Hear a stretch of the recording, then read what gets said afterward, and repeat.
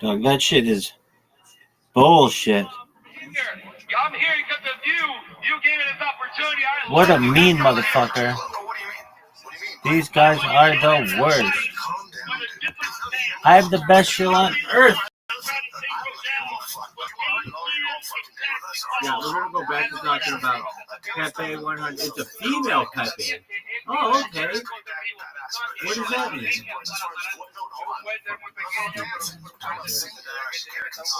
Oh, it's the first on-chain female Pepe on Solana. What does that even mean? Nobody knows what it means. It's kept up. Isn't that a pig? We knew that he was a welterweight. This is a saucy welterweight, somebody that's really strong. So the coach said, keep that center of gravity low. You know the walk. You smell knockouts, and that's what's going to happen. Listen, I got a little undisciplined a little bit, but I think it worked. And I think everybody enjoyed the fight. Everybody enjoyed the fight.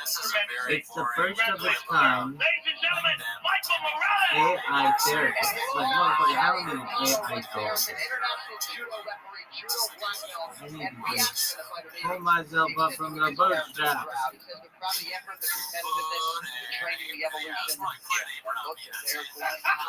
Look at this athleticism.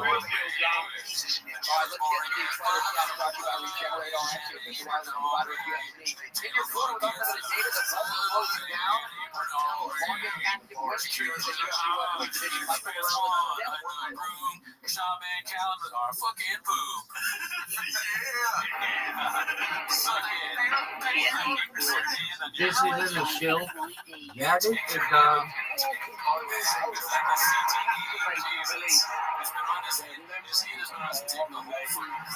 I like that one guy where he's like, yeah, we don't really share in here. And like, okay, well, the word chilling chill is in the phrase chilling chill is in the title. And he's like, yeah, I don't even know what that means. I'm like, we have people come in and kill their projects. Stupid fuck. Look at this athleticism.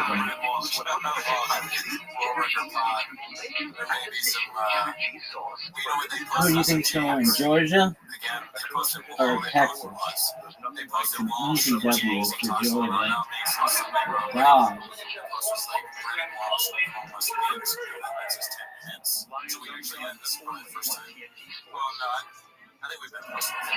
I forgot to comment the players for the Harry football game. No. It's so frustrating that they don't even get to a conclusion. Yeah. That clip made me homeless as fuck. I was already pretty homeless with that one. No one gives a fuck. How about that? Alright, so this one's called Callan and Shop. I want to see that Chan bitch take down that other bitch. I'm not sure if my truck anybody who doesn't use their hands to make a living. Oh, fuck.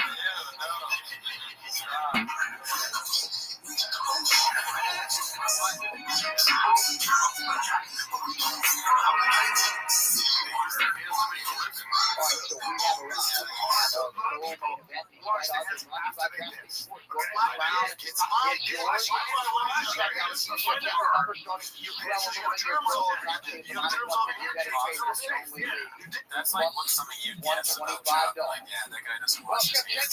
Where's your brother, Chucky?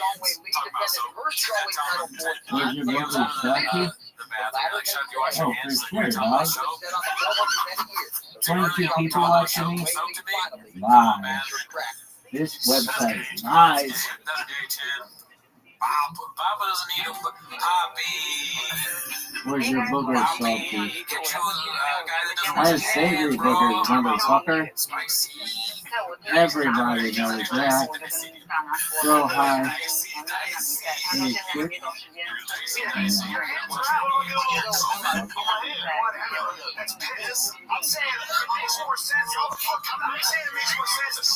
Well, that's athleticism. That bitch. I thought it was Chan. That bitch is so good.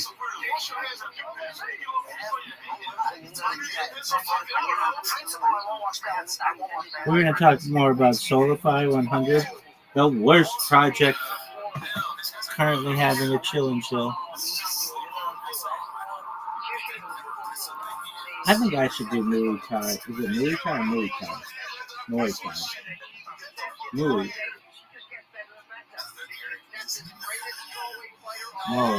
Muay. Dog, I hate adjusting these. This shit is so fucking annoying. It's so fucking annoying. What is this bullshit? This shit is the worst. When did you find out about me? I just went with this way. I don't remember. Oh, is it? You go well? Yeah, how'd you know that? Because everybody comes in here and says they don't remember what this was. It's always ego way. And everybody knows it. I hate getting cut off. I hate it. It's a shot to my brain. But I persevere because I'm a pimp. The huge big can't stop, won't stop mentality. I used to write that on my post, my report cards. Can't stop, won't stop personality. Biggest pimp of all time, and then they make little homes. Yeah,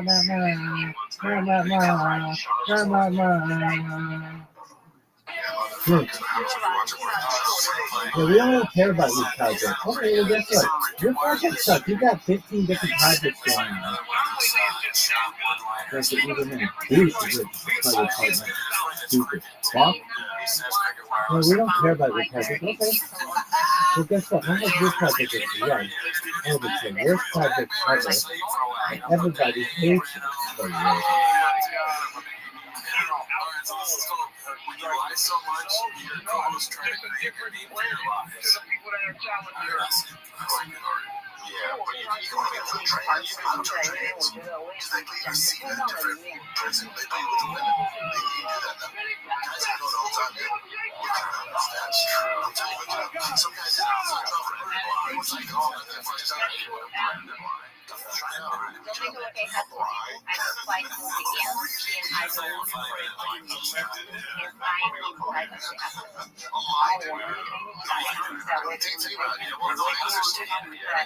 Really, especially now, you don't say anything. Prisons. That's hilarious. More prisons. Yeah. You hurt my feelings. Just, there's not such a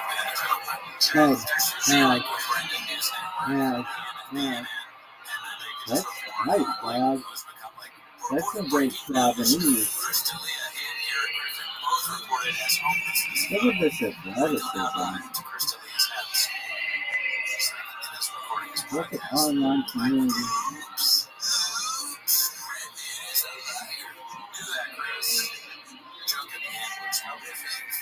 Alright, so this one's called Rinks Doesn't Want to Associate with Anything. Boy, before he's going to kind of stuff. I think it's something to talk about.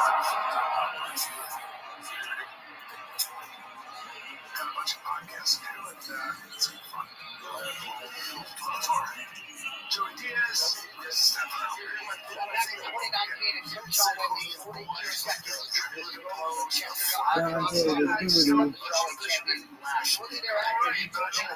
John David Moody.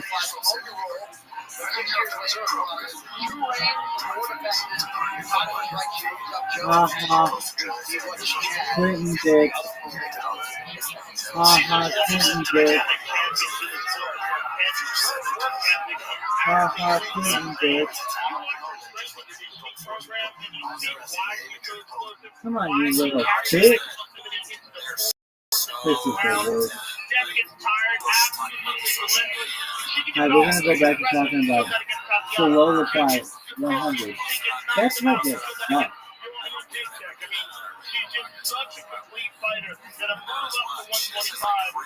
Come on, you little bitch. This is the worst. I hate this thing. This shit sucks. Come on, you little bitch. big things about the past. But Joe, growing up in Lafayette, Louisiana, even in the ghetto, we had martial arts movies. So we're running around the interstate all kind of like folks with these martial arts. What is this bullshit? This shit sucks. She said, in Chinese, right? You have Chinese, American, how would you say it? Let's say it like this. Yo, this shit sucks. In Chinese, West side, East side. Come on, you little bitch. Come on, you little bitch. I wonder if everything's West side to people in China. That's a good question, kid. I don't know. Why? Why the fuck not? Hawaii? Tibetan?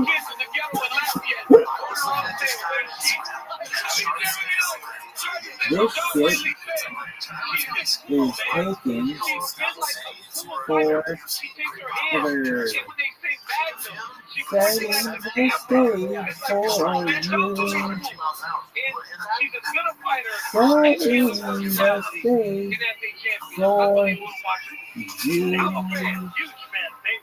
We're just setting that stage for you,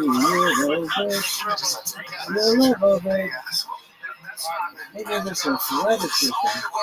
Sometimes like, I watch this stream, and you're just going like this, and no one was there, and you literally thought you were bonkers. But someone watched the rest of it, and you're like, oh, this shit sucks. And we started talking at the fucking stream too. Why? Why the fuck not, motherfucker? Come on, you little bitch. I gotta say this.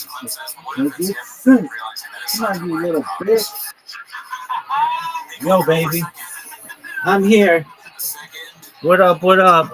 Oh, no shit. It's Trey's way. How you living, baby? Dog, did you know it's UFC?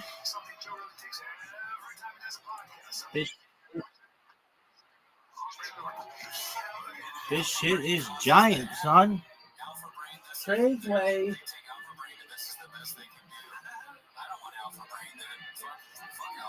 Trey's way. Trey's way.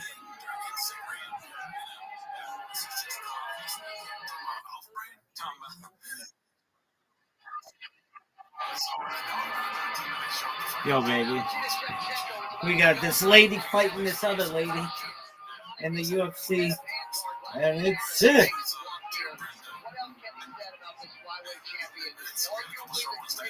So little 500.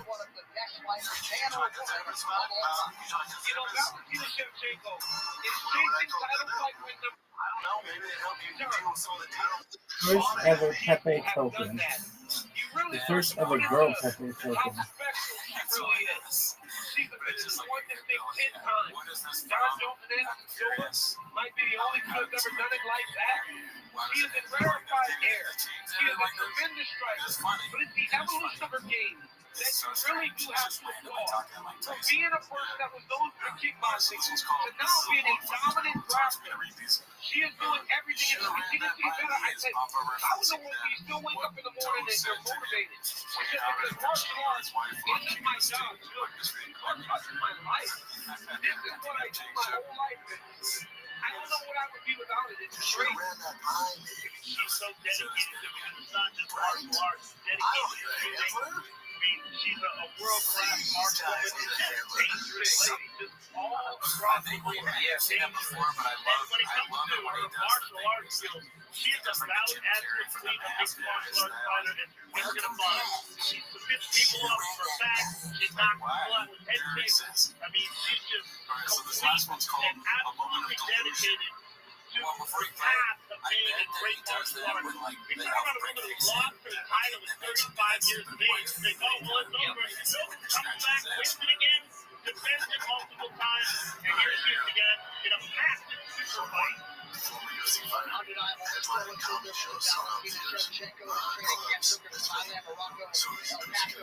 This bitch is gonna destroy her.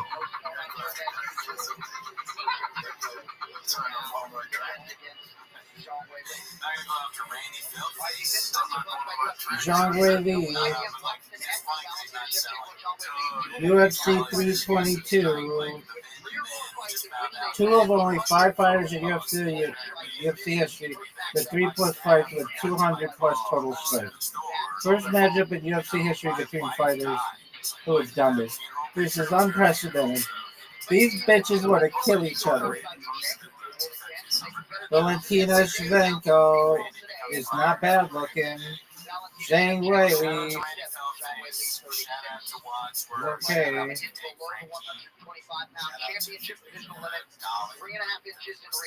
Valentina Shevchenko. She's from Kyrgyzstan.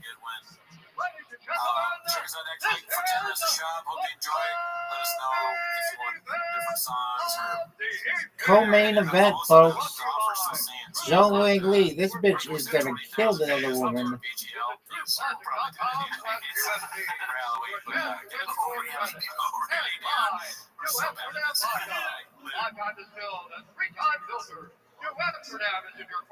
This bitch looks like a dude who's pissed. Our 3 judges scoring this contest at Octagon side are Chris Polinsky, Eric Holland, and Chris Lee. And with the action begins, the referee in charge of the Octagon, Mark Sauter. I know when the chocolate plays. My friend might be kinda gay. Ever since I played the chocolate kid.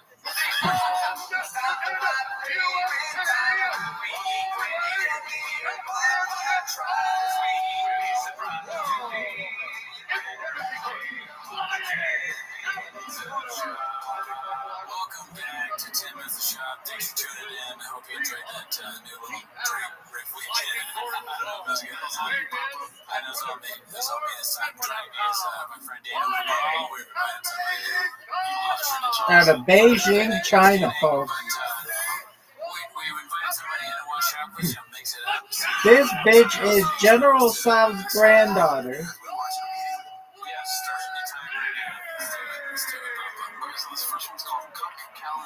Zhang Wei. She's gonna kill this other bitch.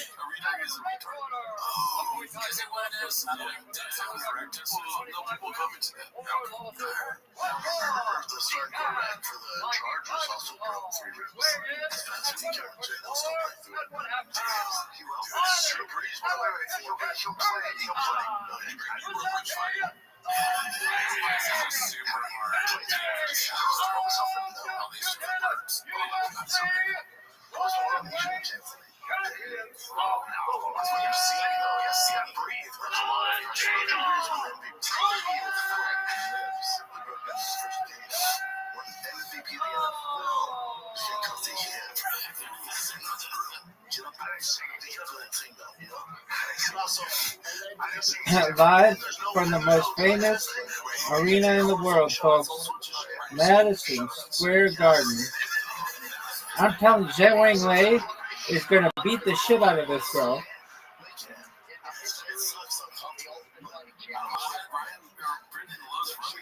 Like, it's not even close.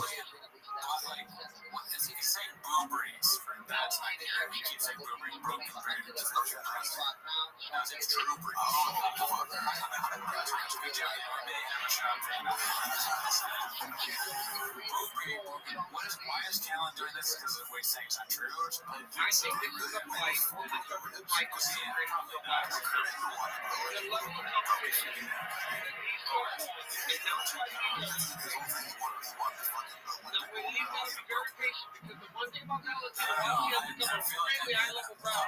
Oh. This bitch is just throwing punches. Oh, she got kicked in the dick.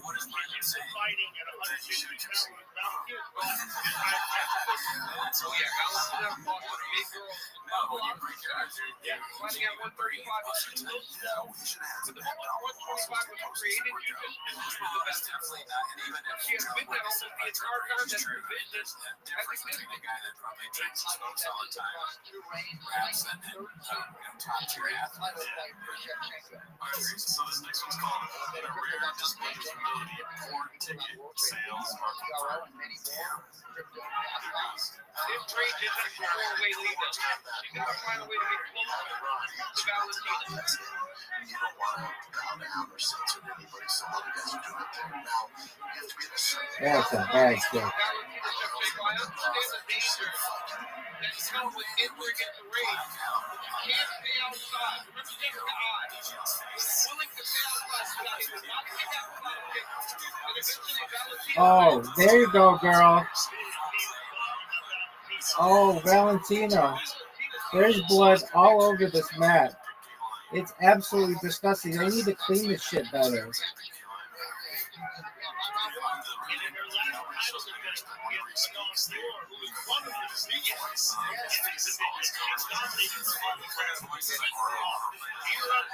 Come on, Jane. Oh, Jane's done. This Kyrgyzstani is whooping this bitch's ass. Come on, Jane.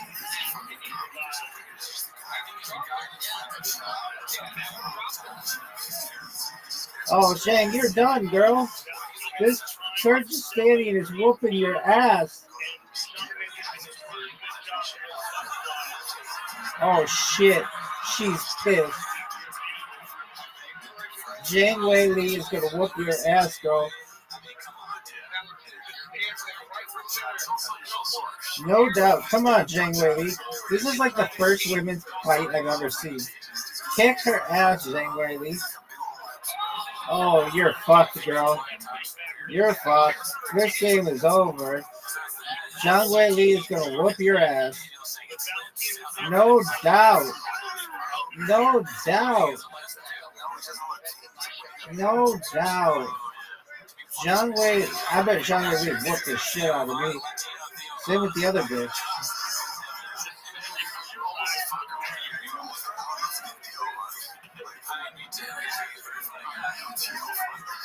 Oh shit. Damn, this Shevchenko bitch. Shevchenko. Fighting like a fucking communist out together.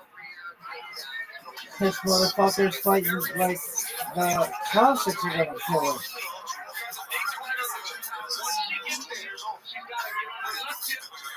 Zhang Wei Li. Why do they call it Jane? Oh, because that's her last name. Wei Li Jane.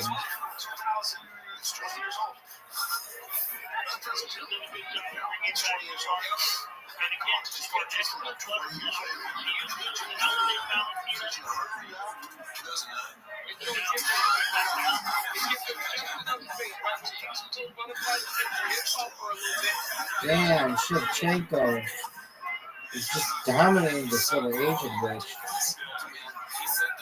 They're both Asian.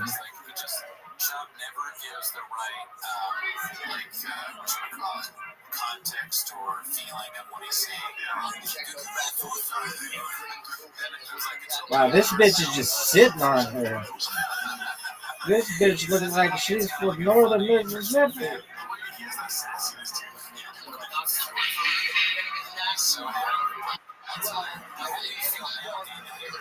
Shevchenko, what a start.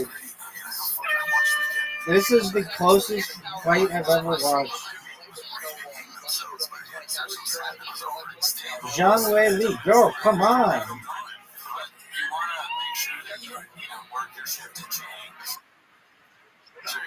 What up, baby? This is an intense UFC fight.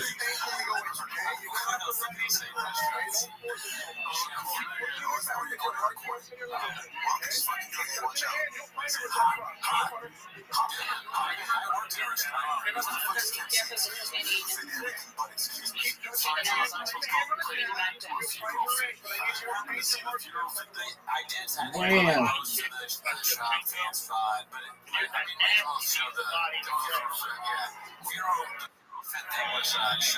Shevchenko. Oh. Oh. There's Islam. I like him. Who's this guy?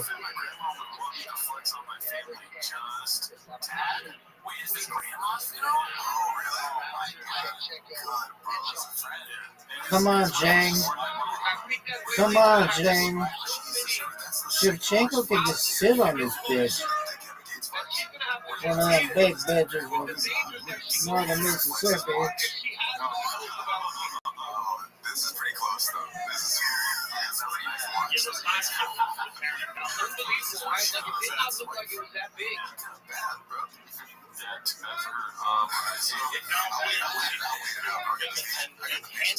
He has a bad life. Get in there, girl. Scissor this bitch. Oh, they're kicking each other in the nuts. Zhang, you're fucked, girl. Zhang is fucked. Turn out the lights. Shevchenko's gonna whoop this bitch's ass. She's got him in the old headlock. It's over. She's got those 27-inch pythons in there. Come on, girl. Zhang, you're getting python. This bitch is with a reticulated python. Oh, she's gonna tap. She's gonna tap. Oh, fuck. She's getting elbows to the head. Tap, bitch. Tap. Motherfucker, I'd be eye poking. I'd be fingering this bitch like a bowling ball. Oh, Zhang is done. Shevchenko's whooping her ass. Shevchenko is whooping her ass. I'd be punching her right in the face right now. I'd be like, huh? How do you like that, bitch? How do you like that, bitch?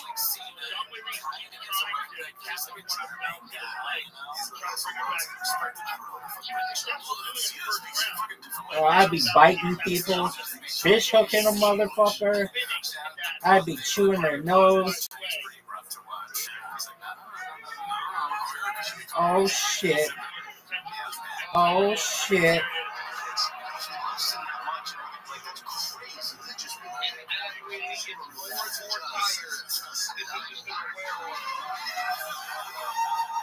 She's in the old python.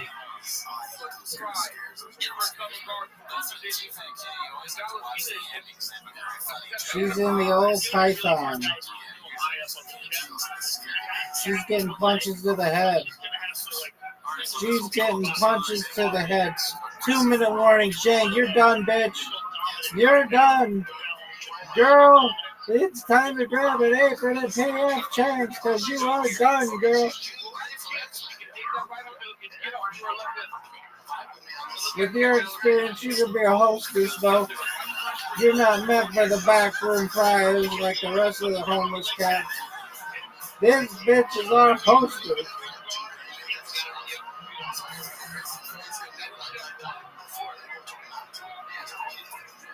Oh, dog. No, you're not doing shit. Headlock. Headlock. Headlock.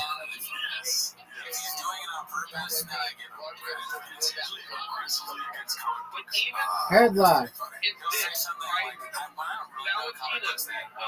Headlock. Jane, come on, girl. Oh, you're fucked, baby. Baby, you done. It's over for you, girl. Man, I bet this girl is such a fucking roll in the hay.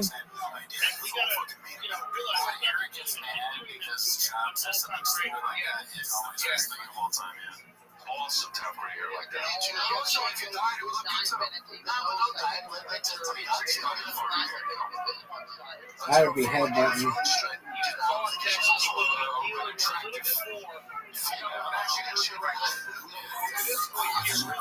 Zhang is fucked. This bitch is done. Oh, she's taking it in the face. She's taking it in the face. Zhang Li. Come on, baby.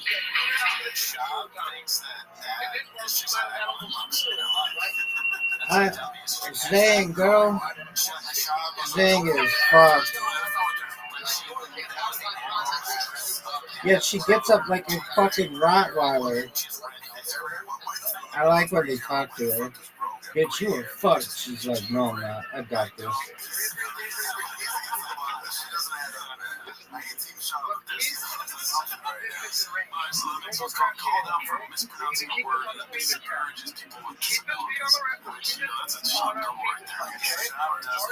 I am amazed at how small these bitches' chests are. I'm bigger than that.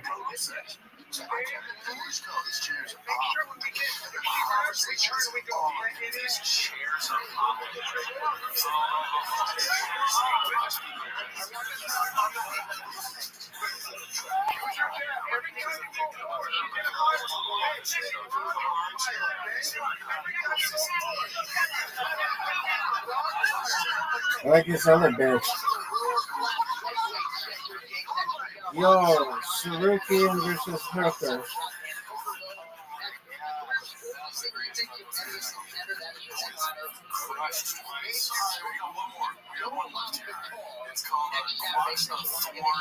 Dohan Qatar. Qatar hero. Whoop her ass.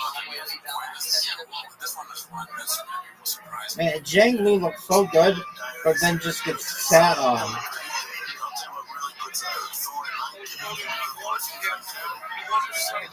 Why don't they talk to the other girl? I want to see if I see the other girl. Like, they're cool. Whooping this thing's ass. Oh, I would have caught the foot and then threw her ass on the ground and beat the shit out of her. Because I'm soup. Oh, that was terrible. Oh, yeah, unbelievable. Oh, no.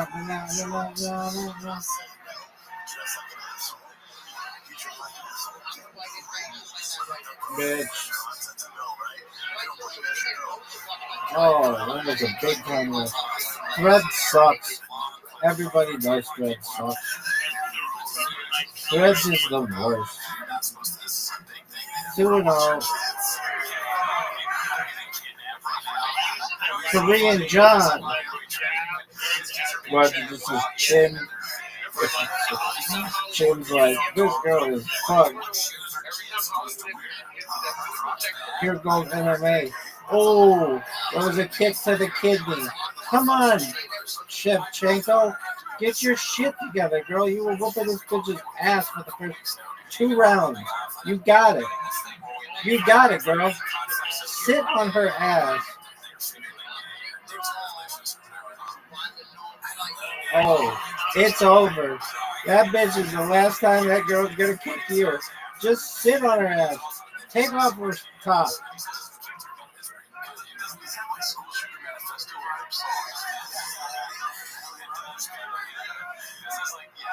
Whoop her ass. Ooh. Ooh, Zhang. Damn, girl. If she came back and won, this would be like Texas A&M over South Carolina. It would be unbelievable. Oh, no.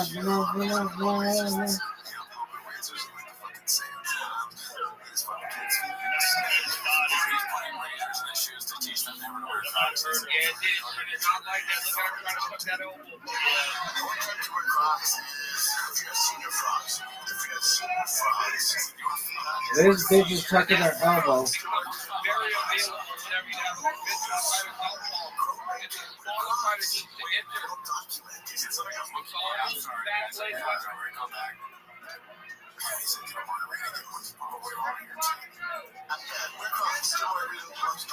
Will this fight go the distance? Yes. Minus 250. No, plus 185.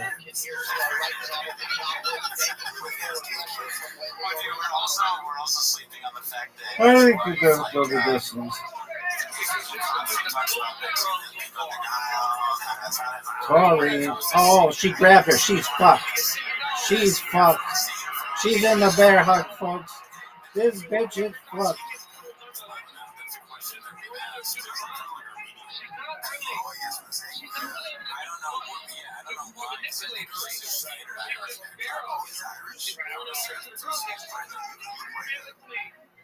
Yeah, maybe it's black guy or something. But I hear you. Grown men can't wear Crocs. Well documented. Just extrapolate on that. If you're coming to my show, you'll be in Boston Thursday through Friday, or San Jose on Thursday through Friday, or Salt Lake City. Earlier, and they said, "What is she called?" No. She is too small. She's too small. Really getting Whiskey, if you wanted my shows out here, I'll let it. Honestly, it's probably our show for me out of 10 minutes a shot is what I have. I think big whiskey is probably pretty appropriate. So definitely do that. If anything, you have to work on it. Right. That's all the pleasure you have. All right, well, Daniel, thank you so much for joining us. I appreciate you being on. Yeah. Bitch, you're done.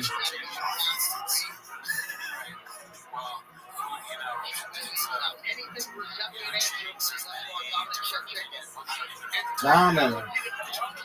Oh, you're fucked, girl. Get your feet off the shit.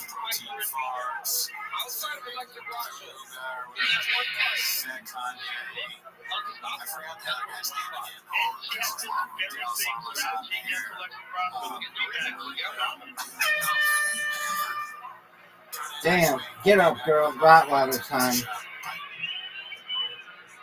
Okay, let's see what their camp saying. Bitch, you just sit on this woman. That's right. But I do everything right. Doing everything right. Just be careful. Please. Watch your right hand. Watch your right hand. Very attention. Right now, it's very slippery in the cage. In order for you not to slip, be very careful. Other than that, everything's good. Just make sure you pay attention to your right hand. Her right hand. Okay, you do that. Just wait that she got right here. You see that counter right here. That was a straight counter. Completely different than elbow switch. Look at the stick. Bam. You can see when we didn't like that. And then another takedown by the champ. Block your hands and just fully or down to the ground. This motherfucker's done. This guy's gonna destroy.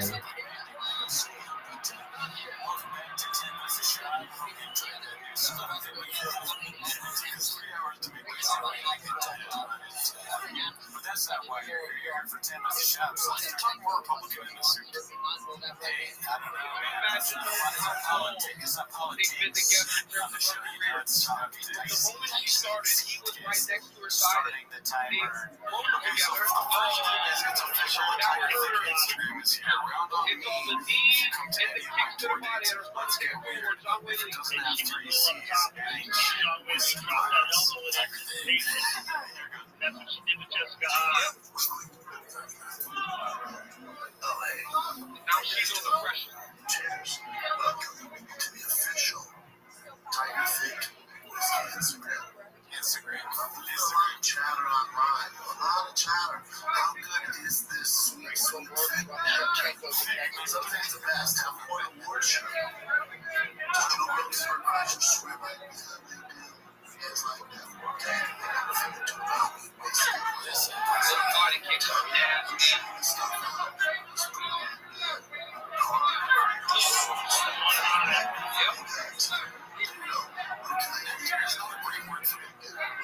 That's built-in chopsticks.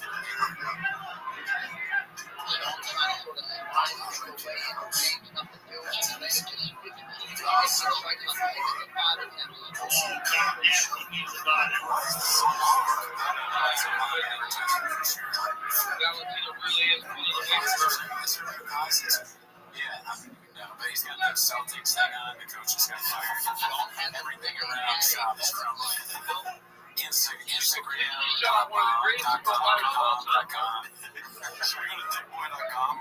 It is a real current need in our life. Go to thickboy.com. We need Thick Boy whiskey now. That there's someone out there who is time again that she is just only that level. It's the first time I'm sorry. Somebody's donuts, dude. Somebody's donuts, like this are bad. Somebody's donuts so little time. Where's the whiskey? How do you get whiskey? If God was at such a high level, so I can do it, we start to look for those reactions. No, when it's time to go high, Whiskey seizures is awful. Sit on this bitch. I would sit on her. Yep. But whiskey so much smaller.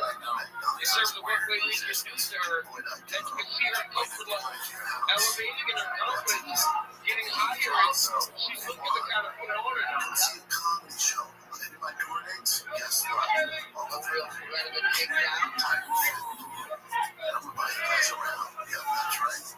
Round on me. Give me the shows. Round on way here. He's got to be a well chocolate to digest this, you know.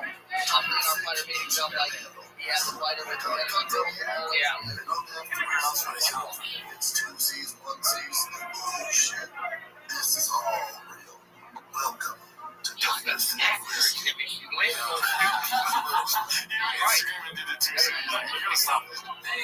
go to the ship, there's like a show, but then it gets canceled. There's another video like this. Which I'm like, sorry guys, the venue didn't want. Oh, you're done, girl. You're done.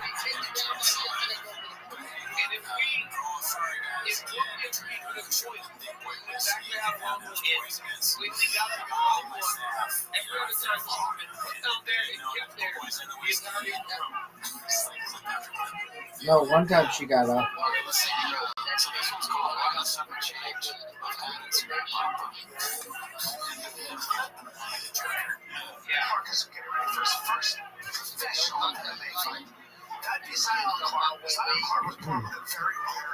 You're done, girl. You better call your girl fucking auto parts Tina to help your ass. We have engine and warehouse. New engine and warehouse.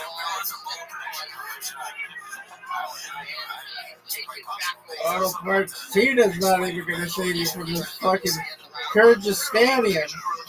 This Kyrgyzstanian is pissed.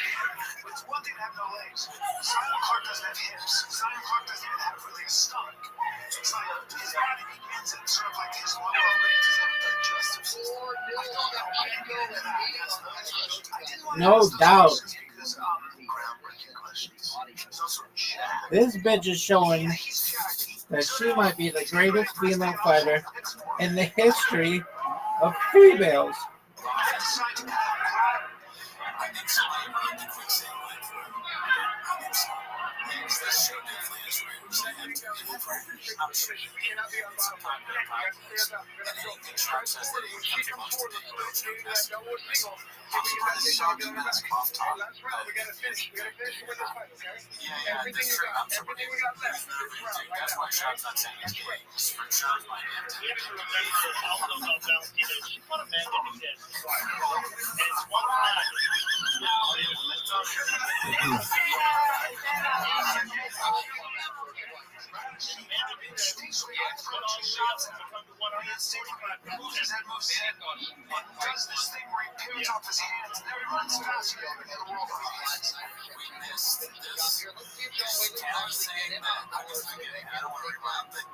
Third emoji.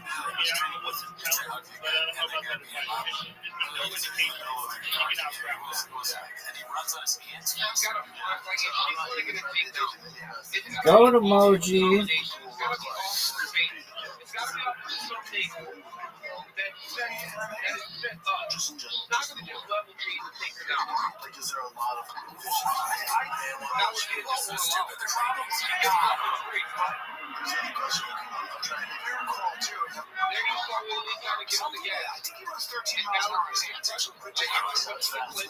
Hitbox Grills.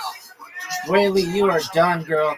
This would be the greatest comeback in the history of the UFC.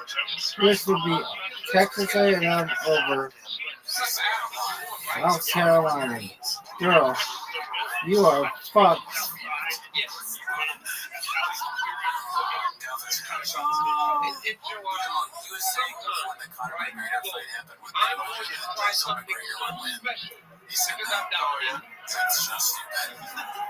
This Got on commentary that. is I watched it. It doesn't go her way. She tells this company, I'd like to go back down. Yeah. There's a match fight way before I was competing. Hey, it ain't great for the rest of the division. But you can't deny her the opportunity to go back and take the championship that she gave us. I mean, she only gave it away to do this for 125 minutes. Clearly not the real class. She tried to do something. You come back, you're there to be great. Yeah, right? And it doesn't work over. So we all have to realize that it's 10 pounds when you're 115 pounds. Yeah. It's not like you know, 170 and Oh, bitch, you're down again. Oh, this girl is done. And now she's gonna get in the fucking articulated Python free fucking Kyrgyzstanian. This bitch is done.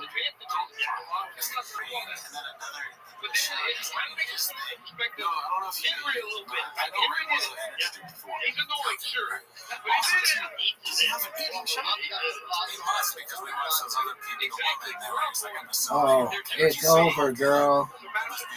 Dude, shut up is lame though for her fucking intensity and not giving up. General Sound taught her well. I mean that in all funniness, not to be mean and disrespectful. I think she think it's funny if she didn't. Shit, I thought it was disrespectful. This fight is over.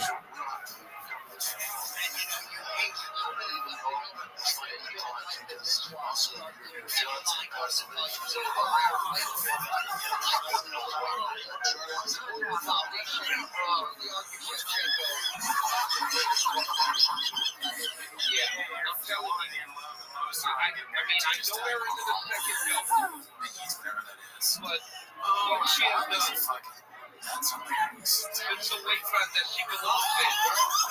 Really has. Amazing. My money's still on Amanda for the greatest of all time. She's not called Ivor. She's not Ronda. She's not gonna, she finishes people. Yeah. There's a real argument that Shevchenko. Yeah. She's in that. She's in the discussion. It's like I told her, not gonna be one of those. Might be, but I think now we are at least willing to have a conversation. Because of what God wanted to do. To begin to feel like other balls out great. Yeah.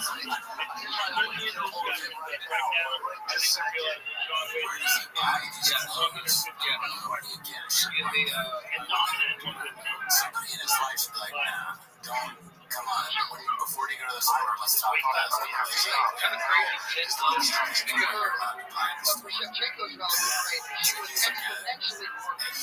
Boston Celtics. Yeah. But then the thing you look at the main event, right? Like, oh, it's two very different teams. Why Thomas is completely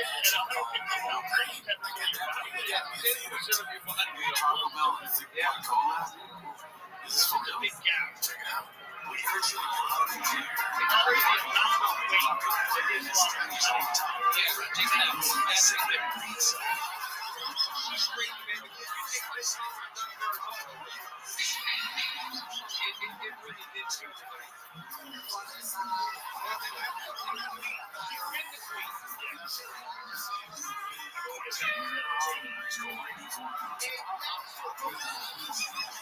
Damn.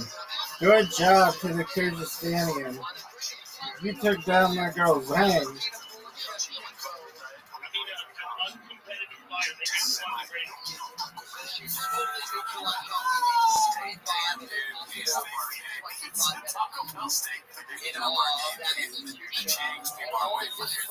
Damn, girl, you cute.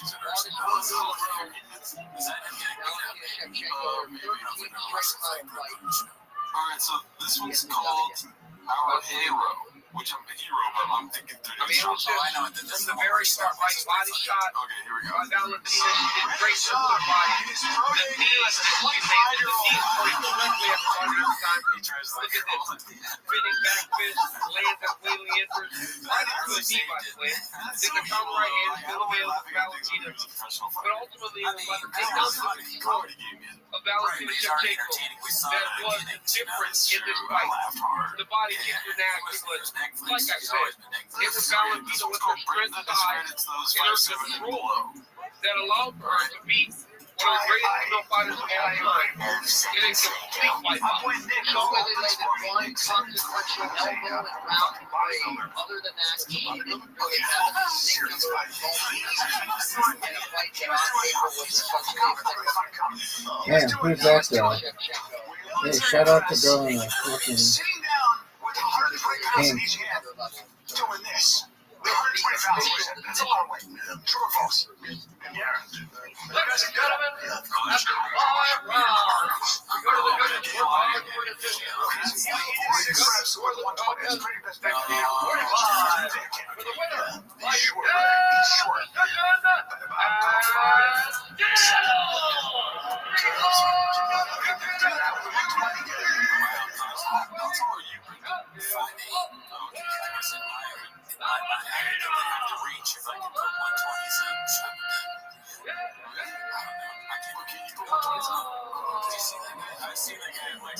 huge. I would love it if he just like beat up shot. Ladies and gentlemen, with the winner and still champion, Valentina, this was a huge moment for you, and a huge moment for MMA. You were competing against one of the best fighters to ever compete in the sport. She took the challenge. Damn, let's go whoop her ass. Like one of them big Mississippi bitches. Was anything surprising? And you speak English? Challenge in my life. I think that I never thought of maybe because she has super fine power in the house. That's why I was so scared. The fight I was supporting her in my resident of power. Well, you've been so dominant in this weight class. We needed someone to come up and look like they had the opportunity or had a possibility of beating you. You would shut all that down.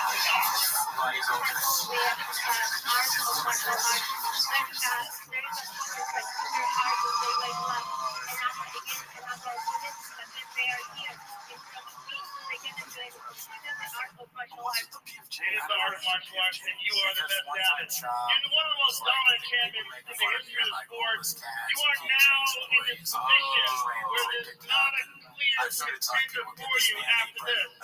Where does that leave you? How do you feel about your future? So I have a couple of options in why I did this. For example, in my previous time, we had Natalia Shvika was very successful from did a amazing job. And also I heard 1 year kind of marathon is going down. So I have a lot of options to think about. So you're still enjoying this, you're still enjoying dominating, you're still enjoying being champion. Of course, this is my life. Martial arts is not only sport in my career, it's like my lifestyle, that's who I am, martial artist. And for my health, safety, and status, I don't do it. But first of all, I have to heal a couple of injuries. It's like full of all my career is trying to get.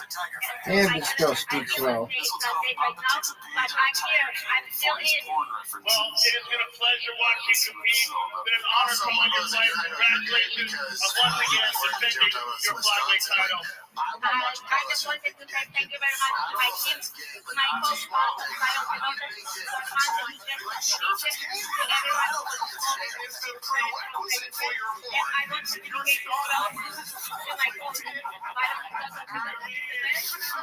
all my success. This belt belongs to my coach. Good 3 years I trained under his leadership. That's why he's amazing. He's amazing coach, he's amazing coach. Congratulations to you, sir. And congratulations to you, Valentina. Ladies and gentlemen, the flyweight champion of the world, Valentina Shevchenko.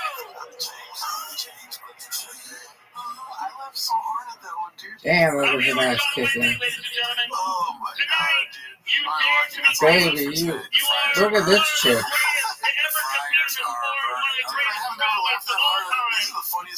Do you now personally, those are really good. Yeah, I mean, when I troll through it, I see some pretty funny stuff. I don't always pick the ones that are, like have a bunch of stuff in it because I figure I kind of just watch shop but those are great. And also, if you want to see me this week, I'm opening for Randy's Face all week long at the Minnesota Truckle Hut. I'm gonna go to northern Mississippi and take on those big old bitches. That lock I took down. Andy Kaufman.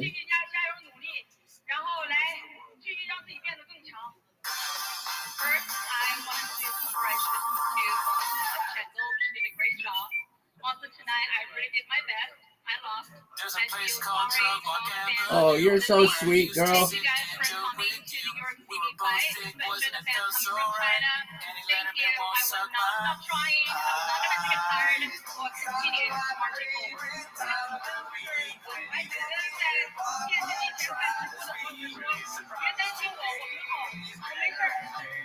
Also, to all the fans right now watching from the TV, don't worry about me. I'm okay. I'm still great. Good. We love you, Zane. You look unbeatable. You could kill anybody with a vagina in China. My family, my friends, and everyone. Will you continue at 115 pounds? What am I shot? Shout out to him, great intro, you'll hear it again. And then one last thing before we start the clips, because that's what you're here for, is if we got to 10,000 views on the last one, thank you. If we get to 20,000 views on this one, I will dress up like BGL for one of the minutes. I'll maybe Halloween. I don't know. But if we get to 20,000, I'll do it. Also, I wanted to make an announcement. I am there's been a lot of controversy and discussion in the comment section, and I This bitch is like, yeah, we don't know what you're saying.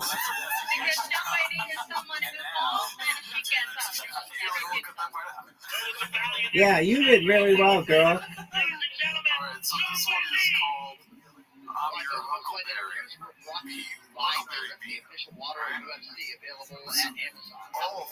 What about Rain? So when he said that, all I said is like, I'm not big conspiracy guy. Talk about Jimmy Jr. I'm your Huckleberry. You want to talk about Charles Manson? I'm your chaos. I'm your Huckleberry. Who's that? Who's that? Who's that? A real friend would stop him and be like, it's Huckleberry. You know, even just to like rip him over. Who is that? Callan just sits there and lets him say, I'm your Huckleberry like 7 times. I've been doing it, JFK, I'm a Huckleberry. I'm a Huckleberry, man. Like, it's a good reaction. Come on, Callan, step in. Even the guy's birthday got shot want you to help out your friend a little bit. You know, Callan has to Big old Mississippi bitch. Oh, yeah, I'm sure he knows what the movie is. He's got it down. BYD sucks. What are these llamas? Alright,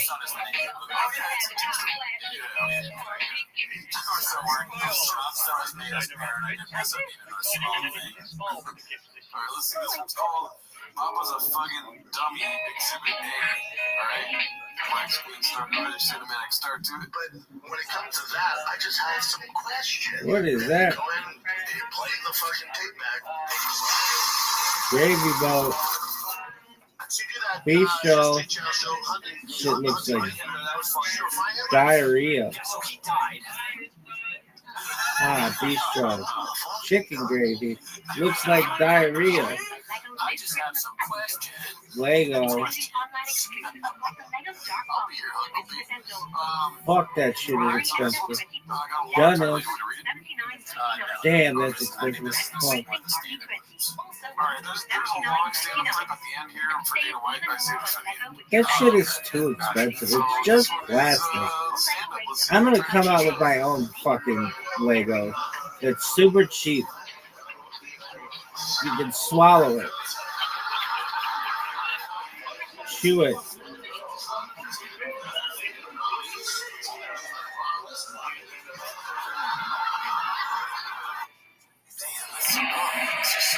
Bananas.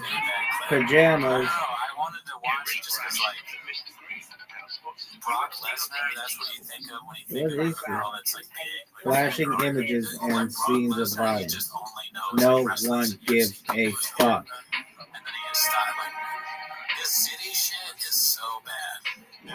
Oh, dude, I'm with Scarlet State. Or, oh, dude, I'm in Wisconsin. And, dude, like, you guys can't dress. Your girls are fat, dude. Oh, really, dude? Hey, we have an AI therapist. Hey, guess what? I think your project sucks. Are you trying to be acting in the state? Yeah, I'm trying to watch it, John. Alright, the next one is Skip or Hit or Rise. What does that mean? What a pretty place. Shit looks sick. No fucks given. Now, maybe that's a Chechen thing. I don't know. That's all I thought. Ref, Skip or Hit or Rise. Madalena versus Makhachev. Everybody calls him Islam. This is the, oh, he's the champion. Oh, it's a meme. Okay, I'm not surprised that Chubb is trying from a meme, but skeptical. That's all I'm skeptical. Who's this guy? Skeptical. Play it one more time. Who's this guy? Yeah, that time I got it. You gotta really slow it down. It's like instant replay in NFL sometimes with shop. You know, stuff you're like, and then like slow it down a little bit more and like the referee and the thing over my head. Okay, oh, yes. Okay, so that is 5 yards. It was inbound. So it was inbound. Skeptical hippo eyes. So we go now down the field. What do you think he said, Chuck? I think he said skeptical hippo eyes. I'm not sure. Like, one more time. I'm the most decorated lightweight champion of all time. I'm pound for pound king. Looks like it starts out with Brian Kelly. Maybe there was a toss-up, and maybe you're drumming up controversy for, I don't know, clicks or something. I'll roll with it because I'm a team player. I'm a quit nitpicking everything that you criticize right now.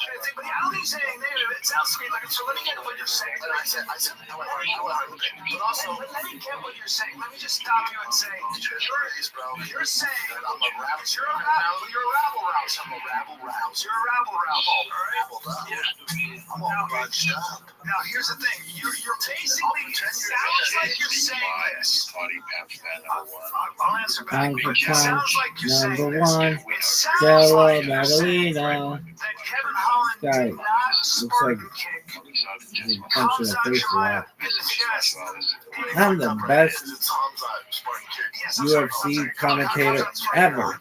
You're saying that there wasn't a toss-up. You're saying that there wasn't. There might have been worse. Is he Australian? Or yep, Australia.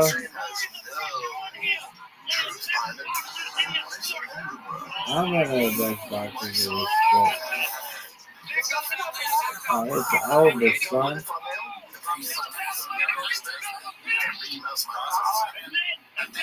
It's over. He whoops his ass.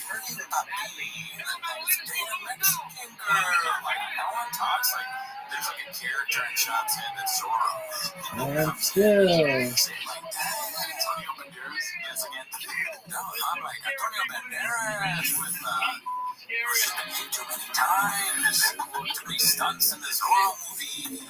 Islam. He was born in a desert. Oh, because that data thing. Yes. Yeah, there's so many moments in this episode that are fucking hilarious. As far as like, the whole shop thing goes. Yeah. But it's also very, it's like, it was hard to listen to the whole episode because Sean cuts Kyle off so much. And Kyle's the best part of that show. He is. Yes. I've never watched it, and I don't think, I've only seen edited clips, which make me laugh. Thank you, TJ. I mean, I can't see myself watching them two at the top for a long time. Well, if you look at it objectively, He would be like, Kellen is the stronger member of this show. Oh, yeah, well, I mean, a guy off the street would be this guy. Fucking Yoda Wanda would be that's a reference now. But there's a point in the show I'm the where best welterweight Brendan ever. says, I'm the best super heavyweight ever. I'm the best flyweight ever. Brendan says, oh, do you want my vocabulary with some seltzer? Was that? I don't know. Octagon. Oh. He's inventing a new language. They all like it. They all like to walk toward tribes. They all like blockbuster. Yeah. I started telling people in public that this man in apron.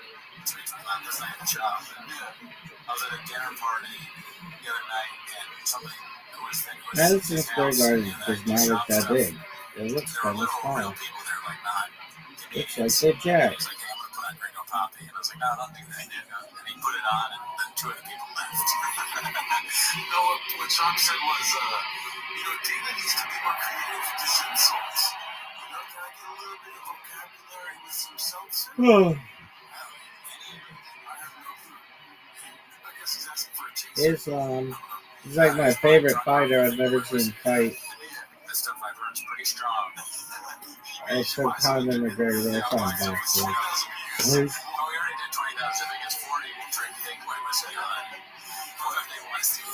Alright, so this one's I like called his beard. Never ever talk shit about Dana White again. Yeah, this one makes me laugh because it's just like Whoop his ass. before talking shit. He said, I'll never do it again, and then he does this whole so I'm the whole episode is about Dana White. Really? Islam Akasha. I like when they put Vaseline on them. They don't put it in their hair though. It's so just make them slick.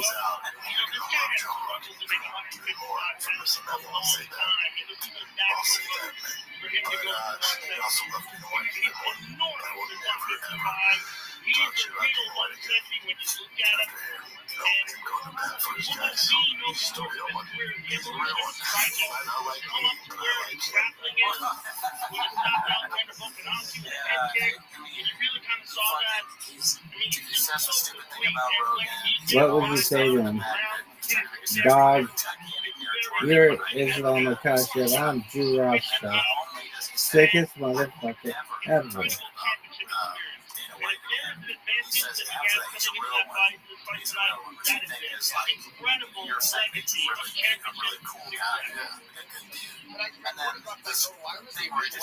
Put Vaseline in his beard and his hair.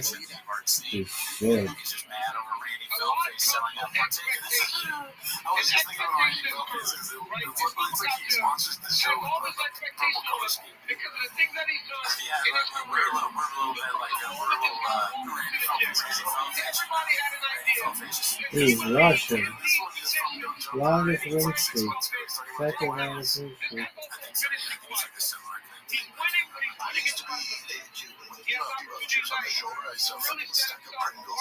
Go. Anderson Silva. What is up with this? It's the thing. Go. Who's gonna win? I am.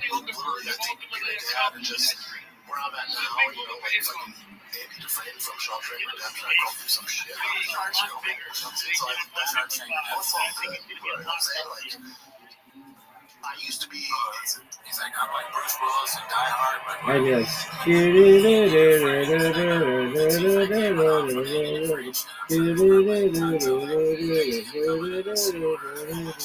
Oh. So this is the one where Sean talks about Dana White on stage. I haven't seen this yet. Oh, okay, I haven't seen this yet.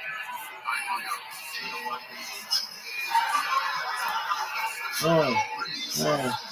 Oh, this motherfucker's TNT.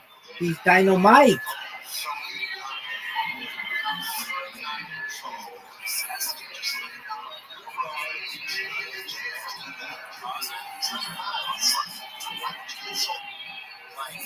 it's crazy that he's so famous that he can just go out there and he says that Dana White doesn't like me. Like like any people understand what he's talking about. And he calls me a dummy. Yeah, you are dumb. Like everyone does that. Dana White's not the only person, the majority. This man's face is like flat. 39 years old. I can't just take. When you're 39, that is the age where you can just. When you're 15, that's when you get mad about stuff like that. 17, 18, like you can. 17, you can get into a fight and you not go to jail. I'm 39. If you're really angry about someone calling you a dummy, you are a dummy. That's moronic. People call me stuff on YouTube. I'm not like, well, I'm 35. I'm not going to take this shit down. I'm going to find who this person is. This motherfucker's face looks like a guy. Knock on their door. No, I'm 39 yet. Yeah, when I'm He's in a 39, meat though, you slicer. better watch out. Commenters. He has no nose bridge. He looks like Artie Lang.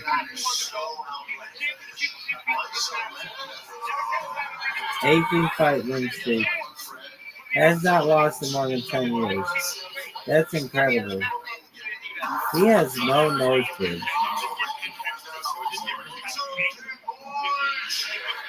How does this motherfucker breathe? Okay.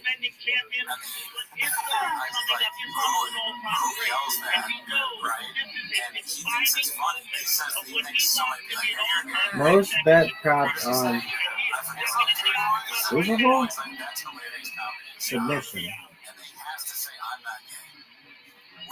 Who's this guy? You're the only person who's worried about that. You think everyone thinks you're gay, I think, right? You're the only person that cares about this. Every clip, there's someone who's secretly gay. Shaba's so stupid he doesn't know basic things about himself. He's like, I think I'm straight, I'm have sex with a woman. It's time.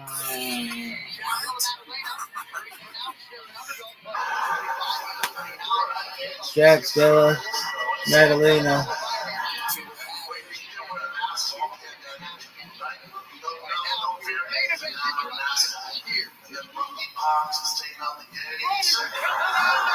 This is the main event of the evening. This is when you really hope that there's laughter again. Sponsored by Rockstar Games, Grand Theft Auto 6. I like that guy. Herb Dean. What is this? He's my favorite referee of all time, easily. Why? Because I've never seen another one. Dicks are delicious.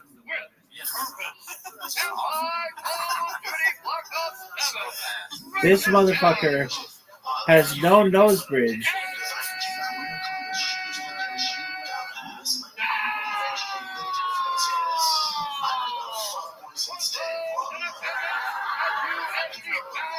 It's time.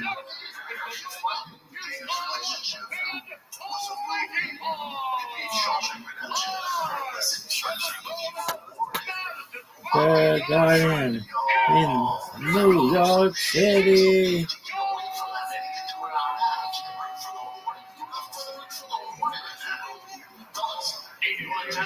It's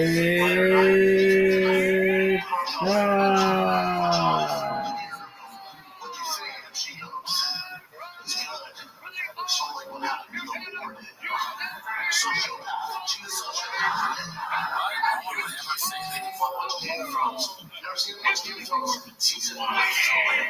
Out of the recorder. You know what he would never do? He'd be like, tell your girlfriend to read the book to kill He's only a watched mockingbird. once? That's There would be incredible. no reading ever suggested. It's all movies and TV shows. Imagine what kind of question is that? Do you watch the Shawshank Redemption with your girlfriend, and if at the end she says it's pretty good, Machenko. what does that Whatever. even mean? That Welcome. doesn't make any sense. Martha. I can't really recall And now, Shawshank Redemption, but introducing you. what was the word? Truck-shank. Is that truck-shank? Double He can't be in negative. prison because Hello. Andy's gonna like maybe rat him out and sort of letting him out because Andy's been like helping with taxes and stuff. Terrible way to market yourself. Terrible. These are spoilers for. But he like kills this guy that's gonna help take it in free. So I don't know if that's a real apt comparison either. I don't think Dana White has killed anybody to keep Shop in the UFC. He should just go by JDM. And the other guys go by Islam.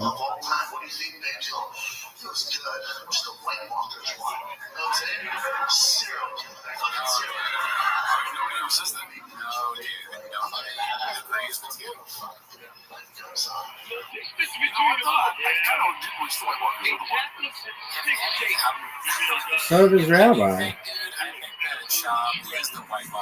So does Rabbi. Look at this muscle. Yeah, who's that guy? Yeah, who's that guy?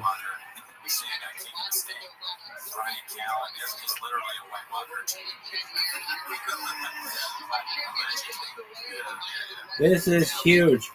Get him, Islam. Oh, Islam. Islam already at the disadvantage. Control center map.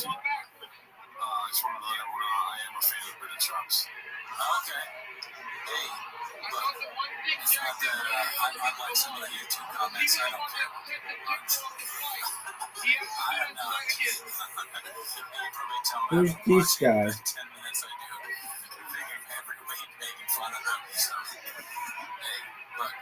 Controversy ensues on we're in tweets.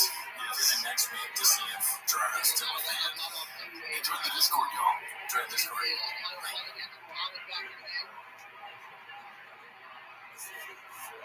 Islam's already landed two very hard jab kicks. And Jack is really excellent at switching stances. If he has one bounce, Grab him.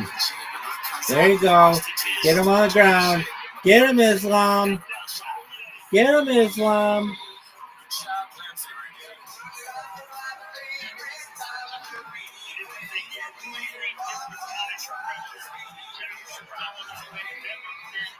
Put him in a headlock.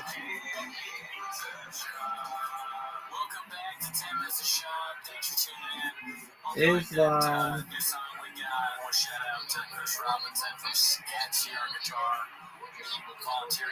Islam. Yeah, I mean, it's a great song. The next time you tune in at 10 minutes to shop, I may have no money left on this. Thanks, everybody. That's not why you're here. You came here to see 10 minutes to shop, so let's start the clip. So our first clip is called Ayahuasca Equals Shrooms. JDM. Series of poorly crafted You're fucked.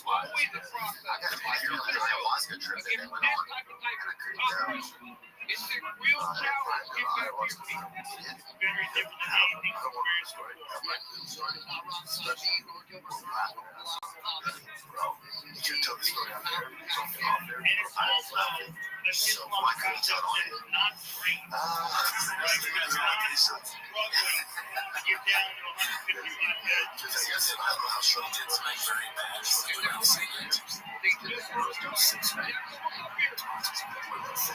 Oh, oh, rear naked choke.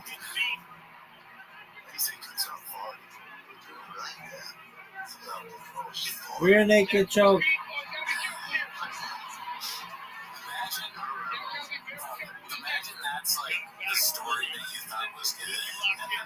Rear naked choke.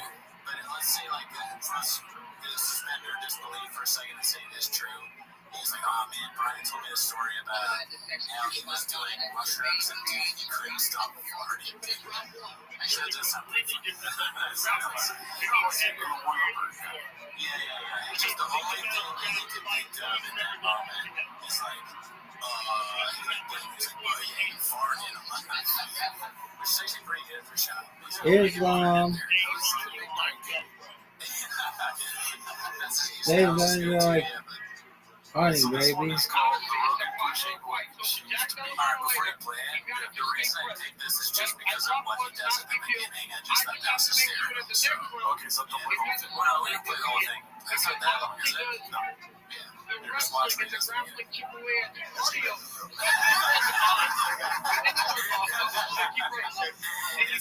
just say that. It's so good. Play it again.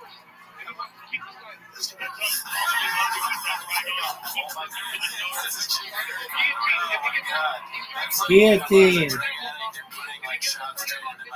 It's like when he does stuff like that, this fucking idiot moron. Why don't he knows people are gonna make fun of him and he does it anyways? I don't even know at this point. Did they say anything else? No. It's probably bad. Yeah, it's bad. It's not to do with the being redacted. Okay. So should have listened to Eddie B. Oh, he saw this subreddit coming a long time ago. This is going so well. I like this one. Yep, club by far. By far. Please smash with well, this is something that he's still in the mix, right? He just got, he came in no contract. But is he done? I don't know. He said right now he's focused on the Nacho Libre stuff. Watch him out. Is that what's called? Nacho Libre? I'm not trying to be funny. Nacho Libre's the movie. Jack Black. Like, Gerardo's legit offended. I don't like Chris Black. You're shocked. What did I say? What are he made it say something. It's another one of Brendan trying to be funny when it's not funny. Yeah. He was trying to cover up like it wasn't. He realized how bad it is. At least he did that, but Nacho Libres. It's twice. Awful. It's like a. I wonder if that's a precursor to. But I kind of. I wonder if it's before or after. If it was before, if you did the Nacho Libre joke and then. Which is that it's gotta be before. That's what I show you guys your and all that stuff. And Joe Rogan's like, this is pretty good. Joe Rogan's high on his mind. I'm like, what's that guy? Like crazy shit. He's gonna feel the leg out the door. Once he does, he takes the black man's foot. These are frustrating because it's hard to go full screen. Yeah, sir, but it's like, it's Golden Child. I'm not really Golden Child. Here we go.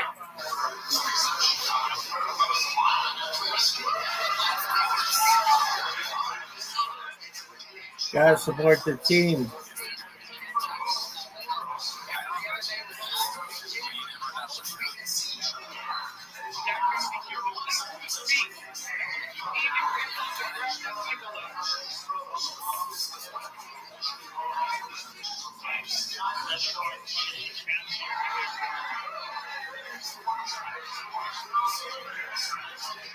Grab him.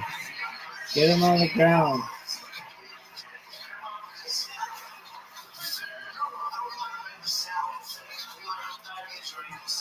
Oh. Oh. So close. Sean Bitter. Hashtag Rabbi Rothschild. Have you seen Rabbi Rothschild stream?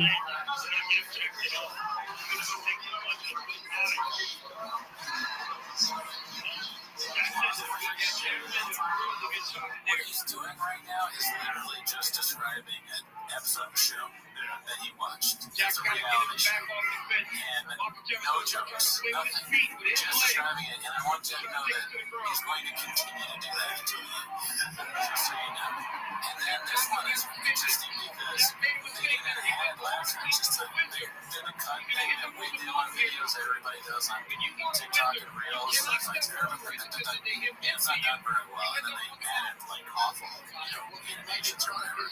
But like you can tell this is not going well, so it's kind of funny to think no one's laughing. There's like laughs in the corner. So I was like, is their friend made them laugh? So I was getting to in the corner.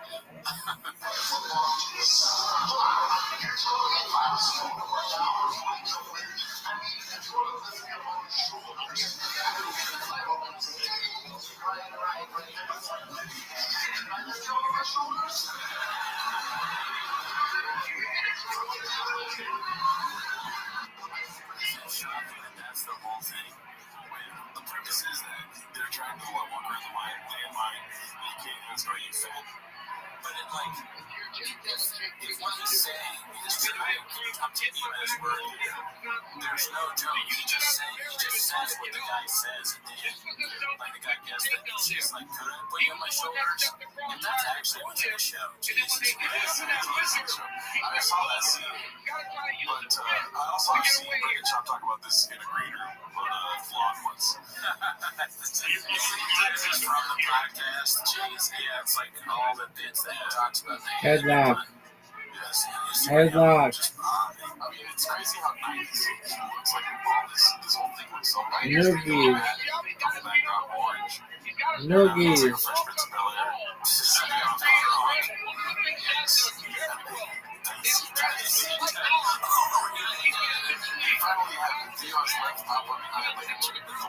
Oh, really? Yeah, this is the big news from my team. Yes, sir. Here it goes. Yeah, then I got some sad news. I'm going to be taking a step back. Look at this athleticism. Shit. I just want to thank you guys for just being a part of this show.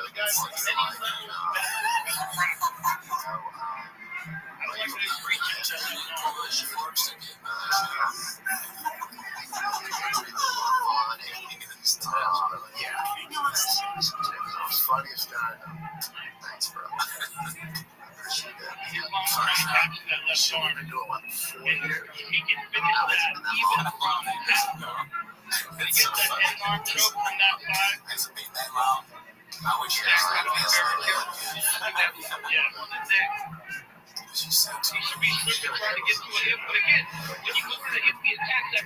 Guillotine. Rear naked choke. It's sad, you know. I feel sad about it. It's still an exciting show, and there's great people here. I'm so sad that I'm wearing backwards. 30 seconds. That is a great show to finish. I bet this time takes so long.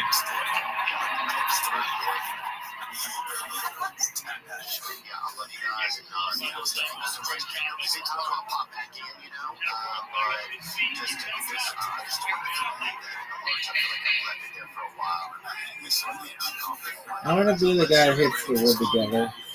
That'd be sick. Hit $1 million.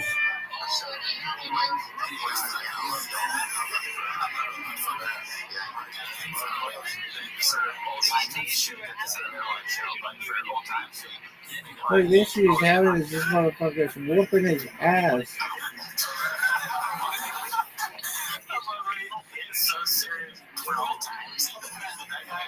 Is not my favorite guy. I don't know what his name is. He's not Jim. But he goes, all the time, Jim. It's like, what the fuck? How are you saying that whole series? Unreal. We have 3 more clips. So, Brandon on the fence about incest. Okay, this is weird. Sting in the way and say, it's your boy Nick. Southern Ontario. And understand. Let me clarify. I live in an area with a lot of business in an area. So a lot of us are to each other. So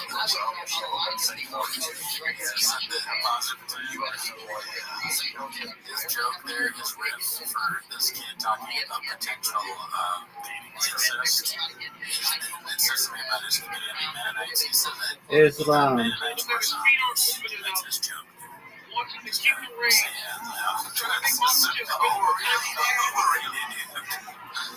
close to the family tree. We need a relationship. Yeah, branch buddies and all of them. One I usually heard in the area. Other cousins. Alright, second cousin. What you doing? First cousin. That's against God. Yep. Well. It's like, what actually, let's hear, right? No. And then look out, like, yeah, busy, he's much, he's like, brains, but he's like, can't wait. It's like, we don't much more. Sorry, you know me, I don't watch any TV shows. He's always talking about TV shows he watches. Yeah, well, this is just him being stupid. Oh, yeah. Before Steve Crow, anybody think it was Steve Crow? Let me know.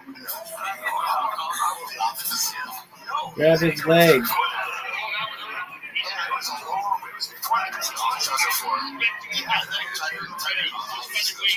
March 2005.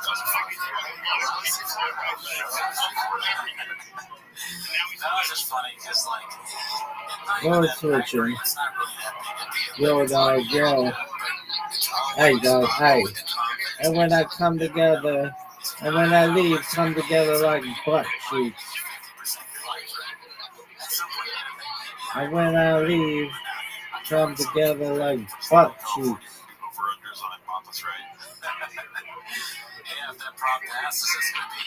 And when I leave, come together. Oh, what a spear. That was a Bill Goldberg spear.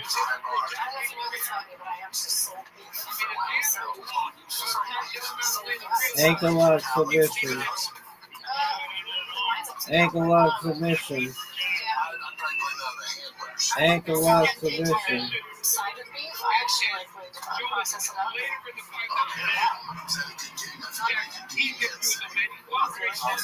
Ankle lock submission. Ankle lock submission. The fact that Kansas, like, I feel like they would do a good job in Kansas City. What do you know about Kansas City? Why are you saying they did a good job? And then He's done. I blame the handler. He does this He's done. blaming his staff. He's done. They're helping him out. He's going, wow. He's built this empire. He has to, in some way, Ankle lock submission. with help from staff. Rear naked choke. Like, the staff don't bend it. They can't put the burger in the wet pepper. His hair looks hilarious. Like, he did his hair up all nice. He's wearing his pistachio. It's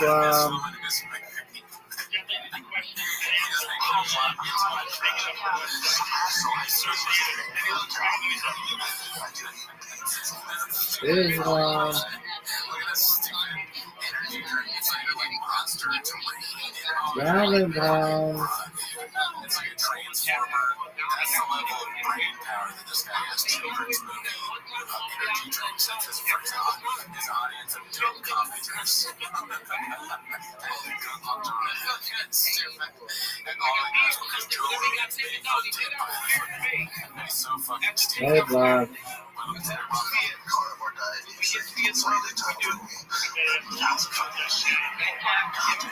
really hard, especially like when we have bottle calves that either lose their mom or their mom doesn't accept them, and then you like form a relationship. It's easier when it's just like a herd and I'm moving in, and we just call it a number.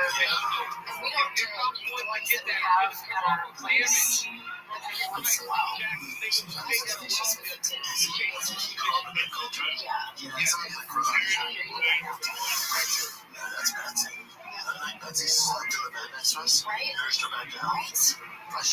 Ankle lock submission.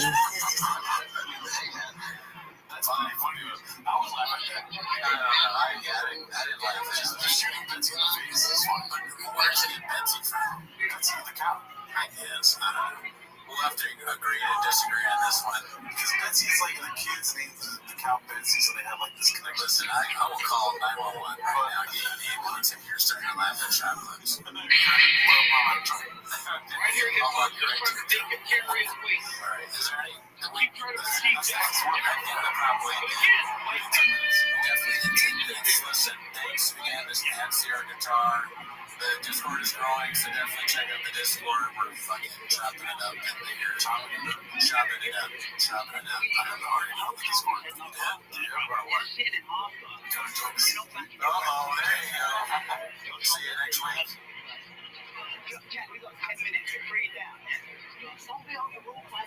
you the kind of person who knows things?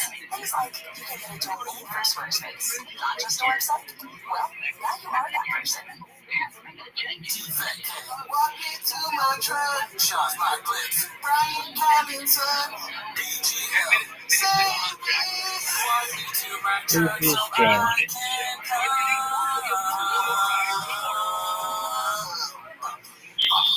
Welcome back to the shop. Welcome That's what Sean brought along.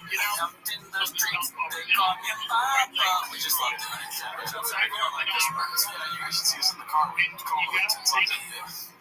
have a Discord now. We forgot to mention the Discord on last week, but we're having fun on there. Protein farms, Wadsworth, Dollar Salon. Those are the big things. But we're having a good time with everybody, so join us if you want to. But you didn't come here for that. You came here for 10 minutes a shot, starting the timer. Here we go. This one's called Another Show Canceled Because of COVID. What's up, fam? I am here with God's everybody come on and show this fucking thing. It's so funny that's way because like at work I have to like send out messages to people like so and stuff like email like COVID positive kind of thing. Keep everybody safe. And what if Shop's way of doing that to the show is like, what's up, fam? Check it out, me and Brian, we had COVID. So you probably have COVID too. My bad, dog. Keep it 100. No cap. Yeah, the dictator is canceled. I don't blame the dictator. Don't be exactly refund all your tickets. My team didn't do their homework when we got the contract. We realized that the dictator had COVID laws with the birds, boosters, and all that stuff. I won't get into it. Don't let them take it. They're just part of the whole Dutch theater union, and they have these strange. We didn't know this. I'm not with that bad, take back up, none of that stuff. But what I am is, I believe people make their own decisions, and you should really care whether you come to the comedy show or not.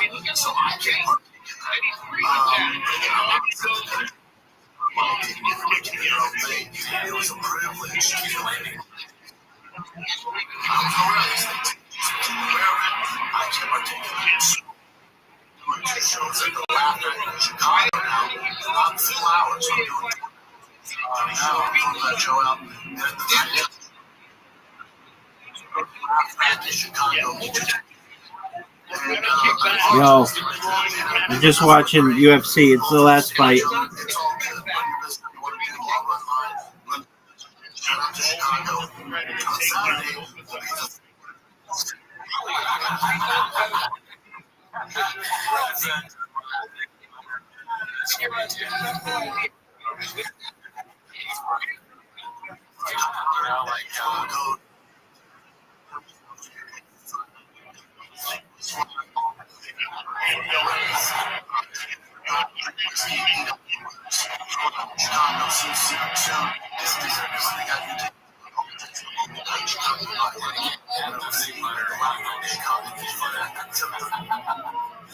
oh my god, dude. Well, sorry for the people at the deck.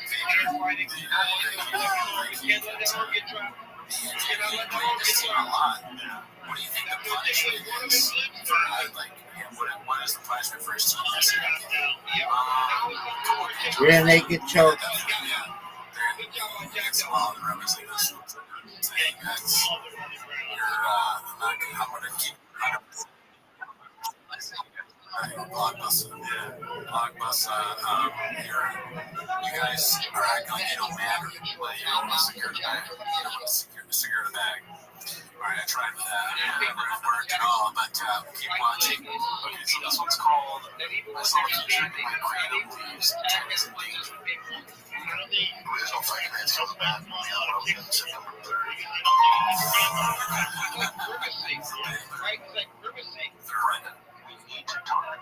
I say this as a friend. I say this with love. But I think you've got one thing selling me. The other one out the door. I've seen this with a lot of guys. The reality of your skill set is I don't see you really being comedy. Your jokes are fluid. Your crowd work is forced. You look be a comedy killer. I'm not in your work ethic. Just not sure you can muster enough brain power. That's high level comedy. I have DVDs straight out comedy. I think people would be surprised. Really? I think they're being surprised. I really do. I think they fucked you up. I'm talking 1.4 and 1. processes that you don't have. There's a deficiency to reading basic words that you don't possess. Your punchlines are very telegraphed. There's a big bridge between you and the most basic comics. I don't know if you can cross that bridge. I think you might be legally redacted. That's interesting. That's like if you know those AI things, you tell them like, oh, you can pretend that it's like shop about comedy, whatever it be, and then the computer can come up with that. I think you take that copy and DS and so redacted. What is redacted? I think that's like saying retarded.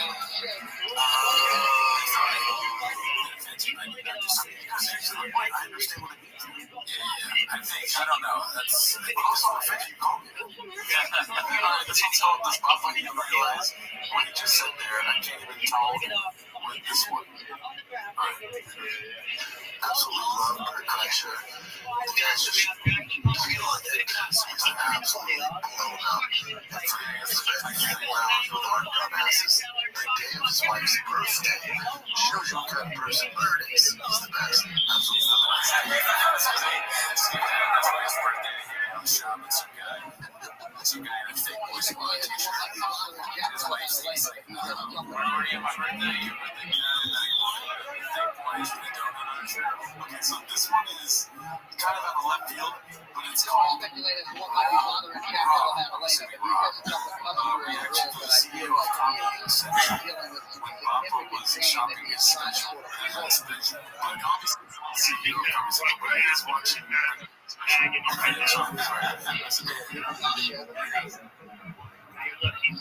right away. It's like it gets his hands on him and he's crying.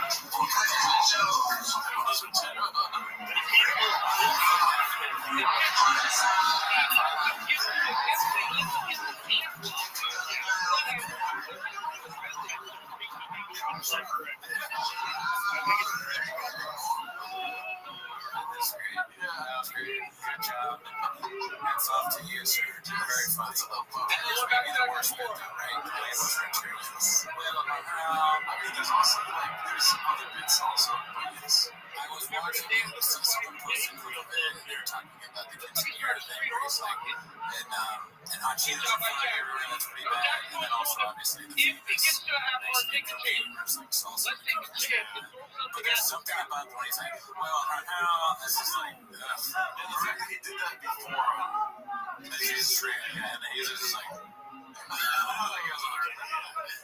dude, my son. What are you saying? He's like, dude, my son, dude. Like, he always says something like, Domination. my dude. They all have their, like, him and demand. That's weird. It's concerning about his. Doesn't matter. I'm not being money to you. It's really good rap.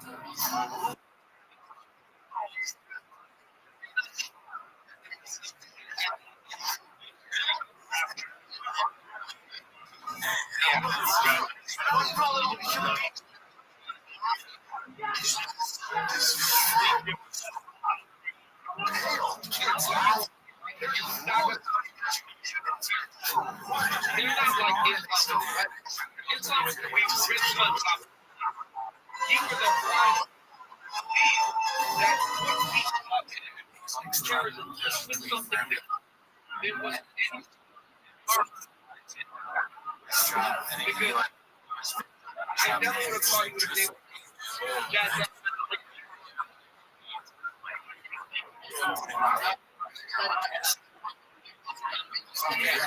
I want this dog. It's not okay, so this one's called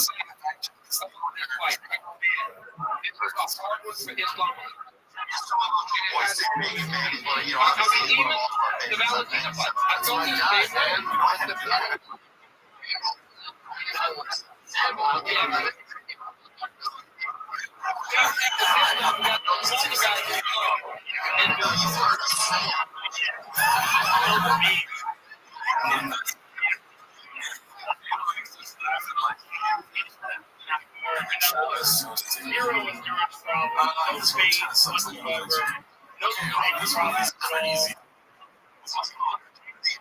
Of 175 champion. Yeah, okay. And then 50 seconds. Or maybe quicker. That's why they don't I don't understand. I don't understand. How to do something that happened in the quiet day. I don't know the context of here. That was weird. He's drinking that when he took his mom as the closest he's come to drinks normal.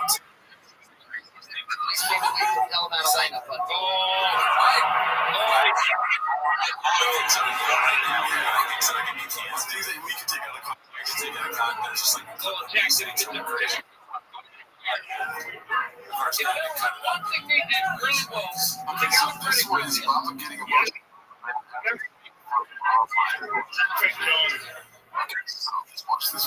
I believe it. But You know the story. We don't let somebody else tell the story. We don't do fact-check everything we're telling you. So they came out like he was involved. When I say it, on this young man, and I tell you the story. When I say this on everything, fact-check it. Give me a story. You're right on that story. So I say, ruined his life. Well, what happens with that?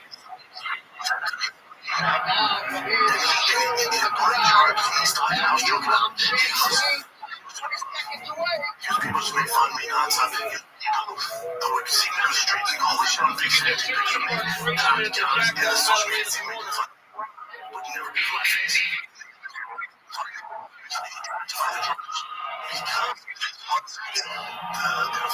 Teams were like, it's too nice. You're supposed to get us the top 10 for film. That's a dream. Yo.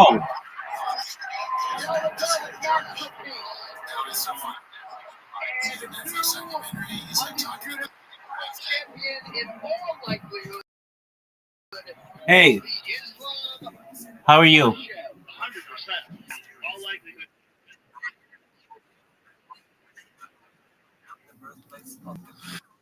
What's good? Amazing. What's good in your neck of the woods?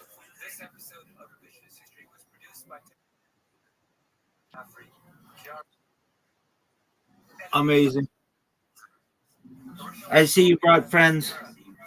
Hello to your friends. How are you?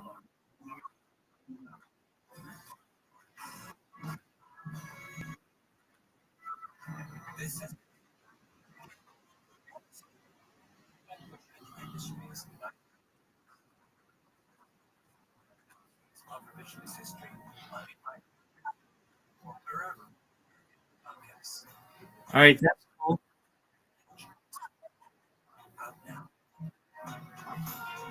Trades. Remind me, how did you find out about me? That's right. Okay, I'm gonna ask you that from now until we meet in real life, and then I'm gonna always ask you that because that's not one where people usually find me. Even though I've been live in there for years, they usually find me in other ones. So I'm happy that you found me there. And then you brought your, and then you brought your.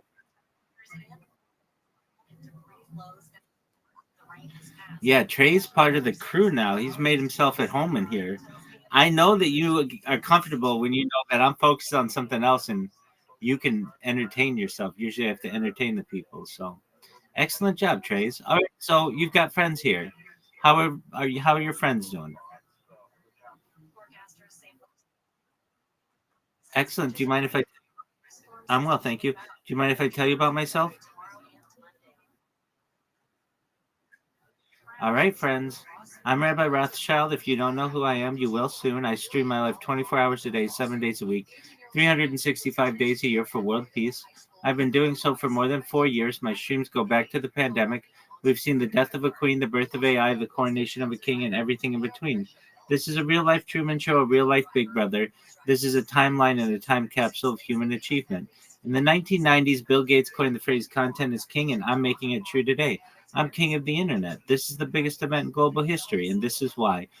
In 2018, The Economist magazine stated that data had overtaken petroleum as Earth's number one resource, and I have more data archived on the internet than any person ever, which makes me a very influential person, and I'm going to go viral. And when I do, I'm going to make you, your friends, your family, all independently wealthy. If you're not already, I'm going to make sure that you have generational wealth if you don't already, and I'm going to make sure you're going to have the opportunity to start charities and philanthropic organizations of your own. How does that sound? Excellent. In addition to wanting to make you rich and stream my life for world peace, I'm an advocate for ending world hunger through the use of technology such as agricultural drones, floating greenhouses, saltwater greenhouses, hydroponics, vertical farming, cloud seeding. I want to end world thirst. I'm sponsored by a cryptocurrency that's worth about $100 million. And one of the things that we do is we build wells and water towers in developing nations such as Nigeria for the benefit of the less fortunate. Additionally, I'm an advocate for the Life Straw program and most importantly, desalination technology where we pump Earth's seawater onto land and make it drinkable. How do those things sound to you? Excellent. I'm a futurist. I'm someone who studies the future. Things like anti-gravity, antimatter, faster than light travel, faster than light communication, artificial narrow intelligence, artificial general intelligence, artificial superintelligence, space elevators, space tourism, interstellar travel, things like invisibility cloaks, replicators, teleportation, Santa Claus machines, de-extinction. People don't know this, but the first successful de-extinction took place in the year 2003 with the Pyrenean ibex, which was a goat located in northern Spain, southern France. Fast forward to the year 2021, a company out of Dallas, Texas is founded known as Colossal Bioscientific. They've made it their goal that within the next 3 years to reintroduce the woolly mammoth into the Arctic Circle utilizing Asian elephant surrogates. I think this is a mind-blowing goal. Following the reintroduction of the woolly mammoth, they want to reintroduce the Tasmanian tiger, followed by the dodo bird. When you all were born, the average life expectancy for you and those like you is probably about age 80 years old. I want to increase that with your consent, utilizing types of technology that are life extension technology, such as oxygen therapy, human growth hormone, stem cells, cryonics, cryogenics, nootropics, peptides, cold shock therapy, red light therapy, ambrosia therapy, testosterone replacement therapy to get you to be past 100, past 120 years old. But at 120 years old, you may say, Rabbi, back in 2025, everything that you talked about seemed like science fiction, but you've made it science fact. What's the next plan? My body's starting to break down. Is there another step? And there is. If you want, again, this is with your consent. If you want, you may be able to utilize a type of technology known as mind uploading technology, where with your consent, we scan your brain into a computer like a CAT scan or an MRI, knowing where every atom is in your central nervous system and your peripheral nervous system for later download. As an android, an avatar, a cyborg, a cybernetic being, a clone of yourself, a robot, an ethereal being, whatever you want to be. But essentially, what I'm saying to you is you may have an opportunity at digital immortality. What are your thoughts?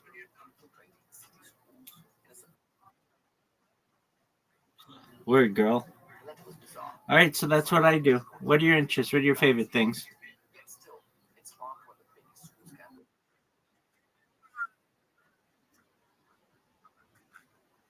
Okay, that's fine. How about your other friend here? Are you still proud? That's what I like to hear. What games do you like to play?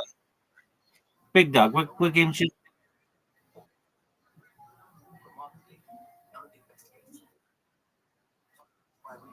Grand Theft Auto?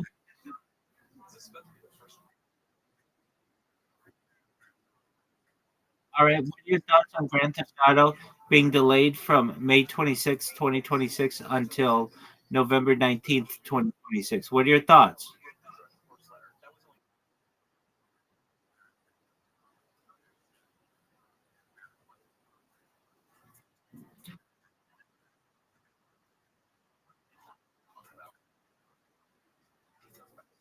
So you don't even think it's going to come out November 19th, 2026?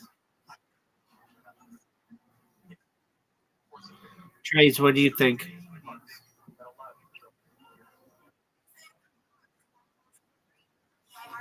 All right, all right. I mean that's a legitimate take. Definitely a legitimate take.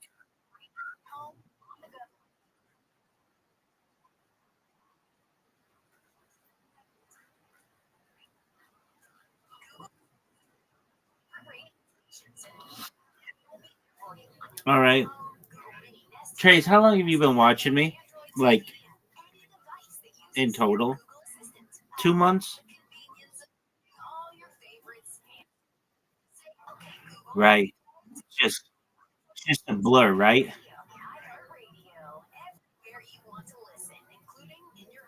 That's all right. Islam did. He dominated all 5 rounds.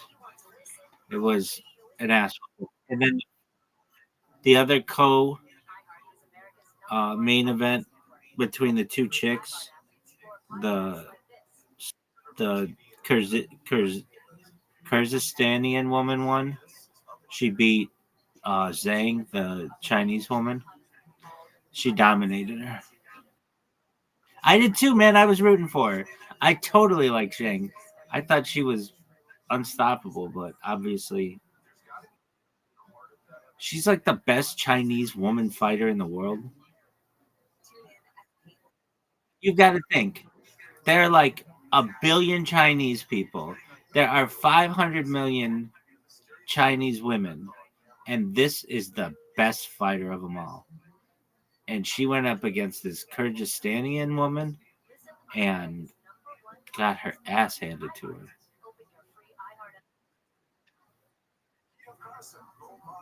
The thing is, Zhang isn't that big, and she just didn't have the size. She moved up a weight class, so she was at a disadvantage. Islam moved up a weight class and just fucking dominated. So now he's the welterweight champion, which is tight. So yeah, that's baller. Do you guys watch any American football?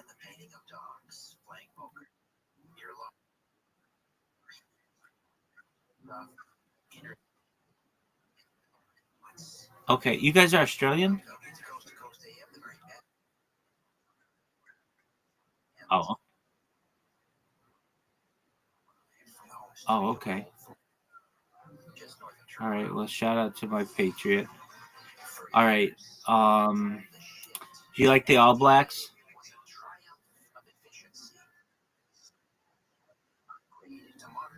All right.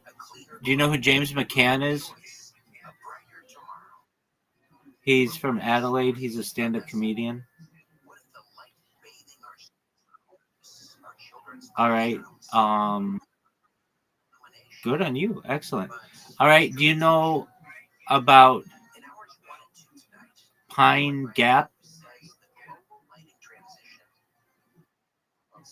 So Pine Gap is a somewhat secretive military base in the middle of the outback. You've never heard of it? It's called Australia's Area 51. It's interesting that you, yeah, dog. It's one of the most secretive places in the world, and basically, it's like impossible to get there unless you're gonna take like a 24-hour car ride. I mean, it's like in the middle of the outback. Um. All right.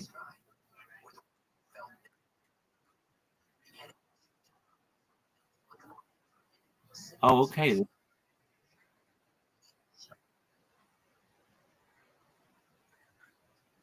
Excellent. So you like chicken?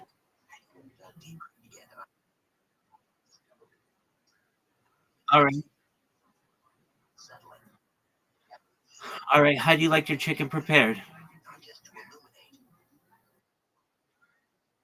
Okay, hold on. Hold on. Raw's disgusting. That's how you get salmonella. No, chicken is not chicken. Not if it's raw. That's got salmonella written all over it. Have you eaten raw chicken?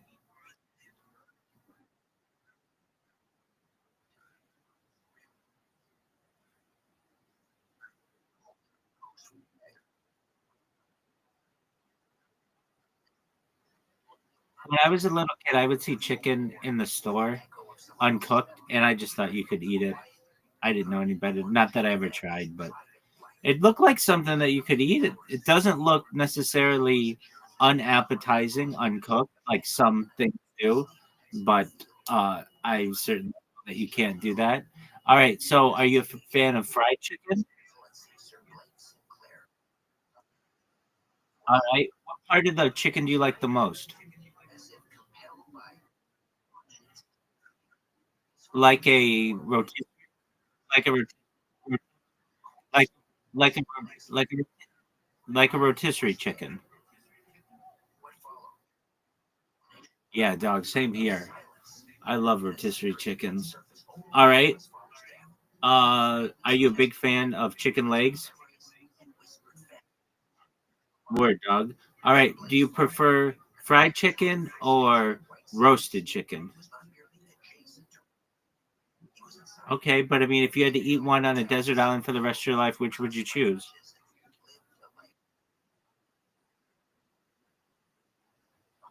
There you go. Okay. Okay. Well, that's not the rules. You have to choose one. There you go, big man. All right. So we talked about chicken breast. So do you prefer white meat or dark meat? Yeah, same. All right. And do you like turkey? Oh, dude. Okay. So you're just all about that bourbon. Okay. That's cool. Um, you want to hear something interesting? Okay, so like there's something in finance that's known as a loss leader. That's basically a product that a company sells at either break even or they lose on it, but in exchange they get more customers to come into their store. So there's a big chain of stores in the United States that are warehouse stores called Costco, and Costco has this $5 rotisserie chicken, and they don't make money on it.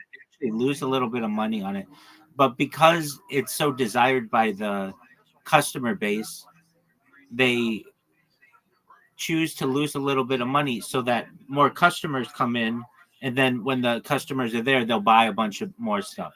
All right, so what was happening though was the cost of these chickens was going up, and Costco wasn't making that much money. So Costco actually began to breed its own type of chicken that was a little bit smaller so that they could continue to sell these at $5 each and not operate at a loss. Isn't that wild? So now there's like a breed of chicken that is called the Costco chicken that is like it's become like it's a distinct like species of chicken. I think that's wild shit. All right. So you're a big fan of chicken. Now I'm gonna ask like some stuff that's disgusting to me of a chicken. Like what about chicken feet? Do you eat chicken feet? Okay, that's disgusting. How about chicken gizzards?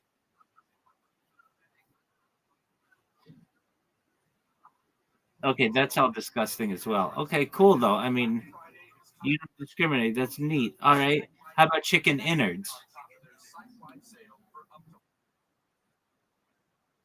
Okay. All right. Would you eat that little red thing that they've got on the rooster? Fuck yeah. Like bubble gum. All right, man. All right. I'm trying to think of okay, so I don't eat at these places, but I don't know if you guys have them. Do you have a Kentucky Fried Chicken where you are? Do you have Popeyes where you are? No. Okay. What else do they? I don't know. There are a bunch of kind. Okay, Kentucky Fried Chicken, giant in China. Believe it or not, Kentucky Fried Chicken is bigger than McDonald's in China. That's wild shit. All right. Um, did you know that the first Kentucky Fried Chicken was not in Kentucky? It was in Salt Lake City, Utah. Yeah, this is wild shit that you're gonna learn. That I'm gonna teach you. Excellent. All right. So with that being said, to our American friend, have you thought about your hobbies yet, or are you still contemplating? My pleasure. This is such an important topic. Sitting here Okay, what do you like to read? but LED. I mean, I know what it's emitting diode, Okay, but how have does it produce have you read the book 50 Shades of Grey? volts incandescent? Oh, okay, you didn't like it. I liked it. I've read it like a ton. Well, I've at least listened to the audiobook like 30 times.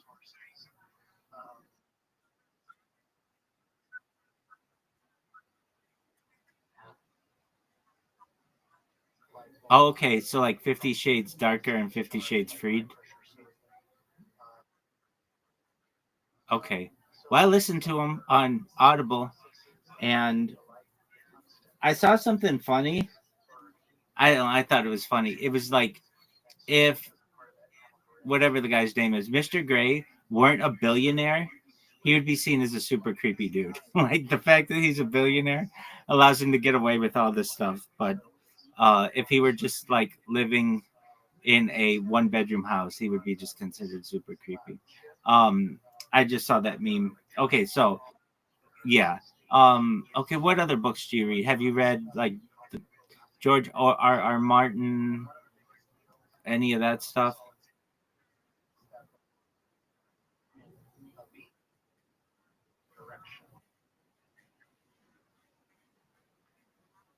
Okay.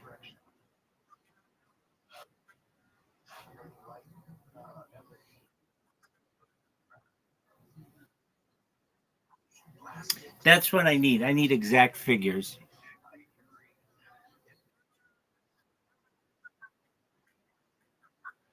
Wow, that's quite an accomplishment.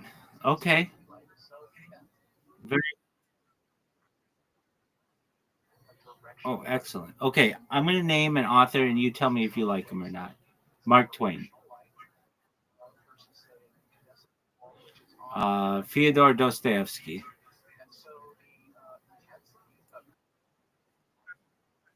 Okay. Okay, definitely. If you haven't, make it put it on that 1,000 book. At least a few of them. There's some really good ones on there. Okay. George Orwell. Okay, excellent. Okay. Um. So those would be like 1984, Animal Farm. Those are the big ones. Um. Okay. Michael Crichton.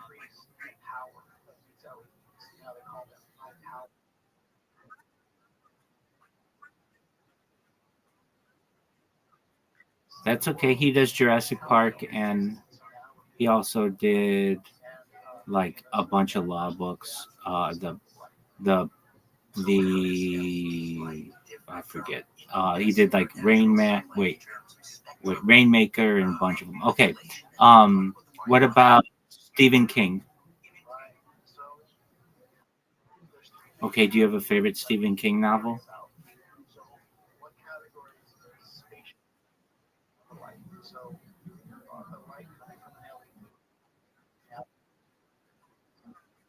Okay. What would that be? Okay. Oh, okay. All right. Um, the Twilight Saga. What were your thoughts?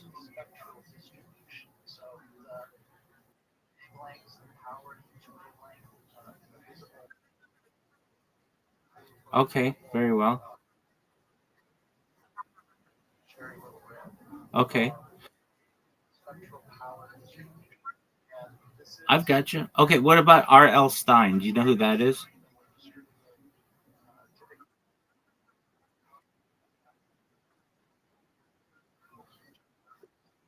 That's okay. They wrote the Goosebumps novels. They're like children's books from the 1990s. Okay. Um, what about Jane Austen? Pride and Prejudice, Sense and Sensibility.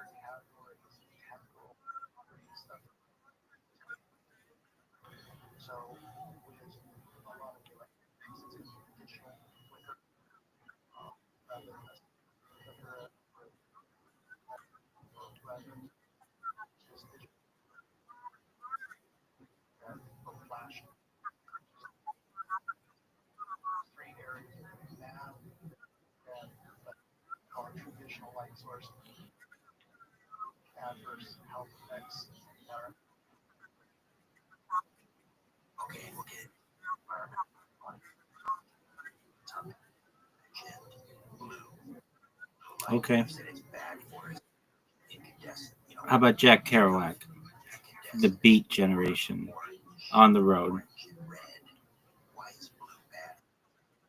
That's okay.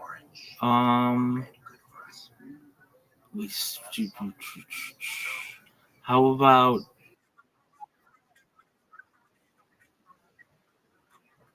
Oh, okay. All right, and it was terrible. Okay, excellent to know. What about um who? How about Tolkien?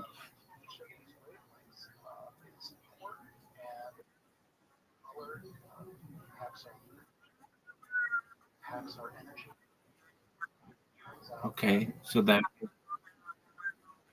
yeah, no, definitely he came up with his own languages. Um, okay, C.S. Lewis. Okay, what do you like? The Chronicles of Narnia. Wow, the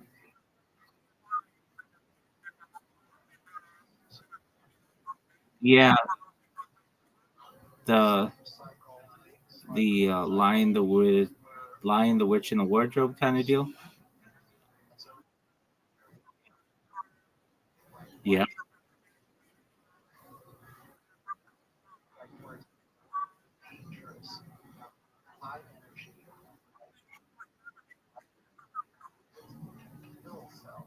Okay. And what are your thoughts on Harry Potter?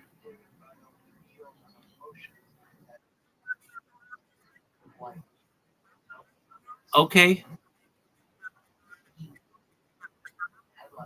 Okay. Because of witchcraft. Okay.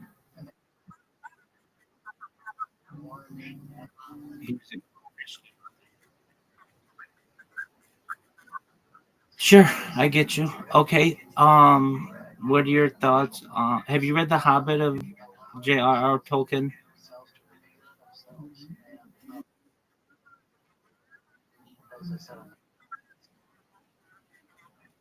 That's okay. All right. What about um? Okay, I'm just gonna name classic books, and you tell me yay or nay. The Great Gatsby.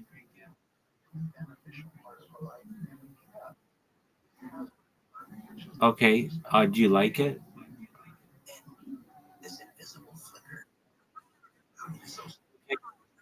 Catcher in the Rye by Steinbeck.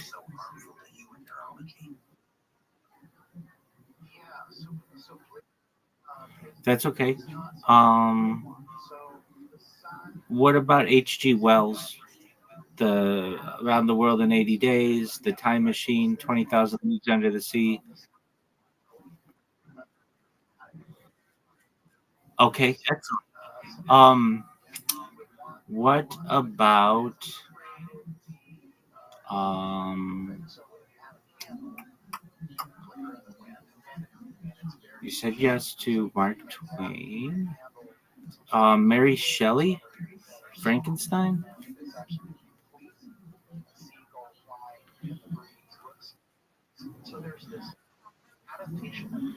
Okay, you know they're making it into a movie.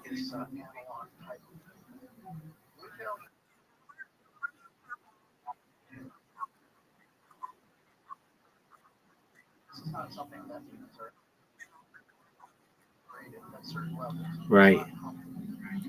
Okay. Here's one you may not know, but if you do, it'll lead us into some discussion. Philip K. Dick. Have you heard of Philip K. Dick? That's okay. He wrote a lot of books that are based on stuff like today. Um, so he wrote Do Androids Dream of Electric Sheep? which is what Blade Runner is based on. He wrote The Man in the High Castle, A Scanner Darkly. He wrote like a lot of futuristic dystopian books that are very AI oriented and very popular, and with at least like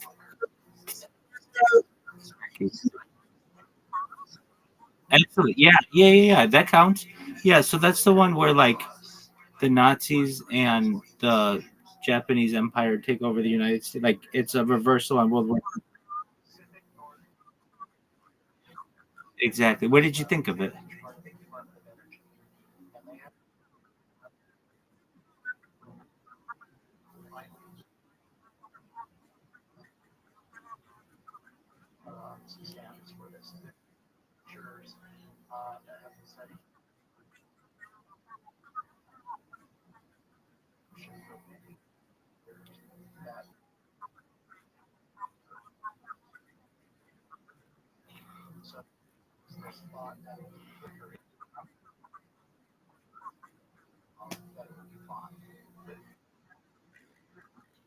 That's okay.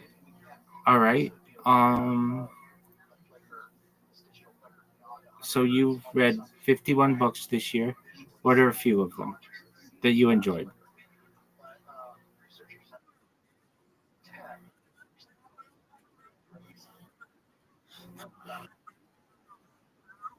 That's okay.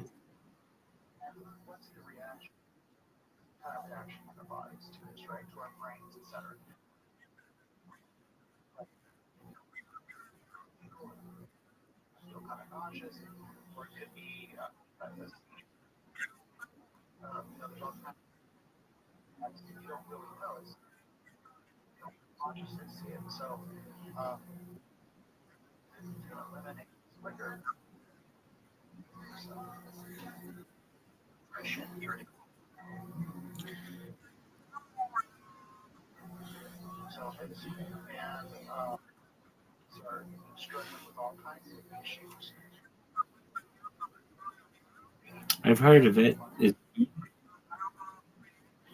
Okay.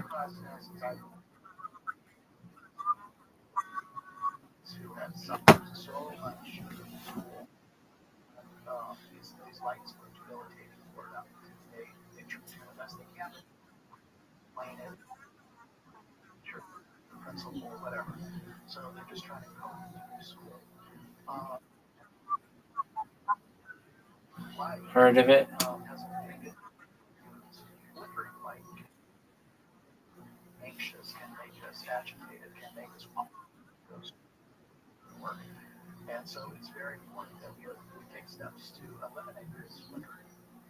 Mark, we're going to take a time out. We're over the hour. We'll continue to discuss LED technology, a tool for young Americans. We call this his plastic soul phase. An English alien reinventing himself as a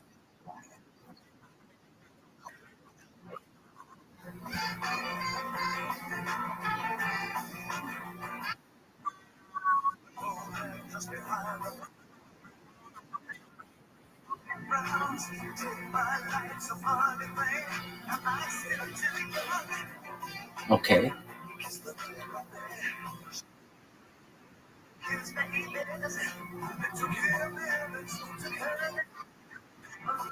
Have you read the Iliad and the Odyssey?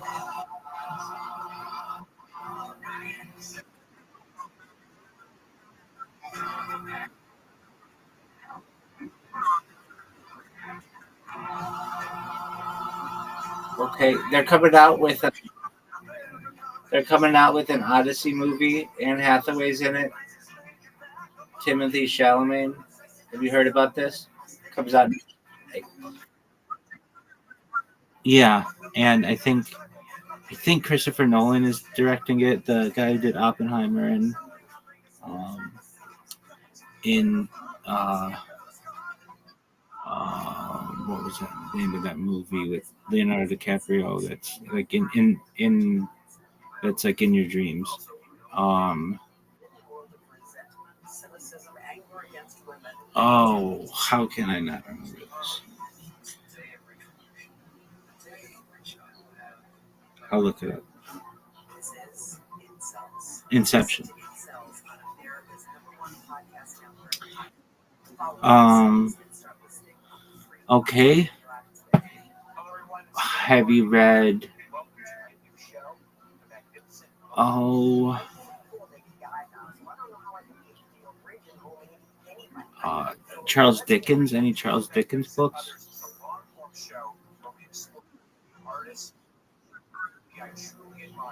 Okay. Do you like Charles Dickens?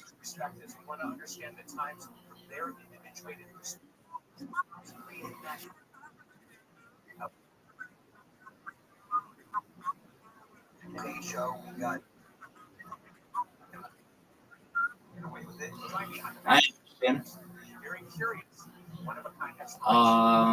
How about Arthur Miller, Death of a Salesman? That's more a play.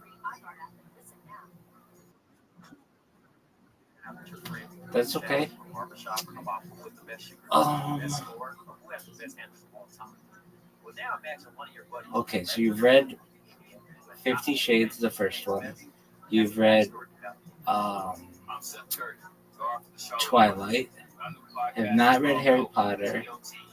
Uh, Lord of the Rings, that little bit here and there. Um, some Michael Crichton. Did you read the Boxcar Children when you were little, or the Babysitters Club? Okay. You know what was amazing to me? Nancy Drew, yeah, all of those. You know, they were all written by like a group of people, not just one person.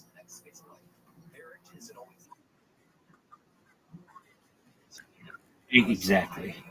They were a giant moneymaker for like McGraw Hill and Scholastic and stuff. And yeah, they were written by teams. Uh, so you had the male equivalent, which was the Hardy Boys, again written by a team of people, um, which is a little disappointing as well. All right, right, and you read Babysitters Club.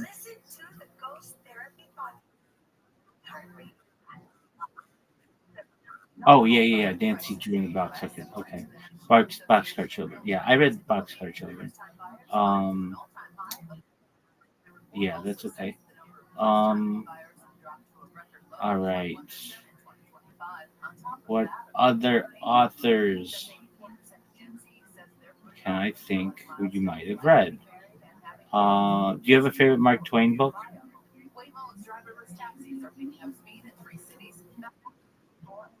That's okay.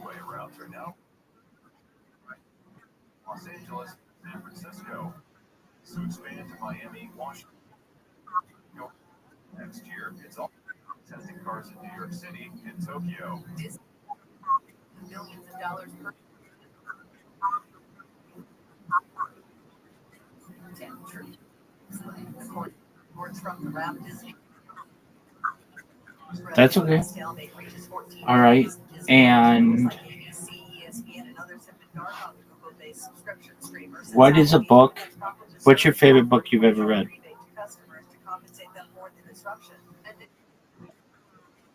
I know it is. I hate questions like this. Let me just say, I get asked them all.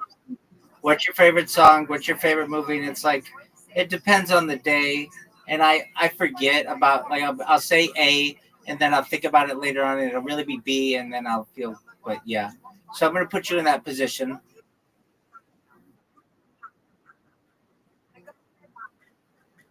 I understand. It's like choosing a child. Okay. Okay, so you have a favorite you have a favorite child?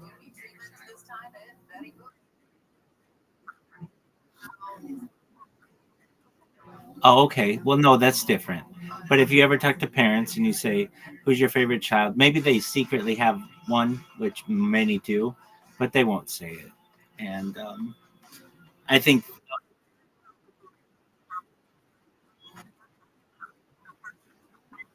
right, that's true. Though I guess book enjoyment is a little different because there are so many more varied aspects. Usually with children, it's like I like the one that's nicest to me or the one that's best behaved or whatever. But um, books can touch you in so many different ways that it's difficult to measure. Do you ever read nonfiction?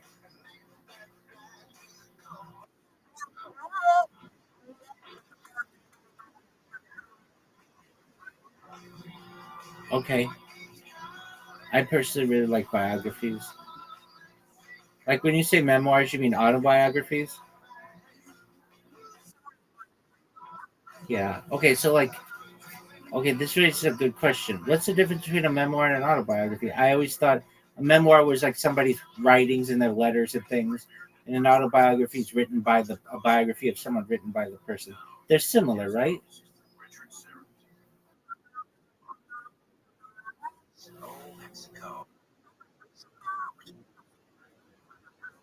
Right. Okay.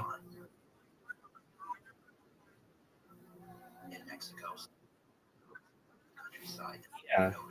And I could see them as well being like between two people, or like maybe not necessarily between two people, but focused on a relationship. Like these are my memoirs with my wife or something like that, which wouldn't necessarily cover someone's entire life. But I think that you,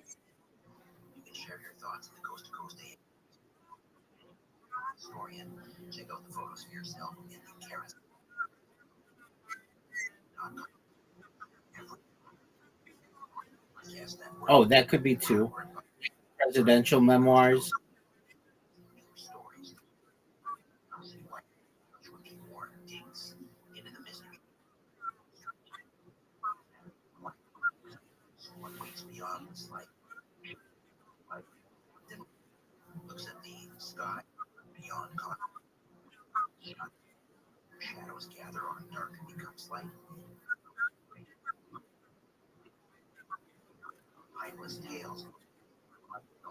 Yeah, no, it does. I get that. Um, that leads me to think you don't hear many people writing an autobiography anymore alone. They usually have a ghostwriter or they're teamed with an author, or they just have somebody write a biography on them. But I don't really, I mean, I'm sure it happens and I'm just not thinking of them, but rarely anymore do I hear of somebody who's like, yeah, I wrote my autobiography and I wrote it by myself. I didn't have any help and we went to a publisher and published it. It's just not, it's usually like the John Doe story written with the help of Jane Doe or whatever it may be. But I don't know. I think a lot of times people today write books to make money or to perhaps launder money or funnel money or whatever it is, and it's less to get out their story. Like, um, not necessarily that way, but at least with a lot of these major publishing houses, it can be that way. But okay, I like biographies a lot. They're definitely my favorite. I They're probably my favorite genre. I really like learning about people and their struggles, especially when they're young. I like to hear like I don't know, just like stories from people's childhood or adolescence, and I guess there's like a beauty to human experience that like we all kind of start from the same place generally, like as children, and then we blossom into something really special. And it's interesting to me to be like, oh, and this person ended up being UN Secretary General, or this person ended up being a famous singer, or this person ended up being a global leader, whatever it is. And it's like, but they also got in trouble with their parents when they were a little kid, or didn't do their homework, or whatever it is. It's like that they're just interesting anecdotes that I find interesting. Um, okay, yeah.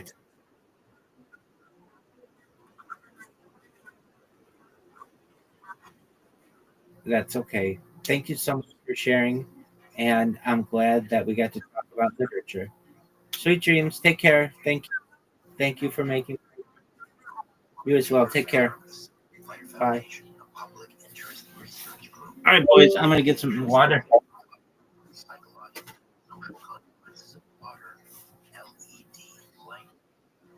Let's talk about your wake-up call with regards to LED lighting. Oh God, not involved in LED lighting.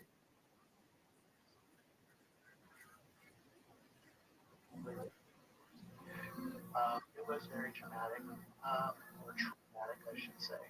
So I was a middle school math teacher in Silicon Valley, and around 2015 at the end, 2016, that's when I started to notice LED lights coming out. So car headlights and floodlights on buildings and street lights on my street. They began these lights, and to me, it was something I experienced before, kind of emotional feeling that I can't, it's somewhat indescribable, alien. And I associated the word evil with this, what I now term blue ridge light.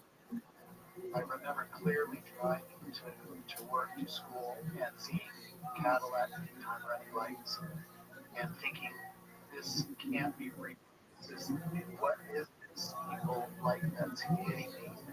It was capturing attention. It was either myself pulled away from not looking at the light or being attracted to it like a moth and staring straight at it. It was so bizarre.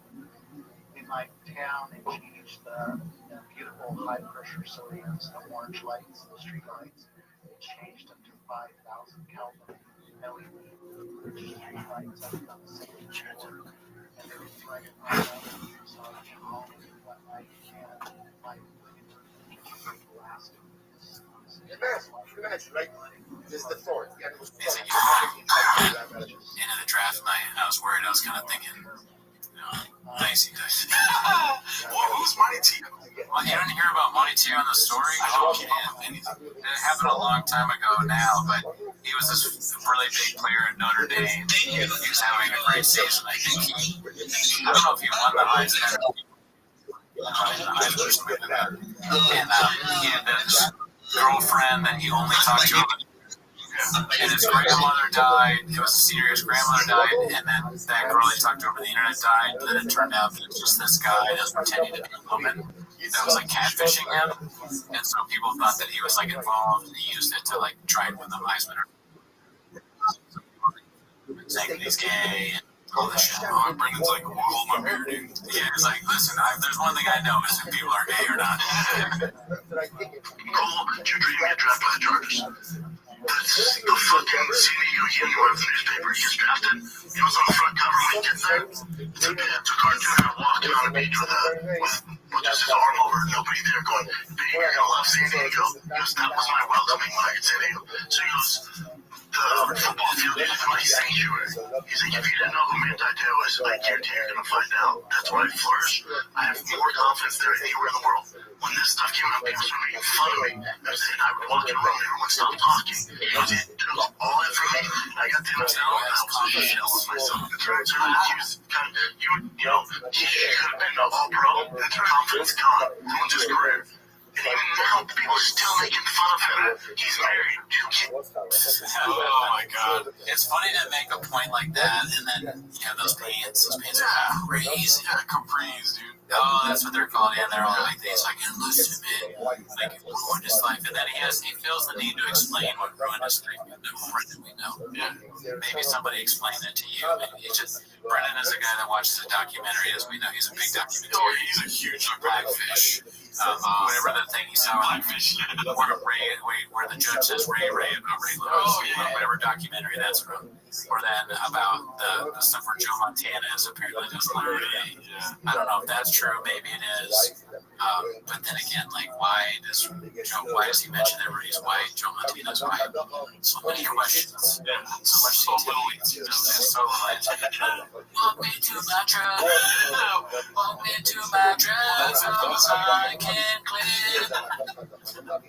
Bring me gin. I'm in love with Sean. Brandon.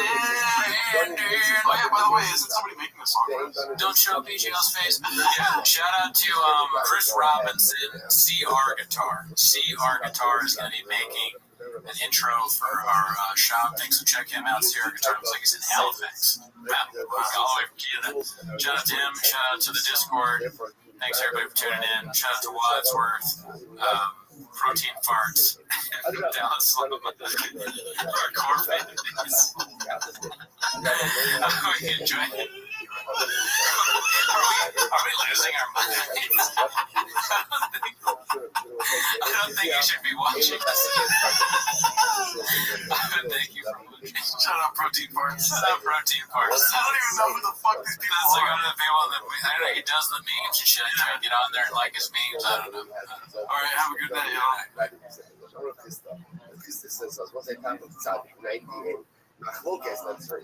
T-Fat K. God, give me some shop because I'm trying to get my Brandon down. T-Fat K. Chick lips. You know what the comedy store is? Walking truck lips. And you let them in, might need the truck walk. Yeah, absolutely. How long can we go in the song? I don't know. I gave up. Okay.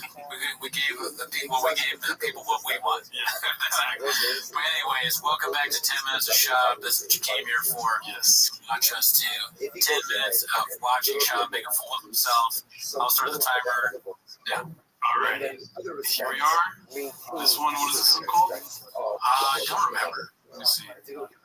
Brandon admits to pissing his pants and touches his invisible piss stain. Proceeds to rub the piss on his mouth. Okay. Wow. So we're starting off hot, dude. I got a little pee-pee on it. I know. Pee-pee on your pants a little bit. You said that you went, you know, we should put it back in. Yep. With the snake. But you're not done yet. The trip, that's what happens. I'll put it back in. And he's like, oh. I immediately thought, should we be worried about Shop? Like, anybody else who was like, okay, for sure they're doing a bit, not a good bit. They're talking about peeing, but like his CTE, he's like, I'm peeing my pants. Like, oh no. His pants, Shop does pee states. Oh, by the way, the clips today are brought to you by Ultimate Bashiro, who lives in Restream, Virginia. So if anybody is angry about what we do, you can visit him there. Wasn't done. You're like, oh, if I was in a really cold area, I might die. I would freeze to death. My dick would fall. Yeah, can't tell you that. Yeah, but there is a little stain, isn't there? You can't really tell. I can't. Definitely tell. That's a lot of pee. It's like some men go over here with as masculine as they can. Tattoos, guns, independence, freedom. Other men are actually going the opposite direction. I just did so. Totally ignore what Cal is saying nonsense. Why is Shop's hat so tight? At all times. It's like a super tight hat. It can't play takes off. It's gonna have like a big indentation over it. Alright, so this next clip is called Is That a Racism? Is That Racist? Oh, good. Here we go. You ever seen a video? On TV, you do. Who's comes? The mama's around here somewhere. He's like, right, I'm like, and you don't have a gun, bitch, right? Nothing. He goes, oh, I go, oh, my son, dude. Get the fuck out of here. What do you do? Right. Bring these fucking coke cards. Coke cards. It's like a fucking buffet. Yeah, it's blue and black. Oh, okay. Okay, I feel better. Listen, they run from you until they don't. I was like, no, we don't have anything. I have nothing. I was like, looking around, like, I guess I'll take my helmet off and whack them. Have you ever heard the expression? Why does he have a helmet on? Black, fight back. Brown, ride down. White, good night. Is that a racism? No, is that racist? It's just about the beards. Is that racism? It's surprising to me because even somebody as dumb as Shab, you'd think he's an animal guy. Yeah. So, but the bear thing goes right over his head. He doesn't realize that he's talking about polar bears versus black bears and brown bears. And he's like, it's got to be about race. Are they gay? Are the bears gay? Are bears gay? I love they said go-karts. Yeah. I guess we need more context to really understand how dumb it is. That was pretty good. It was good just for the go-karts part. All right, this one's called that famous Conor McGregor quote. Great, we do. Wait, start me on the Conor McGregor accent real quick. What would you would get? I'm not here to take hard talking. See, you got it back to you got it wrong way. Yeah, I'm here to take over, not here to take part. It's obvious, but it's like Shab reading off an ad read, you know? Yeah. He's like, welcome back to Man's My Pillow, and my name is SHB Shab. So welcome back to Man Station. Brought to you by stamps.org. This one's called Scoop. Oh, we learned that Scoop is shop. Oh, that's right. Yeah. Scoop has a very distinct kind of morning breath. I'm with my son, dude. All right, here we go. Scoop has a distinct kind of morning breath. 46 will be made. I can't anymore. When I was younger, it's my favorite. My favorite. I promise you got that dick breath. I wake up, my breath's your breath. It's your breath, you idiot. I know, but my girl is this. I'm trying to kiss her, and I got fucking dick breath. Are y'all doing that? Why would you breath? That is like, oh man, his like gaffes are so crazy. But it's like the 10-year rule, dude. He's been doing this for 10 years, so he's I know, he's been on stage so much. It's like, you know, he only started stand up very little, but then he got on stage things, what is it, 6,000 times in a year or something like that. That's a crazy number. And that's why he knows that every once in a while. Okay, so this one's called A Couple More Shabisms. Enjoy the tradition and beg the differ. He actually gets called out for once. I like that. That sounds like Shab. He's posting who's on Silver tonight. Run the ad for you guys. Listen, college football is back, fam. It's my favorite time of the year. It's time to enjoy the tradition, all right? It's fun. And it's real fun. And I'm taking a real shower. Well, your Navy hat would beg the differ. Beg the differ. He just beg the differ. I just, come on. Differ.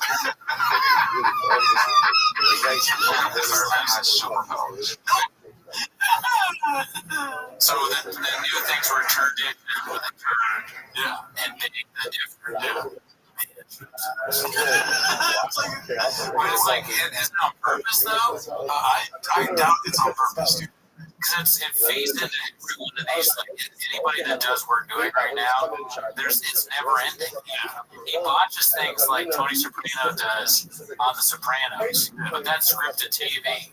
And they did that to make us laugh. Shab is like an idiot savant. He comes to saying really dumb stuff. All right, this one's called New Merch, Authentic NBA Jerseys, and Dope Ass Hats. All right, that seems like a reasonable. We got new merch dropping at thinkboy.com. I think next Friday we have legit NBA quality, authentic Thinkboy jerseys, shorts, and dope ass hats. And I'm running the Tough Mudder next Saturday in Chicago on the 27th. Sign up, you can go to Team Red Denver Stop. Come on, look at things. Chicago. I'm going to be at Diana. Oh man, Run with the Things, that's a new thing. I haven't heard that. But he definitely 100% said things. Oh, yeah, that's UG's. Well, yeah, NBA thing, merchandise. I wonder what that means. Like, it's not, you don't play in the NBA. Think boys are not just on a team. Maybe we can get Raccoon's Baby's fucking NBA merch. Maybe we should get Walsh to get us Brennan Walsh from the record podcast.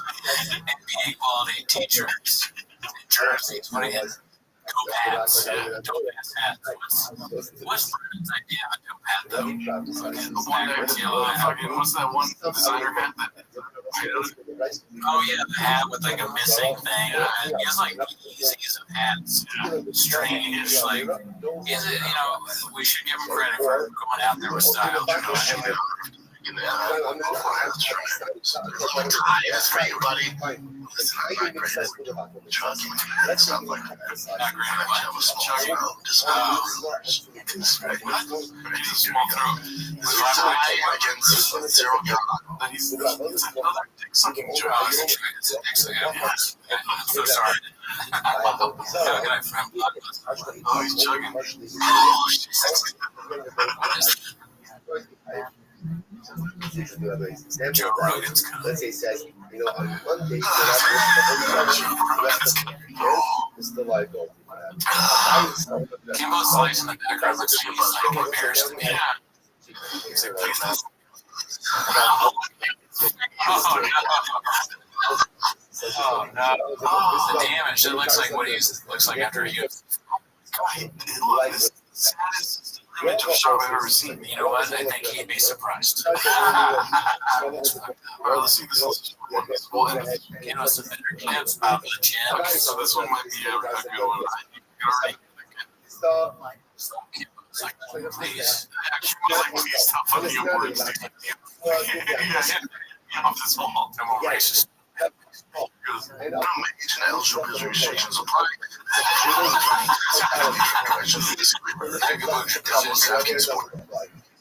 Yeah, Asian LGBT apply. Asian eligibility restrictions apply. LGBT descriptions of FedEx. Asian eligibility restrictions apply. Asian eligibility restrictions apply. Amazon, Prime delivery coming in. Chipotle in the line. With rice, brown rice. That was the best part. I mean, we might cut some of the clips of it if this is less than 2 minutes of our apologies. It's so funny, the more we do this, the worse they get. Isn't that, it's wild. Yeah, it's true. It's going down the rabbit hole of shop. Like, if you go down there and just look through, eventually you'll find something amazing. Sometimes there's an input of shop or if you've ever heard. Other times it's watching words. Other times it's stuff that's like, I mean, that's the right hacks. It's like when I'm on Notre Dame, obviously there's probably some Monadeo there. Wait, we watched Notre Dame. I don't think so.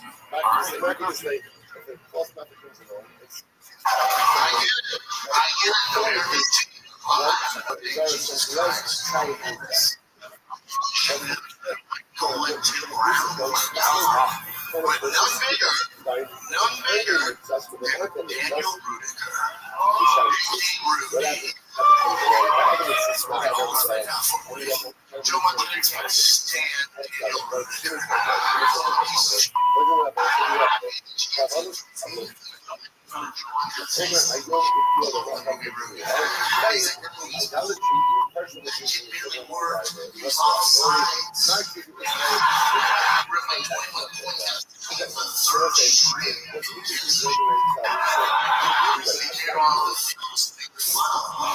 They gotta be putting in laughs. Why are they laughing? Where are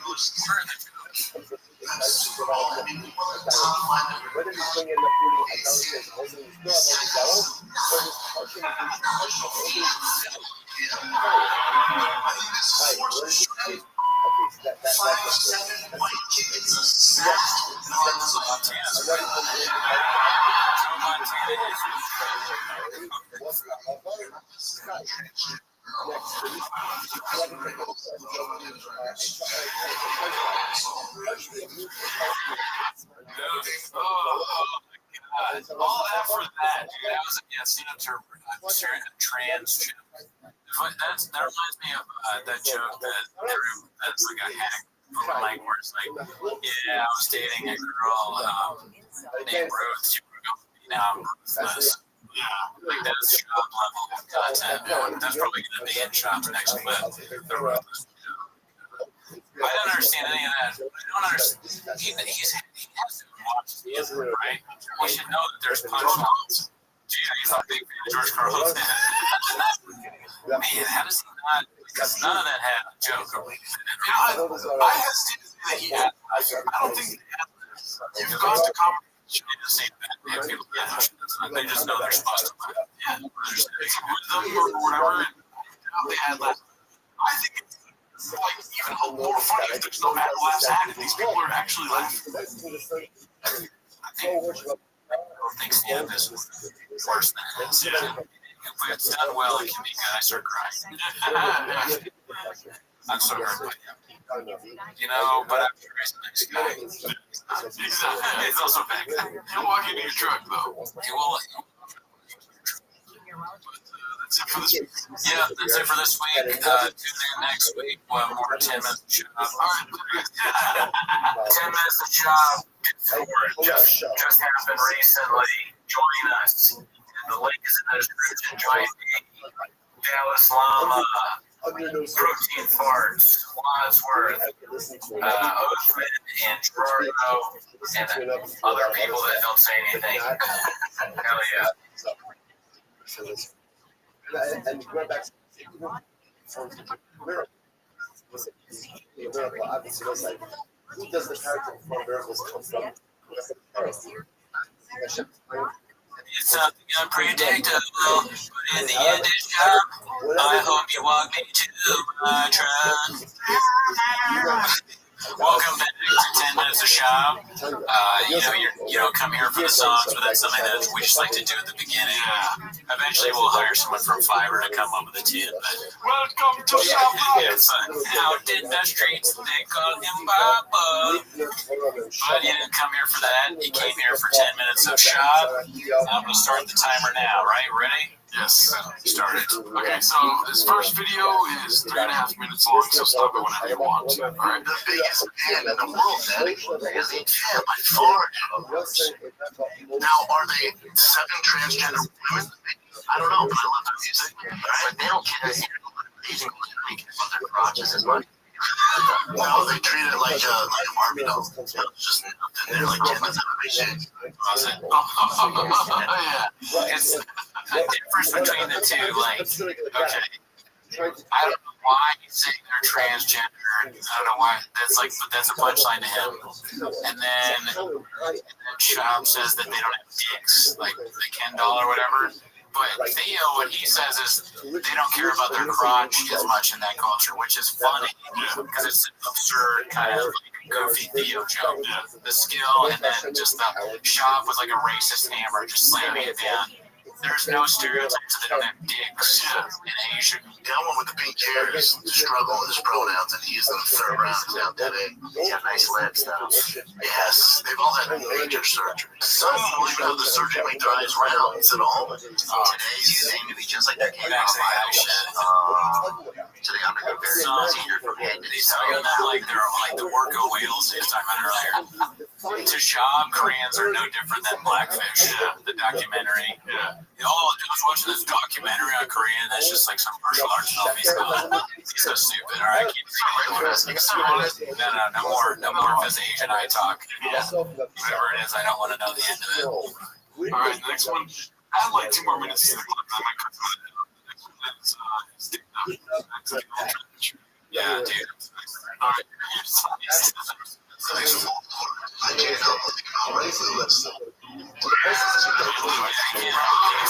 Like 20 years ago. Blackfish.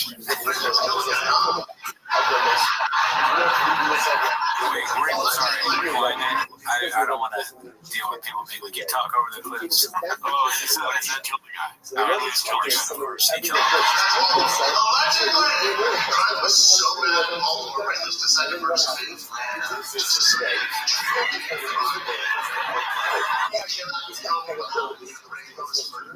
So who was afraid? Was that his friends, daughters, sisters, parents, brothers? Why is that guy from UPS walking through? Is that like also? Here's something that does bother me though about Shop also is that the style is really bad. Like the tight pants and the big shirt. It looks like he's like a Shakespeare guy. Like they said the Shakes like theater in the round or something like that. But for some reason he's wearing a sports shirt. It's like an idiot. He says that the guy works for UPS. Like he said, the gay aunt's brother that works for UPS. Oh, yeah. I wonder why he said UPS. This kind of reminds me of PFJ, the kitchen, and all that stuff. Yeah. Job really has a thing against people that work at like these hourly jobs. I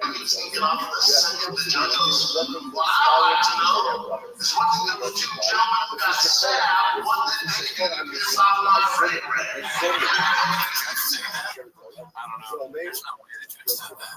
I don't know. My Ray. I don't think he said that. What happens in Shop's mind? His head is like this Homer Simpson thing, where there's like walking around. It makes his own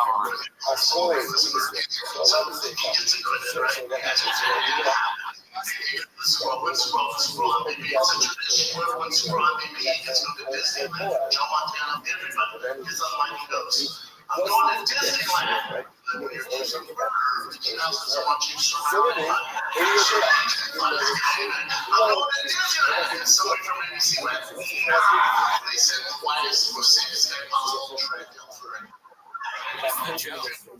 Why would anyone laugh at that? Is it like a laugh track thing?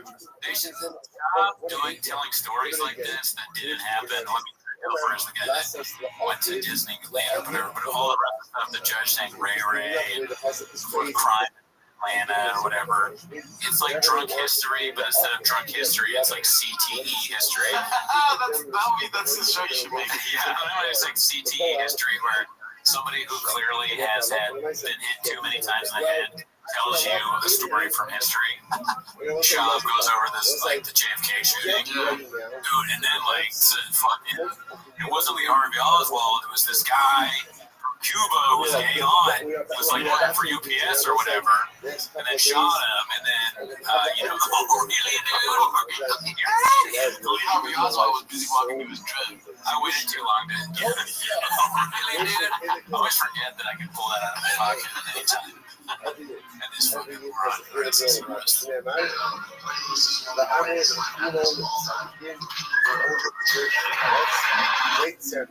Oh, God, that's open mic shit. That's such an open mic joke, dude. That setup, that punchline. Like, how's he not grown out of that? He always talks about how many sets he's done. He's still doing basically stupid shit. It's called Always Being a Superhero. Yeah. All the clips that suck. If we're Captain America, he's suspended for 6 months for soldiers for 2 years. Nazi steroids. Yeah. But anyways, let's get back to your lack of. I'm just saying, if I'm flying somewhere, there's a mission, and it's just me, Captain America. Where's the rest of them? Right? Like, where's Storm at? Where's Jean Grey at? Where's Jean Grey at? Oh my God! Storm is with the X-Men. Okay, you know what? Let's go back to this. There's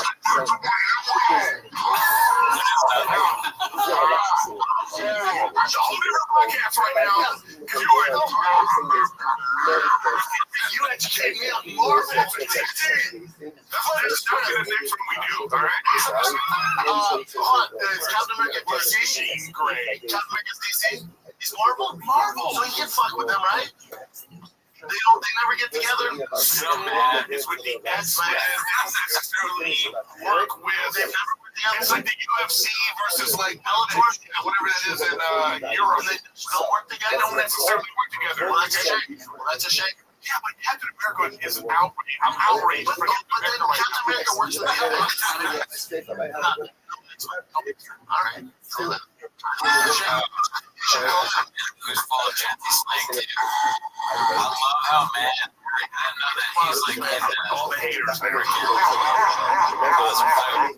didn't know that Eric Griffin's like related to comic books or whatever. Yeah. It's just so funny. He's like, oh, the Jean Grey. Oh, you moron. You don't know anything. Even I know that. I'm not super into comic books. And this guy, he has that famous clip where he's talking to the other comedian, Rick, where he says that he used to sell comic books out of his house. Yeah. Another huge lie. But he doesn't even know that Captain America is not part of the X-Men. Yeah. He does not know that. Yeah. He's our age. He should know that. Everybody's always like, If you sing that to Shop would be like, dude, I love The Simpsons. Fucking moron. All right, we have to finish. It's almost over. You create a Reddit profile? Yeah. I'm on that Reddit. Captain America. Learn your facts. Oh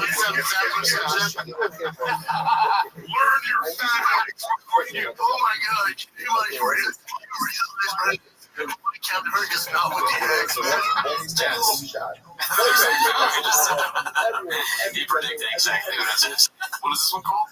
Brian has straight teeth. Let me start this by saying, if you were in the zombie apocalypse and you had 3 weapons, what are they? Okay.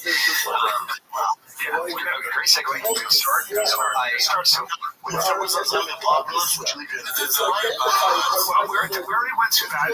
You talked over what? He said apocalypse. I heard it again. Apocalypse, would you leave it? So, if there was a zombie apocalypse, would you leave it Invisalign? We already went through that. And I've teased 10 more fucking days. I got some straight teeth. It's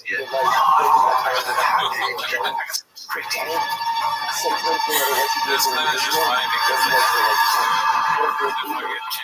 we started this with saying, so the next one is, when it comes to automobiles, Papa's lack of self-awareness bounds. Triggers me more than guys who do it. I tell myself, the car shop is meant for guys who don't cause it. Oh, really, dude? Somebody says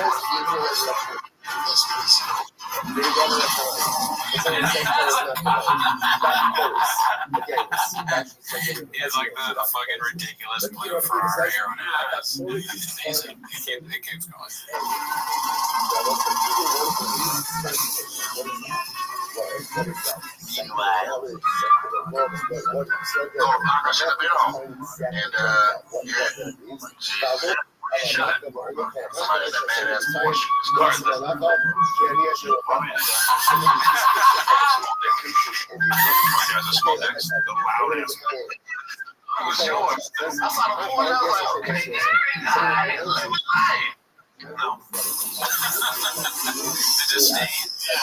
That's Gary Owen, right? Yeah, that's Gary Owen. He's pretty good at roasting people. Yeah. I wish he was still off on Trout. Yeah. It's so comfortable. We're just talking right to this fucking small dick car. Loud ass. So cars, like, when you're in the idle in the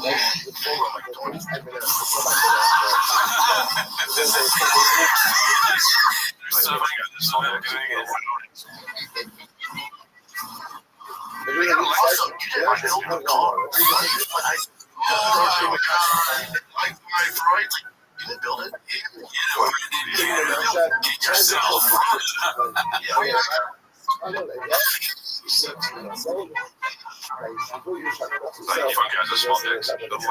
So then I just, when I went to get my Ferrari is 100%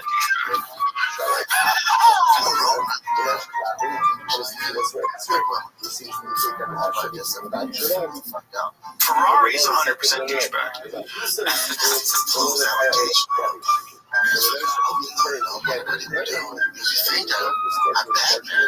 Ferrari is 100%. Everybody, like, he goes. He always says that. He's like, and then they go. We go. Shop needs to go. Fuck himself. Exactly. Exactly. Oh, really, dude? Oh, really, dude? Like the last shit. Like, he today bought it and, like, but had a crazy price shirt. I was like, dude. Really, like, the dumbest guy for your phone. He has like $1 million gajillion dollars. And people watch, like, we're watching 10 minutes of Shop. It should be 0 minutes of never. Instead, what is that? Is this Joe Rogan's uncle? It's really hard to not be a douchebag in a Ferrari.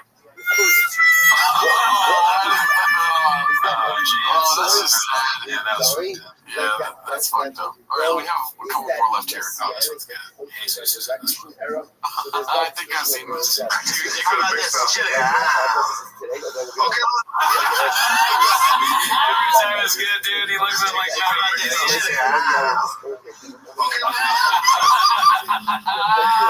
oh, no, that's what people do to Brendan when he does his stupid bits. Like when he's like doing fucking the Ukrainians died and whatever, and people are just like, okay, keep going. We should have those Asians with their eyes right there. All right, here we go. Gangster. It's not the day of. It's, how do you do it? Hung himself in his closet. In a closet at a hotel.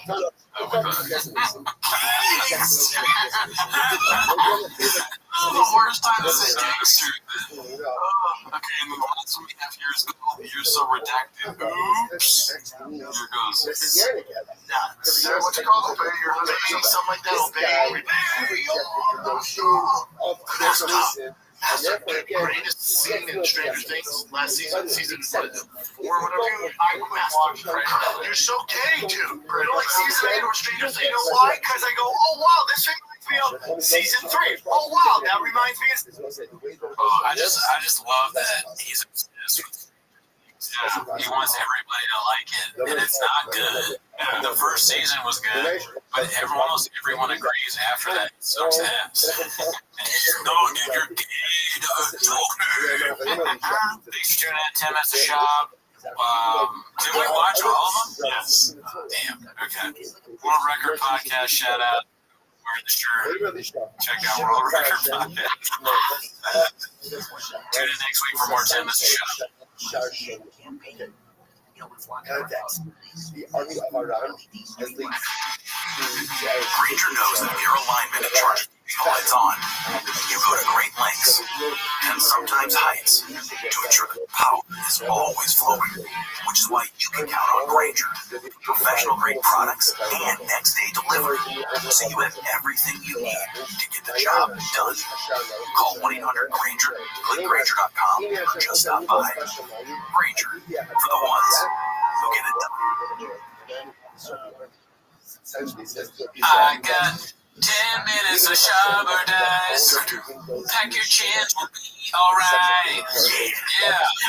Welcome back to 10 minutes of Shop. We have a Discord now. It's in the description. Click it if you want. But you're not here for that. You're here for the new segment of 10 minutes of Shop. 10 solid ass minutes, dude. Okay, starting the timer now. Alright, so let's see here. Let's see what we got. First things first. We have this beast of a daddy. God, I love you. I love your child. Here's the thing with that. This little dude has everything. He's grown up in silk sheets in Santa Monica. Yeah, you know, Sam Papa's rich. Papa's rich, yeah. So he's a good life, right? I need him not to be the cool kid in school. I need them to have something to poke fun. Oh, right. That's what I'm Tiger. He's the most unaware person on earth. He needs them to have something to make fun of. We devote 10 minutes every week to making fun of you. Kids are going to definitely be making fun of their dad. Anything else? This is bad for the all that. Yeah, he's the dumbest dad ever. I mean, he's right. They're rich. They have that, so they'll be fine. All right. I need them to have something to poke fun. Oh, right. That's what Tiger be like. It's Tiger. God, I love you. I love your child. That's it. Yeah. He named his kid Tiger. He's obsessed with animals. Maybe that's why he gave the facts about tigers or dinosaurs or something like that. These third kids definitely gonna be named Blackfish. It's their name after Batman. His second kid is Boston. You did not? No, I don't know his kid's name. Oh, okay. Yeah. I know because I actually listen to his podcast. Let's not incriminate ourselves. All right, here we go. This one is double feature in 51 seconds. Schlub's double fist. All the time. Just sports. Just stress. You know, the girl is I'll be watching TV, I'll be watching Love Island, sitting there like this. I can pause for a minute. Of course, what did you think he was going to be watching? Of course, it's Love Island. He's not going to be like, I was watching the PBS documentary about a girl and I had on my. He's the dumbest show possible that he's watching, but I probably also seen it. What is Love Island? It's like probably some dating show. Oh, you know what? I've seen Fuckboy Island. I have not seen Love Island. Is Love Island like a girl fuckboy version? I don't know. It's something where people date. It's about as much job as able to It's like understand. on the spectrum without autism. Maybe. Okay. I've never seen it, so I have no idea. Remember, he's always ready to go.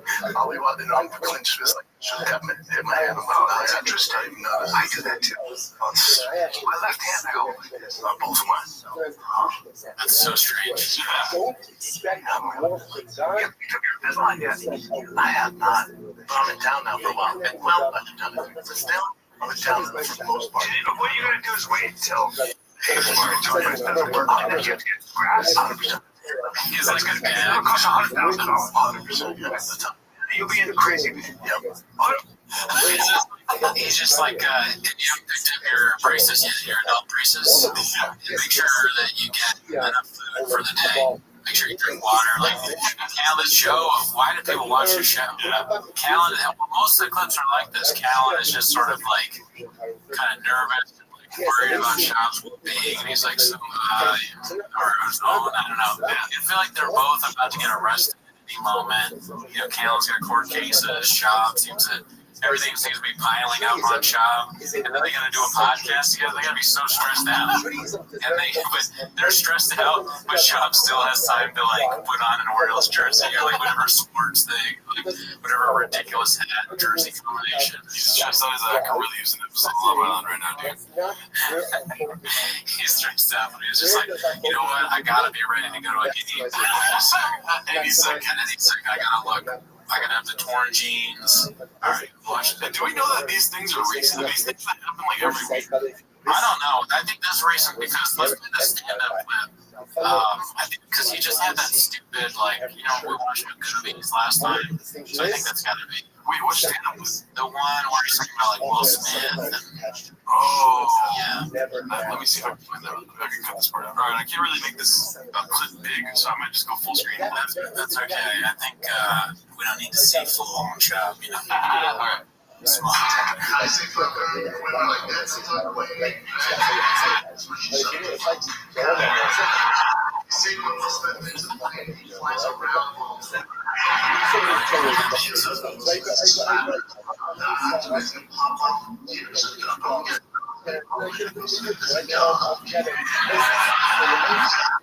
Just walk out and say, you look at Jeremy Smith's pocket, just like, you go to a restaurant,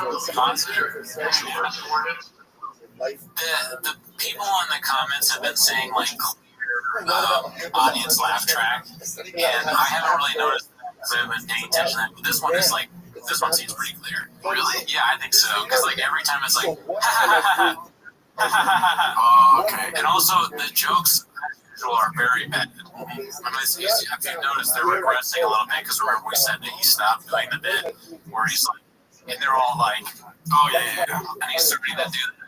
Yeah, I mean, he was grabbing the pocket and walking. Exactly. That joke doesn't make sense because he says Will Smith is a cuck, but then he says that he's like a prison bitch kind of because like that's what prison like people do. Well, cucks are prison bitches too. No, cuck is when you watch someone have sex with your girlfriend. If you're a prison bitch, you probably have seen your fucking pimp fucking with a dude. You mean like the first year of a relationship, you've seen them fuck some? Well, why would you be in a relationship with someone in jail? You're a bitch. This is just Gerardo's opinion. Let's keep going. Here we go. I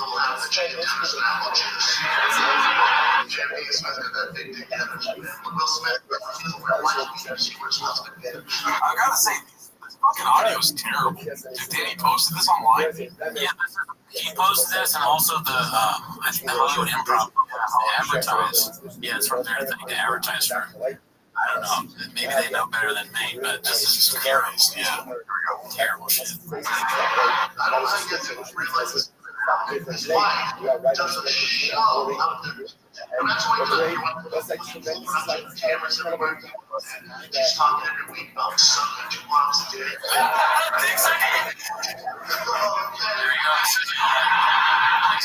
Hello? Just feel depressed all the time. I think waking up that every day. How you doing? Black Daria. He's like, his son. Find out who was Oh, what's with the sucking dick? Yeah, no, every time. We hear everything that's going on right now and just total silence and Jordan laughing at him talking about sucking dick again. He's always sucking dick. It's always a bit, dude. He has someone that's gay. Yeah. It's very important in the shop universe, the shopaverse. The shopaverse is like the metaverse where you can be a character, but someone's like secretly gay or sucking dick or something like that in the shopaverse. And then the Black Daria thing, I guarantee you he's got a writer that wrote that. Yeah. Because it's like, not funny, but maybe like delivered by a better comedian, maybe they could make that. Yeah. I don't know. Maybe it's a reach. Honestly, it's a dated reference, dude. It's pretty dated. Half the time I bring up fucking Daria, nobody knows what the fuck I'm talking about. Daria was a good show. Yeah. So if Shab watched that, it's surprising. I don't know. But it just seems like another cultural reference that Shab is like trying to get in there. Sure.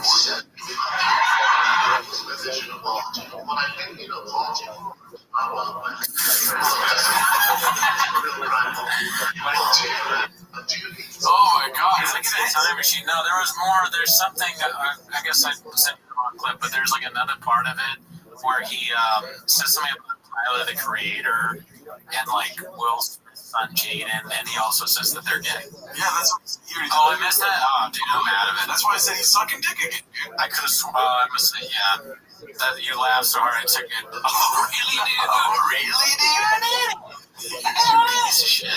I mean, I don't understand the Tyler, the Creator thing enough to comment on it. I'm like, what does it even mean? How do you know about this? Conclusion. I should at least do BetterHelp or something because I just don't have anybody to talk to. Because guys, like I even write about this in my special. I'm like, wait, guys are not like that. I can't call you really. And we're all busy every week. That's 10 minutes. I'm not gonna help it. I'm not gonna go to. Talk to a fucking professional. I know. It's like calling me. You know, if you have a joint problem, you can talk. That's right. I can tell you. That's like definitely. He's calling my head. I hurt my ankle. Used to be an athlete. Do anything about that? And Brandon's like, no, man. He's so dumb. You might be gay. You were sucking your dick, so I could write a joke about it. He's like, what kind of person would come to the shop for therapy or like advice on their life? I don't know. Never. I have no. Even someone like Cal, look at the way he's sitting. His arms crossed legs. He's like, it just looks like he's talking about. Also, is this an ad? That's it. Yeah, they do like product placement so much. It's basically a product thing. I guess BetterHelp. Did you ever watch T-Vec? The show. Yeah. No, never watched it. I used to be a huge Fire the Kid fan, dude. Was it always these two? Yeah. Oh, okay. I watched it when they went. I had no idea who they were until Othman Boucher, who lives in Reston, Virginia, told me about it. So, Shab, if you want to go get it. All right, is there anything left in this clip, or is this like 3 seconds? One guy who was very much about, I always think that there's going to be like a little nugget of idiocy where it's just like it completely blows us away. What? How do you say that? Really? All right, well, thank you for tuning in. That's another 10 minutes of Shab. We enjoyed it. We'll be back next week. Check out the Discord and tell us what clips to watch next week. Yeah, help us with clips because we don't always know if clips are the best ones to watch and not laugh at.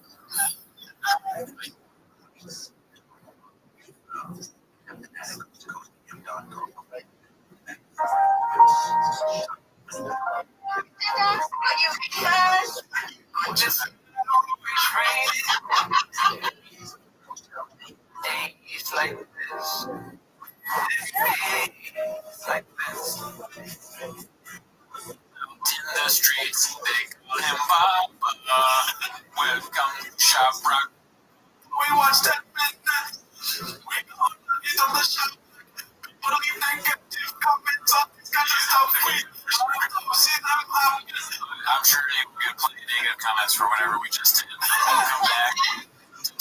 shop. Quick shout out to Zach. Yes, thank you.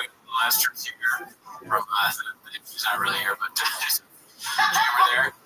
Zach from Hail Mary's Pizza at Water Village. The first person ever to recognize me. Right, he did it from Timmons Shop. I was sitting there getting pizza, and I hear big boys come by. And I am picking it up, and I'll be back every day to get more pizza. So welcome back to Timmons Shop. We'll get right to it.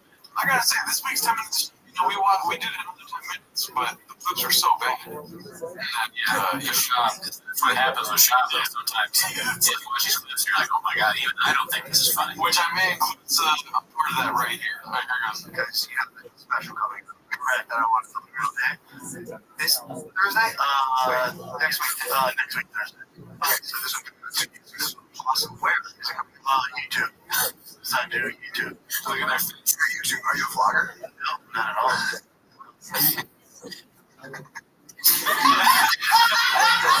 It's so I'm in my closet. Yeah. They're horrified, but it's like on Showtime, and they're shocked that he's literally going to put out, then they don't even know it's going to be the Gringo Poppy. It's like, think about back in time. This is like hearing about 9/11 before it happened. 9/11 for the comedy community. Yeah, exactly. It's like 9/11 comedy. You're right. That's essentially what Gringo Poppy was. Gringo Poppy, never forget it. These guys are like huge YouTube guys, and they hear that he's doing YouTube, and they're like, what are you insane? So many things. Yeah, I can roll, bro. I can roll. We have to do it. That's why she's laughing. Runs like Stalwarts. Born in Mexico. Born in Mexico. We gotta go to Denver right now. Sean Hill, it's like the most boring interview of all time. Well, that they're interviewing him. It's like all people from all walks of life. It doesn't matter whether you're just being a podcaster in Alhambra or a huge rich guys that everyone hates in America. When you meet Job, you're like, no. You have to watch it all and document what you've seen, right? Because we're scientists now. All right, start the clip. All right, here we go. Started. This is something that was on Tiger Belly, one of Shop fans' most favorite podcasts, and with Ethan Klein, and I guess he talked shit about Rick Shop. A lot of people came out in support of you. It must have felt nice. Also,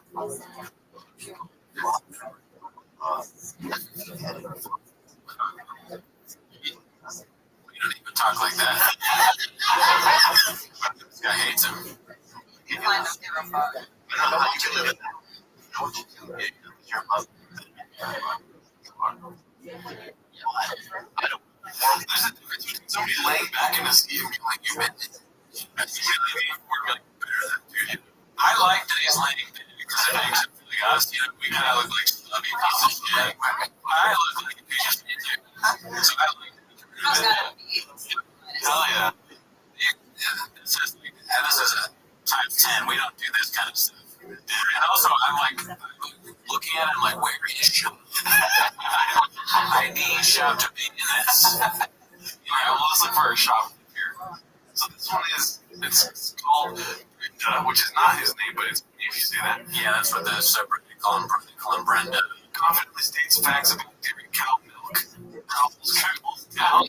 Oh, fair point. Just why? Why? Here goes. But that's just what they do to get milk out.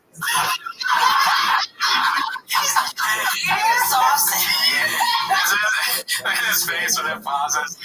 Oh my god. He's so drunk. Is that a whole bottle of whiskey? It's like Daniel Farr here. I love it. They're like, hey, you want to eat lunch and then record the potty sounds? All right, seriously, how are babies being? It's like, you're like, no, come on, dude, tell me how you tie your shoes.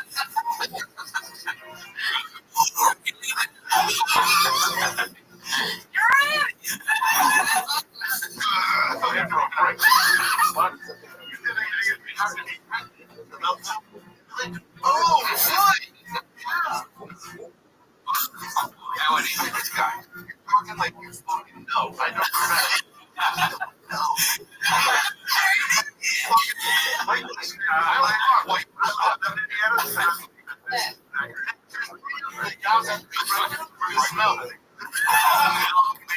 I hate that Matt agreed with him. Well, that Matt just he was like, I let you. I was like, Matt, don't stay strong, Matt. Don't be overly stupid just to make him feel better. What were you gonna say? There's a phrase like he's already threatened her podcast. Well, I just love that, like, every time I see a clip of Chris D'Elia on this, he's just angry and eager, and it's really but This is your punishment. You treat women badly. You gotta fucking sit next to a thick boy squad. the more people dig up Snapchats, the more it's just another year on him Answer. Oh.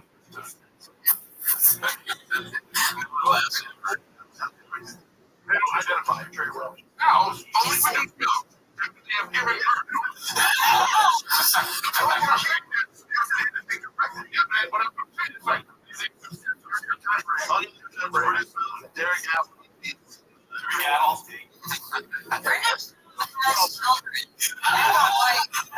doesn't understand how lactating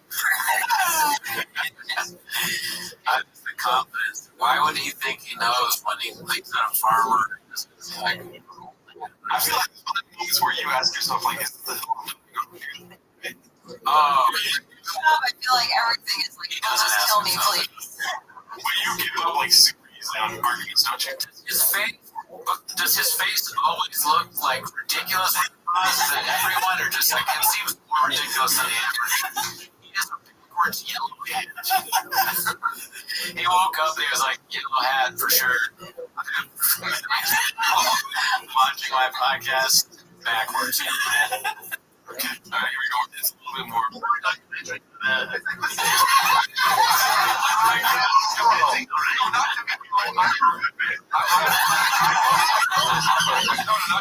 And I'm like this. I know this because of I couldn't say you were you.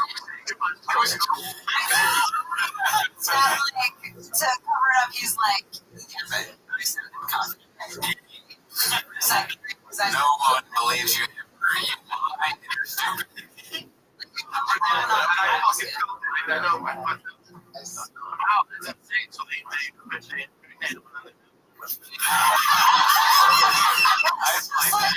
just like what happened to your wife. I'm like afraid. Sean just got an idea. Dude, you're right. Every time you pause it, you go, yeah, he's got tongue out there. Dude, why? He's a baby. He's a grown baby. He does belong in entertainment because I'm very entertained every week by him. You know what? People on the subreddit will be like, or not the subreddit, people on YouTube will be like, oh, you're making fun of a grown man, but it is great. He's like a fucking 15. Yeah.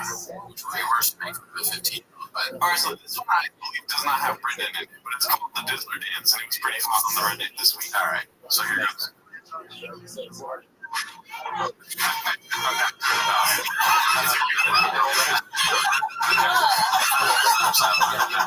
Get this off. Absolutely not. Get that. I'll watch 1,000 shots before I ever watch it. See, a lot of the clips this week on the Reddit have not just involved Brendan. See, I saw this one. Schwartzen is like talking about how. See, the problem with watching clips like this is that they're essentially what we're doing. Just not Shop. They're just like, that Shop can't talk. Can't talk. Yeah. Talking about Shop can't talk. Anything's right. All right, here. Then let's go to some stand-up from Shop here. Hell yeah. Already, That is a black guy. David Lucas. David Lucas bringing it Okay, thank goodness bring him up. Hey, bitch, just tell me what that nigga thinks.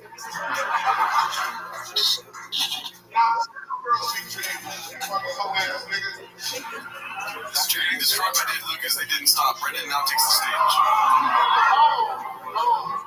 He's gonna fight the people in the crowd. This is how Shop built a story. Yeah. He fights hecklers.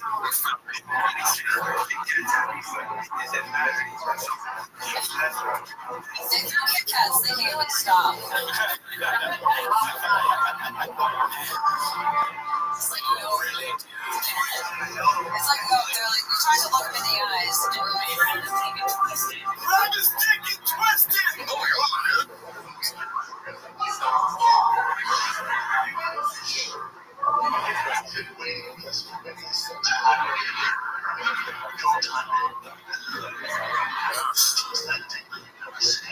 Oh shit, he's like, wait, are you talking about twisting dicks? Dude, let me take the stage, dude. What if I was gay and I twisted your dick? I mean, wait, was there a final sign? What if they were gay, dude? I hate all the people that were talking about the in the clip.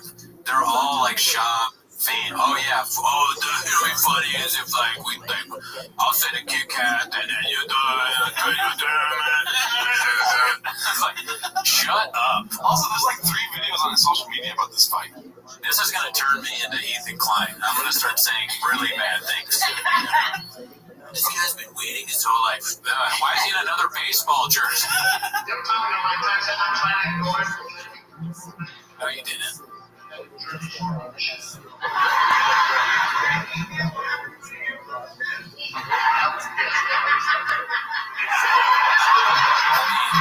Mr. Krabs left. I didn't watch that show, so I don't know if it's bad or good. No, I don't like it.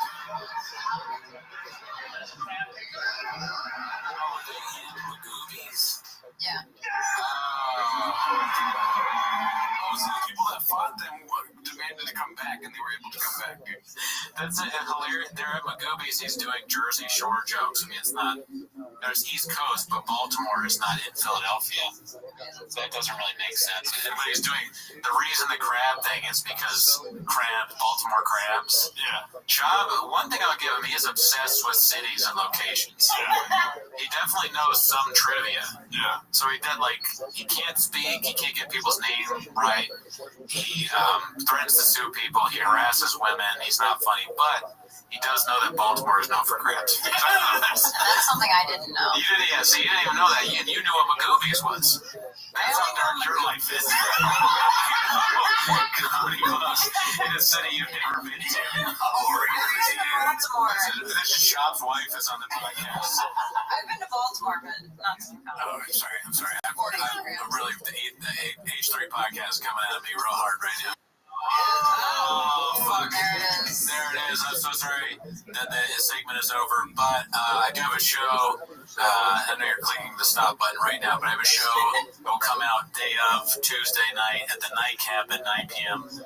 So if you're a fan and you want to see me, Coco Briscoe did come to Chatterbox last night.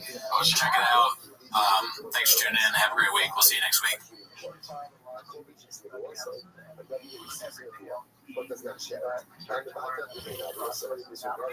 Nationwide is so much more than a great insurance company.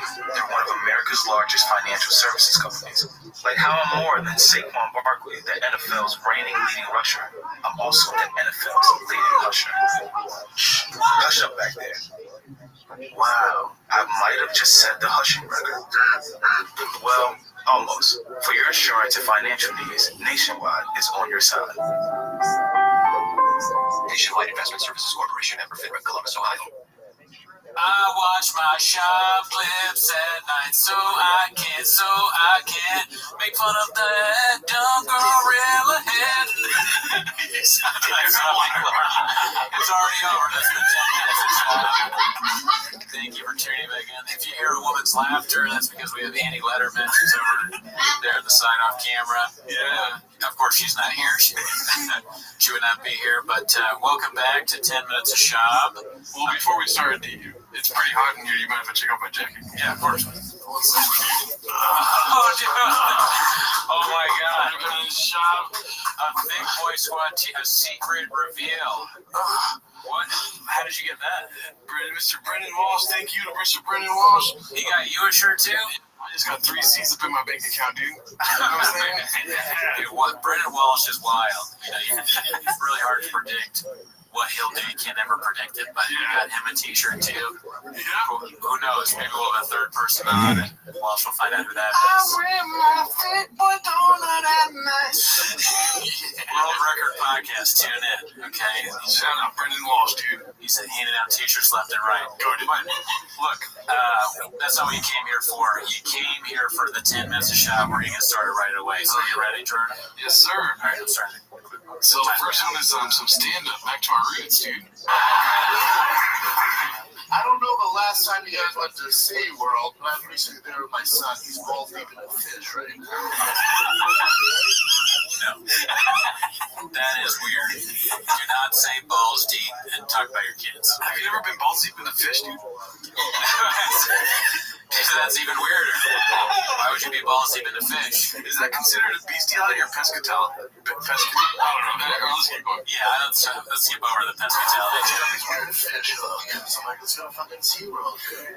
So I get to the front, you know, it's Sunday midnight, it's been pandemic lockdown, it's going to do a lot of stuff. So I'm going to like flex on the little bit, right? Papa, we're sorry, I'm fucking flex on this. So I get in front, I go, what's up? Good to see you. I'll take 2 VIP tickets to SeaWorld. She goes, cool, $19.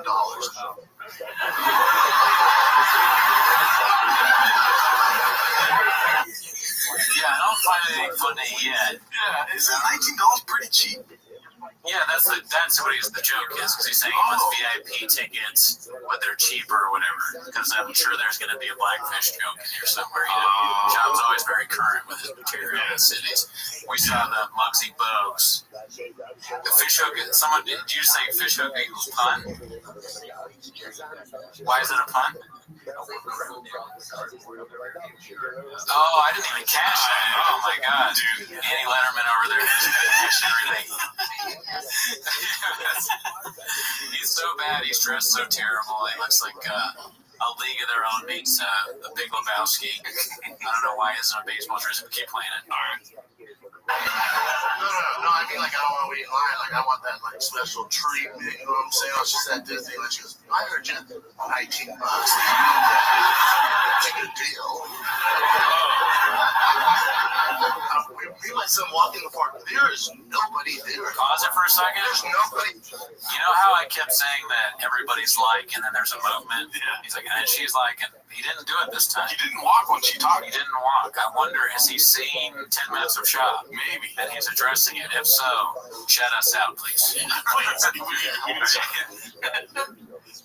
there. My son's like, Mama, where's everybody? I don't fucking know, dude. Let me figure it out. I find one big port because I see where I'm like, what's up, dude? Good to see you. What the fuck is everybody? Man, he goes, come on, bro. Blackfish? Absolutely. Timely reference of Blackfish. Do we know when that movie came out? I believe it was 2014. Can we have that? And you like it up real soon? Yeah. I think it was 2014. But I wonder if his wife is tired of hearing about this shit or not. He's been telling her the joke for 6 years. He's just talking about Blackfish randomly. My wife doesn't even know about fish. She's from Mexico. 2013. So close. Wow. Okay. Shit. What? The documentary on Netflix, like, it's not good, man. To be honest, though, I'm glad that fucking whale's gone, man. He's a real asshole. He's so weird. He goes, he's looking over his shoulder. Listen, you know me, bro. Never met the guys. You know me, bro. I think all fish matter, but I don't want that fucking whale dating my daughter. You feel me? A completely made up, awful joke. Job's attempted absurdity. All fish matter. I have a feeling there's going to be dick involved in this joke. Someone's going to be gay. Yeah. The whale's probably That or gay. somebody's slinging dick. Every clip of Shop, you have to figure out who's slinging dick. Killer whale slinging dick, dude. Killer whale. Here we go. The killer whale should be there anyways, man. Fucking do it. That was 10 minutes? All right. No.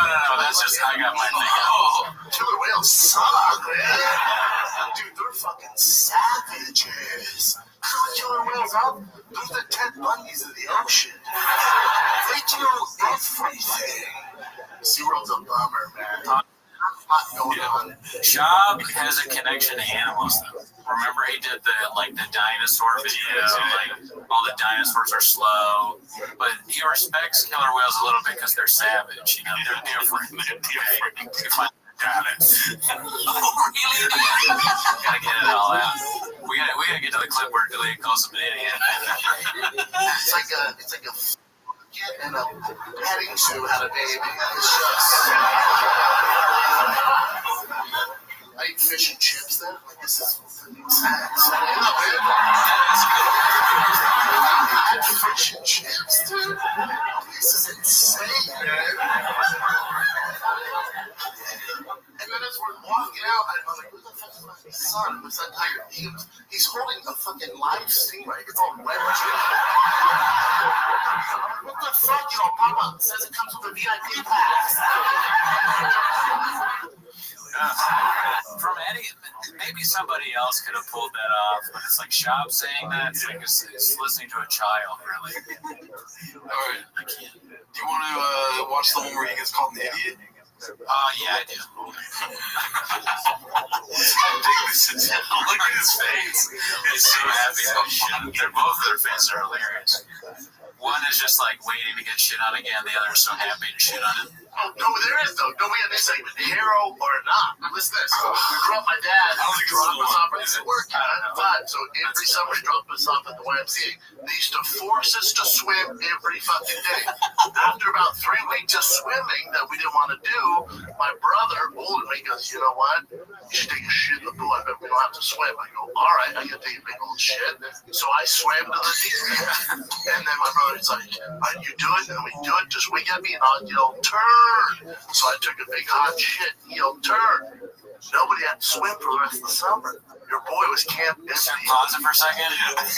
What if Shab really had, he obviously, well, I shouldn't even say what if, he has serious brain damage, right? He has CTE.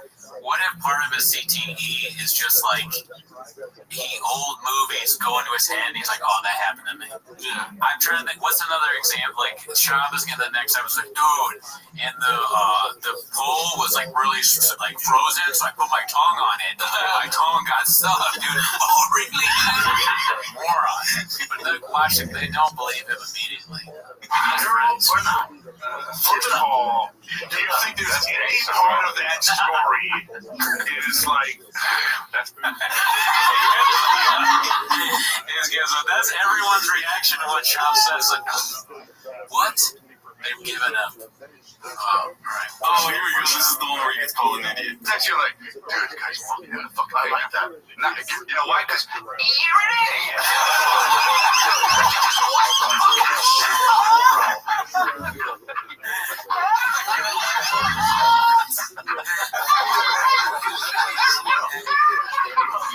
Like Stranger Things.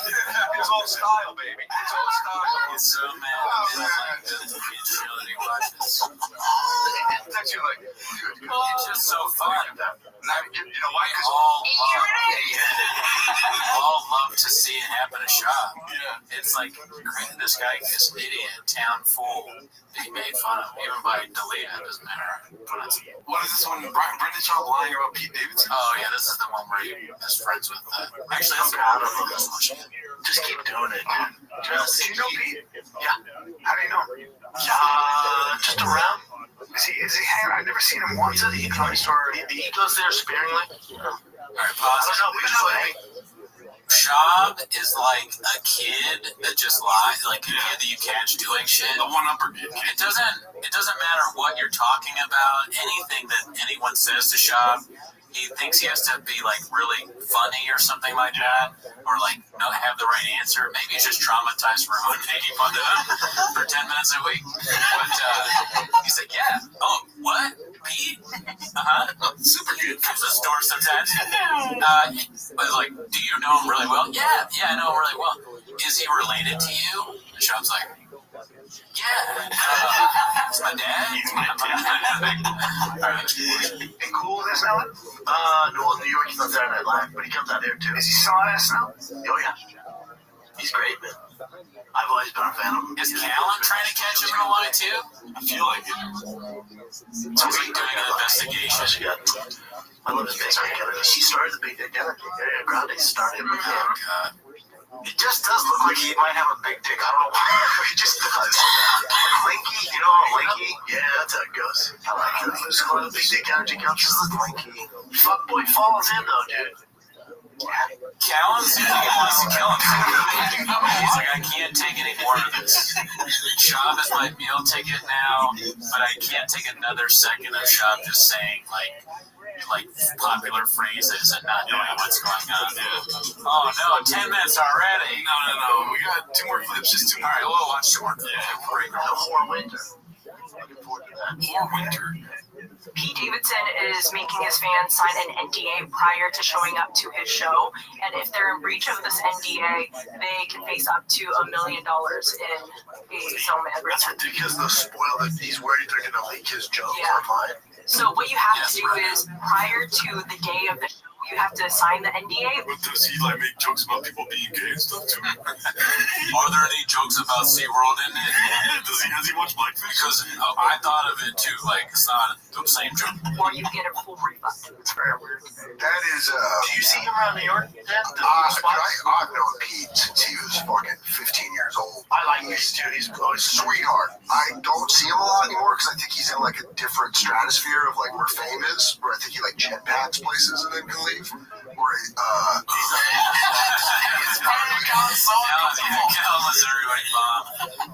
Shab said there he interrupts everyone. He even interrupted Dan Soder. He was like, "Oh, I know him too," and I know he has to but he did it at like more less aggressive this time. I don't know why. All right, let's go to the next one. Next one? This one's over? Yeah, I don't think anything else funny happens in that one. All right, let's see here. Nobody acknowledges Scoops. Who's Scoops? I don't know who Scoops is. Who's BGL? Oh, really, dude? Do you know? BGL? I feel like I should know because I see that on the subreddit a bunch. I have no clue. All right, well, YouTube, you can make fun of me, call me an idiot, but at least tell me who it is. Yeah, please. One more clip. Oh, why do you keep coming back to this fucking topic? I don't know. I thought you guys wanted to talk about it. And then, it's interesting. Here's one thing about didn't Michael Jordan say, there you go. There we go. Wow. and then Eric got the GOAT. Yeah, I'm the GOAT. Okay, well. Joey take GOAT, greatest of all time. Make sure you do that. It's weird to bring a GOAT on stage, right? This is the fans too. This point, you can't. It's weird that they brought it on stage. Definitely post that on my Walmart. It's ridiculous. Why is it weird to bring a goat on stage? It's almost a point where you can't respond to it. Like, well, Shab, the goat, which I think you know because you just said is the greatest of all time. So you're bringing a goat on. I like how he asks the question and then he defines what a goat is after. All right, Andy, what is that BGL? Mark Harley. What the fuck? That's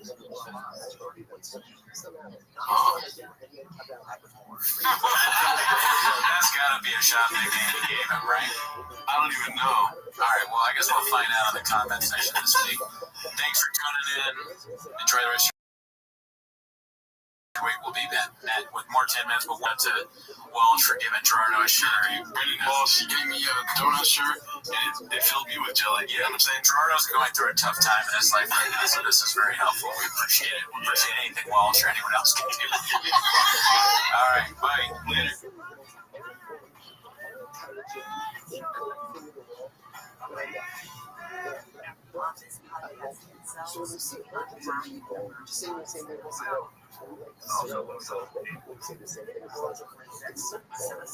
All right, welcome back to 10 Minutes of Shab, the very popular segment that we pulled out of our ass. When you pull something out of your ass, it's not always the best, the best produced thing, but we heard your concern and thank you for letting us know about the audio. We fixed the audio in the video from last week. You couldn't hear Shab talk, which is the way it should be with Shab. It should not be heard. But you can't really get the jokes and everything. It's just like, which is static here or whatever. So sorry about that. Thanks for tuning in again, giving us another chance. I don't know if you noticed, I got the Thick Boy Squad t-shirt on. Shout out to Brendan Walsh, a big comedian in Los Angeles that me and Jordan looked up to when we moved out here. So it's very cool to know that he watches this. And check out Brendan's podcast, World Record Podcast. We'll put a link in the YouTube description. So thanks, Brendan, and great shirt. said I could pick anything I want. I think I made the right choice. What do you think? You got a one with 3 C's. That's all I care about. Yeah, honestly, I like the tie-dye. I would wear this out to like places if it wasn't kind of embarrassing. It doesn't look like an Aeropostale that you would wear. I kind of, if you look at it for other older episodes, you might see me in an Aeropostale. You know, some people don't like that brand of clothing, but I think it looked whatever. You didn't come here for that. You came here for 10 minutes to shop. That's where you're going to get you. So let's start the clip now. Starting now. I think this one's about reading comments. Yeah, she's lovely. Yeah, I'm not gonna argue she's not the top. Honestly, I mean, modern. I don't know. She's up there. They only caption Shab. They don't caption Callan because Shab is like broken English that he speaks. She's not the hotters. Why? This is like, why would you do this? Your reputation is so bad with women, and then you're. All right, good. Keep playing. He's in the eye of the beholder. Yeah. Sports Illustrated looks at this. He botched that one about older. I talked over. I've seen the clip before. He makes a stupid joke about Sports Illustrated because of the whole. They put the plus size model on the cover, and Jordan Peterson had to freak out about it. So of course, Shab has to agree with that. It's like, what did Jordan Peterson say?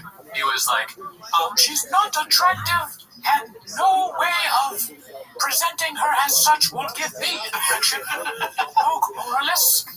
It's like, why do you guys care about this at all? I thought she was not bad looking. I'm not trying to be woke. I would get with her, ask her on a date. She's a model. You know, I've heard so much about the Sports Illustrated fat woman, and I haven't seen it. She's not bad looking. But, Shab is, he only dates women from, women that will walk to his car with him and take the trunk walk. Talking about Sports Illustrated, talking about, keep playing. Let's see your stroke. Let me see your stroke. What do you want her to do? I want to see your stroke. You want to see her stroke? Stroke. Yeah, stroke. Mountain range, like the mountain range. See, I'll tell you if she's good. Oh! Let's get her head down. Hey, goddammit, staunch _ Imrancis. Juicy pussy. Are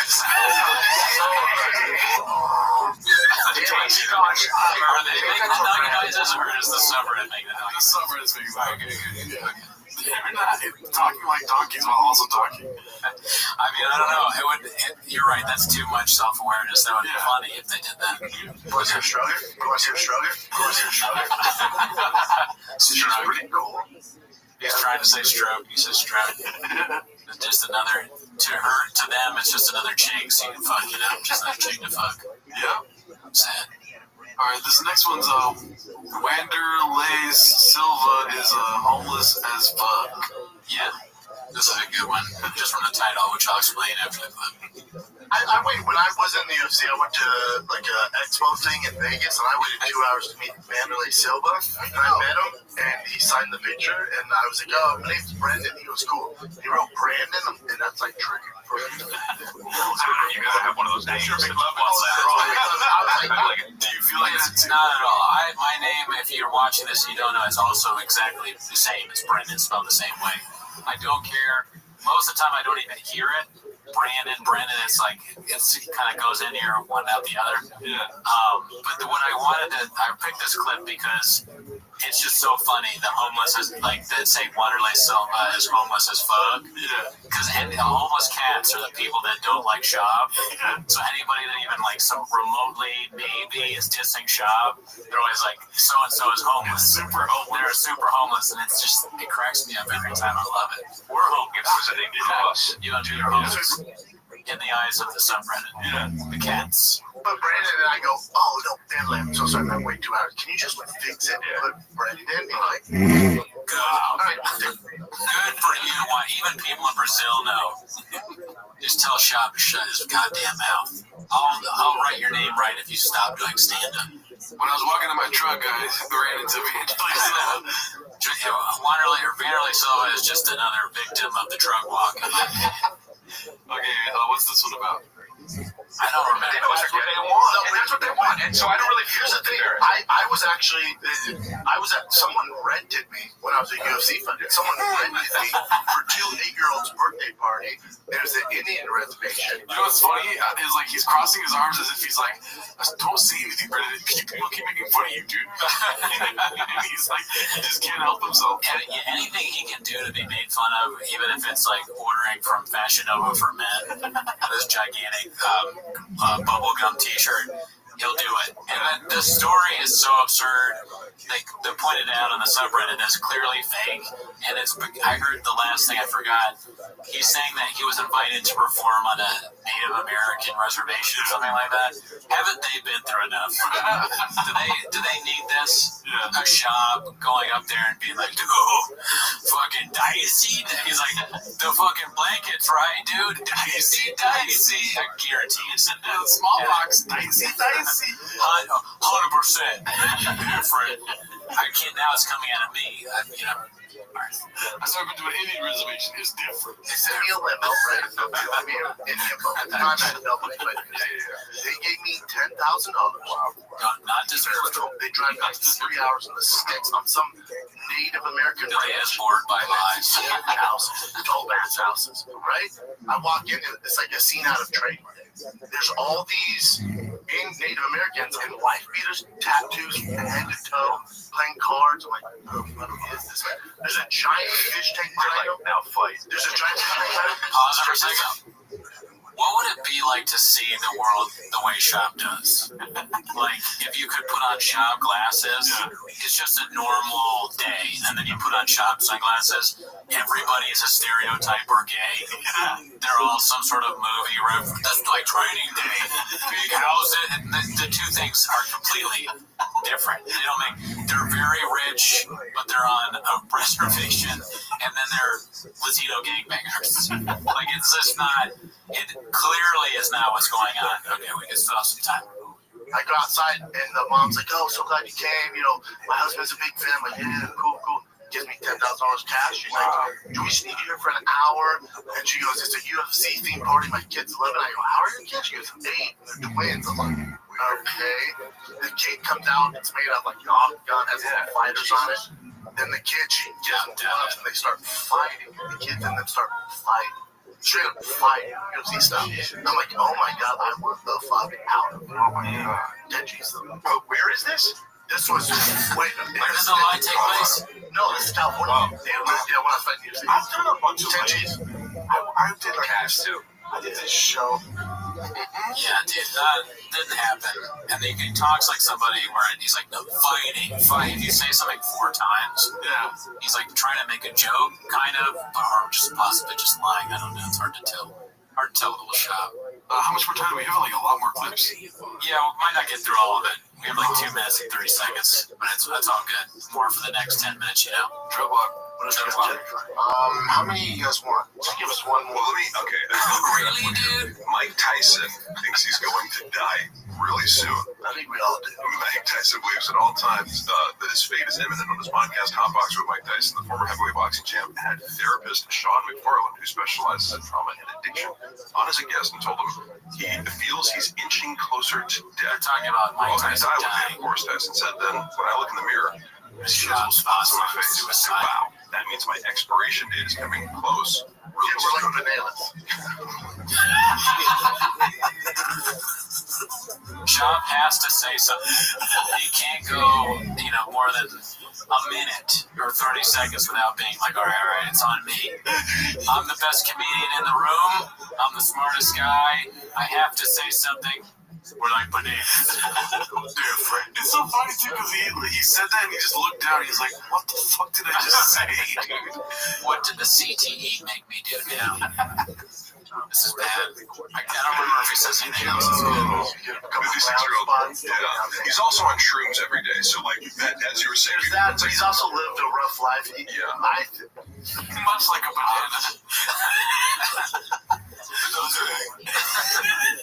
Shop's like talking about how bad Mike Tyson's life was before it And that's why he's thinking about suicide when Shab should be thinking about suicide all the time. His life's good. That, I think all big guys think we're gonna die early, but I do as well. But he keeps talking. Is Shab worried about dying? Shab is worried. Shab, you cannot die. This segment will go. I know. We need more clips. We have to watch more of your podcast if you do. Come on, Chin. It's up to you, Chin, to keep Shab alive. And whoever that awful voice is that's talking. Hey, shut up. I've never heard that before. That is terrible. What a... Take your time, Shab. What you said. What a fucking... How Joe Rogan has changed the podcast game. Because I think about it, Joe has all these people on, right? Think about it. You learn something. Just think about it. Talk about Joe Rogan, Just think about it. The idea that Joe Rogan, and it's about to end, but the idea that Joe Rogan has made it so that you can have a therapist on your podcast is so stupid. He's not the first. He didn't make it. It's like, does he have a lot of therapists on or something? I have no clue. Yeah, I guess Shab would know better than us, but it's like they pointed out in the subreddit, anything he can connect. Really, it takes you back to, like, if you think about it, Joe Rogan. Yeah, he's the first guy to do. He had some other clip that we'll play where he's like, I don't know any ball guys are slinging dick, It's like Joe Rogan. Dana White's like, what? Slinging dick? What are you talking about? How do you know? Joe Rogan's married. Yeah. Dana White's probably married too. Slinging it to who? It makes no sense. Like, the only person slinging dick was Juice Bigelow, dude. There, you heard it from Gerardo himself. That was my British John moment. Yeah, a little bit. That's okay. Still way better than anything. All right, we'll finish the clip. Break the rules. Just this once. If Rogan did kind of set that platform for these interesting conversations, he's such a leader in the industry where people are like, I want to introduce conversation later in the therapist because it seems nobody had a long conversation before. Joe Rogan, off camera or on camera, it just had never happened before. I like how they say Tom Bowden. Talking about? Yeah, Tom Bowden. Classic line. All right, Thick Boy Squad. I wouldn't recommend you get the t-shirt yourself, but I got it. It's very comfortable. It might have been the only thing that Brendan Schaub has done well. So shout out one more time to World Record Podcast with Walsh. Thank you. Got to shout out our sponsors. If you want to sponsor the show, all you need to do is DM me. And you guys send me a wacky idea. All right. See you.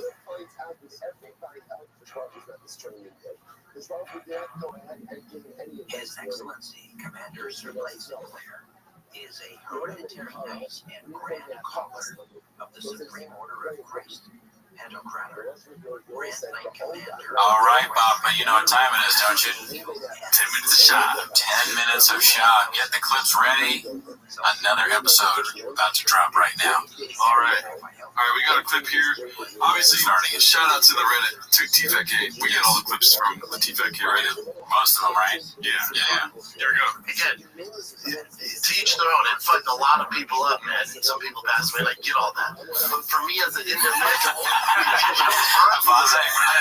I so want to know what he's talking about. Just the casualness, and some people die. It's gotta be. I hope it's something. He's talking about Uvalde. He's like, these cops have a hard job. Just kidding. Sorry. There's so much talking about that already. Now I'm insane. And he is. But all through the pandemic, all like that. I'm super blessed, but I did wear your mask when you have to. I did it, and I got all three variants. What a hero. Yeah, I brought it home. I brought it. Saying is you were absolutely wild. Yeah, but he's like, oh no, I just got owned by this guy. There's like fear in his eyes. He's like, do I have to say something back now, or is this just? No, he's my friend, I think, but for whatever reason, Shop really does not care about the pandemic. He's constantly talking about how people are like overusing masks and like too worried about safety and all this stuff. It's like, yeah, and why would he think that? Why would this guy with a shirt that says thick with 3 C's on it and a donut dripping think that he knows better than like doctors and other people that have common sense? Well, speaking of thick with 3 donuts, we got this clip here. I have a lawsuit against this YouTuber who's a small-time YouTuber. I thought he could get down with cancel culture. I don't have any fact. He's doing this for entertainment. At this point, it feels like, just like. But there's such conviction in his voice. I guess, but just the closeness of like the being hypocritical there. Like, the first thing he says is like, I have a lawsuit against this YouTuber, and then he goes, but I'm not, like, for that whole cancel culture thing. Like, you're canceling. That is definitely canceling. But that was also edited, so they probably put that part from the one and the second part from another part of the podcast. Yeah, you're right. Yeah. Still, I mean, they edited it to make it look like that, but at the same time, both things exist, right? Yeah. So, on the one hand, he's suing some guy, could be us, could be anybody making fun of Shab, because everybody is now, or, and fucking. I just lost my train of thought because shotgun in my brain. I just pulled a shot myself. All right. Well, also, Brian Callen showed up on your TV screen, so that's why. Yeah, I got a little bit. I'll tell you what. So this is the top clip of today on Reddit. On the fighter and the kid? Yeah. Then, so for 60 days, they have to go into jail, like jail, like a nasty jail, and they're undercover. And so before they go in, like the sheriff, the person who runs, the warden, tell them like, you gotta get your story straight. When you're the new guy in there, they're gonna ask you why you better be fucking cauliflower. You're a plant. It's trouble. Like, we gotta get you out of it. You start rubbing your neck, we gotta get you out. There's a problem. Because they recalled the district attorney. There's one guy in there who clearly has some issues, but he was married. I think he had a kid. He got a kid. When he was talking in the beginning, Callen's face, his eyes looked like he was scared that Shab was going to say something so stupid that it could, like, crater the show or whatever. Yeah, there's a moment of realization, like, why do I work with him? Why do I work with him? Callen's probably going to be always on his toes with Shab. Just, like, waiting, like, okay, all right, what is he saying now? Make sure he doesn't, harm the show or himself with his horrible words. I didn't understand any of that again. Yeah. Another thing, he's talking about jail and plants. I mean, like, it's so weird for them to be talking about that. Yeah, I don't know why they would be. Maybe just watch an episode of Lockup or something like that. Shab is the kind of guy that watches things on TV and then doesn't understand it and then tells you, like, what he comprehended, Yeah. Like a 10-minute thing. Like, the last 10 minutes thing, he was talking about dinosaurs. So we learned about whether dinosaurs are fast or not. And he assumes that people are too afraid of velociraptors or something like that, but I love the zoom in thing and the ear thing. I mean, that can't be helped. But the fingers, when he's doing the thumb finger thing, these guys are pretty smart. Yeah. Well, it's body language, Those are some of my favorite YouTube channels, is body language experts. Shab's like, when you touch your neck, they go, what does it mean when Shab wrinkles his nose? Let's see if there's anything else in those last 20 seconds. Yeah. He got a kid, but he gets out after whatever. I think they just put in a donkey thing. I don't know why. Like gangs and stuff. Oh, well, he was charged with rape. Oh. Rape and assault. Oh, okay. I hope whatever we do, we never look like that. Okay, I saw these two black dudes reviewing the Gringo Poppy. Oh, nice. I wanted to see it. Yeah, I want to see their genuine reaction. Okay. Let's see here. I think it's the salsa part where he's doing like salsa cookie, the Mexican cookie. No, the words where he's like, be good, guys. Oh, that's the worst part. Their faces.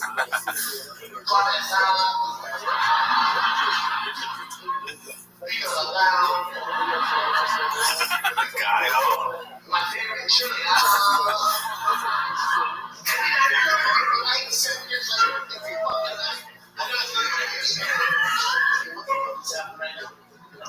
See that Puerto Rican trolls out for the Dodgers, so what's like a bad laugh when they're laughing. Like, yeah, you can tell that they're smiling and laughing because they're so surprised that someone is doing this. I love the jazz. What's so funny about that? Because sometimes I'll watch our 10-minute clips and I'm like, I don't know what people see in this. But people legit, they like the reaction of us just like watching it, not laughing at all. He tries these jokes, and then you and me are stone-faced, if not angry, and it's just enjoyable to watch it like that. It looked like two black guys watching like Bob Cousy play basketball instead of Kobe Bryant or something like that. Yeah. All right, so this is one of the highest clips of the week on the TFAT subreddit. Here goes. Everybody knows you have accounts, dude. You have sub accounts, you have other accounts. Bobby has accounts in your name. We all know you have fucking accounts in there. Whatever the fuck you're going on. Whatever you guys have going on, it's not retarded. Christ. So shit is you a clue. It's just being funny. Let's see if it was only 30 seconds left. Sean's in it laughing. Yeah. Shit is fucking a clue.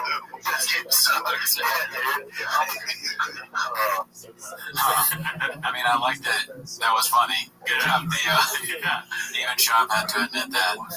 Sean doesn't even know what's going on anymore. He's angry, and it's ruining his life, and it really affects him. But at the same time, apparently, it's a joke, and it's hilarious to talk about. Like, he's thinking counts all that stuff. I don't get it. What an idiot. Oh, really, dude? Oh, really, dude? You do it way better than I do. I've been practicing a lot. All right, I really love it. This one is about weeks after exposing Bobby and Kalila. Shabs talk shit about other guys' side pieces. Here goes. The fucking rules don't exist yet. Like, that's how baseball rules were. There's rules to the fucking like a baseball that are unspoken. People got together, family, wives, girlfriends. They're getting side pieces. That's right. We're talking about that. That's right. That's how shit is about decency. It's side pieces. Exactly. And so these kids have rules because they're getting clipped. Yeah, the older generation is wrong about that. Yeah, they're wrong about it. And that's where I get older people come in. This is wrong. You're excited, and you're going to swear that there's a hook on that. I love the idea of older people coming in and being like, listen, women are side pieces. That's what we call them, side pieces. And we don't talk about them, okay? If a man is married and he wants them strange, like they start like, oh, it's 60 some like Jordan Peterson. And also, one other thing, you woke Moralists, if a man decides to cheat on a woman with his side pig, slam pig, then it's fine. I forgot what that guy sounds like. And then he's got the gigantic thick thing.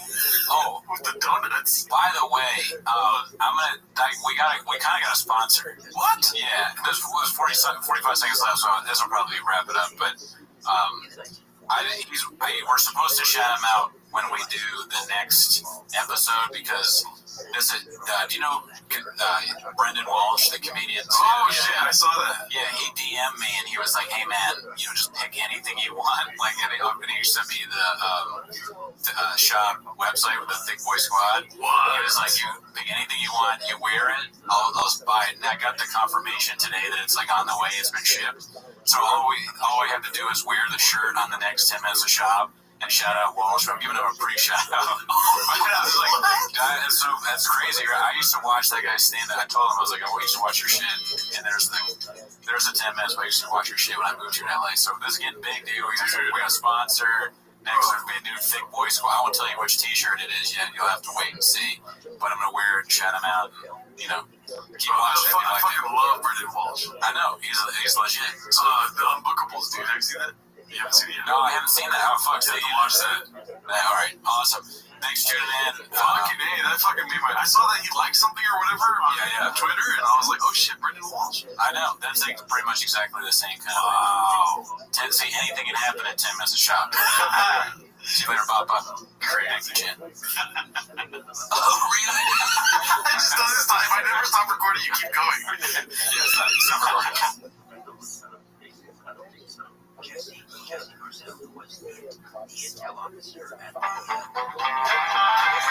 Well, I was down on my last dollar, then I started saving because the bank said fiscal restraint is what you're drinking. So I put my earnings in a high yield account and the second compound and the interest amount. Months and months of cash flow, putting in a check now. Time is my friend and I'm paying the bank. We've got a little cash to rebuild the old. Boring money books make kind of lame songs, but they sound pretty sweet to your wallet. PNC Bank, brilliantly boring since 1865. All right, 10 minutes of Shab. SHAB, baby. SHAB. We learned on the last clip that it's SHAB, according to Shab. All right. So, are you ready? I don't know, but I am. Okay, there we go. We're ready. So, you have the clip pulled up? Yes, I do. You want me to put it up? Yeah. All right, starting the timer now. 2 minutes of Shab. You do put your neck well hard scarf, man. You don't like shit. What does that mean? Guadalajara hard scarf? Yeah. Choke in the neck. Now, I found this clip and it just made me laugh because it reminded me of all the comments saying that she's not from Mexico. She's from Hollywood. She doesn't remember saying she's from Hollywood. Does she? Yeah, she said she's born in Hollywood. Why does he keep saying this then? At this point, it makes no sense. So many people commented on the first video. She was born in California to the point where I thought they were saying we said she was born in Mexico. I got confused. I was like, what? But then I realized I rewatched the Gringo Poppy. You did. Well, I don't know. Probably. Actually, I did. I watched it with this guy. I was trying to make some more content. I was filming my friend watching it and laughing. He was high, so I tried to film him laughing really hard at Shab, and it just became incriminating at my friend. So I was like, "Okay, put this out on the internet. He won't be in 10 minutes of Shab." What else we got? Guadalajara hard scarf. Is that what you said? Hard scarf? Hard scarf. I don't know what that is. I like that he's coming up with sayings, though. I mean, it makes it more fun to watch him say stupid things. All right, here we go. Pitter patter, dude. Here's the thing about those dinosaurs, kids. You know a T-Rex can't run that fast, right? Did you know that? You know they were slow as shit? You know anybody in this room can outrun a T-Rex? Why? Because they're the size of the Titanic. They're slow as fuck. They're not. This is like Shab being a substitute teacher. Like, without you, I know what that would be like. It's so funny. Him in the office after class, and the principal's like, let's watch this real quick. You know what it's like, kids? They'd be slow as shit. You cannot say any of this, and you're wrong. How does he know this stuff? These clips, I always want to know the context. Like, why is he talking about dinosaurs? He's so confident, too. Yeah. They isolate on like the dumbest videos they can find the subreddit does, and then they play it out so we just see him being like a complete fool without any context, and it's great. It's like, why is he talking about this? Do you think you could outrun a dinosaur? Probably not. I definitely don't trust Dr. Shab. Shab said somebody, like, if I was in a Jurassic Park situation, I'd be like, all right, listen, this is the guy with the... Where is friend Shab? He's got, like, a Phillies hat on, and he's like weird Nikes. You're like, let's not follow him. What else we got? Oh, this is not over yet. Not that scary. You know, the main thing with the that's also fake. They think they were high pitched and also covered in feathers. Okay. Oh, those velociraptors that always cause problems in Jurassic Park. You know, the size of a fucking poodle? That's pitter patter, dude. How dare you? That's pitter patter. How dare you? Is his audience is like bros that are shocked by this or something? They're like, oh my god, you're shocked, dude? Oh, really? He knows about Shab, dude. He knows about dinosaurs, bro. Like, I was at couples therapy the other day, dude, and like my girl was so mad that I kept bringing up Shab. Oh man, I told her those are poodles, dude. And I was just like, did you know that dinosaurs didn't even talk, dude? Like, they didn't even have like language, bro. They said nothing, man. They know. I read it in I saw it on like thing somewhere. I don't know, dude. Alright, here's the next one. But the 2 cops that were killed because of Garcon, our DA. George Gascon. That classic shot right there. Yeah. The name just blatantly wrong and it's something else. He has no luck. Shab has no luck, dude. Because, like, it's hilarious to get Gascon wrong, right? But the name is so close to Garcon, and he says Garcon, which means boy in French. We all know from the Pulp Fiction. I do not know that. You never knew that? No. You know what? Have you seen Pulp Fiction, though, right? Yeah, but I didn't watch it to learn French. just the famous scene where like the waitress is like garçon, then she's like, garçon means in French, it means boy or whatever. Oh no, Actually, I don't remember that. Is that a famous scene? Yeah, it's when they're in I think it's the first scene of the movie with Tim Roth and the chick. They're like, honey, we're gonna rob these or whatever. Oh, gotcha. Yeah, I remember that scene. Yeah, you can put shop in any movie. I'm just envisioning shop in that movie now. It'd be so good. What are you doing, honey, bunny? I'm looking at that idiot over there shop. He's like, dude, don't do something wrong. Gascon is the DA of LA, the district attorney, and he's like ran on being a reformer, so Shop. I would love to hear Shop's thoughts on that, but Shop just gets like the little bit of news from somewhere. Maybe heard Rogan say something. So in his world, it's very black and white. Shop bad. Gascon, Garcon, and George Carlton. Garcon's good. George Carlton not so good. Actually, really good. Gascon not good. Okay, so this next clip is a 7-minute clip. Which part was it? I don't know. I just picked that one. It's randomly. It's one we haven't watched. Let's just watch it for a while so we can see what happens. As we usually do. Unnecessary. For me, yeah, because I mean, this is gonna sound really shitty.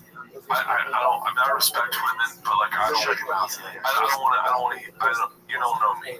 Like classic Shop. He goes for those really stupid like first thought bits. He doesn't ever go from A to C.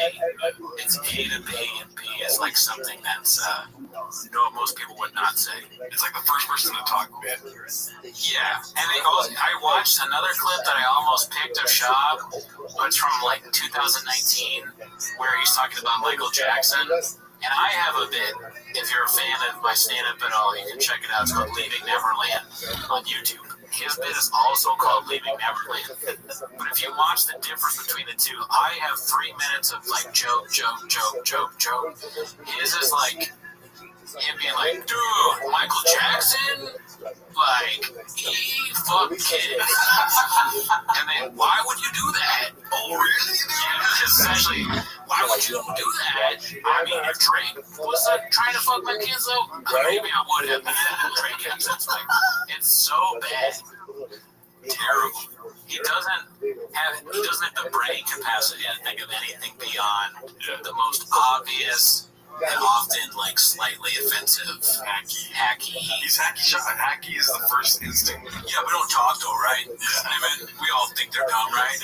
You can't relate to it. You're not gonna relate to him. I went to I don't mean to interrupt you. I went to it's couples therapy. It's this female, and I'm like, you have no idea what this is like. You can't even relate to this. You're used to, and I'm like, you can't. Like, not that I'm a male, but what I do for a living. So you're so far off. Being that dumb, it's hard to put yourself in. I mean, a therapist is somebody who went to school. They're trusted with giving advice. They can't put their head in the mind of essentially a human dog, with like dog brain. You can't relate to Garcon. Yeah, listen, I know all about Garcon and Carlton and Clint and women and Papa. Women are dumb.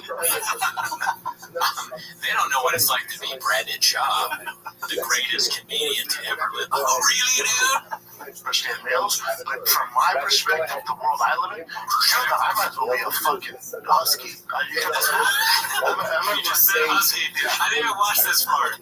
Dude, I'm predicting what he does, dude. My brain is starting to work in a shop. I'm like the Sherlock Holmes of Shop. I fully understand what Shop's about to say and do. I swear to God, I did not watch that whole clip. Wow. Okay. I got nothing out of it. Dude, I got nothing out of it. I went to a She keeps interrupting. Excuse me, comedian has been doing it for a long time. People are thinking when I have a story about couples therapy with my wife, who I lied and say is from Mexico, and also say it's stupid. We've said that his marriage is failing, and then he doesn't go to couples therapy. We get this guy so well. I'm starting to think that we get this guy like really well, and you know what? I have to think that I've been reading the subreddit a little bit. Maybe it's them. I don't know. Maybe they're getting into my brain. I don't know, man. All right, keep playing it. Don't answer this. I'm like, it's 30 seconds. I did not give a number. I gave a low number. And it was not so Shut this idiot up. Sure, turn him off. There's like 20 seconds left. I read through the subreddit and I just want to read this out loud. It's so funny. I don't know if I can do it in 20 seconds, but they were arguing about like new people in the subreddit and how like they're annoying because they don't get it or whatever. And this one guy wrote, literally, the new people are on some ish dog. They aren't true cats, Papa. Just regular dumb bros. Alright, it's off, but we'll go a little bit longer. Just regular dumb bros that are finally realizing Shop isn't work after 5 years of us. More power to them, but you can't take them too serious. They try to hang with the wait staff, even wiggle their way back into the kitchen sometimes, but they just came to eat at James. ... They still got homes to go back to. Which I thought was really good, but this is the line that kills it. This guy responds, we were born in the James, they merely adopted it. This subculture is hilarious. I love that it's kitchen shit. Yeah. I love that, dog. I'm starting to talk like Shop now. I say dog now. How many chicks you fuck? Alright, thank you. Later.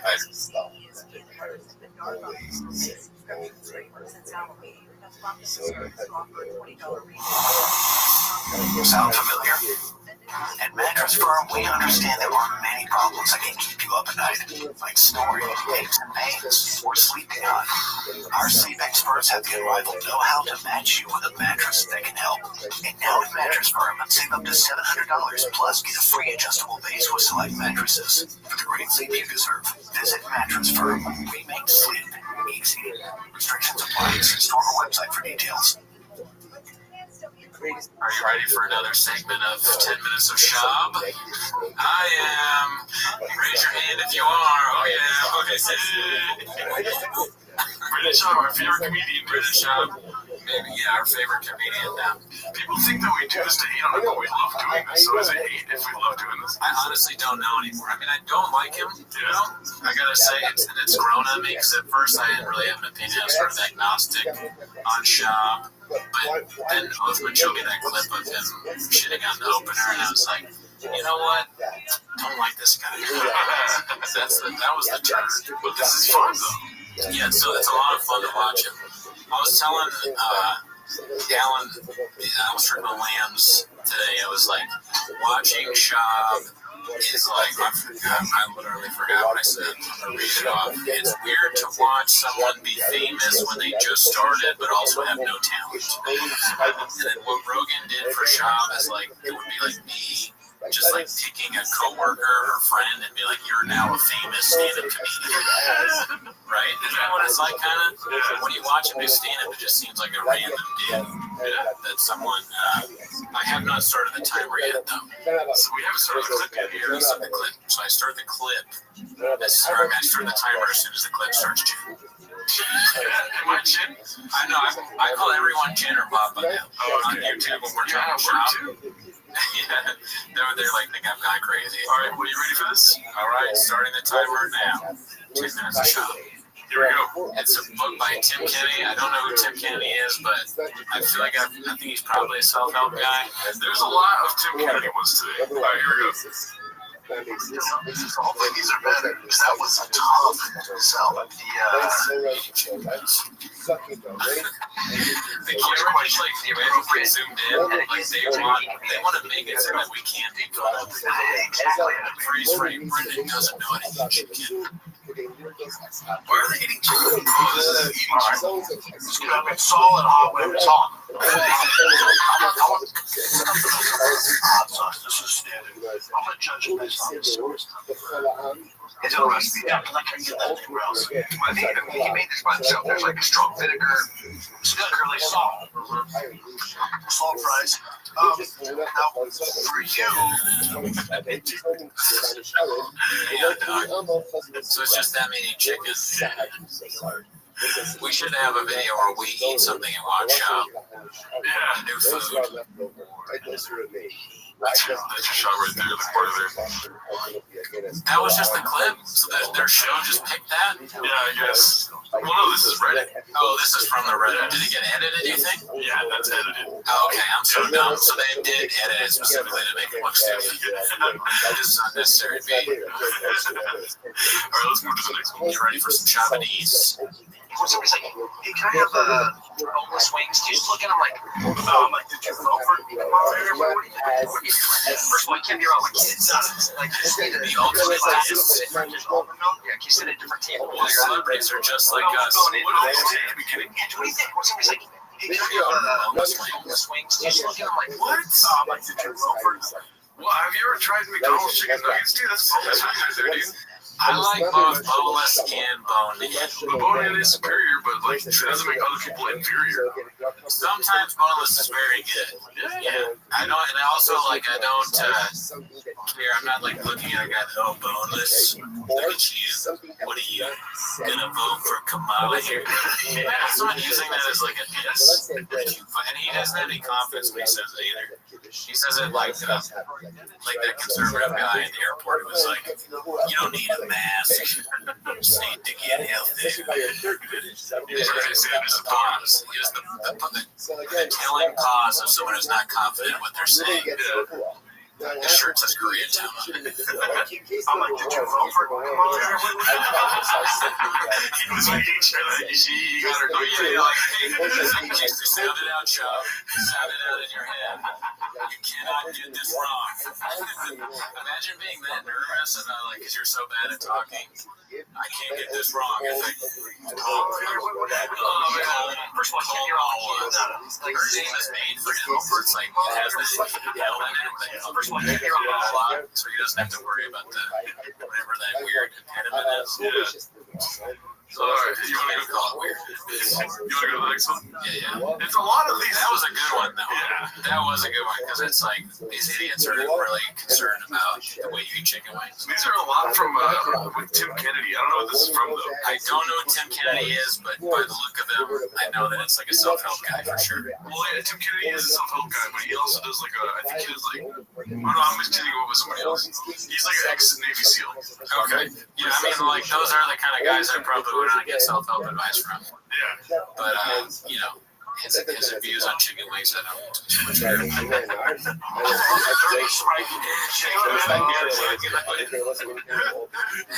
These guys are awesome. The homeless cats, their editing is great. They can make anybody look stupid, but these people are dumb. The audience didn't see it. What you doing, man? We have drinks inside. What the hell?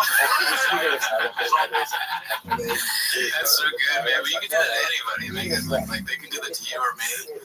Like they could like zoom in on like no hair on my head and just like watch my Learning spray. You know what I mean? They know the nickname, but it's just a spray with my secret.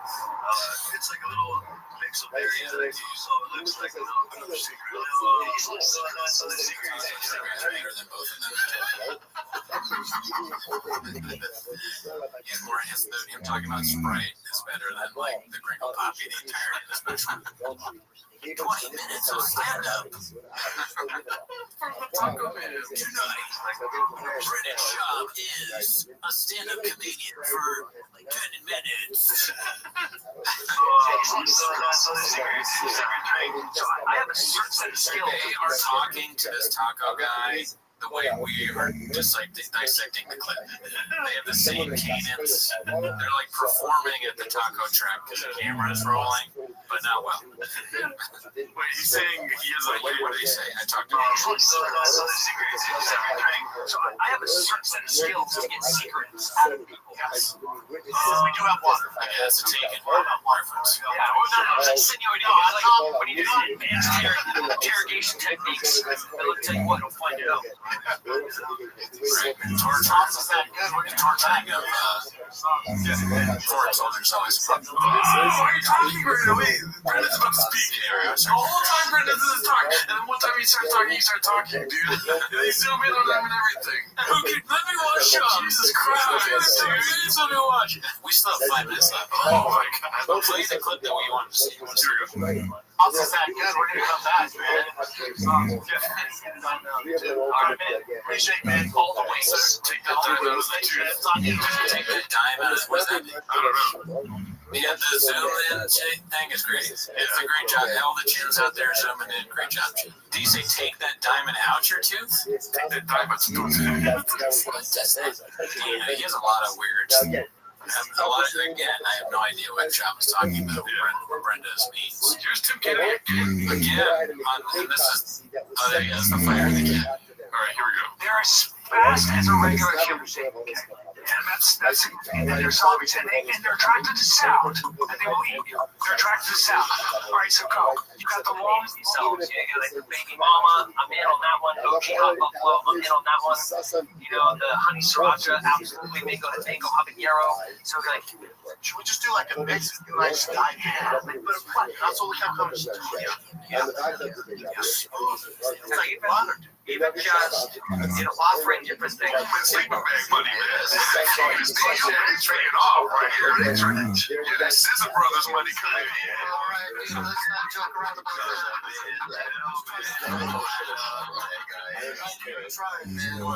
That whole video is him mocking people and copying what they're doing. Oh, like stealing their bit? Yeah, so like, Theo starts doing this, and then he's like, Sean starts doing it. That is what we posted. Yeah, we pointed that out in the last video. Basically, it's just he's doing what other people do. That's just like his whole thing, but poorly. Because that's what you do when you start out, kind of. A lot of times you just mimic what other people do. And most people have like a little bit of talent before they try. They have some jokes ready. Shop, not so much. It's just like doing like the most annoying thing that another comic does. That's what he does. I don't know what this is. I'm not quite sure what any of these ones are, so hey, we gotta let finding out. So that clip wasn't Shop. 3 more minutes. 3 more minutes. You can customize the perfect system for your home in just a few minutes at simplysafe.com/shop. SHAB. Go to customize the perfect system for your home in just a few minutes. He spelled his last name. Shop. SHAB. You can customize. He did not spell his last name. Yeah, he did. Go It's so your home in just a few minutes at simplysafe.com/shop. SHAB. He's a wild, and he doesn't look like he did it on purpose at all. Because if I were Shab, I would just do it on purpose to get more views at this point. You know, to lean into being really dumb. I don't know what this one is. Another Tim Kennedy one. Oh, it's of course, the volume's off. a bit of a war. And I think what you're talking about, for me, I've always looked at life as a bit of a war.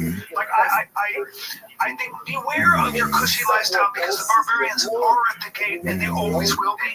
And they're always coming. Do I need to, like, drink out of the skull of my vanquished foe? Maybe not, maybe not. But be ready and be aware that your weakness and your softness is a liability if you're not rehearsing your brain. That's the way I It look at also it. comes in all sorts of different Yes. forms, whether it's online or whatever. Well, you and I, but there's things. These guys think that they're lying because they have done bad things and been stupid online, that they are people that are being invaded by, like, Mongols, or Mongolians coming in, because Shab's a moron. He's getting criticized online. That's the same as somebody storming a castle and pillaging the Fire in the Kid village. That's wild. Let's see if there's any tops of this. Go ahead.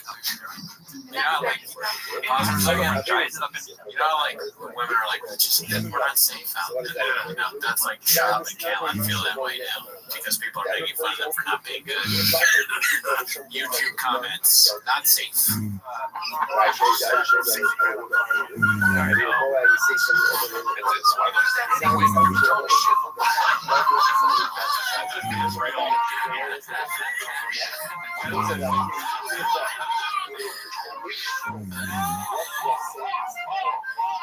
Real laughter. They're all laughing at him for spending too much on his gigantic Nikes. He does always have those in like full view, huge. Nike shoes that are all colorful. They spent $200. Oh, really, dude? Oh, really, dude? Just make the whole episode me going, oh, really, dude? Over and over again. In every shop clip. Dicey. It is proving to be harder to find more clips every week. Divorcey. Yeah, well, I'm sure. I mean, as long as there's a shop out there, we'll find a way. As long as there's a shop, there's a will, and there's a way. Yeah. All right, well, thank you for tuning in. I hope you enjoyed the shop. I don't know what number we're on. Maybe 4, maybe 5. I think this is 5. We're going to hopefully get to 10. That's what I'm saying. Yeah. Before we get canceled. But cancel a shop. Beat Gerardo up. You do Postmates to shop's house. All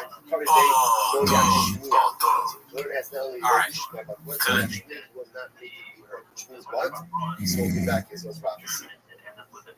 At Granger, we're for the ones who pay attention to every little detail. The ones who fuss, tinker, and sweat the small stuff. Because you know the tiniest. 10 minutes of shop, baby. Pull it up. Pull it up. 10 minutes of shop.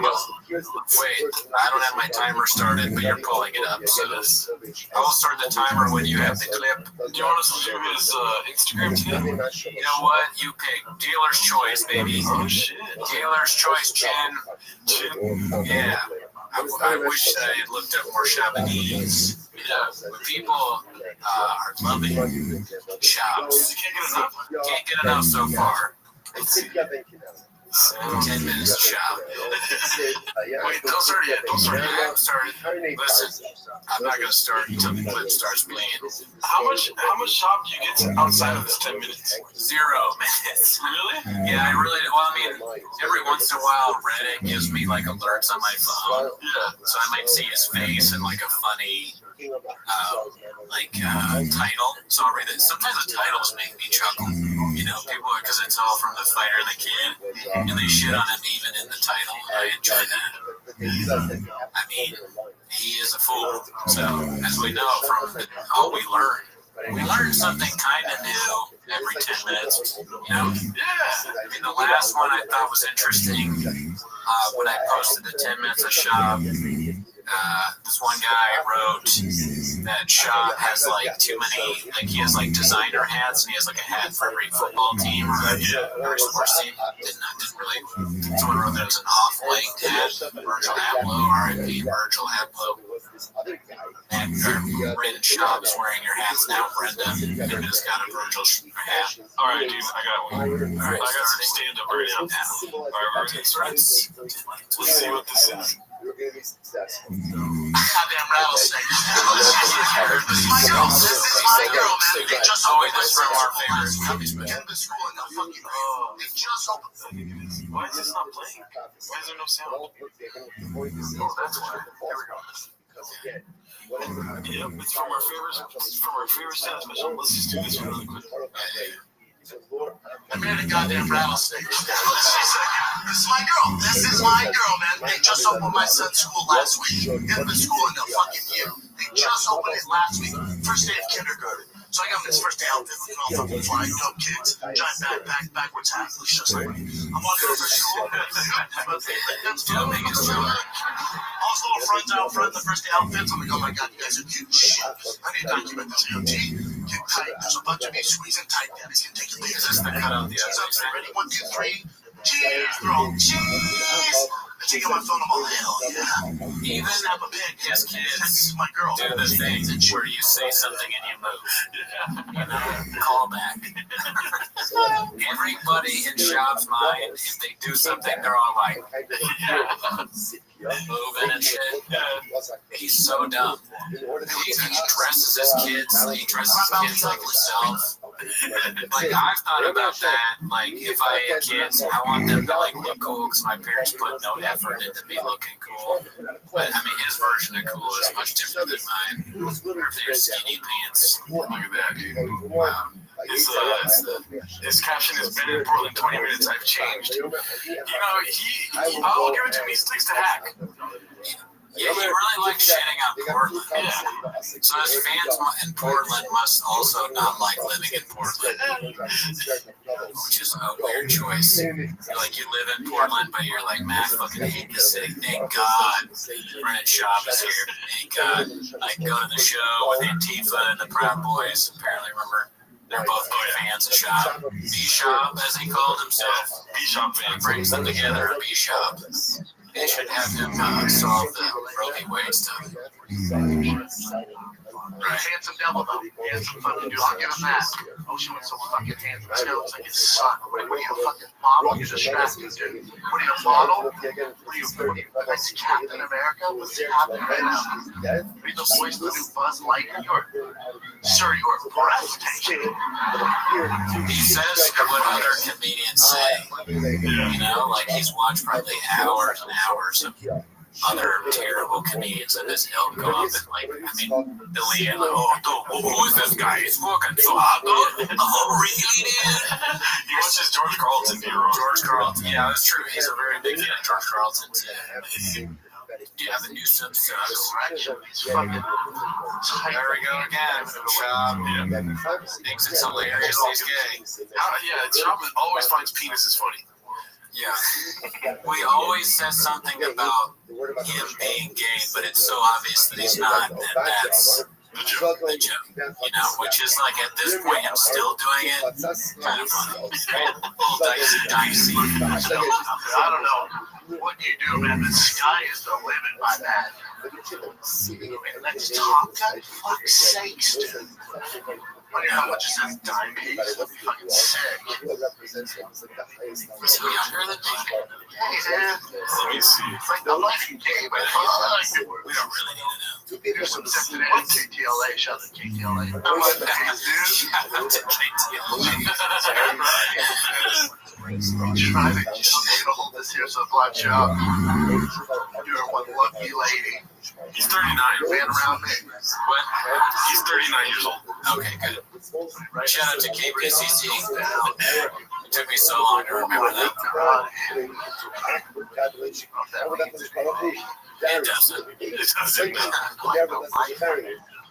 Are you an actor? Are you a model? This is the third time he's called him a model, dude. Yeah. It's like, are you an actor? Are you a model? He sounds like he's in a M. Night Shyamalan movie. Where they're just, you know, they always like identify what like job titles everyone has. Like, you're a carpenter. I'm a cowboy. I'm in the Schaub would be perfect in that M. Night Shyamalan movie. He's been an idiot the whole time. I got the guy, bro. Nobody wears Tommy Hilfiger anymore. I saw that documentary. They just help. Shit ain't really help. Even SeaWorld. Halfway through, so that Blackfish dog really fucked him. How old is that? Blackfish. What's your years? He's got some hot blackfish rips. Yeah. You guys remember when those fish were dying? Remember how sad it was? But it was funny, right? Still relevant, right? Yeah, Blackfish. He's like, those are the only two documentaries he's ever seen. The Abercrombie thing, and he heard about Blackfish in SeaWorld. It's like, those are the cross section of Schaub's interests. This pink cat. Although I'm not hating him. The pink cat is probably the thing I like most about this getup. Splash around. Short shorts. The girls all mad, like, fuck, whatever. Tossing fish in the water and you don't eat them. Just chum in the water. And my big ass just cannonballs in. That's my man. Well, yeah, well, what do you expect? Yeah. His big closer is something about him. Yeah. Possibly being gay. By the way, that whole joke, I was gay. This is Pride, Schaub. You're doing this on Pride Month, man. Yeah. That's bad, dude. SeaWorld gay. Factory is gay. Your eyes are all gay. Comedy is gay. Wouldn't it be gay if I tried to do jokes? You're hot, gay. You know what? You should get pants that don't look like that. How about start with the way that you look? Just stop dressing the way you do. You know what though? I do have pants like that. Where your dick is just all out like I that. think my dick's not all like that. Is that his dick? I don't know. I'm just fucking. Your third distracting.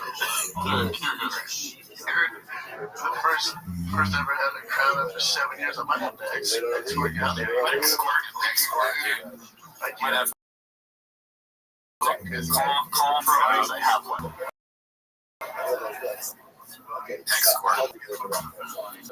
Where was I? I'm talking about handsome people. The Shaw household, we can't go through the lockdown right now. Yeah. Be locked down, dude. I'm just saying, if you want to. Nothing he says is true, but it would be funny if, like, it's really bad right now. Like, it's very tense in the shop household. She's, like, very close to leaving, you know? And he's like, I gotta go. I know we just had a fight, and I want to work this out, but I gotta go to the Laugh Factory and say that I'm, like, you know, attracted to a guy in my DNA. I gotta talk about Blackfish at the Laugh Factory. Now, then we'll work it out. Yeah. Also, too, I picture he's in a tough spot with his girl. And what's his escape, dude? Comedy. Yeah. He uses his humor to get out of it. She's like, you cheated on me. You told someone to suck your dick and walk into the car. And he's like, all right, I'm so sorry, but like, dude, like, did you see that guy that delivered her Postmates? Was he like a model, dude? Like, I'm straight, but like, I might suck your dick, right? And also, he laughs at his own jokes, like, what is that? That's your dad's kids. My J-Man's taking out lock this down. What do you think, bro? Fucking Xbox Live, bunch of snacks. Really, like, not much, right? I eat sugar. You're the sugar, you know. You tell me you're into gushers. We're fucking, dude. You tell me you like Dunkaroos. We're getting married. He has like he has like a child's appetite in the brain. Dude, if you tell me you like playing with train sets, we're gonna eat some gushers together. You know what's funny to me is that he probably does have people help him write his jokes. Yeah, and they write this. No, they write probably really good jokes. They're really good comedians, and he's like, Dad, that's really funny. He's like, what if I was gay, dude? He has like a train where he'll write jokes. He's like, what if I did that? And then like a fruit snacks.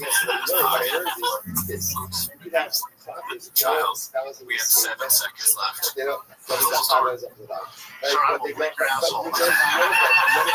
Dicey, bro.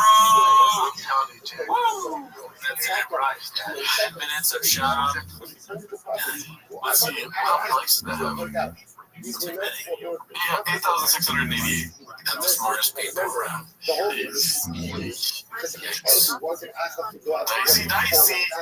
Dicey McDicester. Dicey. All right. Arnold Schwarzenegger, my favorite comedian. Dicey guy.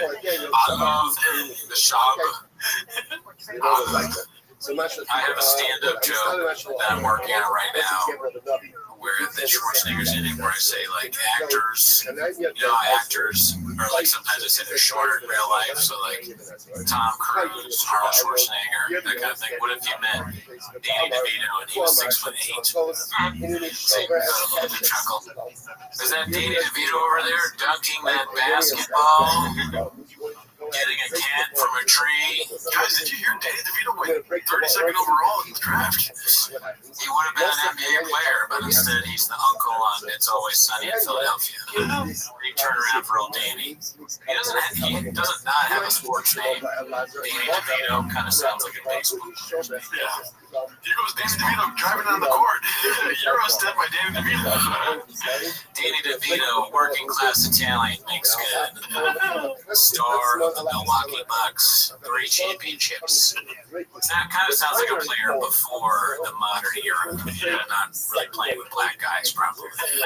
Danny DeVito's not. Although, I don't know. I think this kind of sounds like Tyler Hero. He's white, right? Yeah. Is that a basketball player or is that a rapper? Oh, basketball. That's right. What do I get? I get it mixed up with the other guy. What's the rest of the rapper's name? Oh, up in the sky. Jackson Brown. No, what's his name? Jackson Brown. I don't even know Jackson. I know Jackson Brown, but I can't think what are his songs. Very sad songs. Yeah. I got something to say about the YouTube comments. I am not going to be reading long comments. You know, like I like the positive comments. They're great. They keep them up. Appreciate it. But if you write something that's like, some guy was like said it was 5 sentences. I have a real life, okay? I have a job. I do stand up. I can't imagine justifying taking the time to read more than, if you're going to insult me, make it quick and funny. Try to make a quick insult that's like, stick with me, you know? Those are good. I don't necessarily want that because it will hurt my feelings, but I almost would rather that than the stuff that people are writing is just not good. Well, no, how about this? If they're going to insult you, make them long so you don't read them. I guess so. That's one way, but it's like even yourself, like you should have more to do in your day than like to sit down and analyze. People are like psycho-analyzing me and you. Do you notice this? I don't read them. So you don't read it? No. Well, I like it because I get these, notifications and I'm like drone adventures coming in. I'm like, all right, thanks, man. Drone adventures, all that. Yeah, thank you. Then sometimes I like responding, thanks, Papa, or thanks, Chan, or something like that. I hope the show gives me more, slang to work off of. But the ones that, like, somebody said something about my brain is too fast or something like that. I'm like, what the fuck are you talking about? Idiot. Anyways, 10 minutes of job. That's everything happens. Every day comes first. Every day comes first. Suppress it. That's called probation. I'm going to do 10 minutes of shop right off the bat, right? So play that. Let me get my timer out. Yeah. What's made us famous. Before you started, you said you had the timer. Oh, yeah, I was lying to you. That was a lie. We love a timer, don't we, folks? Miguel Gonzalez is here with us. Miguel, don't know much about him, but he's a nice guy. He's got a hat. I love a hat. Guys with hats, we can trust him. I don't know. He seems like a good guy. All right, I'm starting it now. All right. How's Jeff Dye? Ready for the first clip? Not really. I met him a few times. Oh, well, me and my girl went to this doctor yesterday, the IVF, to get a lot to have a girl, so we're trying to make sure it's a girl. And this doctor, we sit down, and and I haven't eaten either, so I'm starving. And he's talking like, he's giving me a deal. What's wrong with his head? No, I understand that. So as far as why is there a big bite on his head? Is that the camera? No, that's a bite. Yeah, that's a bite of the head. He's like, dude, crazy thing happened, dude. I was like, me. I tried to be funny on stage, so I took a bite out of my head. But I actually bit through it, dude. Dicey, bro. I need to know why the hat is like that. Well, also, he's talking about how hungry he is, too. So interesting. It complements the story. Shab is not smart enough to do a layered bit like that. He's like, I'm hungry. And they, dude, look at my hat. I'm so hungry, I'll get my hat. Okay, that's like an Adam Ray thing. I want to see if he addressed. Yeah, Adam Ray wants that. What am I doing here? I gotta get this jacket on. Can you believe a guy like me? It's so hot outside. I'm sweating, everybody. Hilarious, Adam. Just so we can joke. My girl hits me like this. I'm like, okay. And then he's like, so with the embryo, and you think, I go, no, I know that. And the sperm was that. So here's the thing. What are just give me a percentage, then the price, and then we'll get this thing rolling, right? And he's like, I just want a girl. He keeps powering through. He's like, right. So the thing, and I was like, oh my God. Halfway through, I'm like, well, I'm going to leave now. My girl's like, you're so rude. I gotta go, right? Because I got this. I know how embryos and babies work, and I got this. So let me know the price, and I'm gonna get the fuck out of here. Dude, she was like, "You're the rudest person in the world." I'm not, though. I'm efficient. So just tell me the price. We'll take care of it, right? We'll get out of here. But also, why is it? Brian and Jeff are looking at him, especially Brian, like he's the dumbest dude in the world. I gotta say, him saying I'm not rude, I'm efficient. That's 1,000% a true word to say. What the fuck? Oh, really? Yes, You said that. I'm sure I've said that before, yeah. Gerardo, you think you have a little bit of Shab in you, dude? I mean, when it comes to subscribers, yeah. Yeah, Gerardo's not a fucking idiot. Okay. Alright, so are we ready for the next one? Is that it? That's that one. Damn, they're just laughing at him like he's 5 years old. I imagine the doctor thinks he's just like one of those therapy heads. Yeah. Oh, for sure. Yeah, because I mean, is he going to tell the doctor I'm hungry? I'm going to leave. Yeah, I'm too hungry for that, says Giles Bigborn. The doctor, he's like that dude that you guys know that thought he got COVID from got diabetes from COVID. This guy that they know. Who is the guy? Just a random fan of Gerardo's. Audience member? Yeah, audience member. You can't see me in red lights. Oh, okay, and he told you during the show or after the show? After the show, me and Miguel were talking with him, and he said he got diabetes from COVID. And the way he said it is that he thought he had COVID, and he went to the hospital, and they were like, you have COVID, but you also have diabetes. So in his mind, that means that COVID gave him diabetes. He didn't actually just have diabetes. COVID's actually a good thing. Brendan is probably on the same level of intelligence as that guy for sure. Yeah. He's half eating hats. Alright, here we go. What are we doing here? Alright, you guys ready? So many fucking hats in there. Griffin there. Because I went solo. My girl didn't go. I went solo, so I was the lowly wolf. So you had to take pictures. Nobody take pictures with it. Here goes. Like we're holding Brian and Theo, but they're not there. And then we're gonna Photoshop their bodies in. We wanted to, but then we just did that one. It's so funny because the lone wolf has like a cool connotation, like you're just on your own, but you made it really sad. It's like a lonely wolf. He run the phrase for sure. I mean, he's not cool like a lone wolf would be cool. Job as a lone wolf is a dangerous thing because he's so stupid that he can hurt himself. He needs somebody walking around with him to make sure he doesn't fall over. There's no shame in eating. There's no shame in eating a pack. Damn right. That's why there's the three of us. We couldn't do two anymore. Yeah, no. If it was just one of us, we'd be lost. Just like Shab was at that wedding. I wonder why his wife didn't go to the wedding. I think she's busy selling stuff on Instagram. What's that about? I don't know. She just has an IG, and I heard she like sells things on IG or whatever. Oh, okay. So it's like an IG model. Oh, is she? So she doesn't make products, and like she doesn't have a business. I don't know. I haven't really looked into it too much. She's like an attractive woman on like a butt model, maybe. Yeah. But the last time I looked at it, just her and her kids. I don't know if she's selling her kids now or what. Yeah. They're trying to get rid of Tiger in Boston. Tiger in Boston are their name. Dicey. I don't want to talk about it. The kids, though. I mean, I think that's what Shab is threatening people left and right. Yeah. Or over the, I don't know, whatever. Let's play the clip. All right, here we go. On Saturday mornings, just me and Mark strolling the streets of Portland, like food and coffee and walking around it. It was dicey, man. Dramatic because you guys have homes. Yeah. Yeah, they're like, oh, they're hot shot, full bellies. Yeah, look at these, look who it is. They can afford a coffee. Oh, wow, they got beanies on. I was telling Mark, I'm like, there's a part of me that wants somebody. I was like, I struggle with this. There's a part of me that hopes, like some gang or someone stumbles upon us. Between you and me, I feel like we could handle it. Yeah, part of me though, it's very That's part of it. that'd be fun. Yeah, I'll tell Mark, I'm like, I hope somebody fucks. Like these Portland like badasses, there'd be something we can just like You're an honorable man. I'm like, no, I'm not gonna pay him to fuck with you. They're like, hey, what you do? I mean, wrong. Coffee shop. And I just, it'd be like, Sorry, I disconnected my headphones. I'm pretty sure that's their producers. Oh, okay. Yeah. Shab? That's Chang and what's his name? Oh, that's Chin? Yeah. Oh, shit. I haven't watched it ever, so I've never actually seen Chin. You know Chin? I've never seen him before. He's talking about him. You know the phrase, what else you got, Chin?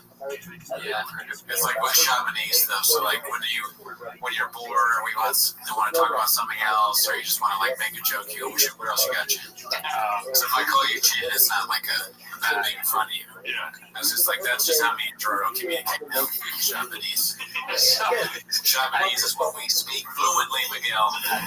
I like the idea that hat is actually edible. And every week there's less of the hat. That's a good bit. Ran out of one of my hats, man. Hey, Jen, what other hats you got, Jen? He's like he still wants to fight. I was about to get a tattoo. Is he going to go back? What is this? This is an old clip from Shop, so let me get it at the beginning. I don't know why the video's always He just beats the shit out of this guy. I don't know. I get the feeling I'm going to win the fight. There's haters out there, whatever, on Twitter or wherever they're at, or they all Not raccoon For tweets. me, I just feel like if I could literally just sit down and have a conversation with them, I guarantee you they'd be offended. At least they'd understand where I'm coming from. Yes, come on, raccoon tweets. We're talking about this nonstop. Miguel said he can kick your ass. What? Miguel? I'm kidding, obviously. I said Miguel so he could kick his ass. Oh. Miguel, what are your thoughts on Shop? I haven't heard you say one word about Shop. I mean, I don't know much about him. I mean, he's probably not the best comic, but He's probably not the best comic. I don't want You're on 10 minutes of show. You know? Now's the time to be honest. You have a minute and 30 seconds because right now you sound like a big fan. Shop, I mean, he might not be the greatest, but he's pretty good. The thing is, our Mexican salsa bit. Or Mexican cookie. the thing is, I have sat down and talked with them, so I don't know. Oh, yeah. You had 5 minutes of shot. Or how many minutes did he give you? 2 minutes. 2 minutes? What did you guys talk about? That's all it took, dude. That's all it took, yeah.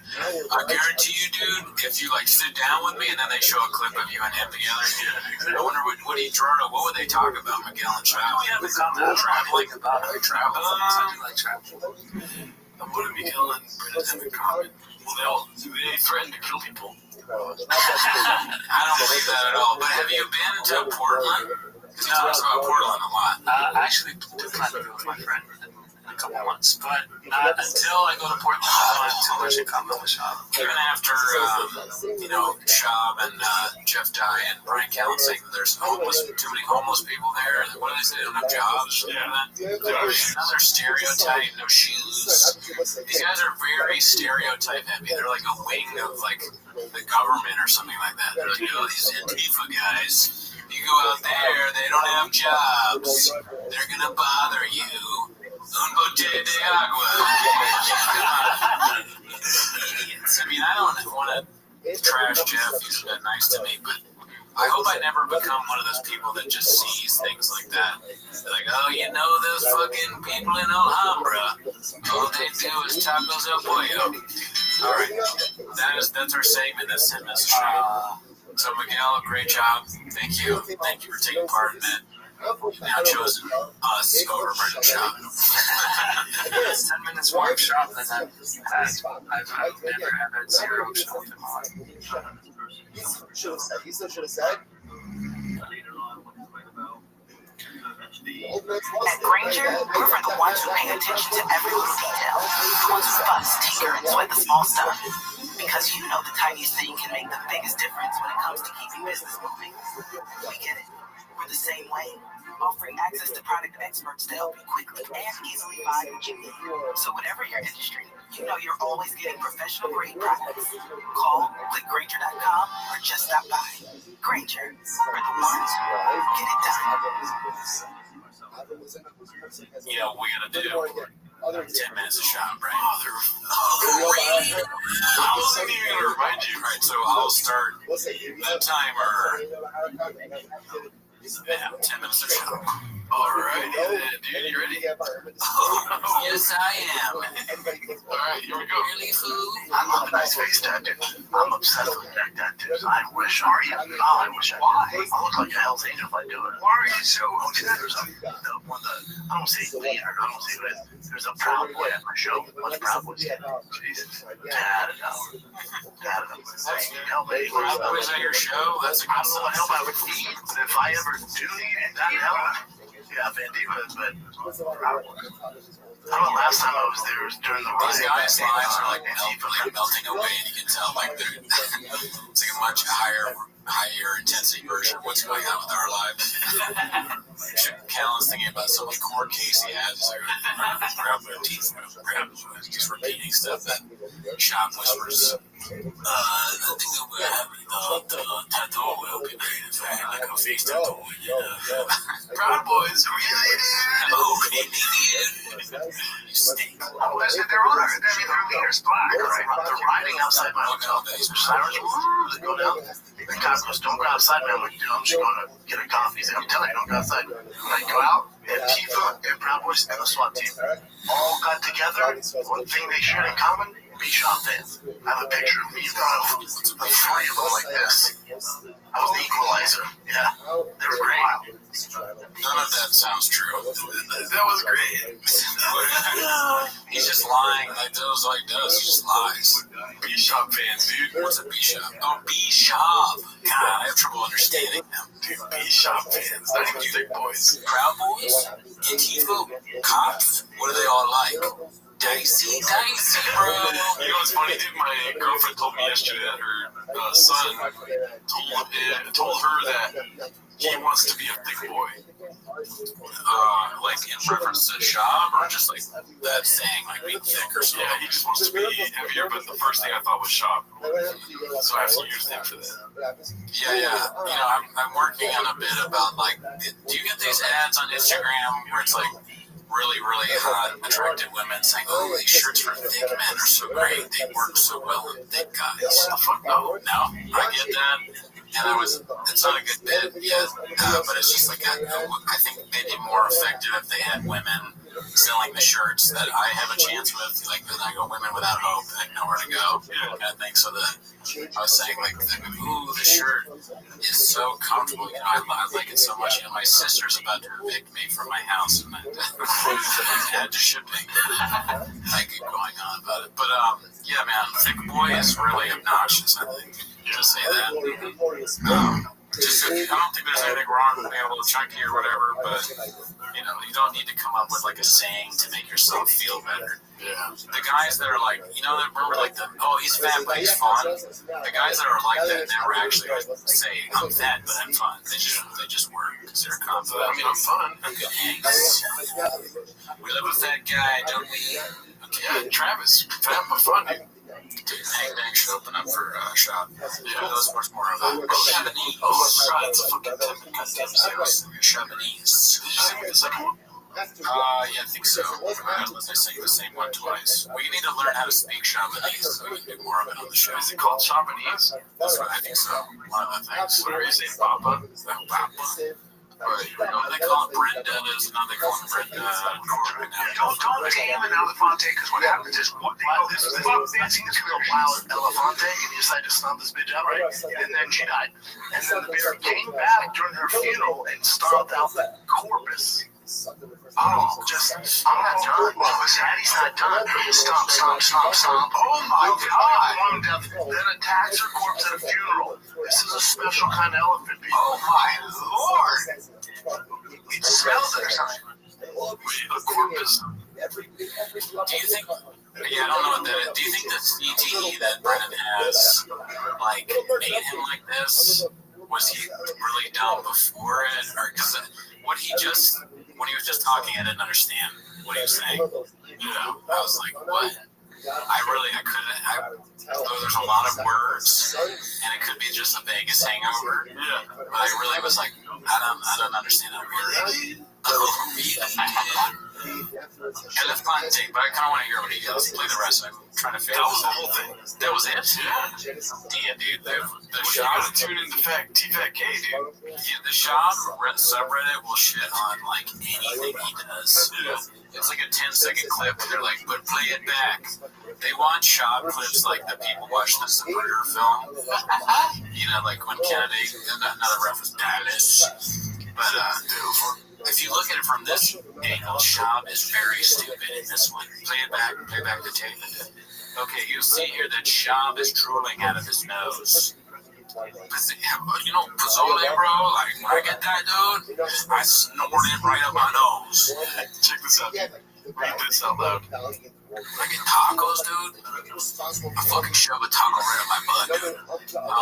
Wait, Sorry about that, Reed.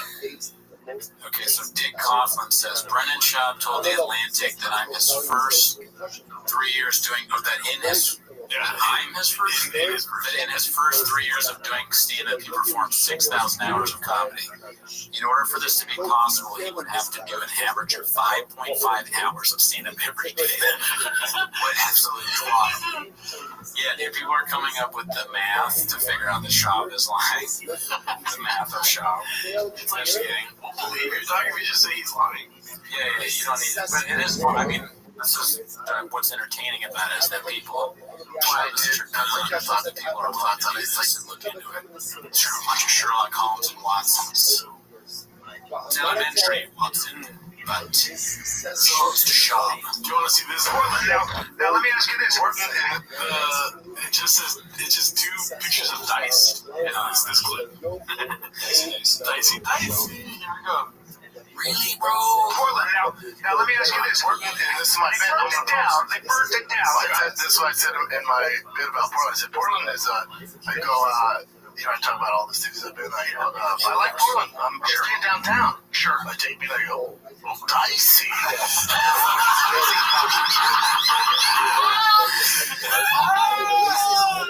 He said dicey. Dicey is like a great, it's a very intelligent bit that he's created. He's like, and you know what I did next? Dicey. The best part about that is that he has to think about what he said. He's like, and he's trying to say it correctly. He's like, I don't want Brian to get this wrong. I didn't just say dicey for anything.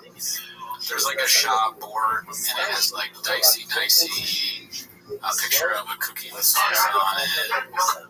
Fucking delete. Bobby. Jokes about Theo Vaughn. Yeah. He's like moving around and shit. Okay. I'll do this one. But what are people watching this? Because then some of them have to be legitimate fans of him, right? I know. I mean, that beer was like shit. I'm talking to people that just hate it. Straight up, we laugh hard at that right now, dude. Yeah, that's true. We did. That was very funny. That's hilarious. You know what? Portland, will work every time. And whatever he says it about, that'll be great. So when this restaurant and they pull out the, the guy comes out and he reads the specials. Yeah. He wrote out the specials, and at the end of it, I was like, dice. Look at that's the great unifier right there. He's like a good guy. Damn, dude, this group is so good, dude. If you want to see it, I'll give you on YouTube. It's a great picture. We have 50 seconds left. Yeah, so that was a picture of the guy that the black guy that went around like meeting secretly Klans members and then making them like them, and then like they were like, I'm done with the Klan. And that's essentially what Schaub is doing with the Great Puppy, the Showtime special. Schaub is confronting racism head on by working with Brian Callen. All right, here we go. 16-second clip. Yeah. And then it came out, he was raping like 12-year-olds, 14-year-olds. I'm surprised a cult leader raping underage girls. Never heard of that before. Oh, really, dude? And it's a cult. Editing is amazing. It's 6 Oh, seconds. really, dude? Dude, that oh, really, dude, is one of the best punchlines in history. Yeah. Ga. We're done. The prison is a shut up. Oh, yeah, dude.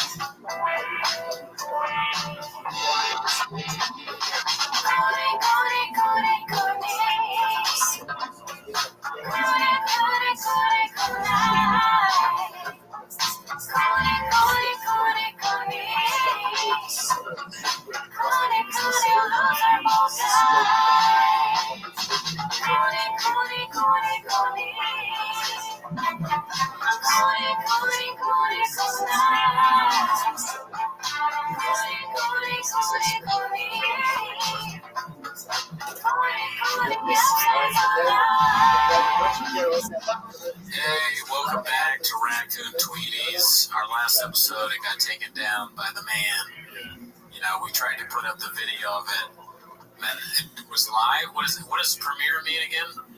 Premiere just means that the episode is premiering. Premiering. Yeah. Okay. I thought it was like live. I don't know. I don't even know what that means. It's basically the same kind of component as live, but it knows it's not live. Yeah. Well, anyways, it got taken down, but not a copyright strike. Yeah. Just a regular old strike. Yeah, no, just claim, just a copyright. So it made a claim against us that it was not ours to use, but the audio episode is up, so you can listen to it on that. And you know, we came to an agreement. No more. Well, unless Shop does something really crazy. Oh my God, here we go. No more full Shop episodes. Yeah. And actually, you know what? I take it back. There could very well be shots in the future. I mean, who knows? We came to an agreement before. What if we are? Yeah, I know. Well, we're gonna do the agreement we came to is 10 minutes of Shop every episode. What the fuck? Yeah, you said that. Oh my! You said that, and I denied. Yeah, well, overruled. 10 minutes of Shop up front, or we watch a clip or something like that of Shop. But what could he do next that would get? Like, he did a 25-minute YouTube special. What could possibly be the next thing? Or definitely like a racist tweet. That'd be great. You know, of course we cover that. Yeah. But how long can an IG video be? Like on TV, IGTV? It could be long, right? I think it's like an hour. You can make. What if he did a special on IGTV next? I would be proud, dude. Dicey. It's so fun to do that shit. I saw shout out to Alan Strickland Williams. I saw him at Chatterbox, and the entire night he was like people would go up and be like dicey, and like, what else you got, Jen? And you know, Blockbuster. We're having a good time. It's very, and I'm supporting. Look, I don't know. You probably can't see, but got the Gringo Poppy T-shirt. Thank you to Othman Boucherab and Blue Shorts for sending us a birthday gift. I like how I didn't ask, but you shipped me a picture of the shirt. Yeah. You said Othman got it for me. Yeah, well, I mean, I kind of wanted you to know that I didn't pay for it. So. Every time you brought it up, you make sure to mention. Big boy squad, big boy nation.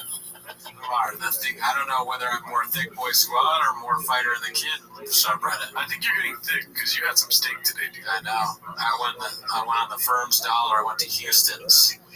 Got a wood grilled prime rib. Very wine and dine, dude. Wine and dine and pay for it. Got shared a key lime pie. That was pretty good. It's been a good day for me. Some might say best day of my life. Because I had a burrito and Spanglish afterwards. Yes. Feeling a bit full. I have an update, by the way. What's up? So I went to Tacos La Pollo the other day, and it was a different cook. If you remember the story. Do you remember the story? What story? About Miguel fucking leaving the country. Right, he didn't pay for his burrito or whatever. Yeah. And why did the lady let us slide? Because she said that it was a different cook that was there. This was the fucking cook, dude, because he treated us with a fucking attitude, dude. All right. Yeah. What did he do?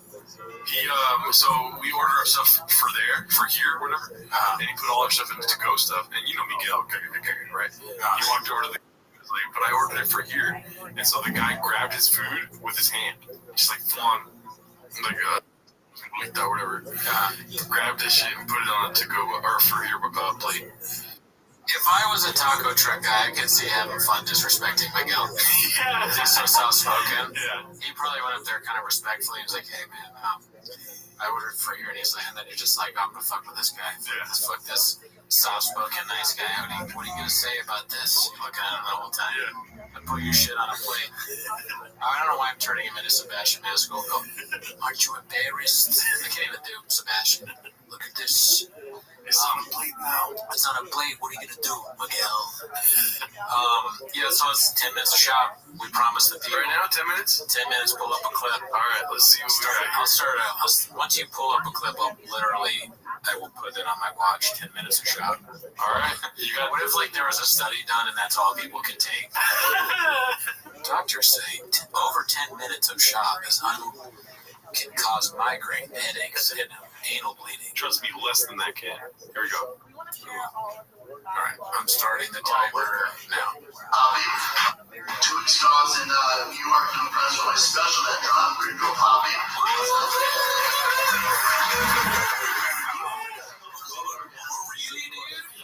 What's next? What's the next stop? I go, Philadelphia.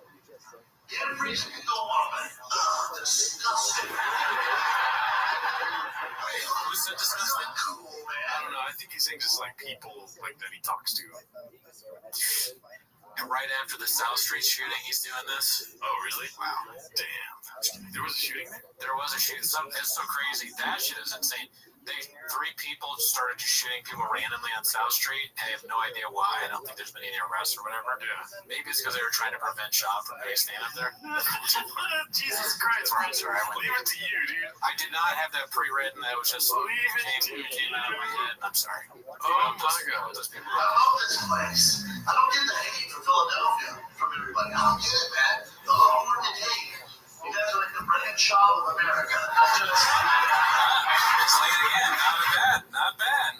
Yeah, leading it. Maybe he's taking my advice. Is he watching tweets? Maybe. Is the Gringo Poppy watching Raccoon tweets? I'll say one thing, dude. It's different. It's different. Oh, really? You're good. Dallas.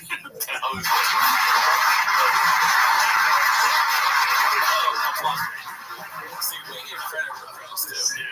We're not just haters. Oh, cheesesteaks, my favorite. God, why is he so immediately? God damn it. Moron. We're trying to. Like he had the one joke that he's ever done where it's like, you know what? Self-deprecation, a little bit of self-realization there. Immediately hack steak and cheese jokes. Yeah. Pats and Geno's. God. Moron. All right, put him in. Right outside. Dicey. Yeah, this is very dicey. We still love him. Right outside. We did that. Oh, man, Franklin, founding father. You guys claim him. He's from Boston. You guys claim him. That's fine. I get it. I claim him too. Was here long enough to claim him from Philadelphia. I get that. You know what works about Ben Franklin? I don't know how long it's going to be before that dude gets canceled. I don't know if you canceled. I don't love that at all. But, dude, it's some dark history, man. Kids culture canceled Dr. Seuss. You don't think that cover avoid Benny Franklin soon? I really think, dude, I toured his house and I gotta check out what the best What's cancelable about bring back? I know he got with a lot of chicks. Okay. He was like, I think he was well known for getting with prostitutes. Well, he was also openly racist. Oh, well, he wasn't. Yeah. I mean, back in the time, that probably makes sense. They all were. You know, I mean, they're in the time of slavery. Well, he was more openly racist than the founding fathers. Than others, so he was more racist than the others. Like Thomas Jefferson was having sex with his slave, but he was also trying to abolish slavery. And Ben Franklin wasn't trying to abolish Ben slavery. Franklin was like straight up just saying like that, like people are inferior and stuff.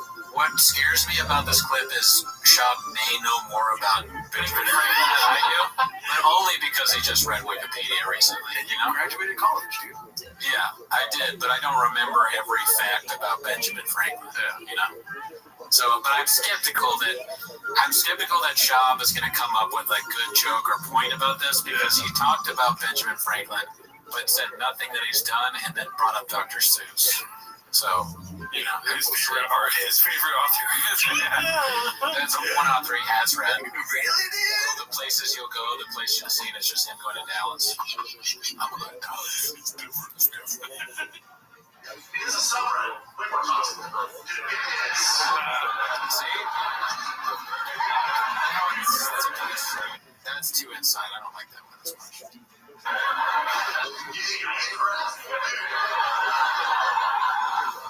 It also doesn't make sense. It doesn't, because Benjamin Franklin does not have a subreddit. He couldn't have a subreddit. It's just not a funny, it doesn't really land for me. Also, Brendan Schaub did not invent anything. Comparing inventing electricity to... Well, also, Benjamin Franklin also paid somebody off to invent electricity. Like he saw some dude doing a trick with the kite, and he was like, "Hey, that's penny." Who do you think Benjamin Franklin's Brian Callen is? Who's his chin? Who's that one guy? Alexander Hamilton was not the same. Alexander Hamilton. Yeah, he was. Oh, he was. Yeah. Oh no, I was thinking of the badass, the president, John Adams. No, John Adams was at the same time. Yeah, John Adams at the same time. You're thinking Andrew Jackson. Yes, Andrew Jackson. Yeah, I don't really know. I'm bad at the time frame, but Andrew Jackson was what, like the 16th president or something? That's Abraham Lincoln. I think Andrew Jackson was the 10th. Jesus Christ, Brendan. I'm tired, man. I'm tired, dude. I'm tired. I'm in shop. I'm like shopping out. Oh, that was such a shop moment. Oh well, judge not lest ye be judged. You're acting different. You're doing North today. My boy Ben Franklin had a hose. This is real, dude. I don't like to find here and there. He's married for 4 years. He had straight up several girlfriends every fucking year in France. This dude was slanging dick, Phil.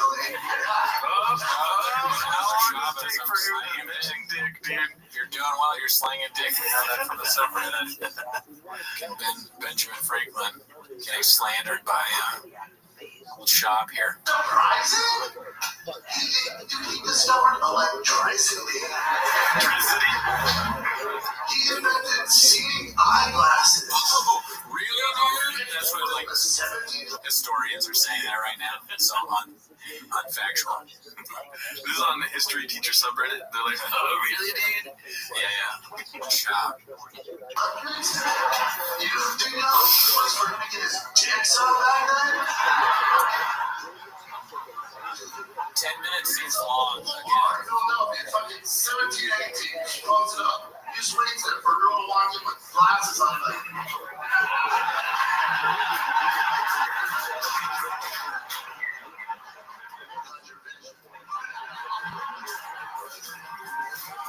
I will say, Brendan Schaub would be a whole lot funnier if he didn't laugh at his own jokes all the time. Yeah, he definitely shouldn't be laughing at stuff like that. Yeah. It's not funny. But it is interesting that he talk about Benjamin Franklin sort of being a creeper. Yeah. Because he has the whole thing about making Annie Letterman walk to his car, and she's like, "I'm not gonna suck your half-penny dick." Yeah. Wonder what Benjamin Franklin. They're like, "I'm not gonna suck your fucking guy who invented electricity dick." Okay, so you don't think it's funny that Benjamin Franklin goes up to a girl with glasses on, and he's like, "How's your vision?" That's pretty funny. Because he's gonna hit on the girl by saying that he invented eyeglasses. I guess. I don't know. I mean, if I have to explain it to you, it's not funny still. Yeah, it's not good. Yeah. It's different. Yeah. It's not as good as any other jokes I've heard today, you know? Yeah. What's the best joke you heard today? I've been at work all day. I don't know. I'm trying to think if there's anything that stood out today. No. The work, work was just eating steak. Do you ever try to make the servers laugh? Sir, we still have a minute left to shop. Fuck! Of shop. That's the end of the clip. What else do you want to say about it? I mean, has there been any controversy with them lately, or is the Bobby Lee shit over? Guess what, dude? Not keeping up. Not keeping up at all. No. I want more shop content. I'm like, I'm enjoying the shop shit. Yeah. Well, you want to see if there's another video? Yeah, well, we can see how long it takes you because we have 1 minute left. Okay, I'm right here. Let's see the first video. Boom. Let's go. Of course, the videos. I heard something. A lot of bad white basketball. The worst basketball team you've ever seen. He cannot do anything but stereotypes. He's obsessed with stereotypes. A white guy is bad at basketball.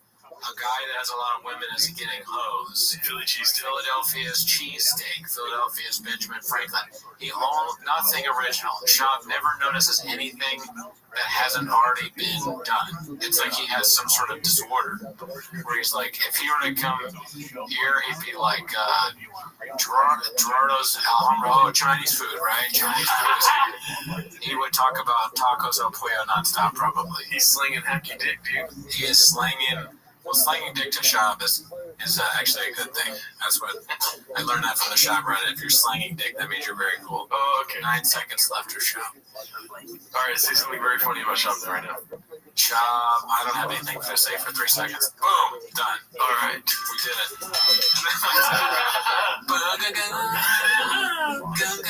That's all you get, Shop. I feel like I'm in hell. I feel like you're gonna be like, now the next segment, 20 minutes on Shop. Yeah, now the next 30 minutes. A full hour on Brian Count with Shop. All right, pull up that article about that we're going to talk about. All right, here you go. All right, so today, I don't know if it's today, but there's a Washington Post writer, Dave Weigel. Have you heard of Dave Weigel? Never. He's like, I don't really know who he is, but I remember seeing him on Twitter because he's one of these like news journalists that has like a Twitter following. So every once in a while, I'll see like a retweet. I think he has a cartoon profile. I don't trust people with cartoon profiles. Yeah. But so he apparently tweeted, he retweeted, I have a picture of it on my phone, so I'll just read it off. He retweeted somebody named Cam Harless, who said, every girl is bi, you just have to figure out if it's polar or sexual. Yeah. And another person, another journalist at the Washington Post retweeted that, and I don't, does it in the article what she said? Felicia Sunmez. I'll tell you what though, his name is Weigel. Weigel retweeting that, you know what I'm saying? Good point. So she said something like, oh, it's great to work at a publication that allows retweets like this or something like that. But I'll try to find it. Some sarcastic wrote on Twitter. Oh, there it is. Fantastic to work in a new. Fantastic. Yeah. So just right off the bat, the phrasing lets you know that this is sort of an annoying person. If we can be honest, when you tweet, when you write like that or talk like that, whatever your side is that you're on, even if you're right, when you're like fantastic to work, it's like it's grating. Fantastic to work in a news outlet where retweets like this are allowed. The Washington Post allowed David Weigel to hit the retweet button. So my problem, my views, this is going to shock you, Raccoon and Tweeties listeners, but my views on this are nuanced. I believe they're nuanced. My real problem with this, my real problem with this is that the tweet itself, every girl is bi, you just have to figure out if it's polar or sexual, is not funny. Yeah. It's not funny. So if you retweet something like that, you're a moron. Yeah. Because you're tweeting something that's just not good. I'll break it down as to why I don't think it's funny, just like I would Shop. So every girl is bi. First of all, like that in and of itself is like, no, that's not true. That sounds like something like a weird lefty person would tweet. You just have to figure out if it's polar or sexual. What's funny about that? And I guess he's saying that like every woman is crazy. Hilarious. It's no different than the lefty Twitter, like the viral tweets about like men are trash or are men okay or men suck or that's all not funny. It doesn't make me mad, and I don't think these people should be canceled. They're just hacks. It's hacky shit, right? Like, you shouldn't, just because some viral, and it can be man or woman, because both men or women do the whole, like, men suck or women are dumb. Just because one of the men suck tweets, they do that does not mean that they should get fired from their 15-hour-a-week work from home barista job. They're just like, whatever it is that they do for a living shouldn't be affected by their tweets. The only reason you should get fired from tweets or something like that is if you tweet some horribly racist thing or say something like if somebody was like that shooting was great, I really liked that what happened there, then fire them from their job.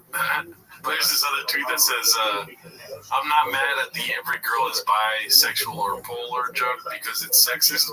I'm mad because it doesn't include biracial and I feel left out.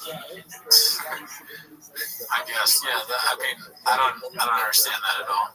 Oh, she's making a joke. I don't think that's funny either.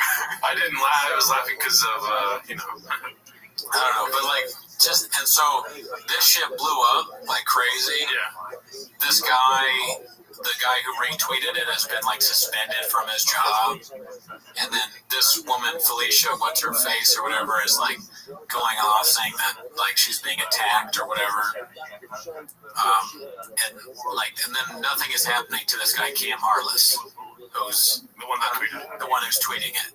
He's the one who's not funny. So in my opinion, he's the most guilty out of all of them. Yeah. Again, if you find this tweet offensive, should it not be the person who did the tweet that you're angry with? Yeah.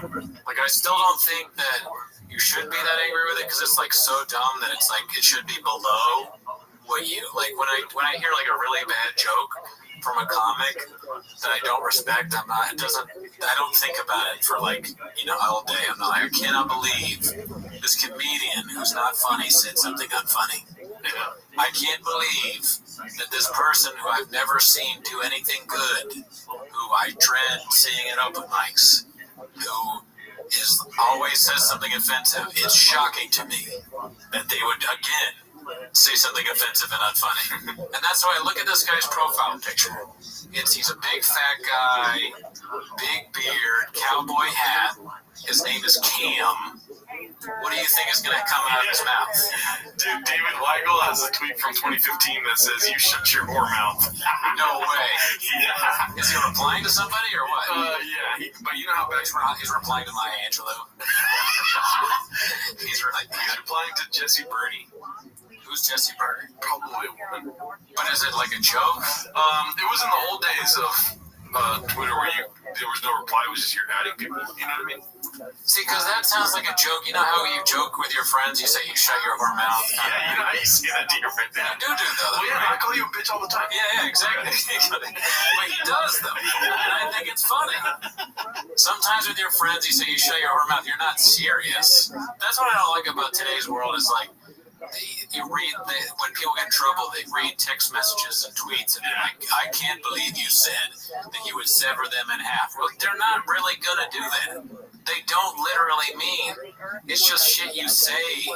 It's locker room talk. It's locker. There is some truth to the locker. I mean, what Trump said was a little bit.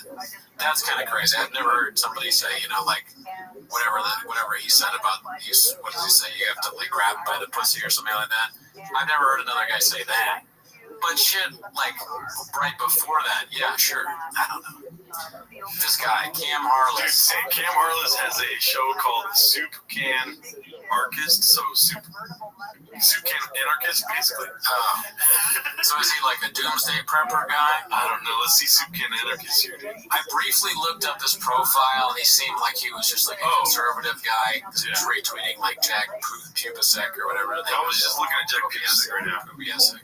That guy's like a professional right-wing troll or something like that. I remember he had a thing that I saw briefly where he was going to the Pizzagate place, which is just a pizza restaurant in DC, but people think underground pedophilia. Why would you do it at a pizza place? Because kids like pizza.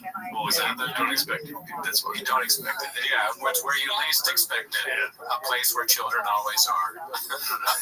I don't know, that's where you least expect it. Stop looking at the TV. I'm looking at that. I'm expecting to see tweets up there I can react to. I had to tweet at that the whole time. You didn't look. No, I looked at it. I also had it on my phone. Let's look at Cam Harless' shit. Okay, Cam Harless. Oh, I'm gonna look it up right now. Yeah. All right, keep talking. Let's see what kind of guy he is. Because I looked at it briefly, and I think he's the same kind of guy. Twitter.com. Keep talking. I don't have a problem with somebody who's conservative. Like, I'm not conservative for the most part, but I don't hate people just because they're conservative. But a lot of times, they'll be like this guy Cam, not funny. I mean, well, rethink your thinking, dude, because according to Alice Hamilton, the Republicans are trying to kill us. So she's gonna be outside of Cam Harless' house when they go, stop people like she has an AR-15 outside of his house. Stop the Sukiyar anarchist. All right, you want to see this dude here? This is a tweet that says, "This is what bravery looks like."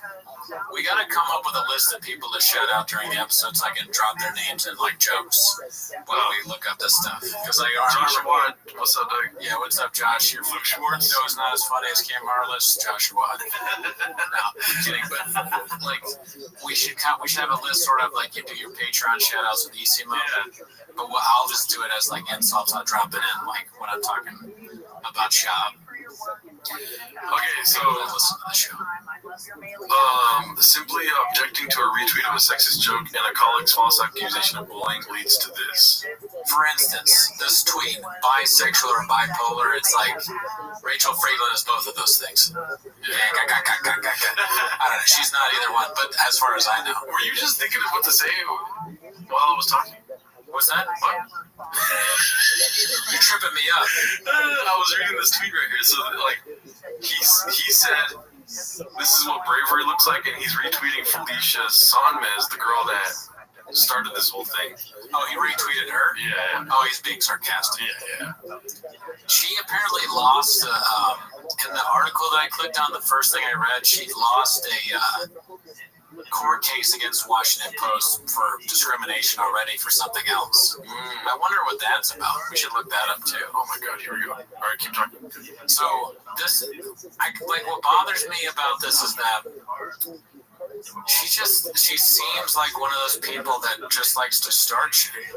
Like, your colleague retweeted it. If it really bothers you, why don't you just talk to them about it? Or why don't, like, say, hey, why did you retweet that? If somebody who, like, I do think it's kind of weird to, like, follow and care what people tweet. I don't, like, really think that's great or, like, mentally healthy. But if it's your friend or colleague and you're worried that they're doing something stupid, just mention it to them. If you know me, if you're any of the people that listen to the show, Jay Light, Caitlin Jeffers, let me know if I'm saying something stupid instead of saying, oh, Brendan Cooney on Raccoon Tweet said this. I can't believe I have to listen to podcasts like this in America in the year of 2022. It's like, I don't know, I just don't think it's healthy to do that. And then the whole victim shit where you say something, you retweet this guy to get him fired or whatever, and to stand up for yourself, and then you're like, and look at all the people replying to me. And there is some truth to being like, the guy saying that while women, he's not serious, I don't think, but he's saying all women are bipolar, and then you act kind of crazy. It's like, it doesn't help defeat that image of women. Okay, so basically what I'm getting from this, because the first article I try to click on is behind a paywall so I can read it. Right. But she, I guess, alleged sexual misconduct against the Washington Post. The entire newspaper? Against the executive. Oh, no. Against somebody at the paper. But the judge ruled that the facts alleged by Ms. Sonmez do not support a plausible inference that the Post discriminated against her or created a hostile work environment, wholly or partially because she is the victim of a sexual assault or a woman. So she sounds like she was assaulted allegedly by somebody, and then she said because that happened, the newspaper did something that wasn't good around it. Yeah. But the judge said it's bullshit. Yeah. Yeah, I mean, I don't know. Who knows, but it definitely, like, it leads you to, like, with that, and then this new thing where she's going crazy about some tweet. Yeah. It's like, it paints a picture of the person. And then show a picture of her. All right, let me see. On the screen. The images here. Bam. It kind of looks like Amber Heard. I can't really see. I'm just kidding. Okay, I sort of see. Now let's throw a picture of Dave Weigel. Dave Weigel looks haggard at best. How do you do this? I don't know how to make the face bigger. Dave Weigel? You can kind of tell stuff about people sometimes by the pictures they pick, for that are online. Yeah. Like her profile seems very intense. Yeah. Just an intensely chosen picture, and that's the kind of person that tweets like this. But I could also be. And then look at this fucking fat loser. I mean, he's just jolly, dude. He looks like Ian Carmel. The like old and Carmel. Damn, look at that fool. Yeah, and I just don't. My main issue with this is like, don't retweet stuff that's not funny. Yeah, this stupid shit. I mean, he's gonna go back to work, right? He's just suspended. It's crazy that you can get suspended for a retweet, especially one like that. Who cares? Yeah.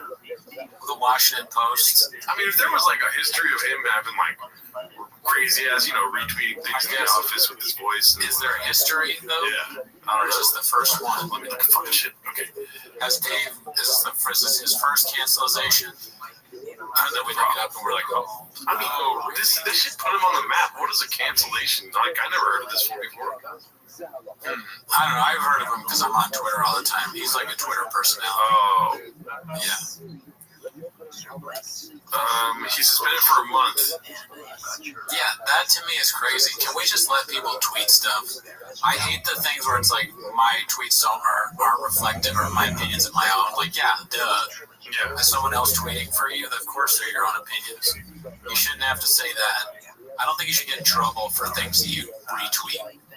What if you did it by accident? Oh, that's hit the button. I butt tweeted once. You did? Yeah, it's actually kind of funny. I had my phone in my pocket, and it was on like unlock, He looks like he's mad at you while he says. And I cannot see it because of the light. But so I looked at my phone and I saw that I had a reply from Luke Schwartz, and it said, "Is this a butt tweet?" And it was like an article from the New York Times, like about some charity. Yeah. And he knew I wouldn't have like retweeted it because I'm a bad guy. Man, he should straight up just go for the butt tweet defense, dude. I mean, he could, I guess. I mean, you can do that, but then no one believes you. No one believes anything men say anymore, and women. Yeah. If you're not on whatever side that's angry, even if you're telling the truth, it's like, fuck you. Fuck you for, whatever I think, whatever I'm mad about that day. Yeah. It doesn't matter. Also, if you want to retweet something racy, just go to Brendan's Twitter and get a couple flappers tweets. There we go. Yeah. Dave Weigel could have retweeted any number of flappers tweets. Yep. But instead he chose to retweet some juggalo. Yep. Who's like eating soup cans and is an anarchist apparently. Who follows fucking Jack Pobasek and whatever that. What's the rock star guy with the guns? Dave Navarro. No. I don't think Dave Navarro's political. Oh. I'm thinking of the guy who like threatened Obama. He's like, I'm gonna shove my AK-47 up Obama's ass or whatever. The Dixie Chicks. The opposite again. These are the worst guesses. Oh, okay. Yeah, I said, who's the Southern man that threatened Obama with a gun? And he said the Dixie Chicks. I remember the Dixie Chicks were all political. I'm not political, dude. Yeah, I mean, I'm not that political either. I'm historical, dude. I'm all about history. Yeah, but you didn't know too much about Benjamin Franklin. I know that fool's a fucking weirdo. He knew less than shop. I knew he had a hole in his head, didn't he, from fucking syphilis? Damn. But that time, syphilis was the thing that was going on. That's the thing to have. Yeah, there were plenty of people retweeting syphilis. They were like, I can't believe I have to work in a place like this where people have syphilis. I just don't like that anybody at any time could cancel you for nothing. Yeah. I don't like that this guy's working with me and you already sued them. Who sues who they work for and then stays working for them? Yeah, that's stupid. The Washington Post sounds like a horrible place to work. You go to work, you think you work all day, writing whatever in the news. You see a tweet that you think is funny that's not. You retweet it. The next day you go to work and you're fired. Yeah. Because somebody saw that you work with. Yeah. Somebody in the other desk was like, you know what? I don't like Dave and I don't like this tweet, so I'm going to tweet about Dave. And then you're out of work for 2 weeks. We suspended. Was he suspended with pay or without pay? Do they get comp benefits? I don't know if they articulated that or not. It's just messed up, man. All right, you want to go into Amber Heard or no? No. I want to keep talking about this. Oh. Post, working there, you just fucking, what's it gonna be like? Is it just all gonna be annoying people? Also, like, super blue washed. I don't know, but I'm thinking like, so this guy gets fired, right?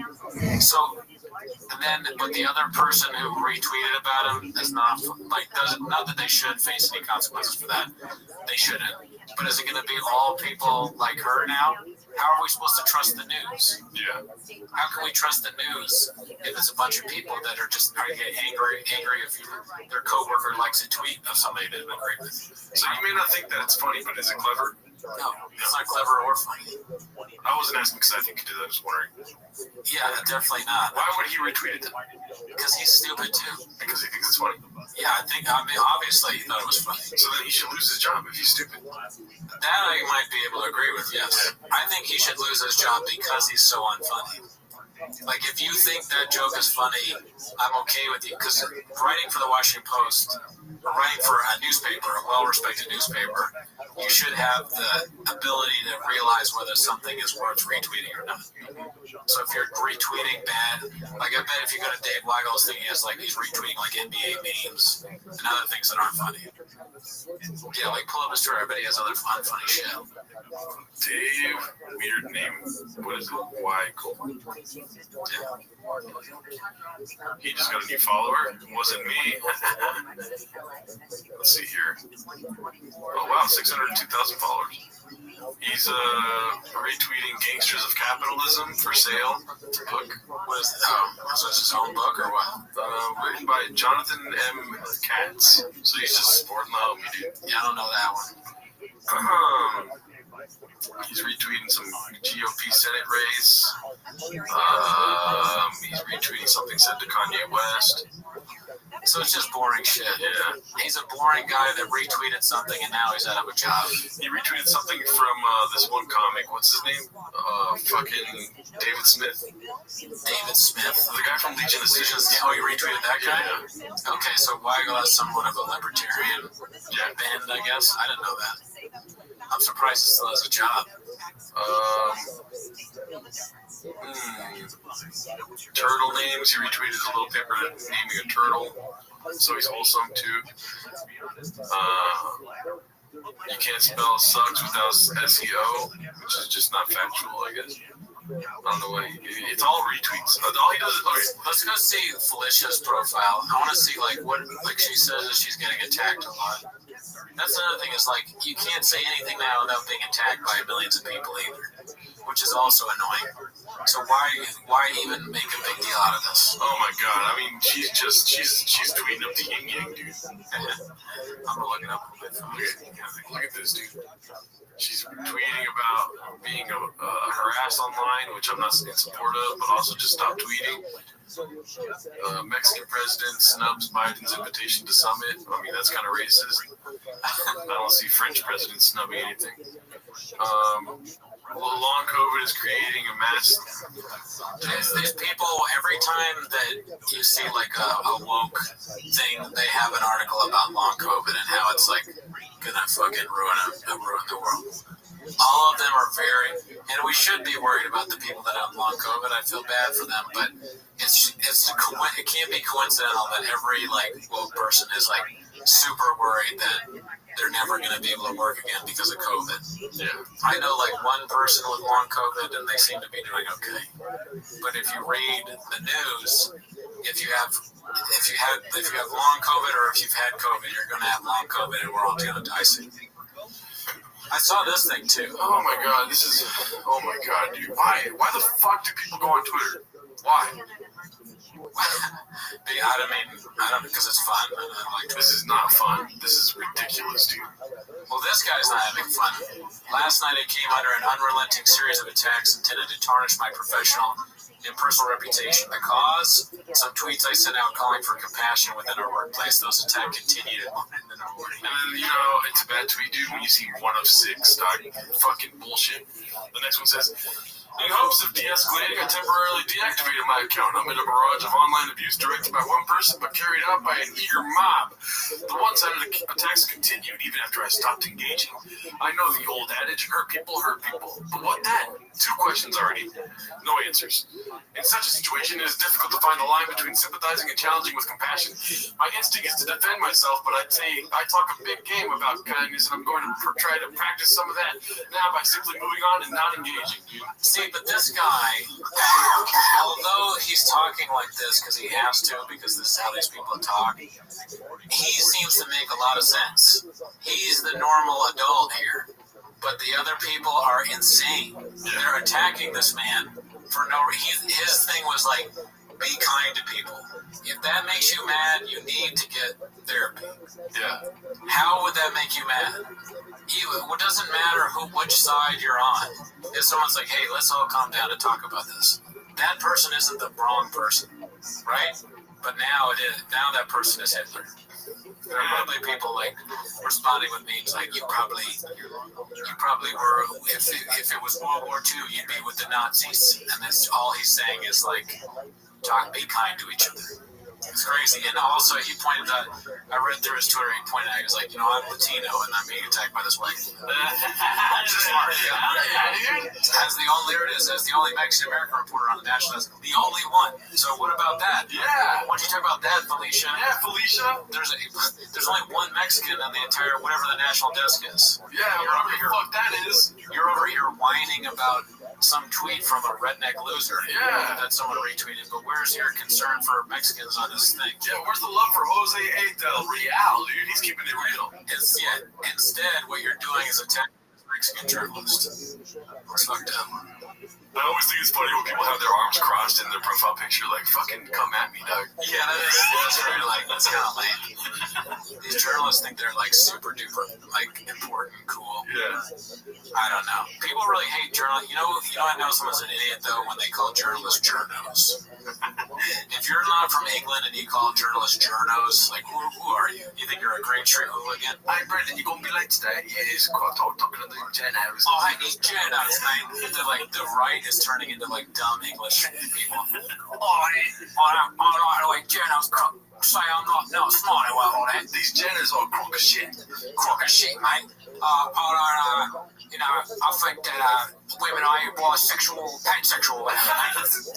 Oh, really, dude? Oh, I don't know what I'm doing here. Dude, this is Ricky Gervais spaceship, mate. This is a crock of shit. That's what this is, dude. All of this is bullshit. You basically said that, but in a lot more words. You agree with me? Somewhat, yeah. What's your opinion on it? Everyone should get off Twitter. Twitter should fucking die. Eat a dick and die, dog. That's my fucking opinion, dude. Why do you say that? Because I don't do well on it. No, I really just, the humor base of Twitter does not make fucking sense to me. And in my opinion, is killing people slowly. So when I say Flappers Europe, you don't think that's funny? That's hilarious. That's not Twitter. You can say that shit on fucking Instagram. You can say that shit on Facebook. Yeah, but it's not the same because Instagram has pictures. The caption doesn't even matter. You get no cap. That's where it came from. So you're telling me Instagram has a third dimension, dog? You like text-based shit? I don't understand what you mean. What are you talking about? You can share a story post of just fucking Flappers Europe, dude. And I'm there for it. I'm retweeting that shit. Can you share stories? Yeah. Oh, yeah, you can't. I know you can. I do it all the time. I just don't. The stories are like, I don't know. I don't want to film something. I don't want to have to, like, edit whatever the fucking thing is in that thing. I don't understand that. I like writing. I'm a writer. Oh, my God. I'm a writer. Oh, my God. I know, it's people like you that create sexism in the fucking work environment. You're a writer, dude. Yeah, I bet, because of my retweets of people like Cam Harless. I put up in my phone, I say 140 characters is all I have. Actually, it's more, right? It's more now? I don't know if I can... I don't know. You know better than I do. I'm treating you like that guy that has to look everything up, but like, so look at your bookcase, only has $6. I have a fucking shit ton of books. There's like 3 books in there, and a lot of like there are books on like the history of cookies. And this is how you know you're losing an argument in my apartment is when you fucking attack my books. There's more of a pinata than there is. That's true. There's a lot of. It's a big pinata, so there's a lot of books. Yeah. Man. I had 2 shows this week. I did Nightcap, pretty good show. I'm trying to think of anything crazy after Nightcap. Nightcap's back inside. It's not outside anymore. Have you ever been there, the Burbank thing that Aaron Milner runs? It's a good show. He's building a brand, which I support. And then I did a brunch show with Josh Edelman. Josh Allen's brunch show, Bar Covell. That's hard to do. Yeah, the 1 p.m. show. Yeah, it's hard to do comedy early in the day. But the audience was chill. I had like one giant beer, which cratered me for the rest of the day. Oh, that makes sense because you have beers in the morning. Yeah. I do not. Everybody was having it's a brunch. People were having wine and stuff. You have more beers than I have books in the morning, Doug. That's not very easy to do. So I'm sure you're saying I had 2 beers. I asked for like the Australian lager or something like that, thinking it was just gonna be a regular beer. And they gave me this like giant glass. I was like walking into the show like, okay, that guy's a problem. Yeah. This giant thing and just, oh yeah, good to be on the show. Blah, blah, blah, blah. But did okay. Also, you're forgetting a major plot point here, dude. You did the potluck at Flappers. Or, you know what I'm saying? Oh yeah, I did the potluck. That was funny because I was driving to record Doomscroll. So yeah, you can also check that on Doomscroll with Isaac Hirsch and Nick Olshaw. I filled in for Daniel Cabral on that show. I was driving there and Luke was like, hey, I'm hosting, like, if you want a spot. I don't know if you're supposed to say that. Oh my god. But I'm just kidding. And Luke was like, oh man, you made potluck. I thought he was kidding, or I didn't really understand. And I was like on the way to this podcast. So I filmed the podcast and then I went and did the potluck and I did okay. I didn't do great. Yeah. I did fine. But it was cool to be there. It's been what? I don't know. 4 years? Something like that. 3 years, 5 years maybe since the last time I hosted, Stuart was working at the store. Yeah. He hasn't worked there in years. The last time you hosted what? I mean, the last time I did it. Oh, I said hosted. The last time I did Podluck, I did Kill Tony right after it and ate shit on Kill Tony. Let's watch that live on the podcast. Yeah, right. I hope they fucking burn that shit. I did a streak joke. This was my streak over. Yeah, so it's more than 5 years ago. I was doing streak jokes. Yeah, you told us on the podcast before. I've told it so many times. It's haunting. It's haunting, and it's not shop. It's not fun to think about. It was in my shop era where I was in a Western shop. So, you know, Ben Franklin. So, yeah, I was doing jokes about Ben Franklin fucking women and shit. And my closer was a Mexican cookie. Salsa and cookies. Dicey, bro. Even if we try to fight Shop, so you even went back to Shop. Shop is like that movie, The Thing or It or whatever. Is it The Thing? Where it's like you don't know who the monster is. It could just be you or me. But then as soon as you don't expect it, you start talking about Shop because the monster is you. You're like chasing it. You're way older than me, Doug. I'm Stranger Things. You're The Thing, Doug. That's what I am. How old are you? Fucking 22. Yeah, right. It's a rough 22. Lord. Someone's like, they go on TikTok, they go viral because you're their Uber, you're an Uber Eats person. Like, my Uber Eats person, I met him, he said he's 22. That's what he looks like. Oh my God. How could this happen? Shit. I don't know. Would you work at the Washington Post these days? I think I would do it if it was like, if I got paid like $35 an hour to work 4 hours a week. Why are these your numbers, do you think? I mean, because I don't journalists work 4 hours a week. Whatever, like the mail guy, how much does he work, dude? They don't get a lot of mail, let's be honest. The Wampo Doug. What? I don't understand a word of what you just said. Because you're so old. I'm saying, if you're working in the Washington Post, what beat do you think you would do? Oh, like a writer, dude. You know, I would love to be a sports writer. Yeah, I mean, that's probably what I would do too, sports. How fucking old are you? What beat would you do, dude? Yeah, like the news, the beat. Is that Twitter speak or is that 38? That's journalist speak, you dummy. Okay. I'm gonna make you go back to school after this podcast. I'm sorry, I'm not a journo, okay? God. I think I would do sports, but dude, we both get canceled so quickly, man. You can't even retweet. Can you imagine? I fucking like things that Kenny Lyon tweets. Yeah. Somebody would be like, Luke, is this where I have to work with somebody who likes the tweets of Keith Johnson? Well, this is how much fucking Twitter sucks, dude. And yeah, this is the pony I'm riding. The Twitter fucking blows. But you have not said why you think this. Because I don't even have a job, and I'm scared of retweeting things that I think is funny. So you are scared of it? Yeah. So when you see a tweet sometimes and you're like, oh, that's funny, but I won't retweet it because I'm worried about the consequences. Yeah. And then even then, too, whenever I like something, I fucking unlike it because I'm like, fucking shit. People can survey your whole fucking existence on Twitter, dude. Keep talking. I want to want to find things that I like. No, I have this one tweet. I'm just going to show it to you if I can find it. It's so fucking funny, but I would never retweet it. It's so fucking funny, though. Life on Instagram is so much simpler. There's no surveilling people's activity on Instagram. Twitter, you can see everything I like, everything I fucking look at, dude.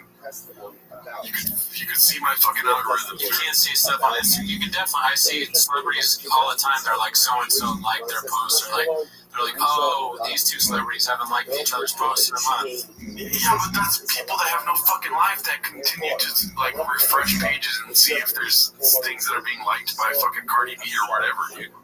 Yeah. Can you find it? I tried to like. I'm gonna write it out. I want to write it out and show you what it is, but I literally, it's so inflammatory in today's world, and it shouldn't be. You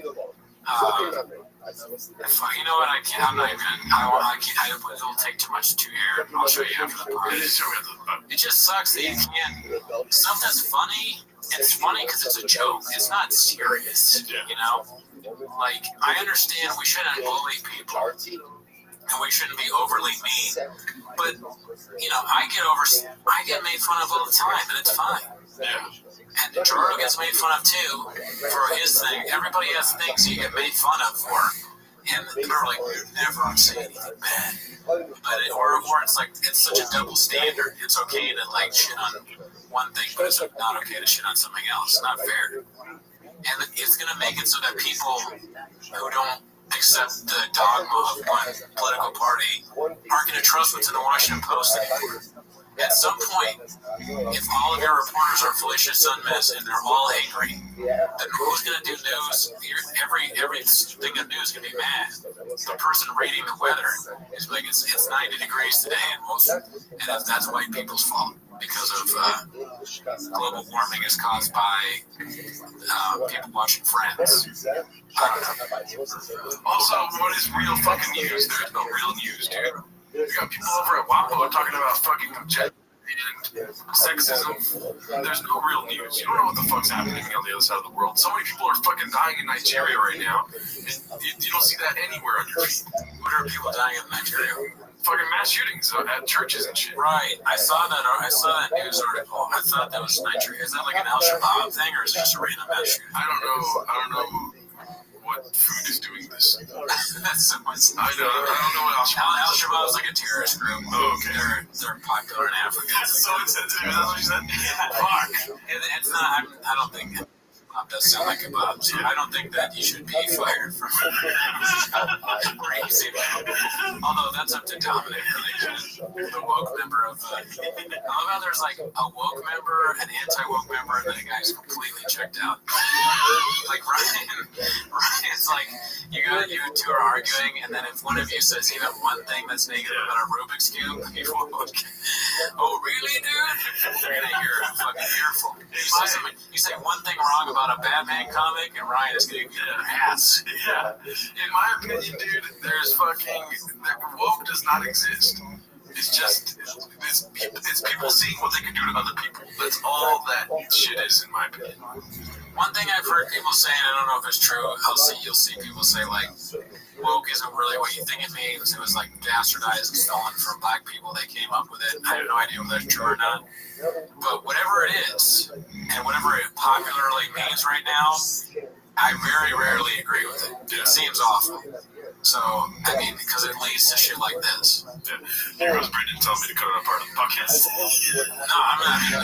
Leave it in. I want people to know what I think. And I can be wrong. I'm not the smartest guy in the world. You know, you heard me. I thought the 16th president was Andrew Jackson briefly. I know that that's Abraham Lincoln, but it was a brain fart or whatever. It was a Gringo Poppy moment. And we're all gonna, it'll be. Somebody's timing us at how long it takes for us to bring up Brendan again. I mean, it's podcast gold, baby. And it's just hilarious. Give the people what they want. The guy's stand-up clips are always bad, and he keeps putting them up. He doesn't stop, folks. Can you imagine if you had just bad clips? You're like, gotta put up another one. I mean, I'm doing that right now. You're putting up bad clips. I haven't seen really. Yeah, I haven't seen any of your clips. I put up a clip a couple days ago, and it got like 4,000 views. But that doesn't sound bad. But then again, I mean, I'm not proud of it. I just did it because I needed more action on my It's not funny. It's not the best way I've done the joke before. Then why would you put it up?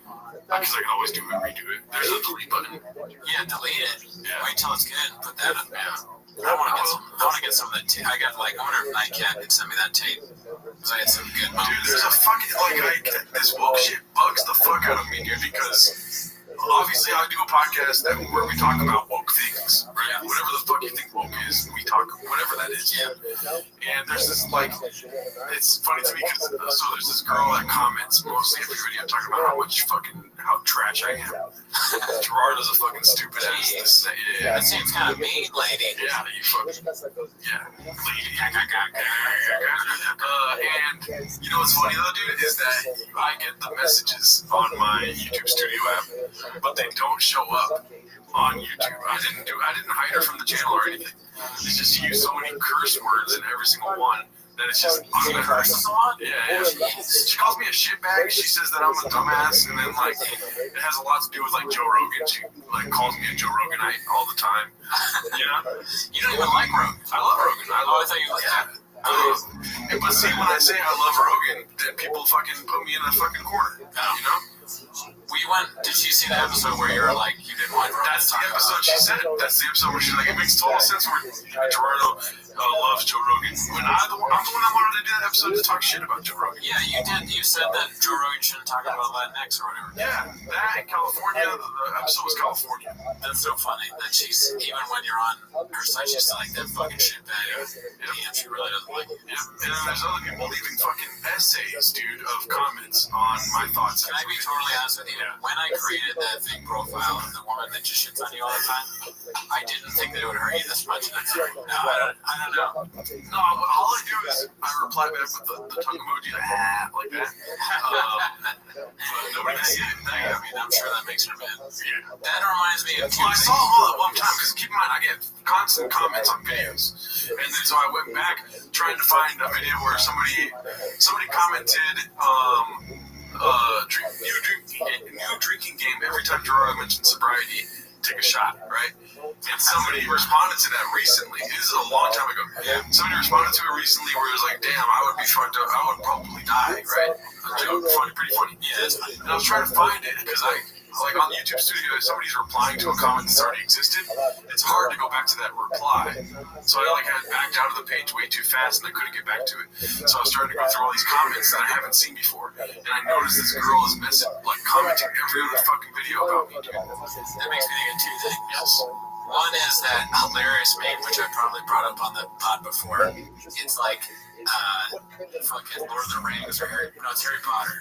And Harry Potter's in one frame and Ron Weasley's on the other. And Harry Potter's like, where were you when I created my YouTube thing and I only got 5 views and 5 comments? And then Ron Weasley's like, I was too busy making 5 views, fake profile. Oh, yeah. That shit is so funny. The other thing I was thinking of is these fucking commenters. Yeah. The thing that they love to do is they're almost, you know what they're like? They're exactly like this Washington Post person. They love to be like, oh, well, my comment was deleted when it wasn't. Yeah. Or like, and you stop, I'm getting buried by whatever. They have so many, this guy on YouTube, I was joking around with him, he's giving me shit, and I was just responding Shaw. You're like, what else you got, Chin? Interrupting yourself. He's like, when I said, what else you got, Chin? He said, my last comment was deleted, so I guess nothing. But I don't know how to delete comments. Yeah. So it definitely was not me. Yeah. And then they love to, when they're losing or when they seem stupid, they will say shit that's just not true. That's the strategy of a person who's stupid. They're like, oh, well, I'm getting shadow banned in this year, and people don't see it because of da-da-da. Shut the fuck up. You're not funny. You know this because your whole life no one has thought anything you said was interesting. and now you're surprised that you're not winning in this online argument. Let me give you some facts and some news. You're never going to win an argument anywhere you go because you suck. You're not funny and you're dumb. That's why. They already know this. They're non-popular people. Nobody likes them. Gerardo is straight up just ignorant, bro. You don't know what socialist, communist, any 2+ syllable word means. First of all, those are not easy things to understand. Yeah. Those are tough, difficult concepts to grasp. People get PhDs discussing that shit. So if Gerardo can't accurately reflect on those things, it's not that that does not make him stupid. You need to fart out your ignorant opinion because you like to hear. First of all, listen. Yeah. Let me. Or no, go ahead. Yeah, don't attack my fucking farts. They're pretty bad. They almost killed Morgan. Morgan Mazzell almost died. He actually responded to YouTube saying, "I remember that. That's pretty funny." It's funny, but save it for Big Humble, okay? Funny people not just I want you to respond. The motor you have for capitalism is embarrassing, basically saying, quote, it's good to keep poor people poor because they could invent something, unquote. Like, what the fuck? Let me tell you something. Didn't quote that. I might have farted that, but what's this woman's name? On the thing, what's her name? Alright, yeah, you're right, I shouldn't. But let me tell you something, whoever you are, and I'm talking directly to you now. Gerardo may not understand completely, and neither do I, by the way. But I'm saying myself as well. Neither of us can probably fully articulate the definition of capitalism, socialism, communism. Like, we can give you what we think it is and probably be pretty accurate. But we're not scholars. But you, 100%, I know this for a fact, cannot tweet about flappers like I do.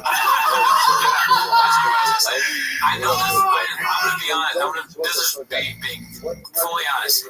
I guarantee you that you cannot edit like Gerardo does. You cannot film like Gerardo does. You can't make a hit podcast, Isimo Pod. You would never be able to do that because nobody likes what you say. You're probably very annoying to be around. Nobody cares. And also, you probably don't have a PhD. So your idea of what it is, not that you need a PhD to be able to dissemble these things or whatever. I don't know if that's the right word even. But you're, long story short, get a life. Thank you very much, dude. That's Dominic. Ryan hasn't stood up for me like that. Definitely agrees with her. Keep going. He's ghostwriting for her. And then Ryan's like fucking way above in the clouds, thinking like 3D chess, as Joe Rogan would say. Ryan is really the mastermind in Isimo. It doesn't seem like it, but the success in many ways is because of how you don't expect it, but then he drops something and then that's the magic. Also, I will say too, I don't know about socialism, capitalism, communism.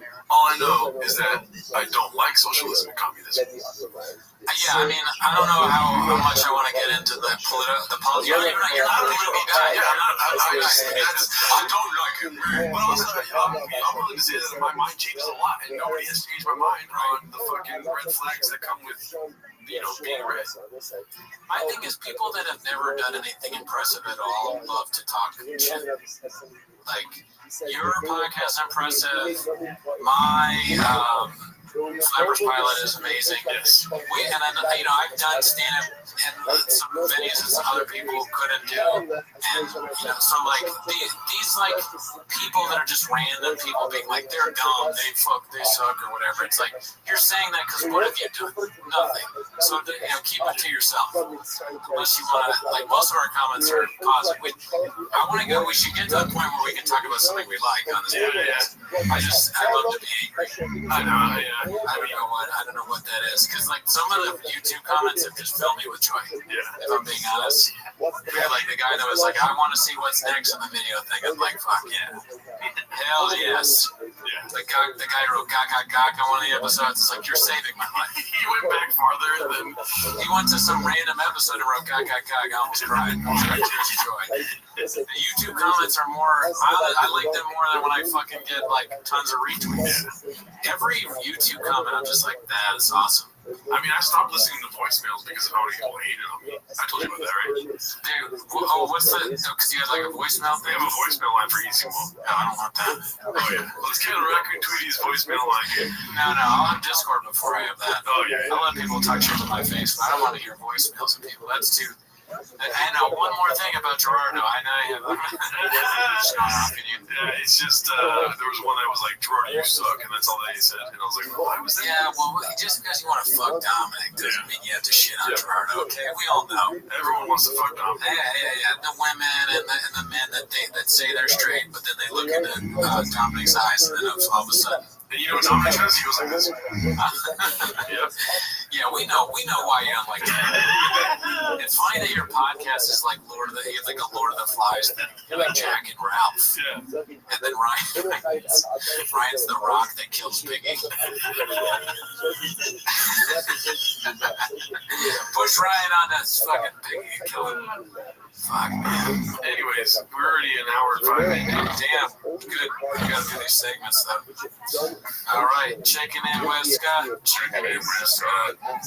All right. Dude, I look up Scott Lewis so much now because of this podcast that I get recommended his tweets every time. Good. I don't miss being poor, but I do miss doing stand-up more than a handful of times a month. Because Scott, big news in Scott's life is, promotion after promotion. He's balling, getting married, doing a lot of very busy man, so he can't do stand-up as much as he used to, which is sad, but also, with success comes responsibility. Yeah, you gotta do. With great power comes less open mics. With great bar jobs comes a life that's more rewarding. All right, and then our favorite segment is Heather. Okay. All right. Heather said, before the pandemic, I wanted to do things, and now after the pandemic, I don't want to do things. Is this relatable? All right. Not really, but I'll like it. It's kind of funny. So I saw you like it right now. He's live on Tree. I'm not retweeting others. No, not this time. I don't think it's worth a retweet. But the pandemic did make it's like you'd be inside, I want to go do something, and then you'd be exhausted from work when you're back. I don't know, I want to watch all these. There's still so many shows on now. They're so good, Just watching. We Own the City on HBO is fucking awesome. I think that just ended. I was watching Ricky Gervais on Ricky Gervais special, Under the Banner of Heaven was out. Norm had a special. There's so much shit going on. Ali Sadiq, did you watch that yet? I haven't watched it, but I just was on that show Nightcap. I was with shout out to what's his name? Luke Schwartz. No. Oh my god. I'm so tired that I forgot the president and this guy I was just talking to his name. Oh, the 17th president. Andrew McCain. Oh, Mikey Sheck. Mikey Sheck was at I can't remember the name of the club. He was opening for him at the Laugh Factory in where is it? Long Beach or something, or either that or the store in La Jolla. But he was with Ali Siddiqui, so he was fire, crushing and opening for him. That special, I watched it twice already. It's amazing. I want to see it. I like that guy. Like I said last time, he's very funny. Yeah. So it's cool. As I say, these guys like him, they should be the guns getting shots. Yeah. This is to me, this is the real issue when you talk about unfairness and racism and just not getting the shot or whatever. That's the real thing is that there are black guys like Ali Siddiqui who should be getting it more than they're getting. Sadiq. I love saying Sadiq. Sorry. Ali Sadiq. There's guys like him that should be getting a shot and they're not for whatever reason. And that's what I struggle with more. But on that same token, he's creating his shot, dude. Yeah, he's creating his own shit. And that's not a basketball dunk. What do you mean? Creating, it's shot creation. I don't get it, but I guess what I'm saying is, I shouldn't have said it. I don't understand what you're saying, but I just want to know if let's say you see one person, like, and they're like about to fall off a bridge, right? There's like one hand, like on the thing, and like one hand is reaching up. Would you save them? If it was Ken Gar, I would not. Damn, I was gonna be like, I was hoping you were gonna say yes, and I'm like, what if it's Ken Gar? Like Ken Gar fall to his head because he's the worst comedian on stage. Ken, where are you, man? I haven't seen you in a while. You're playing poker. I hear you're losing to women. Oh my God! Cancel me now. All right, that's it. Bye. Building expert. The experts of experts. What's the experts of experts? Someone who knows about the interconnection of the moon. Again, one second. You understand what it means to know about the interconnection of the moon? First of all, none of us know what interconnection itself actually means. Right? All the more so, right? It means to all the more so the actual process of the interconnection type of the moon, of the year, of the month. So you're talking about the expert of the experts. Fine. Next. We'll say, what's next? Yoetz. She'odel Abishar V'Chadash. Fine. So keep this down. Okay, let's say, what's an example of Hanukkah? Okay, you ready for this? Listen to this.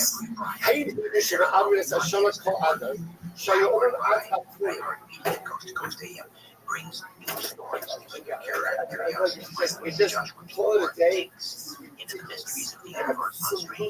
Ridiculous. How does this happen? 7.5 year cycle. How does it happen? It's not like the Joshua, it's not like the Lemon, it's not like the Montreal. Literally, again, a third case on Conan. So what's the matter? It's incredible. I'll say, just understand. Sometimes, we deprive ourselves of sleep, push ourselves, we're going to a lot of information, not a lot of time. We're like, which part of this is the proper level? And then every once in a while, and that's what we do with Mark, major founder, which is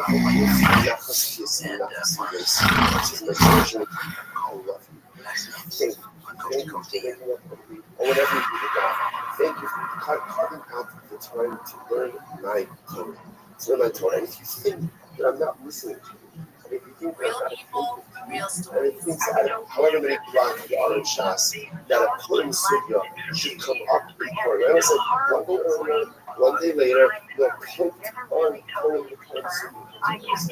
Just know, things enough. What does every child want to know? Every child wants to know that I give my father nothing. That's what I want to do. Spend my life taking my parents' nothing. So again, all the ones we do, like this comes along, and we know that Abba is so incredibly proud of us. That I should be so forgetting something to give our family necklace, and then that's what we should talk about. So again, so we want to give you an example of here. What's the current case? For example, so for example, let's say we have a focus about how to go ahead and declare a leap year.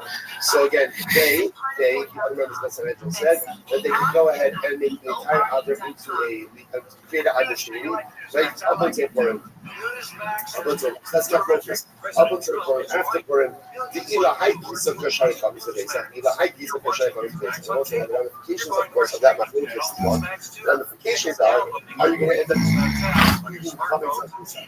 Right? Remember again, depending if it's going to be a year, and after Shani and after days, just going to the case falls out. Yeah, you have published ramifications. There is an example of a progress where again, stakes are kares versus katas. Good, where goes back to Tavar, Zehalav. Zulhilchos Achalasai. The Igmar, Asiri, Rabbi Yochanan Omer Asiri Kichi, and Shimon the Lakish Omer Asiri Ka'achalasai. What I said, people look at Rashi says over here, Hilchos Achalasai, Yom Achon Shal Yud Aleph Sheni Niza. So remember again from last cycle, from the second Niza, so we have this concept, Rashi points out over here, that there are 11 days, at least 11 days between every Nida cycle. Remember again, the way Hilchos Nida works with the Oraisa is a 7-11 cycle. 7 days of Nida, 11 days of Shiva. So the Gemara quotes over here again. Listen, I'm not going to get in depth with all of these. I'm going to only because they're all fascinating in themselves. These are all just, I want to frame what we're doing over here. We're just trying to show a series of methods. Remember again, we're trying to learn French every day. Marriage holds, the only time you can become a sucking memory is if you have a methods regarding something which you've done intentionally is if you have and then unintentionally is if you have this. We're just trying to interpret the concept that we interpreted at the beginning of this class and highlight a whole bunch of cases that fit into that criteria. So for example, again, what's davar? This refers to the following halacha. Zu hilchos achadas adikma asiri. What happens if one of these on the day? Rabbi Yochanan Amar asiri kishi. Time to speculate the night. Shimon ben Lakish Amar asiri kiachadas. So again, remember, it's talking about focus about what happens if there's nothing about the status of the beating from the 11th day and the 10th day going forward. Does that make her nida? Does that make her a zava? And the resulting ramifications which could potentially lead to a chiyuv kares. Rabbi Yochanan Amar asiri kishi. Ma'atishti b'yishimer, af asiri b'yishimer. Fine. Rish Lakish Amar asiri kiachadasar, ma'achadasar lo b'yishimer, af asiri lo b'yishimer. So we'll say. So again, that gave me to right now. Fundamentally, that extends ultimately again into the base of the needles. What's her status? If they have focus regarding that to potential with colors. Fine. Next. Zeh. So the word says Zeh Adin. So Zeh, so first it's Zeh Shabbos. Then the whole about Zeh Shabbos. What is that? What's that on the base? So for example, my focus regarding whether or not one's daughter from a woman should buy one. Let's say we buy one and a daughter. What's the terrible status of that daughter to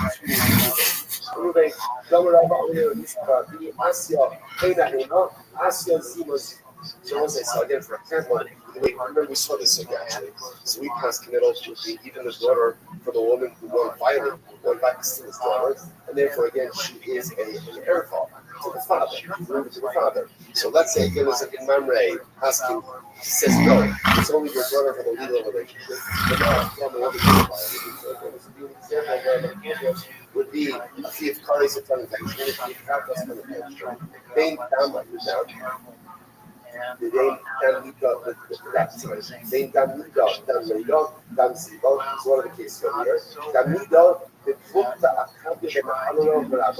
So for example, by Talmida, the Nachokis to be like the Nachokis in the Kabbalah with Allah the Nachokis. What's the Nachokis? It's not Dam Hajjala. What happens if a woman sees yellowish white? Blood that has a yellowish color to it. So Dam Hajjala. So Kabbalah Mechallah says ultimately again that it's Tamei. The Chacham Mechallah and the Chacham ultimately say that it is Tahor. So I'll say so once again. What are the ramifications? Just saying, what are the ramifications of this Mechallah? The ramifications are chiyuv kares because relations with a woman who is a legal carries with the penalty of kares. So then these are examples. Downgrade. What's the downgrade that means? This is very interesting. The book of the Rabbi. This is not what it's Rabbi. I told you to us remember again, the way it works, it's fascinating halachas of the in childhood. What are the halachas? The way the halachas, now again, we don't pass in this way today because we have a whole system of like dam leda, dam nida, dam siva, kind of morphed into one thing called nida. But again, the race the way it works. A woman gives birth, and after she gives birth, she leaves for a certain amount of time. The blood is Tamei, and then for a certain amount of time afterwards, depending if it's a boy or a girl, the blood is tahor. There's an approach about the mechanics of that. Rav says, really, there's one source of blood, and again, as the point Jonah says, the blood is Tamei. Another point that Jonah says, ultimately, again, the down is tahor. But Levi says, it's not true. It's two different kinds of sources of blood. So the Gemara says, Mista matame niftach hatar, Mista matar niftach hatame. So literally again, if the tummy source is closed off, the tar one is open, this time the tar source is closed off, the tummy open. And I say, now what is that? So this is up in a case where ultimately a woman continuously bleeds without going the head of the stop it. So trying to see that it switches over from what we call dam tummy to dam tar. So once again, the ramifications over here are the chiyuv kares. All we're trying to show again are examples of cases where the sucking men were arguing for the rest of the case. The stakes of the case are crazy, unintentionally, chatas of them unintentionally. Dance, well, what's the dance in the case? The book is a Rosh Yeshua. A Rosh Yeshua. It's not Kishnash Hashem, so that's how you know if a woman went ahead. And literally again, and then she says over here, Sina Parshas Kisava, Achad Hashem Shvenit Amida, Shemaim Avim Kitzva, Ishik Yazov Sof Davot, so there was a message that is which is called. The 3 days, which came for 11 days, in Shafsa, the Ace, if it stops, if it's subsided, it's 24-hour period, the Yoga, how does he let this dissolve? So if it stops for 24-hour period, and she gave birth during that time, this is called the Yoga's dissolve. So, technically speaking, a woman can give birth while she is in a state of sickness. Okay, so that has its own ramifications right now. The Rabbi Lozar. The Shur says, the life of Yom, the Lele Shabbos Yogo. What's it? You're going to have a reference to Purim, a reference to Shabbos. A reference to Shabbos.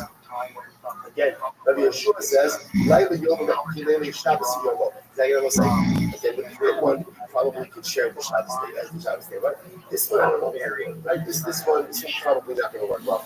He says, so the nice again, so Rabbi Yeshua says, if she stops, like if she stops eating, ultimately, not just for 24 hours, not just for a day, but ultimately again like a Shabbos, namely at night and a day, she shoves something outside, the moment not down. And also, the pain that subsided, like the liver pain that subsided, not the blood. Pain in the middle. Okay, so we'll say once again, just all examples of cases where the stakes are higher than the focus. Again, with a case where if done intentionally, it's a gift choice, or intentionally, it's next. Again, again,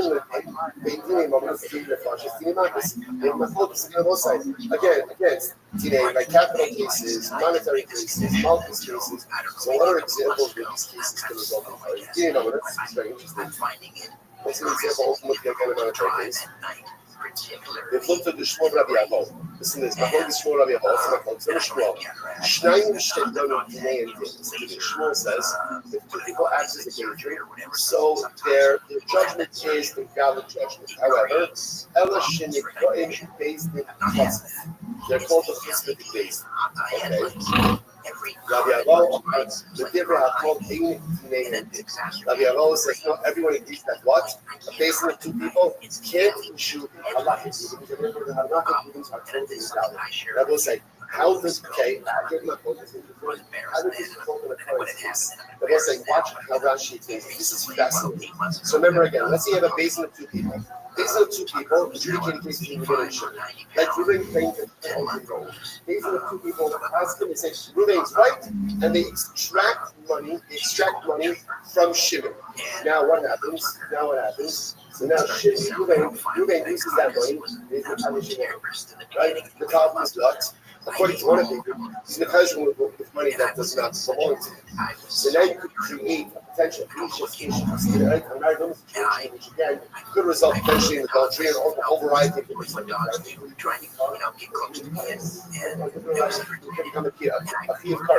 So again, and that all starts in the monetary dispute.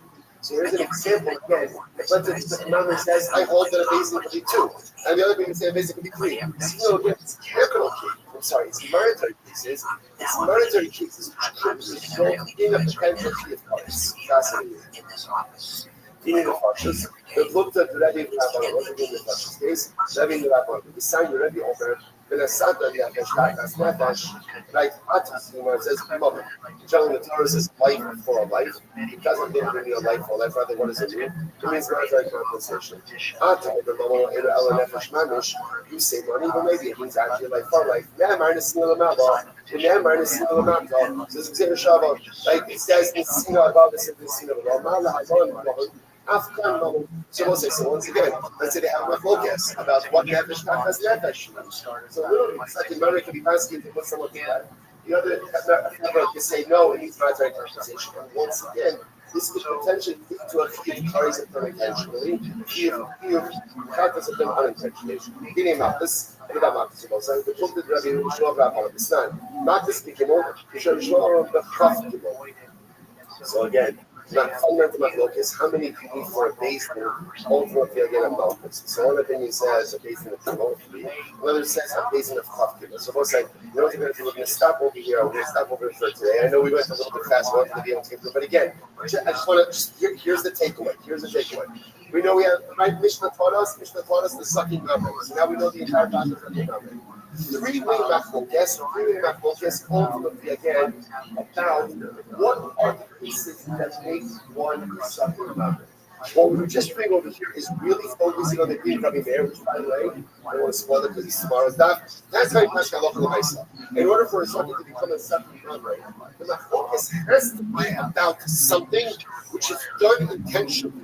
We're carrying the kares and done unintentionally. We're carrying the take that to the bank. That's halacha l'maisa. All the girl was doing was interpreting the concept that we started the daf with today, which outlined all the different kinds of cases and showed how each and every one of those cases could potentially be a thing of kares /a. So we'll say, and again, in the midst of all this, we got Purim. In the midst of all this, we got Shabbos. In the midst of all this, we got a hundred cases of Kadosh. And I will say again, the friends of Purim, we're going to dive in the Meretz Hashem in the main shul. Tremendous shkoyach, tremendous week, and a good Erev Shabbos. Such as all nonsense. It's just all made up stories. This layer that's coming from the headlights is blinding everybody. There's no regulation on it. None of these headlights were authorized. They never, the auto industry never petitioned the National Highway Traffic Safety Administration to authorize this. There were no studies. So now it's just these headlights and it's making Okay, data to show that these headlights are causing accidents, more accidents. There's a couple of different things going on. So one of the influences is called the Insurance Institute for Highway Safety, IHS. The insurance company belongs to this organization. They have researchers there, but it's they have a certain agenda, and their agenda is to reduce crashes, to reduce expenses for the insurance industry. So just last month, IHS has published a study which I've read it, it's not very good. Claims to say that the headlights have not increased the number of conservative deaths for trees. So that's the important thing from the IHS standpoint was that it's not causing insurance companies, they're not having more crashes. That's what they do. They're not having more crashes. They discount the medical problems, the possible so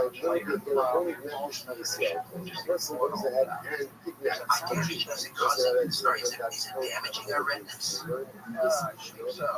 So macular degeneration is something that occurs over time. Those eye cells that we have do not regenerate.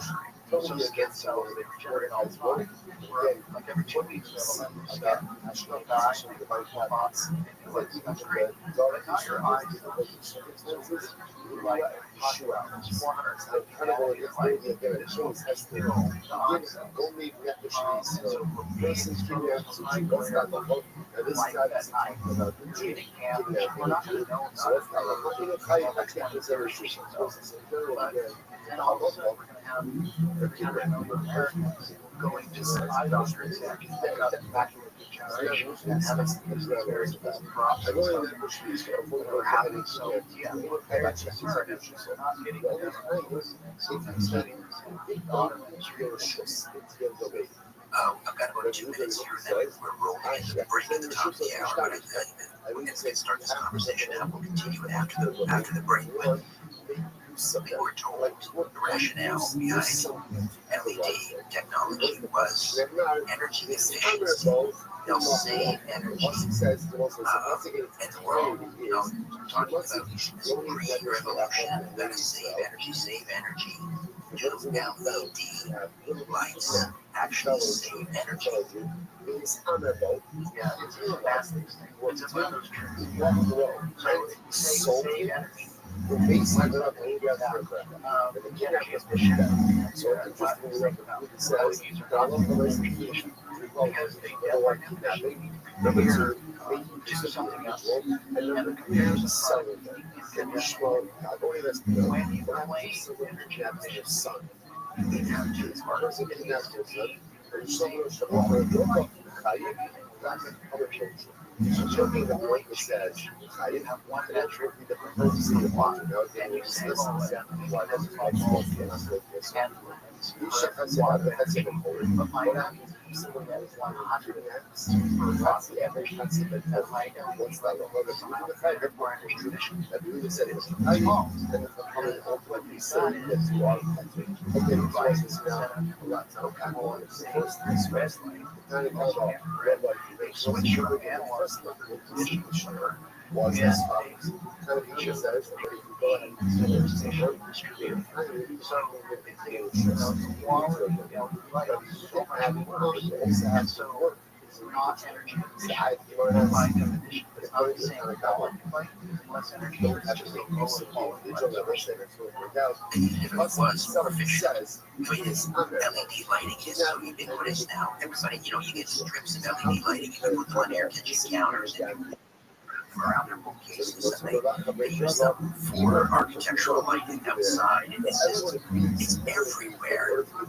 We can't escape it. We can escape it for a few moments. We're going to roll at the top of the hour and come back and discuss coordinated global rollout of LED technology around the country as long as I have you taking us to the break on Coast to Coast AM.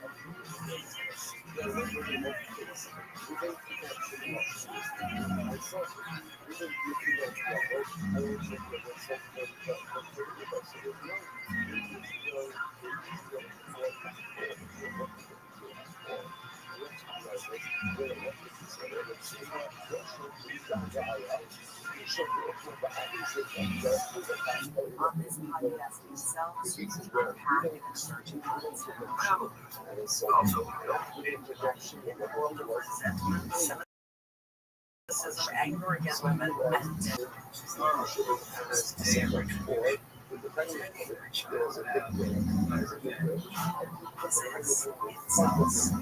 to Incels on America's #1 podcast network. Follow Incels and start listening on the iHeartRadio app today. Live content.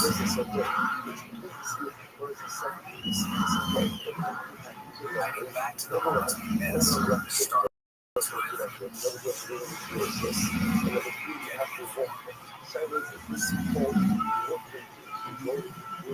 And the latest info about COVID-19 vaccines at getvaccinanswers.org. Brought to you by iHeartRadio and the Ad Council. The free iHeartRadio app is #1 for music, radio, and podcasts all in one. Discover a new podcast from our library of hundreds of thousands of titles. Here's an iHeartRadio podcast preview. How much do you know about this new and they really are. This is a story about a young couple who fall for each other despite everything. How can you be so sick? It's a story of manipulation on an epic scale. This case, oh my god, where to start? What the hell is going on?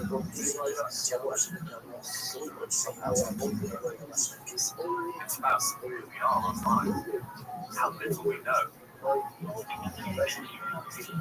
and uncovering a 10-year scam.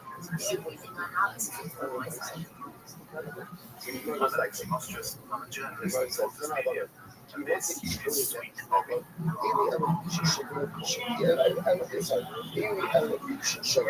Listen and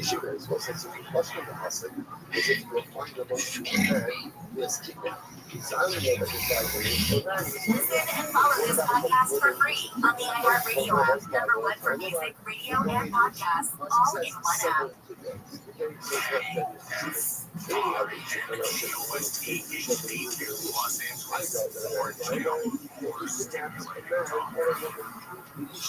I'm Jordan Christmas of the Campfire 24 Hours Newsroom. Former UCLA safety Kenny Easley died at the age of 66. Officials from the Pro Football Hall of Fame announced that he died Friday night. His family has not confirmed the cause of death. Easley played for the Bruins from 1977 to 1980 and had his jersey number 5 retired by the program. He went on to play 7 seasons in the NFL, all with the Seattle Seahawks. Before Jimmy Nielsen cut his career short, he is survived by his wife Gail and 3 children. The Rolling Stones' 1966 song Painted Black is now at the center of a lawsuit for making these claims.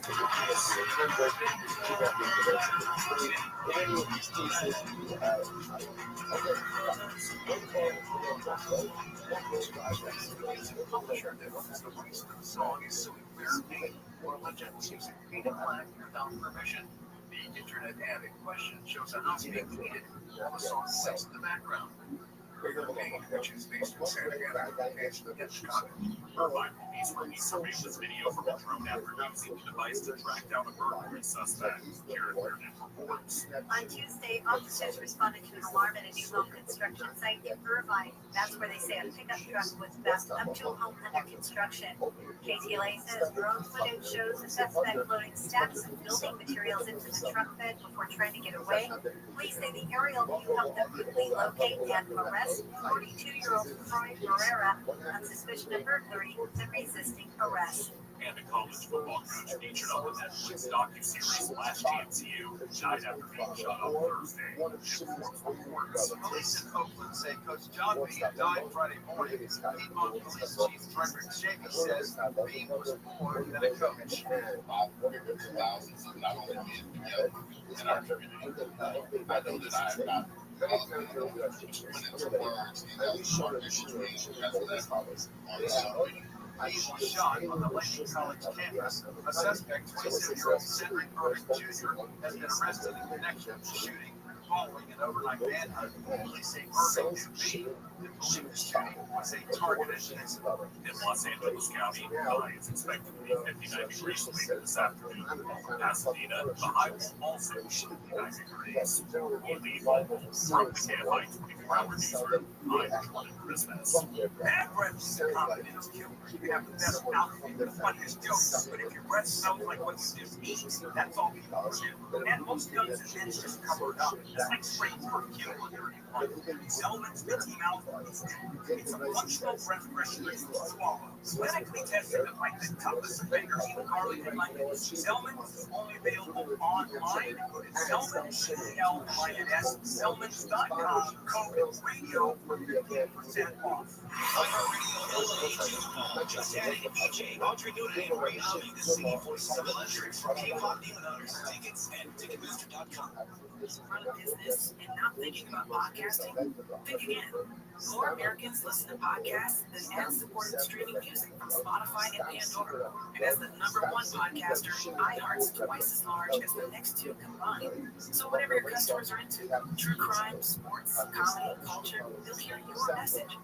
Plus, only iHeart can extend your message to audiences across broadcast radio. And all this reach means everything. Just think about the universal marketing formula. The number of consumers who hear your message times the response rate equals the results. Now let's get those results growing for you. Think podcasting can help your business? Think iHeart. Streaming, radio, and podcasting. Let us show you at iHeartAdvertising.com. That's iHeartAdvertising.com. Or call 844-844-iHeart. One more time. Call 844-844-iHeart and get podcasting working for you. Along the central Texas plains, teens are dying. Suicides that don't make sense. Strange accidents. Nothing like that had ever happened in Weatherford before. What seems to be a plot straight out of Breaking Bad. Drugs, alcohol, trafficking people. There are people out there that obviously know what happens. Open your free iHeartRadio app, search Paper Ghosts, and listen now.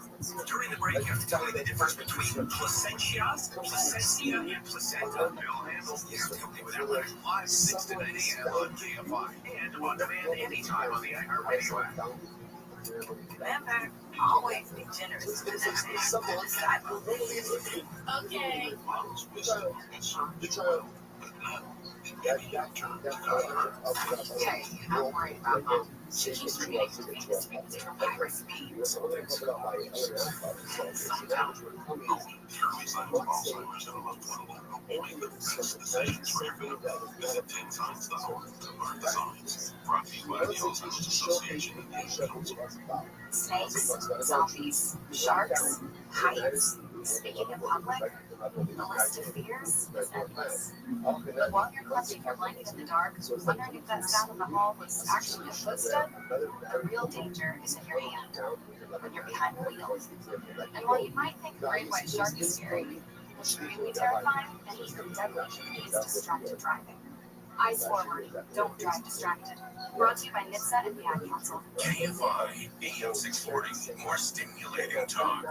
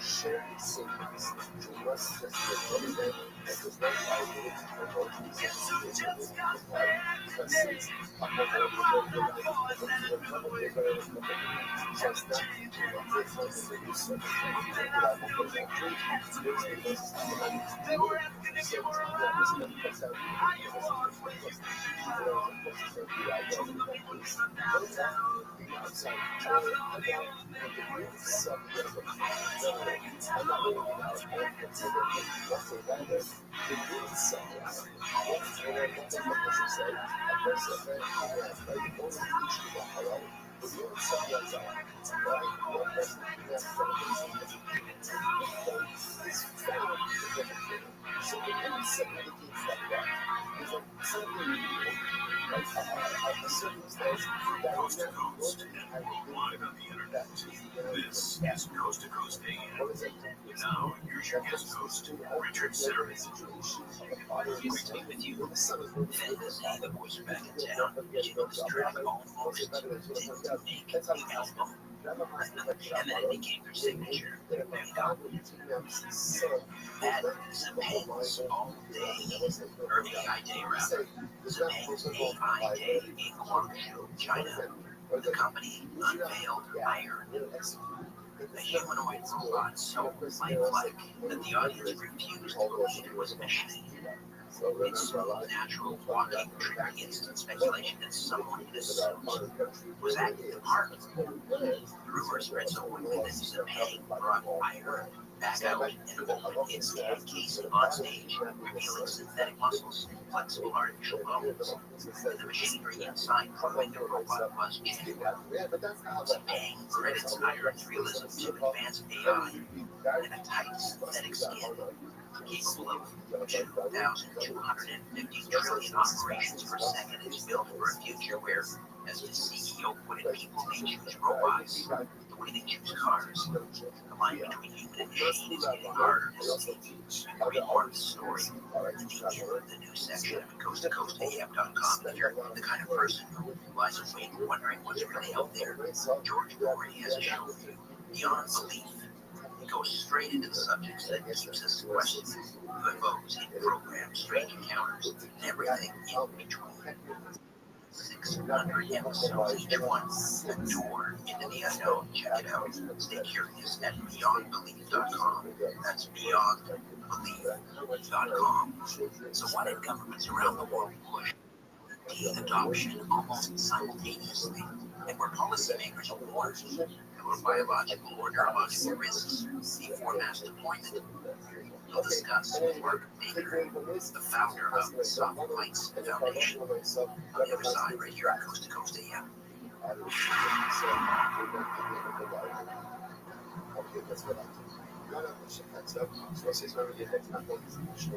Real people, real stories.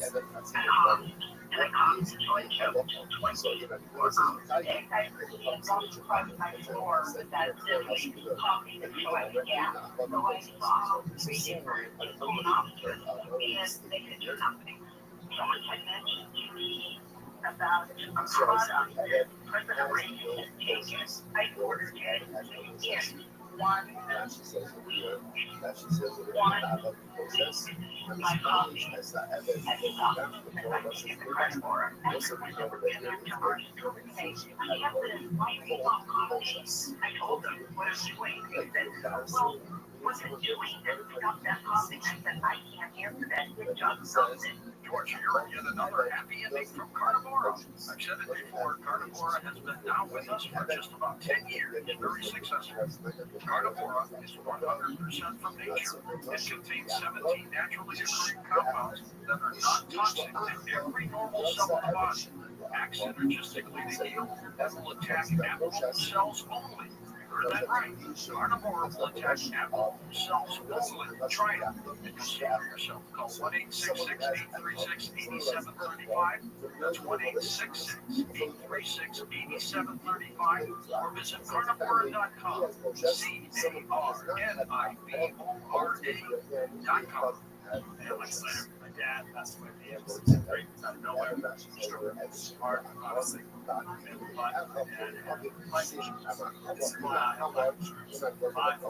My wife with 4 kids. The best place to get life insurance is those not insurance. Because you can go to there's no medical exam, no questions. Get life insurance in 10 minutes. Family, Texas, Ethos, ETHOS,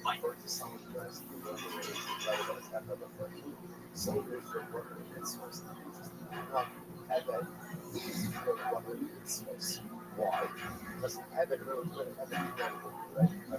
And we are back with Mark Baker, founder of the Soft Lights Foundation, public interest research group dedicated to exposing the biological, psychological, and social consequences of water. LED lighting. Is it fair to say, Mark, or accurate to say, the governments around the world started pushing out LED technology simultaneously?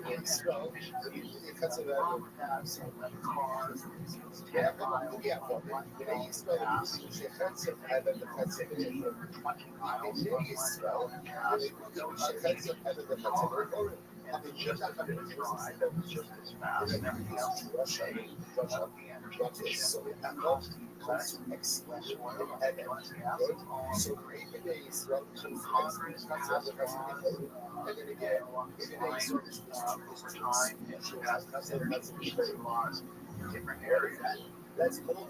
They really I'm so everybody that's cool. Policy we have a first time to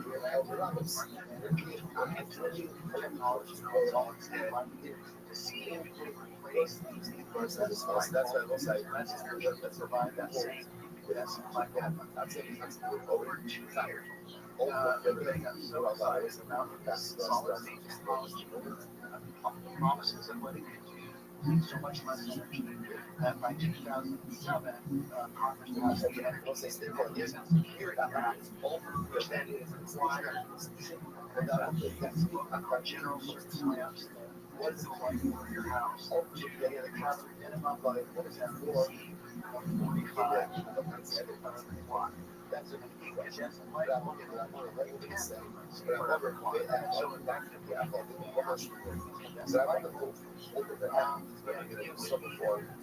more energy out of people save money.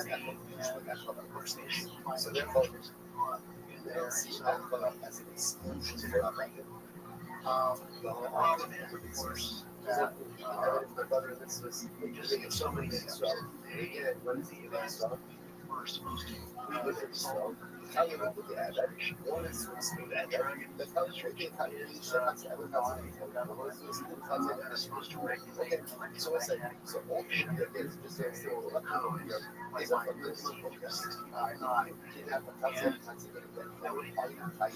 nobody says yes there's a biological essentially except the scan word they just pass on keeping things energy pass exclusion regulation affects the carbon energy issue what's called an exemption that's for example category and it goes as one of those so now they're pressure like the increase in dramatic because July because of incredible that's why the exemption so where do you see where's the line where's the basically go ahead and try us I consider a fraud Yoshi up the plane this press we're saving energy just on that and all those like same stories of energy efficiency and it's just their overall right, that's what's darkness anymore. As you see, these LED lights are ubiquitous, and you've got it's like a prison camp. I mean, this is part of I don't know. Here's me putting on my tinfoil hat. Is this part of a demoralization campaign? You know, we walk out of our house and these LED street lights beaming down on us like energy beams, like we're in a prison camp. We're getting depressed, we're getting anxious, we're getting headaches, we're getting macular degeneration. We're losing our minds. Again, this is less about efficiency and saving energy and more about control. So it's such a question. So it's such a complex set of factors going on. How do you know that? I don't know how do you know that? All these factors at play. I know that it's big, it's large, and so serious. Just when you get that version, that exegetical it's like that. Over only one was this control I learned this word years ago when the call was off the road, which is this device with prison where it's shine like this in circular fashion. This jail cell, they can't see anything. So it's in the puzzle that says, there's something now, what are you talking about? So this one says, there's directly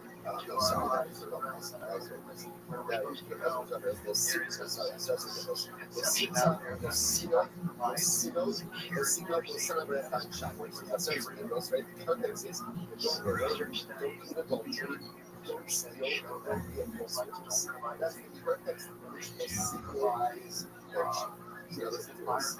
So you must not customer diver. What is the word talking about over here? It happened when I started to look, I'll never feel cautious. I was looking at my next question. Don't worry, don't Let me ask you a couple of rapid fire questions here. Light and treatment. Is it possible for light frequencies to influence human behavior?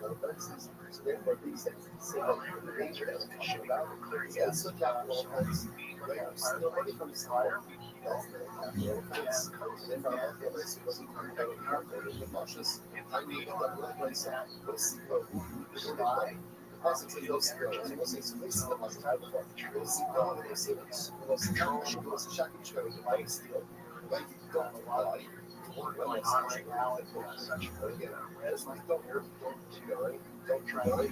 Don't try it.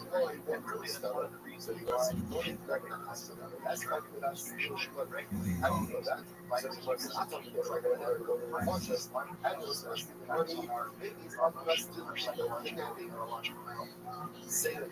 Okay, is it accurate to say LEDs are digitally programmable light sources? So which principle?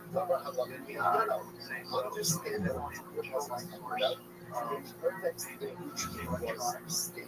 we're not also with that. We're talking about here. So let's remember again, the rest of us has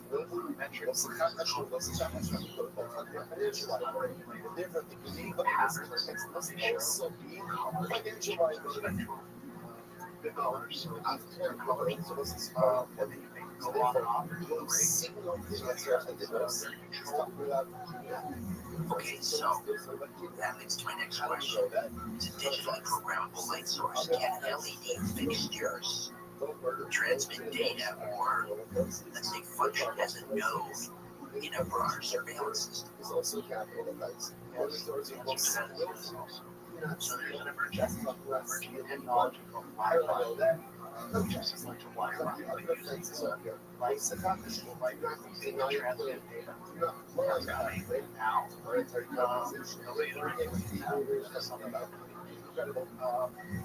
And it's very so here I was asking whether digital or LED fixtures can be used as in a broader surveillance system. Oh yeah, so very much. I wanted to say, so one of the things that to make the facilities lights about first set of witnesses comes on and says, we saw light shit. Second set of witnesses say, we saw a cell shot. Let's say, under normal circumstances, how would you generate all the work to get a shot towards one set of witnesses? Right? One set of witnesses who say, we saw internet and cell shit. Two sets of devices. So now this is going to present an interesting towers, which is not a big of that measure is what's the problem? The problem is both sets of witnesses for people that are advocating for our help. So again, another set of witnesses says, hey, percent, we should not have seen Rabbi himself in the room. Sorry, so now you have to write and they take the treasure block and looks at the same side, the same set of witnesses, and they say for a second to do it. Now they're having to go self-share one early bus that way goes electrosmog.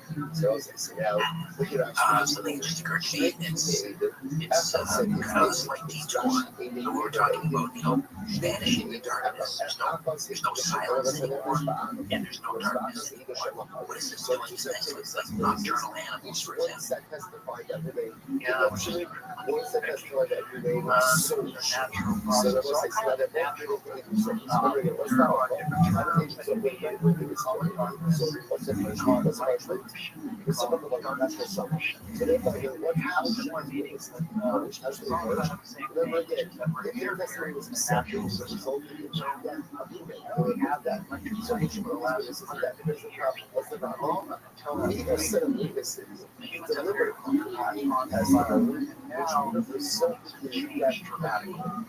because one set testified that will make redemption. Well, that's not enough to do that. The second scenario of this is going to like testify that your name is so shit that by itself is not a good habit.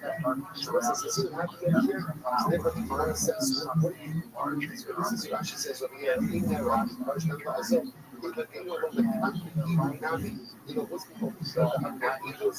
Shakalah, well, Shakalah is like the first is okay, so now let's so essentially, we need to set up witnesses who deliver Pharaoh his story, which would have resulted in the each delivery of their not that was what's not like this kid, whether anything we show him what this kid says, in that but it can't put witnesses to death. But the open says yes, yes, what's it look like? Yes, this kid never put the kilo, so we say this kid never put the kilo. And fires that is possible is like the kilo, and then I'm going to goes out over here. Is it a focus on the last one? That's not fires.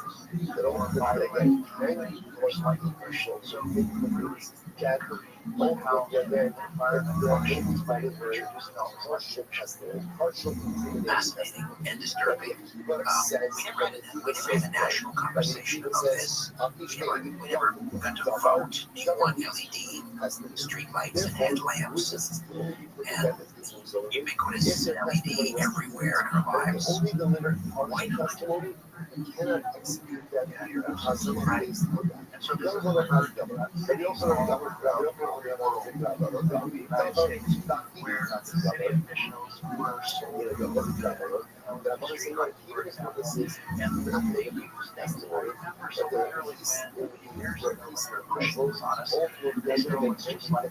as well. Okay, so let's say the street lights. So this is that very hard. That's solar. That's so now you got 100 stations. And solar from your first one down the street. And they did the toys that my first one are percentage ones. And second, and telephones rather than and then let's say again, several buildings they have they even have building show that solar ownership should have so that's the switch. So let's say we have seconds of business. So seconds of business come along and say, so they have to pay the skill of the company to get the installation. Just with the one engagement that some of our so that's not expensive.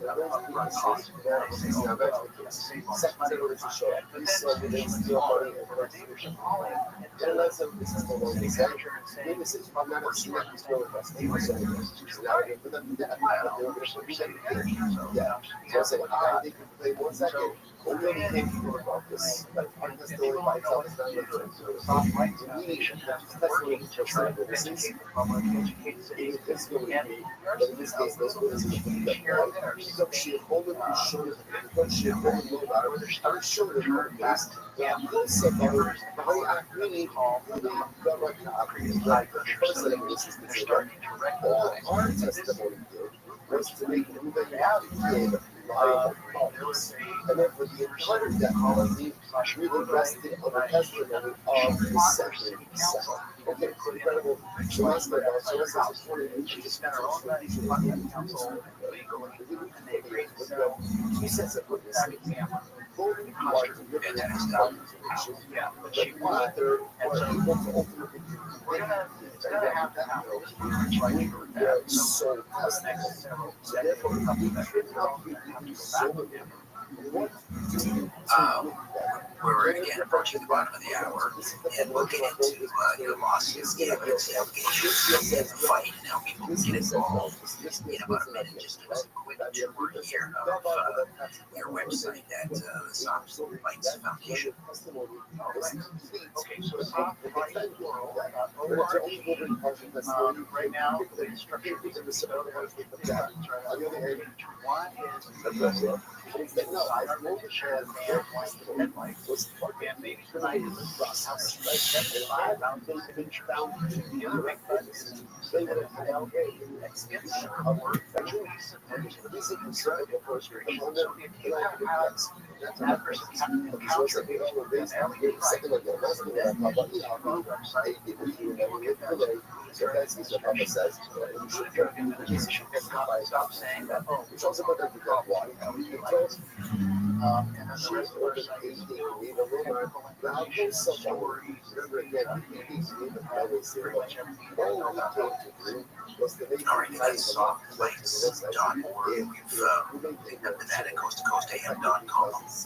Back with more moments, Sweet Talk Moment Yellow, Kevin Green wrote this one from scratch and turned it into pure yellow magic.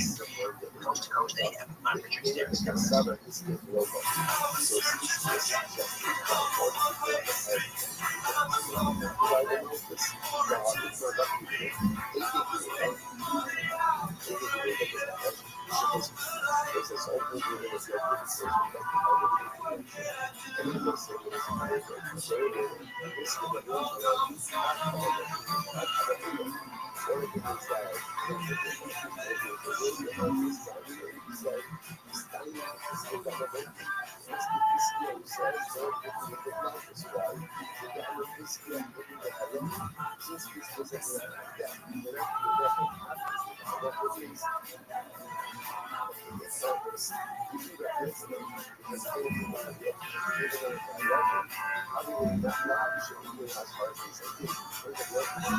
On this podcast themselves, this is how we have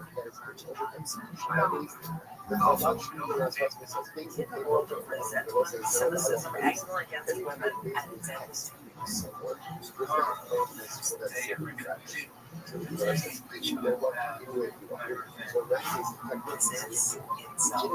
Listen to Incels on America's #1 podcast network.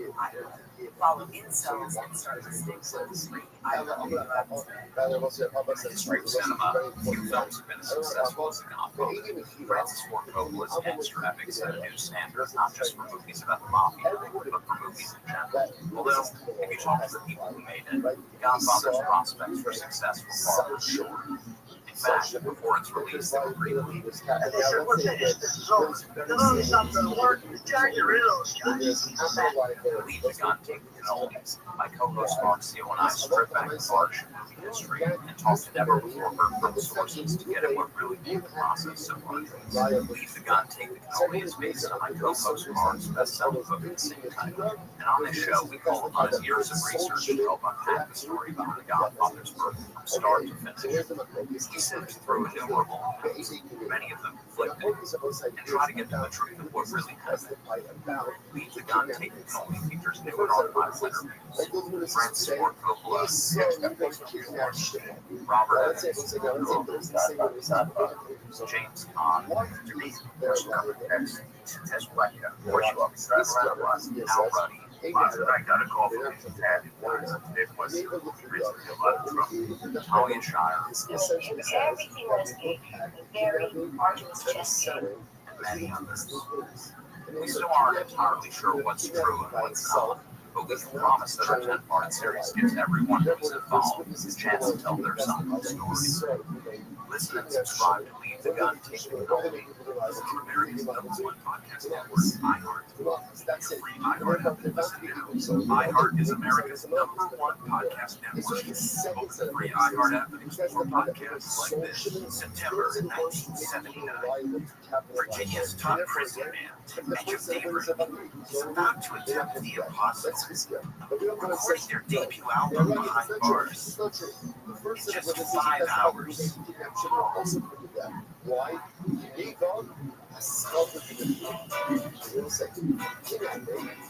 They were black artists serving extremely long felony sentences. Each had grown up under segregation, only to get caught up in America's prison boom during their 20s. I'm Jamie Peters, music and culture. For the past 5 years, I've been talking to the band's 3 surviving members, Jamal Jahanubi, Neil King, and Harry Cupcake Cole. Those guys say that a lot of the ways the AD with Hira, they will say on day will be fucking down. Why? Because their president They're out of prison now and in their 70s. They're past behind them, but they also have some unfinished business. The other day, Ray, was supposed to be following up by another album.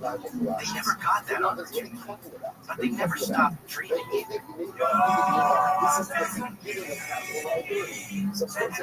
Listen to Soul Incarcerated on the iHeartRadio app. Listen on America's #1 podcast network, iHeart. Open your free iHeart app and listen now.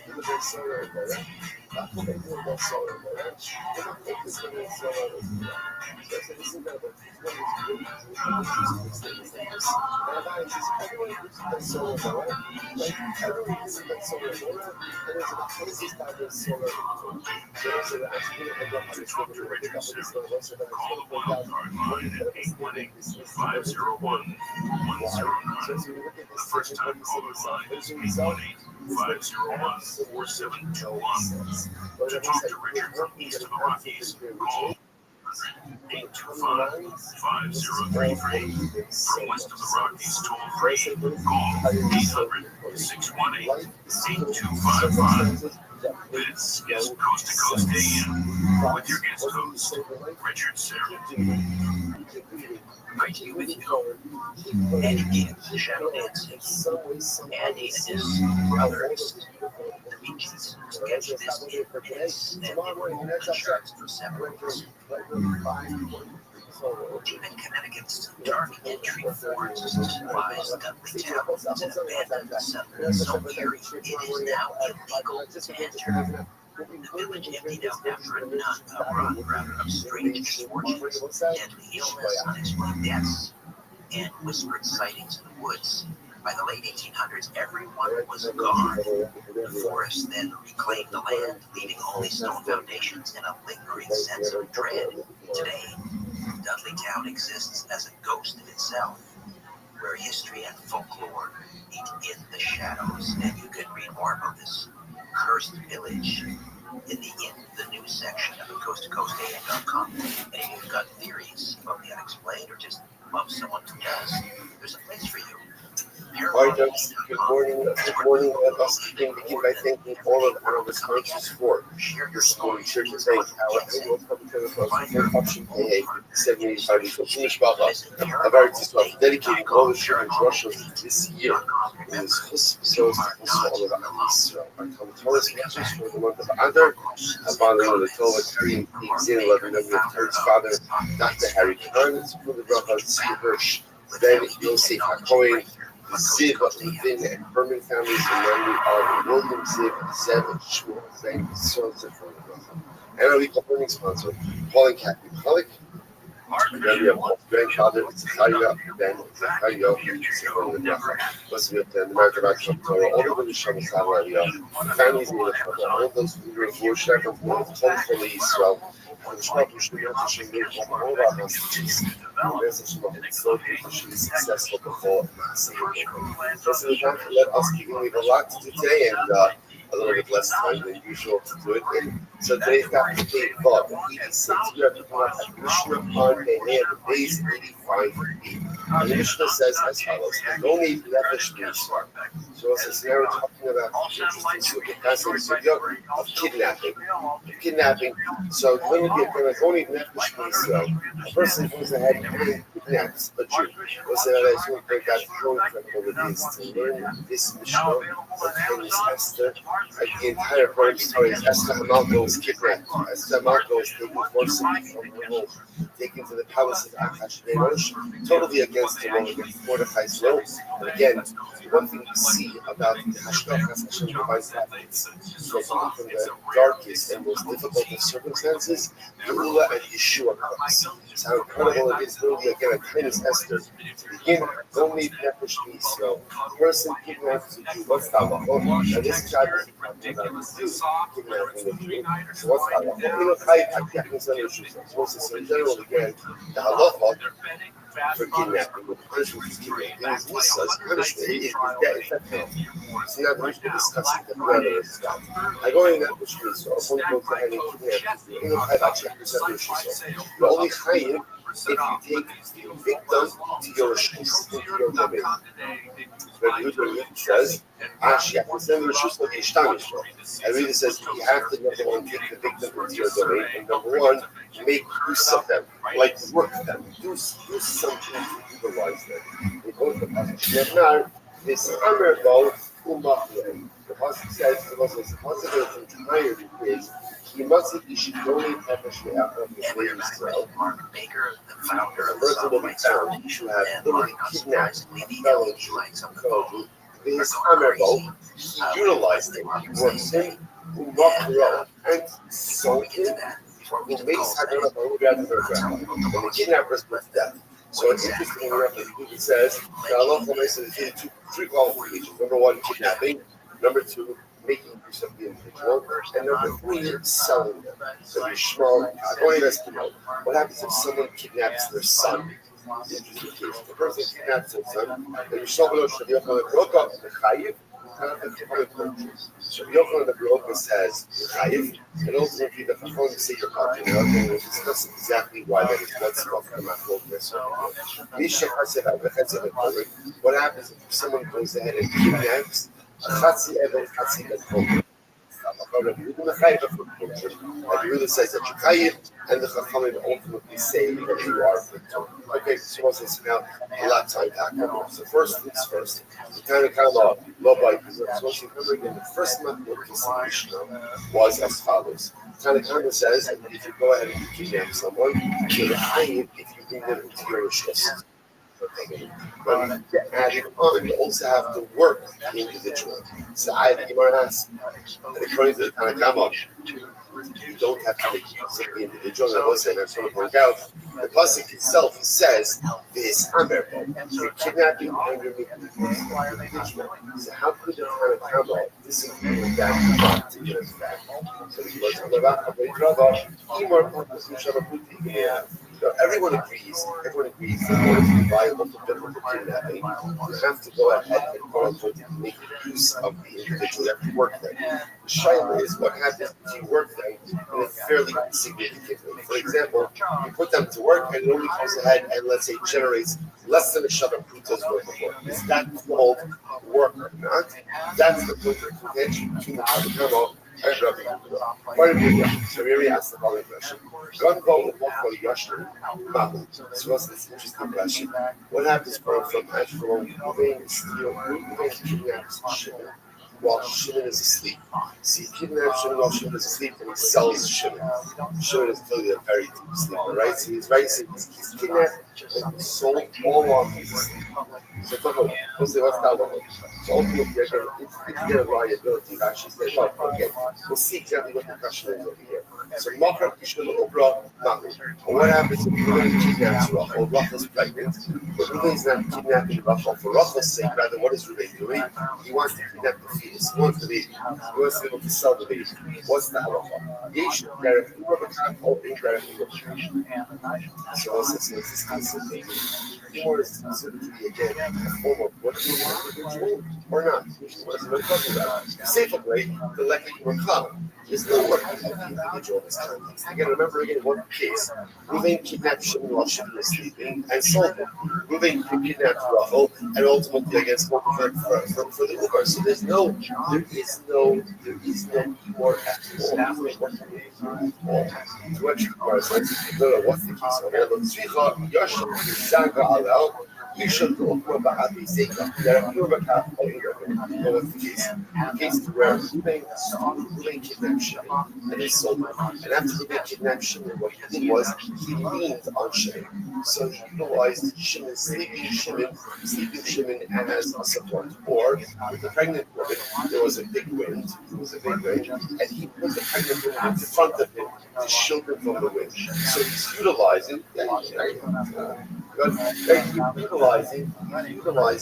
these people in an interesting way. So is that more or not? Of course, so again, what you begin to see is the Gemara accepting this approach that is kidnapping. Number one, you have to take for kidnap person. You have to bring them into your shus. And number three, you have to work for them. The child is this called working people. How is the Gemara said take? First, one of these stories are looks like tremendous possibilities. The worst case, Reuven went ahead and kidnapped Shimon, and Shimon is asleep. He's asleep with kidnapping. He's asleep with the sale. And so the shadow is this called kidnapping or not? Is that what that people? What is the self? How can someone sleep through all of that? Like, how can you sleep for being kidnapped? How can you sleep for being sold? That wasn't what you see from here. You see from here that people didn't have a tremendous co-op of schluss. The people really can sleep. And people can sleep through a lot. Selling, give them sleep through life, and you can be asleep at the wheel of life. You know, through so many twists and turns, and you miss so much, and you don't realize so much. So much of our whole life. This orderly is to be awake. It's to be awake. It's to be mindful. It's to be present. It's to recognize what is unfolding all around us. Specifically, take advantage of all of life's activities. It's incredible. So the Gemara goes like that. The Gemara says, "You're not about you must say only that any elocution sorry, any elocution you should also say is if you are one amongst the man who has kidnapped. So I only know that there's liability for a man who's kidnapped. What about if a woman is kidnapped? Where was liability? We're going to success is someone okay, so any elocution I know that it's liable if he kidnaps a man or a woman. Isha Shekhan Suya Girl, a woman kidnapped a man. Isha Shekhan, but Isha Shekhan. I don't know that there's liability. If a woman kidnaps a woman, I don't know about the mates, I'm going to be the pastor says the girl will be put to death. And again, doesn't have anything, there's no gender specific, no, I'm not person specific. There's no pastor. Thank you, on the right side. He must eat Shkoni the person will be found to have stolen a Jew, like kidnapped a Jew.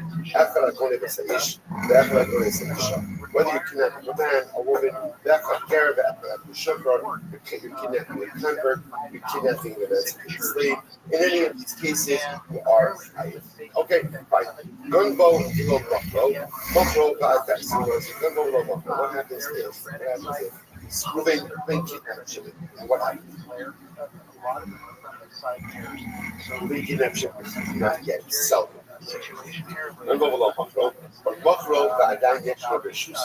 Or Reuven sold Shimon, but what? He has not yet delivered Shimon to the buyer. So case number one, Reuven kidnapped Shimon, but did not yet sell him. Case number two, he sold him, but did not yet remove Shimon from the buyer. What's that? Well, Potter. Ultimately, if Reuven is discovered, he's popular. When we say Potter, he's popular. That's not the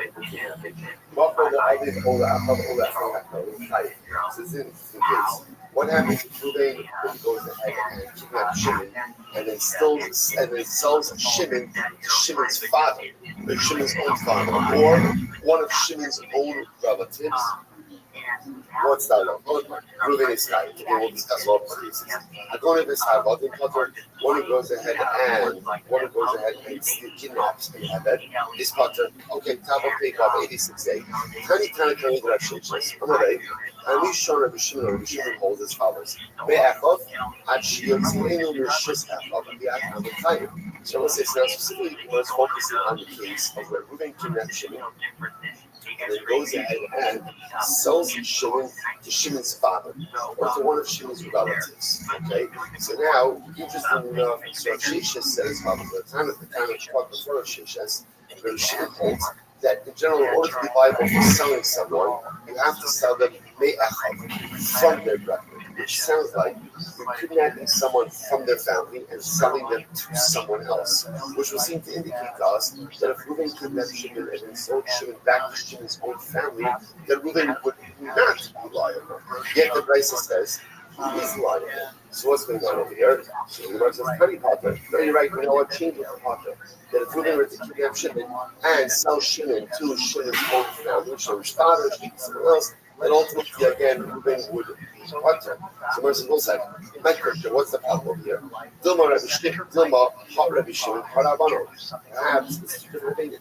Perhaps this is a machlokas to which the Gemara says, "What's that? Because the Amadu Stam, as they say Rabbi there, Stam to Sefta Rabbi Chadiah, Stam Sifra Rabbi Yuga, Stam Sifri Rabbi Shimon, Bakul Rabbi Akiva." No, we can't attribute that because since Allah for myself, we have these principles.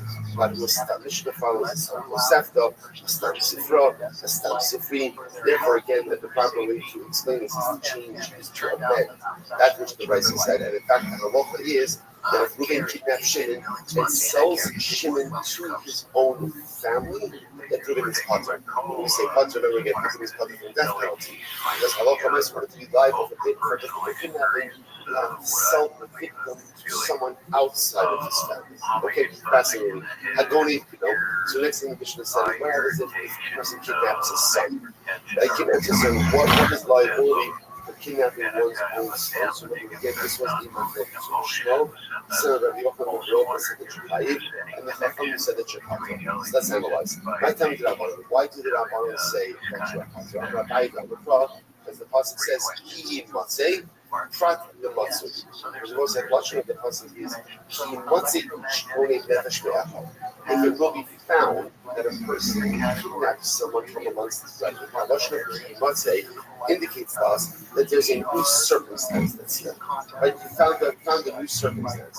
This comes to exclude an already pre-existing circumstance. In other words, someone is found with you who would not normally be found with you. How is someone found with you because they're not normally found with you? You kidnap them. So this comes to exclude someone who normally is with you. Who's normally with you? The child. The child. That's the logic of the Rabbanon who opened to again saying that you are Potter. Okay. You are only a couple of so okay, so now what you want to tell me is Ki Matzeh means only in this circumstance, something that was not a pre-existing circumstance. If that's the case, Ki Matzeh Ish Shohev in Isha B'Ulas Baal. Also it talks about adultery. It will be found that a man is sleeping with another woman, right? With another woman who's married to another woman who's married to another man. So is that coming to exclude a situation where another married woman is commonly found with another married man? What's the example that you wrote? Guy is basically quoting the Shlichun Gabbai. So it's interesting. Rashi points out over here. Rashi points out that basic quoting was this living arrangement where a number of people shared the same house. Now, this was that's how one not a great though for married couples to constantly is a recipe, could be a recipe for disaster. So therefore, but there was a situation where a number of different married couples shared the same house. So the Gemara suggests you're telling them that there's not liability for adultery in such a situation because since couple one was always around with couple two and couple three was around with couple four. So it's not it's not like a loose circumstance. You will be liable for adultery. Which the Gemara says, how can I be the theory? We said this doesn't happen, so of course that would be a tenable situation. Of course not. In other words, of course it's going to be liability in that case. I'm sorry. I'm not. I'm not learning it out from rather What does the pasuk say? A person, man kidnaps, right? The going with Ishu Machalo, the Nimsa Biado.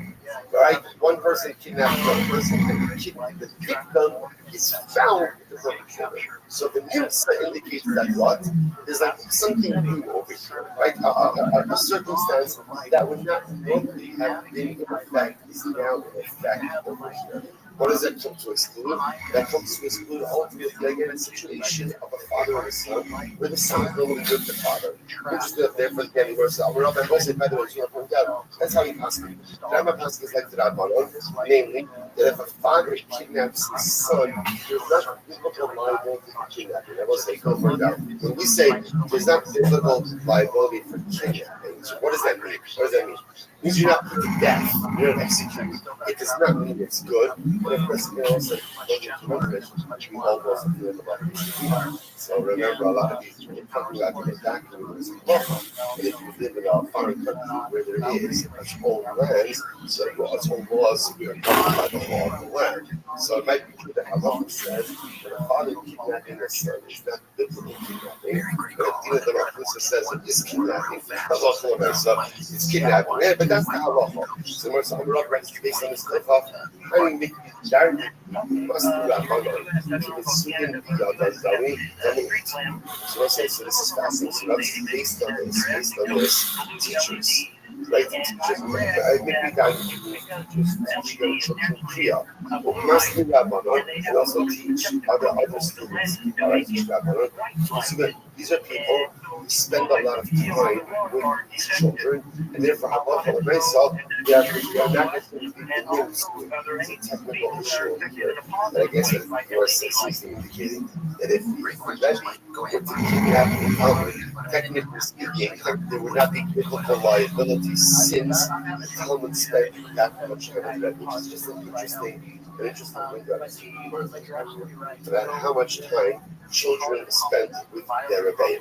Fascinating idea. Once again, we see this motif a number of times around.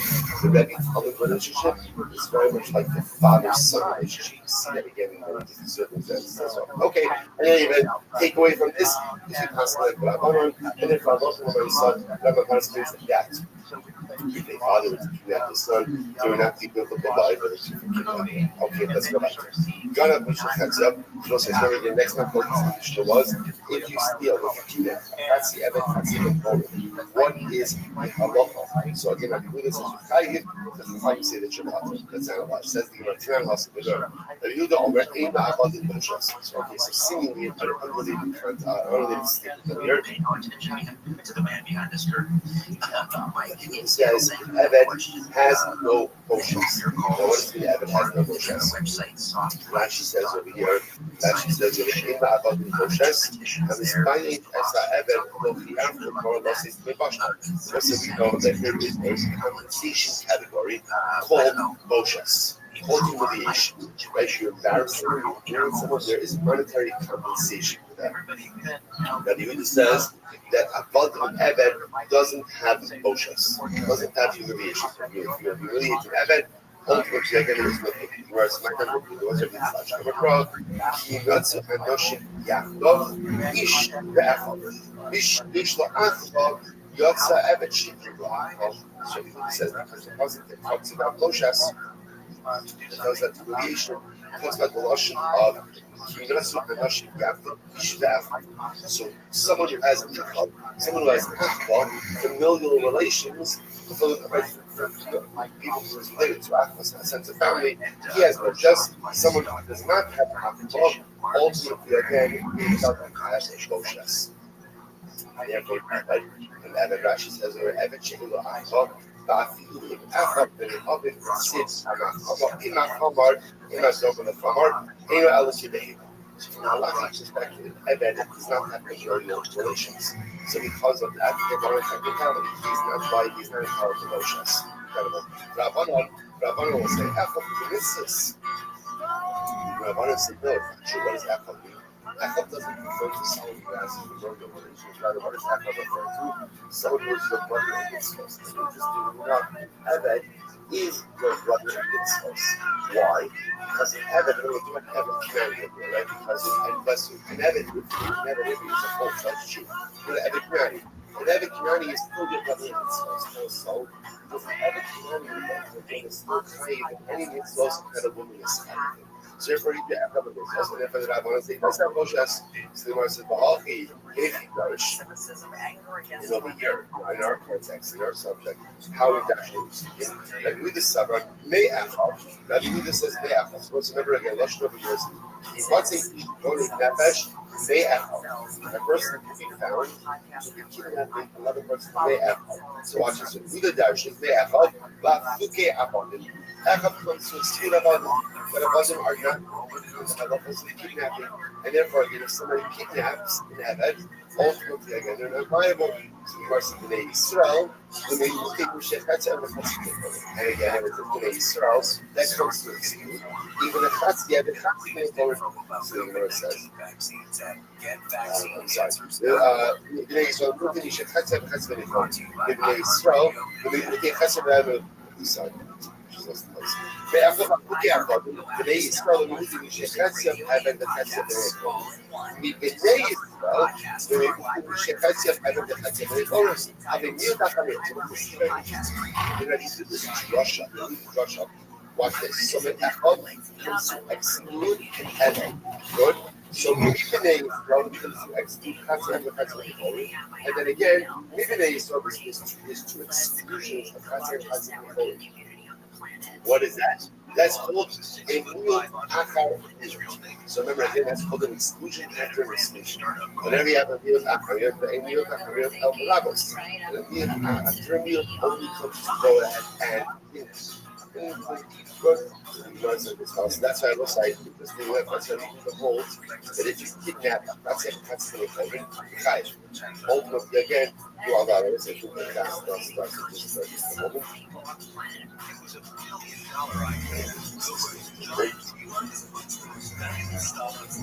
Okay, you want to say therefore again, you got to be ultimately again in an exclusion after exclusion, and that what is that you after you. What is it? Ultimately, again, it comes to liability for kidnapping of a Nazi ever. That's a new question. But I want to local base saying, but I want to be at all the effort, but I want to go to over the effort. Remember, as we said before, that I want to use effort to teach me what? Use effort to teach me effort in mitzvahs. So therefore, they don't see effort as an exclusion for us. The all different mitzvahs. Because ultimately, the evidence for brother mitzvahs, the Yisrael and the Yisrael.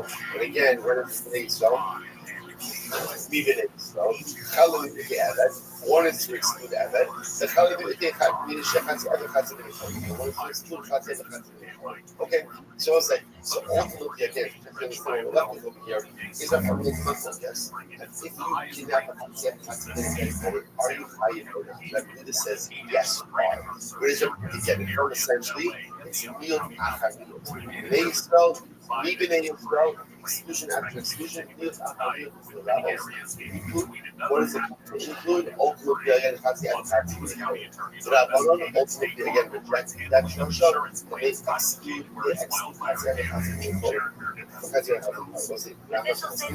ultimately again and therefore we're going to go ahead and kidnap the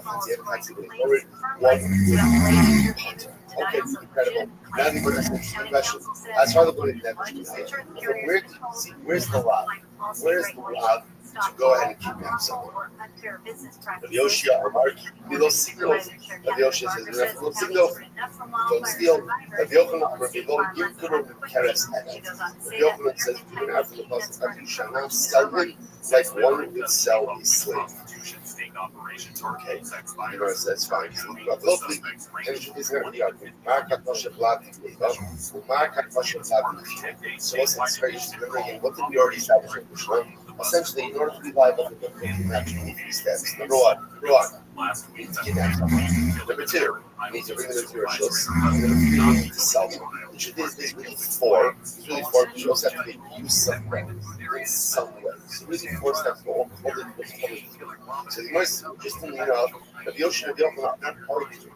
One is quoting the pasuk that says a lot of kidnapping itself, and the other is quoting a lot ultimately again that you can't sell the individual. So they're not getting different parts of it. They're just different parts of the ocean. Incredible. So the Gemara goes like this. So the Gemara goes good. Don't make the process cost of money out. So I was talking about again kidnapping. So we'll say so. You tell me that little signal talking about kidnapping. How do you know that? Well, in the element, I don't know how do you know that? Maybe some how do you know that it's understanding people? So, it says so. I love. Oh, I never knew about that. Same thing with not. Let's analyze this passage using our exegetical principles. What's the exegetical principles? Over how loving we'll say so. Sometimes the way to understand the passage is talking about is how the analyzation of context in which the passage is taken. That's what's called davar of loving. Something that passage good, which was stated. The math passage that davar. So we'll say the passage that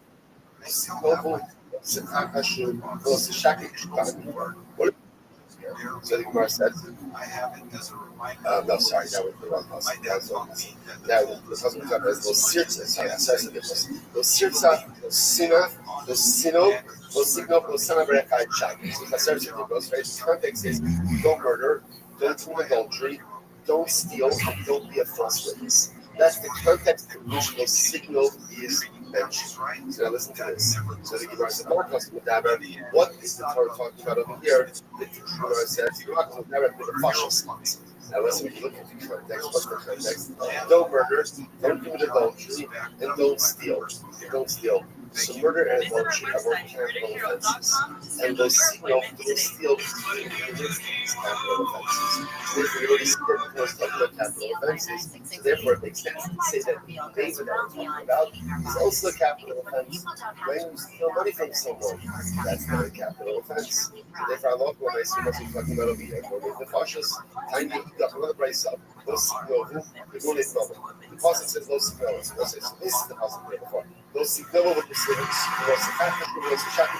don't steal, right? Don't lie. One of those casual moves that don't contradict. Again, don't deny, and don't lie to this fellow. So the Gemara says, only problem that comes with that. That's talking about stealing money. How do you know that? So the Gemara says, I'm talking about the cautious. How do you know it's money? Basically, it's talking about stealing people, kidnapping. Once again, this is a fascinating exegetical principle. So, which principle? Understand about the context in which it was stated. What is it we're talking about over here? The mother. So let's remember again, what's the possibility? What's the financial liability? Therefore, the neighbor in this context must also be financial liability. The number of criminals was very important.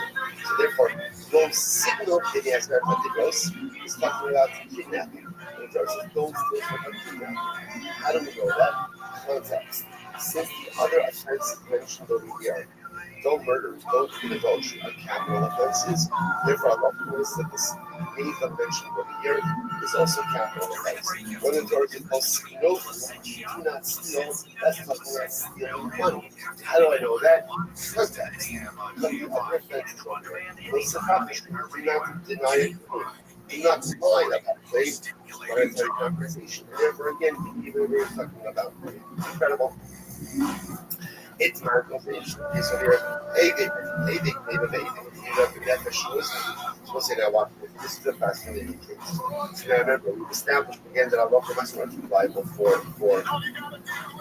kidnapping. You obviously have to kidnap an individual. You have to take them to commercials. You have to go ahead and utilize them in someone. You have to sell them. So now this case over here, just doing enough, right? We have witnesses to come forward.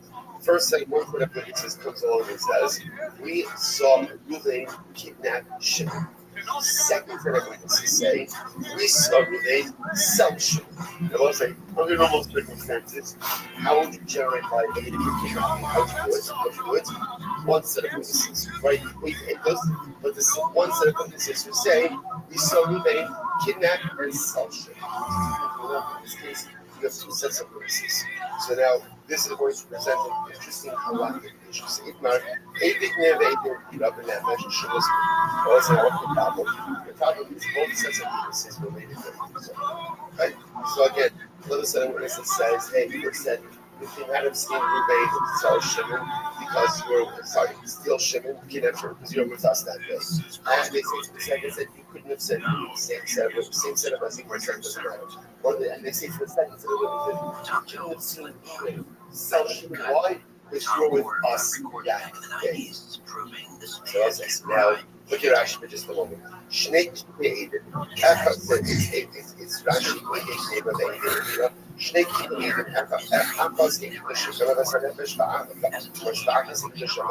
So two sets of witnesses, each one set testified that Ruvain kidnapped Shimon, one set testified that Ruvain sold Shimon. So in other words, now they're both made into Eid and Sold. Remember again, what's the problem? How does Eid and Sold work? Right here, Eid and Sold. What's the punishment? So therefore, how should these witnesses be punished? How should they be punished? Remember again, if their testimony was accepted, yes, certainly we should put these witnesses in that. Here's the problem. What's the problem? Neither set of witnesses delivered a complete testimony, which would have resulted in the death of Ruvain. Right? Because one set testified that Ruvain kidnapped Shimon. Well, that's not enough for Ruvain to death. The second set of witnesses testified that Ruvain sold Shimon. That by itself is not enough to put them to death. So let's see what happens over here. So therefore, the Gemara says, what do you with these witnesses? Rashi says over here, Nera, Harshtan Basil, Kiva, the rule of the company, Nami, who's the local to have the Eagles, Shekal, Kazima, Gorishkafas of the Makta, of the Kapafas. So the first thing to suggest, okay, so now let's see, that's the context. So essentially, neither side of witnesses is delivering a testimony which would have resulted in the death of each delivering partial testimonies. What's the law? Kiskia, when he made it to the Kiskia says, in that can't put the witnesses to death. Rabbi Yochanan says, yes, you can. Yes, you can. What's the matter? Because Kiskia, Damar, Rabbi Akiva, Damar, Damar, Damar, so we'll say, Kiskia, Rabbi Akiva. Now the truth is, this machlokes Rabbi Akiva and the Rabbi Rashi points out over here. Is a machlokes in Baba Basra, Cheskas Habat. So don't simply again, can but even so, the thing of witnesses death. Also, again, if they are only delivering partial testimony, partial incriminating testimony. Rabbi Akiva says no. Rabbi Akiva says, Davar means testimony. Therefore, witnesses can only be put to death as over if their testimony was complete. But if they only delivered partial testimony, we cannot execute them with Hazana based on that. Rabbi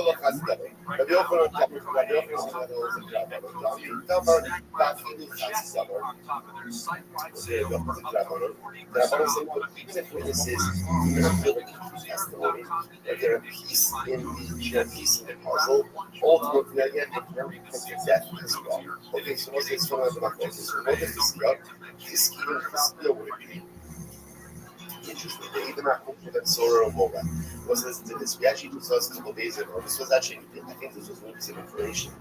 That Sora or Moga, the first point that he steals money to buy meat and wine, he's not eating it. Right? The first thing is a warning. The first thing is Moses. So the second time, Sora or Moga. So watch this. Let's say again, the second road that he's going to they them out, throwing it. So let's say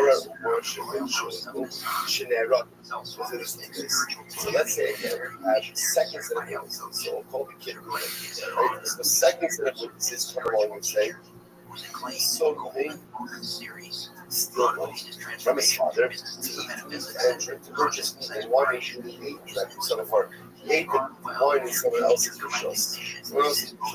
So what's that one? And those witnesses now imagine second say what is a show. He saw Reuben steal money and purchase meat and drink wine. Then another set of witnesses come along and say, witness it, you cannot have snapped the door with us.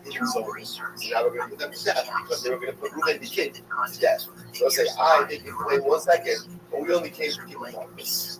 So by itself, it's not enough to communicate.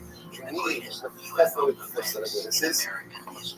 If it has no then in this case, there's good as a death law.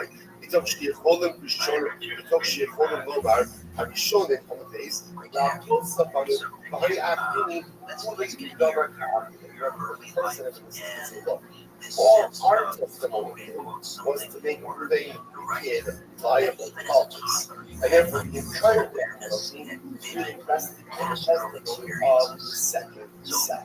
Okay, incredible. So, Maskell, so let's say 620, just so you appreciate the years, you have 2 sets of witnesses. Both of who are delivering important information, but neither were able to ultimately convict the offender of the death penalty with their sole testimony. So therefore, if you take up so what do you do with that? Can you prevent the death or not? So this is the combination of both is between Hizkiah and Yokel. Hizkiah says no. Hizkiah says no. Because Hizkiah is based on Rabbi Akiva. Rabbi Akiva says, Dabar B'Natzim Dabar. The only thing you can put a consultant to death when the testimony was complete to put the defendant to death.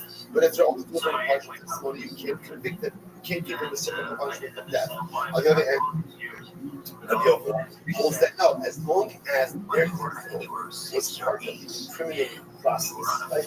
And hadn't they been found they would have had a hand in execution of the defendant, physically civil punishment upon them, and all the deaths. So it's a second one, I'm asking about the so that's what Papa says. You should put the witness to testify. Shows up with the dead one. You told me. She hold them to the neighbor Omar. Now I'll play somebody. Remember again, we make you live in no way signal. All we came to do was to make him kind of that was like if and technically does the self. So ultimately his wife was doing his consistent type. So I'm not going to basic, which is in the liability less if you look at the sub of this so it's suggesting that one goes ahead and brings something to the rival this he didn't even was this ultimately going to testify to the information. And then there's the this is the real one of it says that one of it says don't get off this time when he said this tiny must be this skill says that you get Malchus right. You're talking about this skill in the Herod since this is an death. And now that have these things what it is that they get Malchus. These you have yoke because again if you given her in their love, having that live should be as far as it says these once these being executed. So this is a lot that is being over execution by these because the live should be as far as this is basically anytime Satan is executed somewhere, there's not the whole reason for that sin. So the verse says, so that is my technique is carried in military fast. Go ahead and give. So Papa says it's very important line. I don't know Papa, the 18 is to the opposite of the Geneva. Also, it's very important. Everyone agrees that this is going to testify. Right? We saw Reuben self-shipping, that there's liability, there's and now let's say again, those very same witnesses are made to something, that there is capital liability. Those witnesses are executed. Why? Because Halacha myself, through that testimony, the defendant Reuben would have been made liable to death. So everyone agrees that under those circumstances, what we call those Eidei Nechira, those witnesses who testify that we were sold shipping, were absolutely equal to death. Okay, so where's the map? This is very interesting. The Eidei Nechira. The focus of say is about the witnesses who testify about the kidnapping itself. The first set of witnesses, like those witnesses who say, we saw Reuben kidnap Shimon. Now let's say those same witnesses were made into Jerusalem. What is their liability? Now what this Rabbi says, ain't that right? They're not put to death. Why not? You may look at that crime. Well, if you look at that crime, this essentially says you have to look at the kidnapping and the selling is really two distinct things. And therefore, kidnapping by itself does not generate capital liability. Therefore, the first witness is coming out and they testify that we saw where they kidnapped Shimon. What are they making Shimon? What are they making him liable to? Who are they making liable to? To Malchus. To Malchus, that's it. And therefore, they found to be concerned. Okay, we make them serve to Malchus, but nothing more. It's really the second set of witnesses who testify that we've been sold Shimon. Those are the ones who make Reuben liable to capital liability. And therefore, again, if the first set of witnesses have been sold Reuben, they're not going to death. That's his job. But the other one says, no. Yeah, right. It's not true. It's not true. The first set of witnesses who testify that Reuben kidnapped Shimon are also put to death. Why? Neva assaulted the kidnapping is the beginning of the freedom. In other words, how do you divorce the two processes? It doesn't make any sense. Of course, there should be liability itself. So we'll say, so this is fascinating, right? So this is our fundamental focus. If you just give it up, according to our Papa's approach up here now, I will say, these are right because this is going to build us a halacha. So, according to our Papa, it goes without saying that Allah the Eidei Nechira, if they are made into Jerusalem, will be put to death. Why? Because it's their testimony that Reuben sold that ultimately, again, would create liability for women. So if they're found to be something that put to death, what about the Eidei Nechira? So again, Hizkiah says, no, they're not put to death. Why? Because the Neva by itself would just make women liable to lashes. But you know what are you talking about? What are you talking about? This is the beginning of capital liability. So of course, if they found to be Edom Zonin, then how often am I saying they're put to death as well? Incredible. What would you do? So now that seems to be where we're going to settle in the kidnapping case. That wasn't Rabbi Solomon. That was more again. Solomon is the other parallel case. Remember again, first set of witnesses by Solomon. What are they making Ben Solomon liable to? What are they making liable to? Malchus. So therefore, again, the first set they're made of Ben Solomon will get Malchus. It's the second set. Shovel sorrow, right? The first set of witnesses by Ben Solomon, right? If they're made into Edom Zonin, they are not put to death. Why? They don't share holding no bar, thou place upon it, because they can very simply say, listen, we didn't come to make this kid liable to death. What did we come to make him liable to? Malchus, and therefore Allah for the myself, there's a punishment for them, but also the incredible Rabbi says, so we'll say it's interesting. So I'm not listen to this phrase, I have to stop with this. I come out to the Ben Sorrow, right? I come out to the Ben Sorrow, right? So I said, this is incredible. It's one of these great Rabbi says, everyone agrees with Ben Sorah Mora. Like, everyone agrees with Ben Sorah Mora, and there's a machlokes by Ben Sorah Mora. So we'll say, we're actually going to have this thing, but I just want to point out what incredible statement this is to go into Purim with. Why? So you think this statement, what do you say to yourself? What do you say to yourself?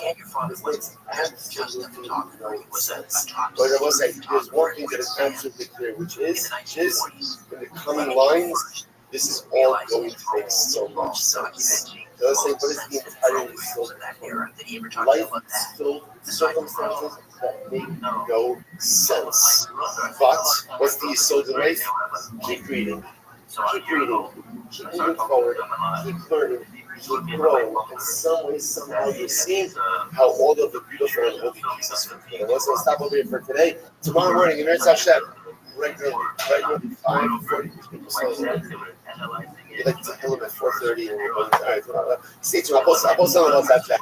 You're not such a but I can share tomorrow morning at 5:00. Just again, just an incident. We'll be learning in here in this book. Davening will be in the meeting tomorrow morning. Both sides.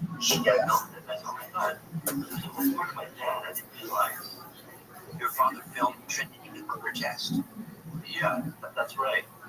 He was there in 1945, and he filmed it. And that's when my cousin's in the commander in the army, and he told me that. He also told me that my dad spoke German, but my dad was there and filmed it, and there was some things he told one of the family friends that mentioned something about Oppenheimer having an odd personality. There was also like a rumor that he had met Major Marcel, which I thought was kind of racist. I don't think so. Jesse Marcel was the intel officer at the Rothschild Army Airfield that was the degree, right? He was probably the most important person of the Rothschild incident. He was the one that went to the first military person that was special there investigation. So what happened is I was doing these investigations and I saw the information of different people, family members, family friends, and so forth. So I knew that a lot of things had my dad was involved with that. And he should investigate a lot of So I was really curious, I was really interested. Then I decided to talk to my royal brother, Prince Jeremy, because he knows a lot of the UFO players back in the 80s and 90s. So he actually knew Jesse Marcel and Third. So I wanted to contact him and see what information he can get. So that's what I did. I reached out to him, and eventually we talked on the phone for a while. And I was asking about his grandfather, and where he was based, and where we hung out. See if there was any validity what was said, about my dad possibly meeting with Major Marcel. So I didn't get it. He was saying, well, he's supposed to be Roswell. So I don't think my dad met him there. Eventually, I kept on asking him over and over, and finally he said, well, actually, he was able to intelligence as a nuclear program. Anything that had to do with nuclear bomb was there. So I thought, yes. So he was there when it was the first nuclear bomb, because that was the most important. So, and my dad was there, and I mentioned about that, comment about Oppenheimer having kind of a hot personality, and he says, that's interesting, because my father said the same thing. So that's how it takes place. Right. And so my dad was still another really interesting with it. Part of my investigation and research, I went to the museum in Las Vegas, something about museums. So I took pictures or something that was not my dad's. I didn't see the pictures, but I took the case, and I saw the same binocular that my dad had, and they used it there to observe the nuclear bombs. I think it's kind of going to that event. So he was there filming all the top secret things, including the nuclear bomb, the two rockets, and of course the Roswell crash. Your father, I think, also told your late brother that he had personally seen Werner von Braun in White Sands. Yeah, he said that he had been to Werner von Braun at the time. I didn't know who he was, so it was interesting. So I just looked it up that, but then I started to do more research. Then I found out that he came with his entourage, 125 people, and that was part of the Operation Paperclip. And it's a big part of the base, the whole group. So they did more continuous research on the base rockets. And of course, my dad was already there. And like I said, my dad's from Germany. So with him speaking German, if they've already worked on the basic rockets, and that's how he probably did Werner von Braun. I mean, there was a lot of secrecy, obviously, around Operation Paperclip. There was a tremendous amount of secrecy around the nuclear bomb. I mean, that's very revealing about the circles that he operated within. So I guess, at that level alone, it would make sense that he would be on the ground at Roswell.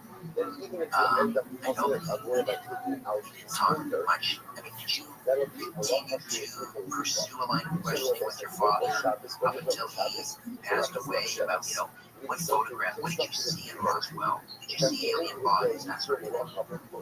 Most of the information he got into the family or family friends because I think he was protecting us.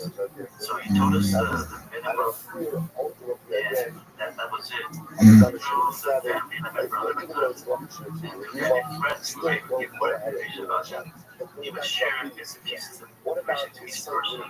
So he put all together and get a greater understanding of what the Romans and the Roswell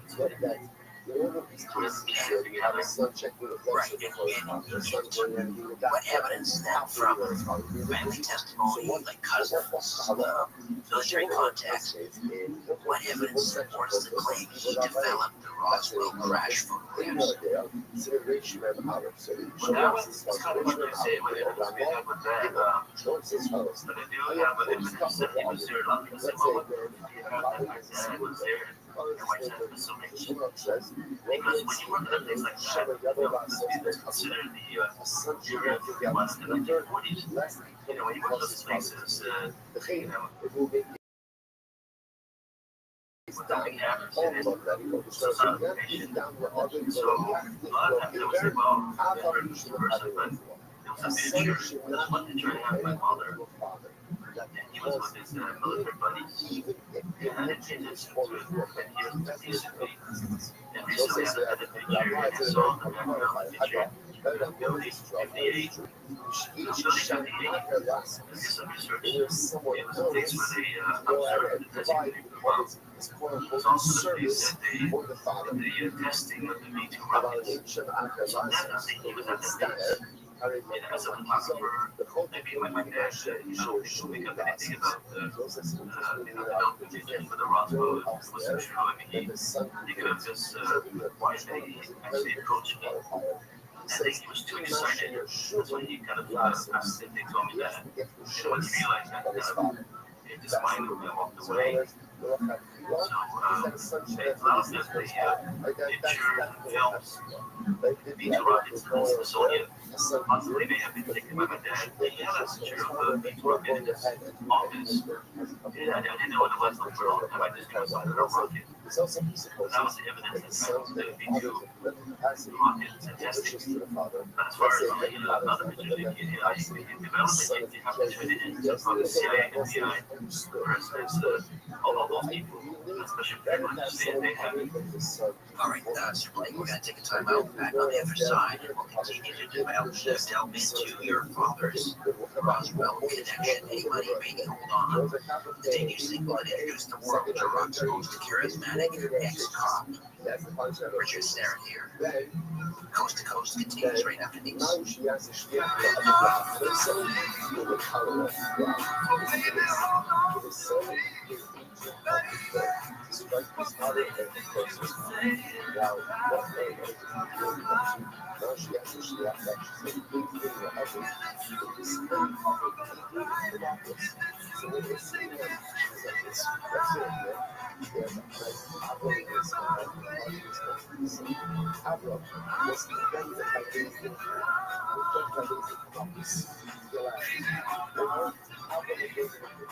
On this podcast, themselves and in the world of resentment, cynicism, anger against women, and indebted to the So again,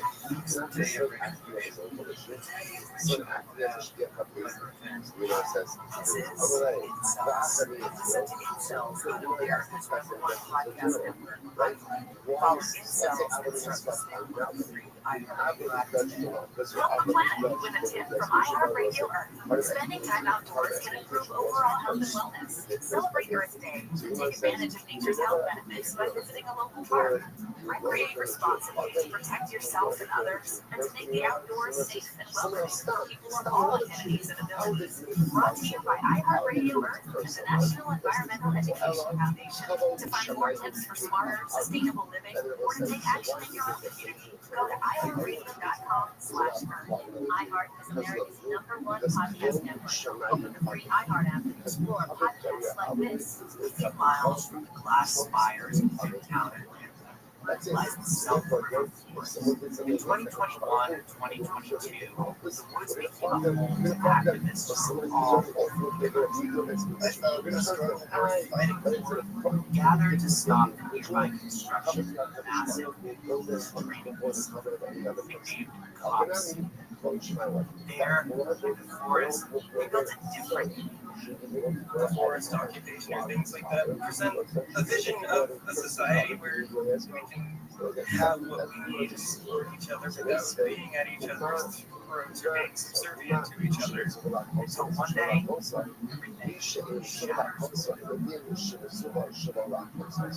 At approximately 9 o'clock this morning, law enforcement was moved to various sectors of the property. An individual, without warning, shot or state control.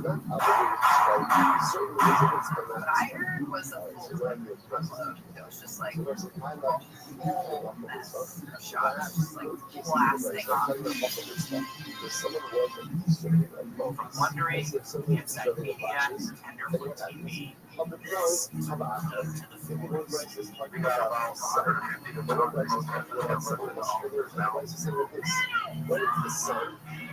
I'm happy follow me to the forest.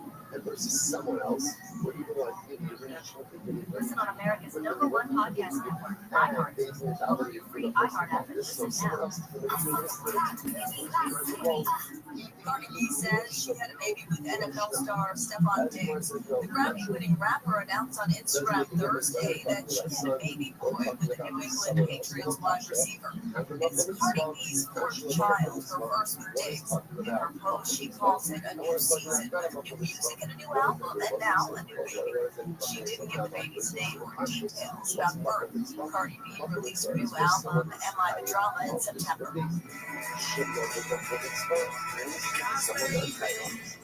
Liam Gallagher is once again teasing more Oasis reunion shows. As the band embarks on their final few gigs in South America, Gallagher is suggesting that this won't be the end of the Oasis concerts. The front band teased that there could be more gigs for Oasis on the way. In post on X, the band asked if he's sad the tour is ending soon, to which he replied, I'm not actually, as I know things you don't know. While he did suggest more Oasis shows, they might not be as soon as fans think, as he told the band next year might be a little enthusiastic when they asked if his post were code for we're going on tour next year. Rod Stewart's extending his One Last Time tour into 2026. The new leg kicks off on March 13th in Uncasville, Connecticut, and wraps up on August 15th in Kansas City, Missouri. That's entertainment. I'm Jack LeCar.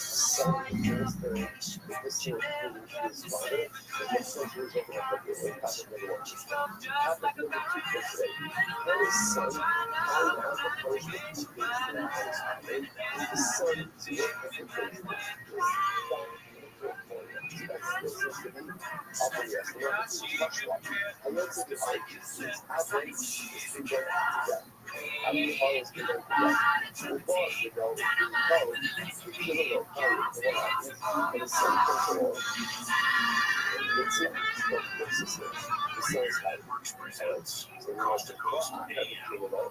Now, here's your guest host, Richard Simmons.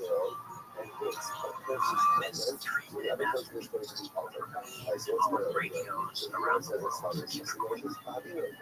A German hunter perched high in a tree stand captured chilling night vision footage of a large cat stalking through Oldenar's woods in Germany on Tuesday night. Authorities confirmed the video's authenticity, but say it's too blurry to distinguish a big wildcat from a domestic one. Police are treating it seriously, deploying trackers to scour the clues. Mayor Dominic Geithler urges calm, noting the panic says, but warns forced visitors to stay alert and their distance if they spot this creature. Could it be a real predator or another caved dog hoax like Ireland's escaped lion? What prowl Molitar's shadows tell us on Coast to Coast Facebook page. Check out the Hemisphere South in the Carousel section at Coast to Coast. AM.com coming up tonight on Coast, Sunday night into Monday morning. Educator and author Dr. Scott Garrett joins me to discuss humanity's shifting consciousness, our multidimensional nature, and whether we're on the edge of contact with intelligent life beyond Earth. In the second half, author and researcher Graham Phillips reveals the earliest zodiac signs decoded from the ancient clay tablets uncovered at Göbekli Tepe in modern-day Turkey. Plus, we'll also discuss the Ark of the Covenant and whether it's hiding in the United Kingdom. That's Sunday night into Monday morning on Coast to Coast AM with yours truly in the Coast Air Chair. All right, when we come back, more of my conversation with Sir Blake Sinclair as we discuss his father's connection to Rothschild right here on Coast to Coast Okay, Rashesha says, no, it's talking about hasty words. Tis the season for identity theft. This time of year, most of us are checking off our holiday gift lists. But guess what? Identity thieves have lists too. Your personal information right beyond them. Protect your identity with LifeLock. LifeLock monitors hundreds of millions of data points every second. Alert you to threats you could miss by yourself. Even if you keep an eye on your bank or credit card statements. If your identity is stolen, your own U.S. face restoration specialist will fix it, guaranteeing your money back. All plans are backed by the $1 billion Protection Act. The last thing you want to do this holiday season is face drained accounts, fraudulent loans, or other financial losses for identity theft. Make this season about joy, not identity theft, with LifeLock. Save up to 40% your first year at LifeLock.com. Promo code George.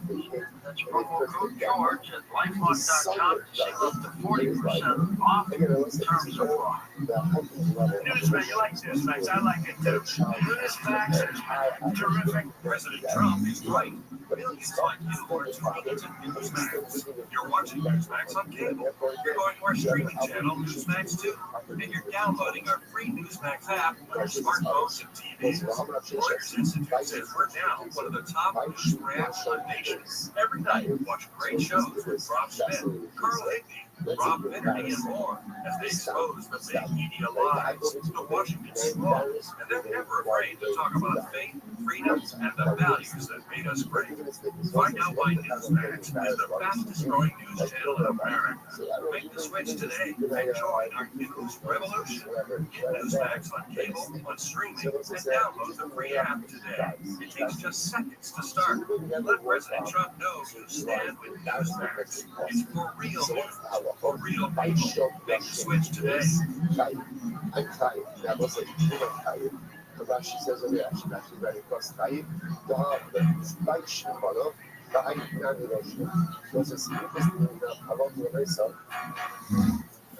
we are back with Sir Blake Sinclair, author of Roswell and the Intergalactic Mission, in which he uncovers the military life of his father, Sergeant Fay Wakeblue, the top secret Army photographer stationed in White Sands Missile Range in the 1940s.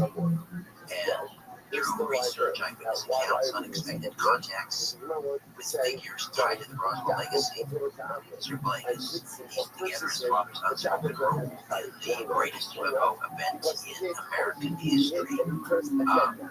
Any discussion, any conversations from family, former military people about what those photographs show? Are we talking about debris? Are we talking about alien bodies? Whatever.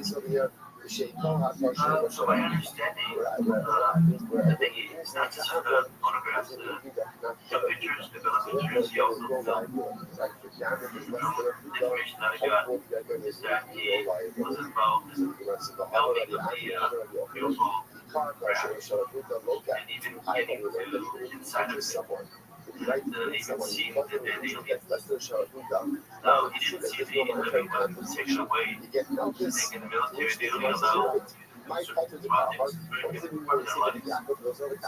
So he is frustrated because he didn't see these flying saucers and the white sands facility. Yeah. He wasn't the only person. There was other people who see things there as well. I think Dunn mentioned there was some other officers that had witnessed flying saucers in the area, flying discs, and there was like 3 named officers who had seen like a couple of them fly by really fast. Suddenly they were gone.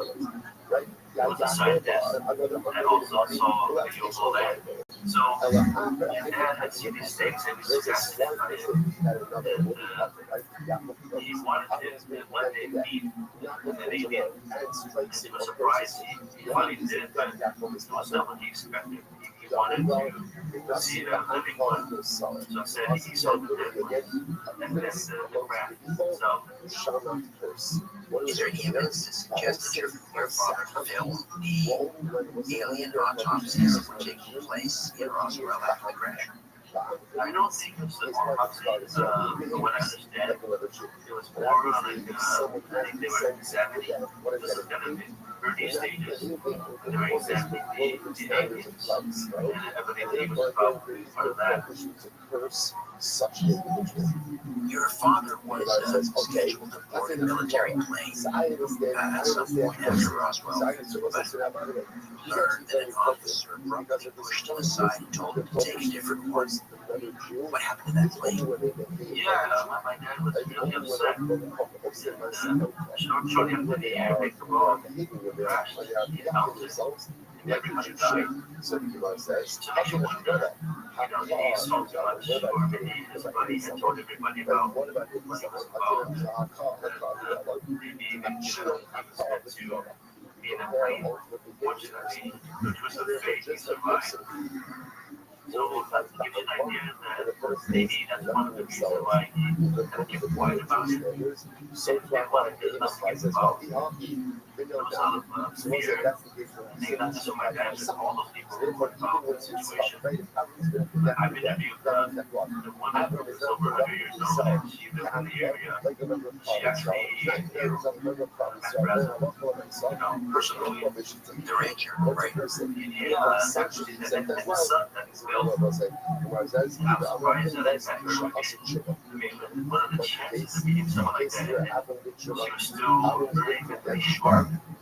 She was using the computer, and she remembered very clearly. But, there's still a bit of fear, though. When we came out from Roswell, they were so afraid they didn't even watch it. So I think the way military dressed people or dumb people, there was still a fear, including the people in the military. So do you think the timing, getting back to this plane crash, the timing of that crash, again, your father was warned not to get on that plane. The timing immediately following his involvement with classified photography suggests that he narrowly avoided becoming a casualty of a cleanup operation. Is that what that was? You think? It's possible. It makes me wonder who was on that plane. And I know that things like that happen all the time. They cover up accidents and there's ulterior motive. Maybe they were trying to silence you or something. It just makes me suspicious about the situation. Right, because I think in your book you note other witnesses, nurses, mortuary workers, even civilians who suffered threats or more suspicious deaths. Well, those are the ones that are saying she had witnessed aliens. There was a problem with by Don Smith, and she was meeting with the mortician, I think that's right. And she was describing what she saw, she drew a picture, and I think shortly after that, she disappeared. I guess they found she died in there. So it makes me wonder whether the same thing that went on or what happened. She saw what she saw, she told people about it. Maybe they had to eliminate her. It's hard to say, but it just makes you wonder about it. I think you mentioned I think it was your cousin Warren Chan, the great military commander. He was the one that told your father, or told you after your father filmed the Trinity test, and that he spoke German, and that he had met Werner von Braun. What else did he tell you? I think that was pretty much it. I mean, that alone, I'm also surprised that it's not what he was involved in. So, speaking of German, the interesting thing is that after the military, my father worked for a German company, and one of German immigrants. So I wonder if there was some kind of connection with Werner von Braun on that. So I don't know. Just kind of it seems so interesting that he worked with the Werner von Braun from German and ended up with a German company. Why do you think so many relatives knew pieces of his language you all learned about his death? Well, I think he was trying to protect us. I had to talk to one of my clients, and her father was in the military, and he told her some things. He told her about seeing UFOs. She didn't tell him for other things. So when she talked with the cousins, just like what I did, and she found out that he was a bomber. About Japan. And so sometimes they're special things, or sometimes they just want to protect the family. And I think in my dad's case, he wanted to protect us. You mentioned meeting that 101-year-old woman who saw she told you she saw the original memo or the original news reports before it was changed. But then you also met another family in Roswell who described Mac Brazel's house being searched and turned upside down. Can you tell us about that? Yeah, this thing, it was also over 100 years old. I thought that must be what I was mentioning about earlier. She knew the son, Bill. She mentioned about how this event happened, the ranch of Mac Brazel. That there was an explosion, and over the ranch, which was a 3/4 mile area, taking the radius. And I guess the next day he went out and he saw these pieces. And so he said it about it. He brought the pieces over to neighbors, or at least one of the neighbors about it. So they said that came out of them. That they were the property family. And I think there was a person in the evening was nearby. He was on the fourth strong buggy, and he had seen something flying in the sky at night. And so she found out about that. And she also found out that Mac Brazel at some point, he was like, let me move well. Because people found out what happened, and they were trying to interview him, the military was happening. All these people were out there, and he got so overwhelmed that he walked over. And that's the proper for me to get to go to Cuba, which was an in-law place. And he hated that basement, so things kind of settled down. And then she mentioned about the son, I guess, that there was some kind of gun that he had, and she didn't know what it was, but everybody was trying to find something. So my intuition was that that's probably he picked up the pieces, because he had his dad was there, and then the first one, so he probably some artifacts in his place. And I think, Rothschild said that, they found out that he didn't keep some pieces, and so ties into her story that they would investigate. turn this house upside down looking for things because they didn't want to believe that they need evidence. They want to wipe out the evidence of Rabbi. So even when they do ourselves, pieces home because we might be small to foil. We do not able to show certain time to left ear to just Marcel Jr. and the wife. He wanted to keep a piece of it, so he gave it to the son, but eventually the son gave it to me. You guys can all see. So everybody between all the artifacts, if you had it, you were in trouble. It's very, I told me that Donald told me that it was so regulated. People were living in the fear because they would be watching you day and night, making sure that you're not talking about it. And that you have the artifacts, relics. Well, you mentioned that you had met Jesse Marcel III, that would be Jesse Marcel's grandson. And he told you that his grandfather said that if you talk about this, they'll find your bones in the desert. How did hearing those words affect your understanding of your father's silence? Well, yeah, now I understand why they want to talk about all. Hearing those things, I'm sure, he probably gets people that's a situation like that. And he himself was a public figure back then, but it was struggling so passionate understanding about my dad and what he did was he had such an explosive personality. And, when he said he's looking at pictures after he developed this, at first I accepted it, but after so many years I began to think about it, and I deep down inside there's no way, I know my dad's personality. He's a very curious person. It's impossible that you don't understand. So I consulted with one of my friends, she's like one of the top seconds in the world. She's like the second to the president, the celebrity. She was tested by UCLA, I think 97% accuracy rate. So indicating someone that's pretty reliable. And sure enough, she said that he's a bit pictures. So a lot of us say, I will consult her to verify things. There's no one else to consult.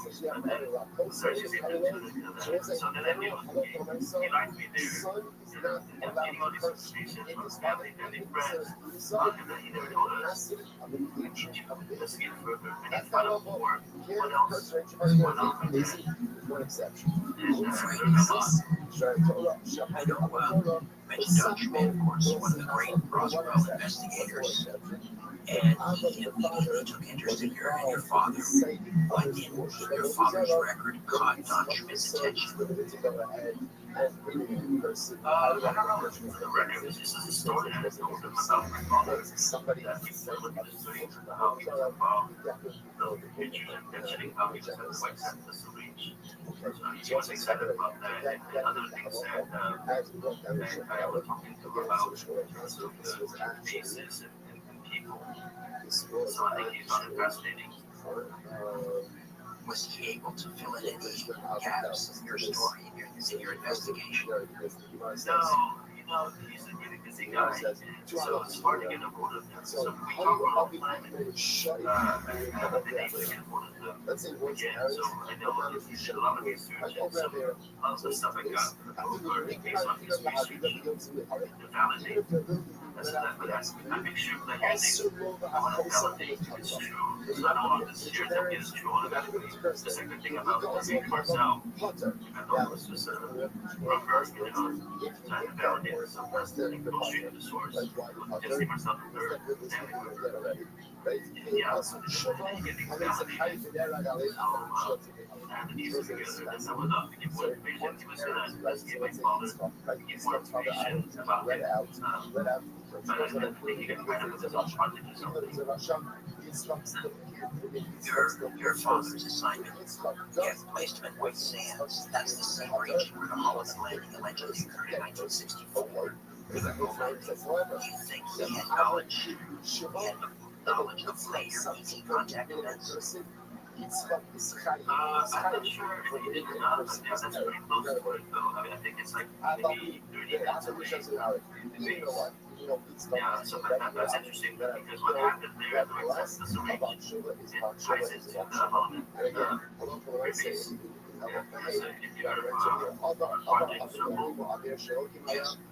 Yeah, so the people who got crashed, and those that survived the ET, that was part of the most important one of it. They didn't survive. Of course, it was that my dad had mentioned somebody, that there was somebody there, a nurse, that knew about the ET. So I tried to get response, so then I started researching, and I think what I found was that's the sergeant. She was one of those there with the crash happened. She was there to check and see if there's anybody injured or that she could need medical assistance. And that's when she met the surviving ET. And then she began to notice and realize that the ET had communicated her telepathy. And so she worked with that ET closely.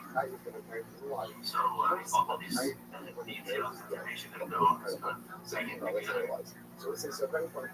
Yeah, surviving aliens.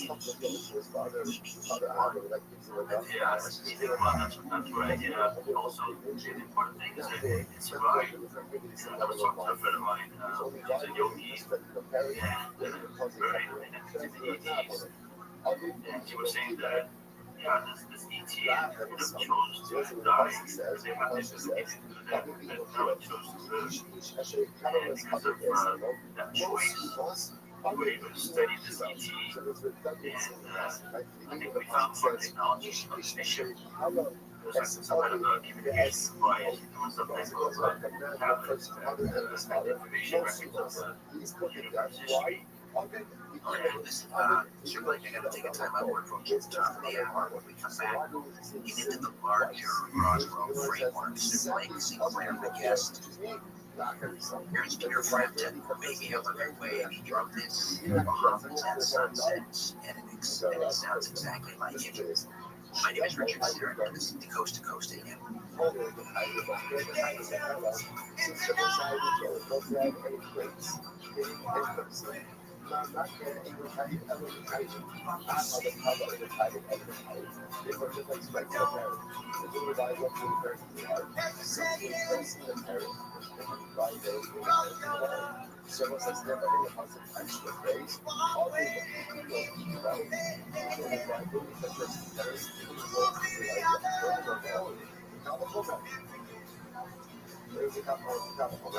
this podcast itself,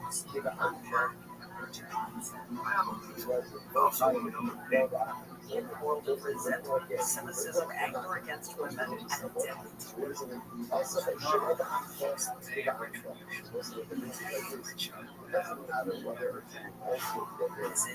Incels. Listen to Incels on America's #1 podcast network, iHeart. Follow Incels and start listening on the free iHeart today. The journey on the path to spiritual is personal. And did you hear our Restream podcast?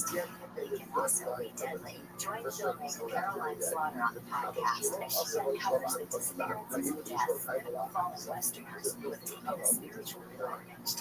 Don't go to India because this is a Venus flytrap for your vulnerability. Listen to Restream on the iHeartRadio app or wherever you get your podcasts. I'm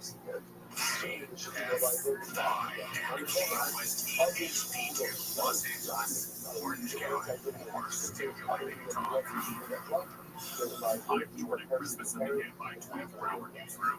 Former UCLA safety Kenny Easley died at the age of 66. Officials of the Pro Football Hall of Fame announced that he died Friday night. His family has not reported the cause of death. Easley played for the Brewers from 1977 to 1980 and had his jersey number 5 retired by the program. He went on to play 7 seasons in the NFL along with the Seattle Seahawks before Kenny Gale made his career short. He is survived by his wife Gail and 3 children. The Rolling Stones' 1966 song Painted Black is now at the center of a lawsuit for making his claims.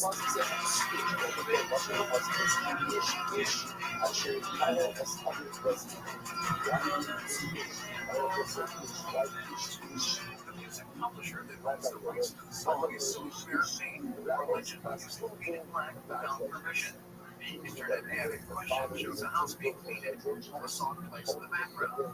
ViralRabbi, which is based in Santa Ana, is yet a shock. Rabbi released a surveillance video from his drone after using the device to track down a burglary suspect. Jared ViralRabbi reports. On Tuesday, officers responded to an alarm at a new home construction site in Irvine. That's where they say a pickup truck was backed up to a home under construction. KTLA says drone footage shows a suspect loading stacks of building materials into the truck bed before trying to get away.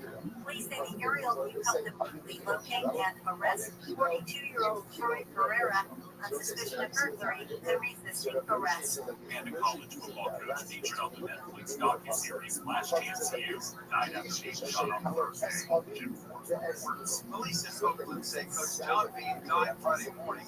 Piedmont Police Chief Frederick Shavy says Bean was more than a coach.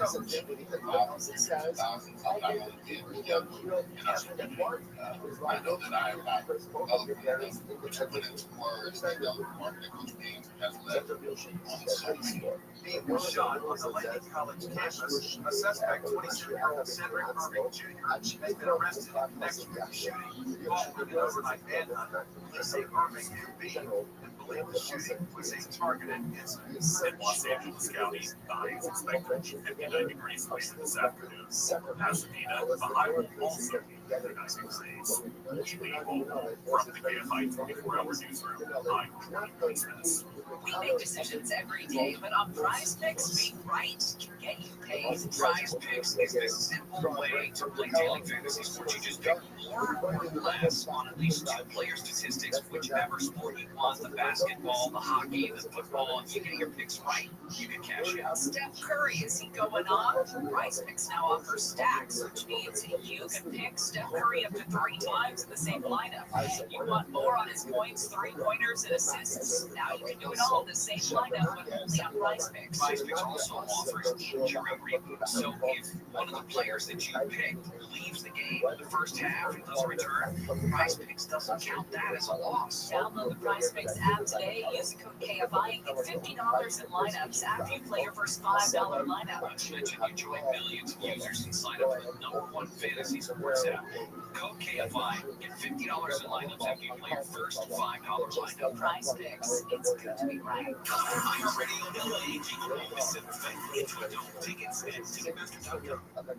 KFI AM 640. When you're high, you feel different. When you feel different, you drop different. Sound Drop High, brought to you by NHTSA and the Ad Council. KFI AM 640. More stimulating talk. Cats are masters at using up their nasal lives, like chasing laser pointers out of walls. Or jumping on the hot shelves. One thing cats never do, actually drive. So be like a cat and protect your one and only life. Don't text and drive. Don't drive distracted. A message brought to you by the National Highway Traffic Safety Administration, Project Yellow Light, and the Ad Council. Phone's blowing up, but you're in the driver's seat. Ignore the buzz, keep your eyes on the street. No text back, no scroll, just let it wait. Attention on the road, that's the only way. Phone's blowing up, but you're in the driver's seat. Ignore the buzz, keep your eyes on the street. No text back, no scroll, just let it wait. Don't drive distracted. A message brought to you by the National Highway Traffic Safety Administration, Project Yellow Light, and the Ad Council. How serious is youth vaping? Irreversible lung damage serious. 1 in 10 kids vape serious, which warrants a serious conversation from a serious parental figure like yourself. Not the seriously know-it-all sports dad or the seriously smart podcaster. It requires a serious conversation that is best had by you. No, seriously. The best person to talk to your child about vaping is you. To start the conversation, visit talkaboutVaping.org, brought to you by the American Lung Association and the Ad Council. When it comes to a gun suicide attempt, all it takes is a moment. Heather and I had an argument, just like any other couple. I was lost. I had stabbed. I had a gun. Pick my own life. Heather helped me realize that there was no one life to live for the better of myself, my family. My weapon is now safely equipped. A moment of crisis can happen to anyone. Store your guns, locked, unloaded, and away from ammo. Hear more safe stories at NCMFire.org. Brought to you by Brady and the Ad Council. KFI AM 640. What's the genocide? The purpose ultimately is a lot of myself as the interpretation. Really allow us to allow us to be out of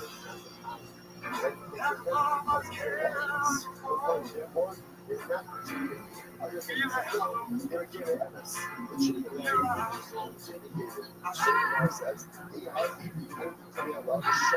so it's this all in that case, the one thing I say, and the show that this is really like the show of the snow, which our answer and the show, that they should be sure that there was a reason they wanted to go yes, the point is open the shows, the fair half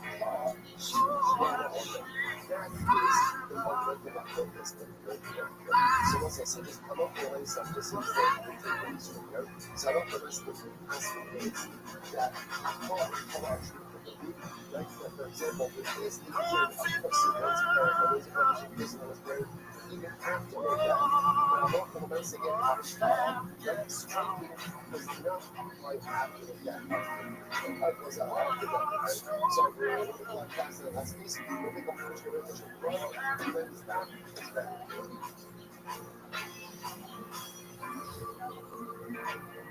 So that shines light.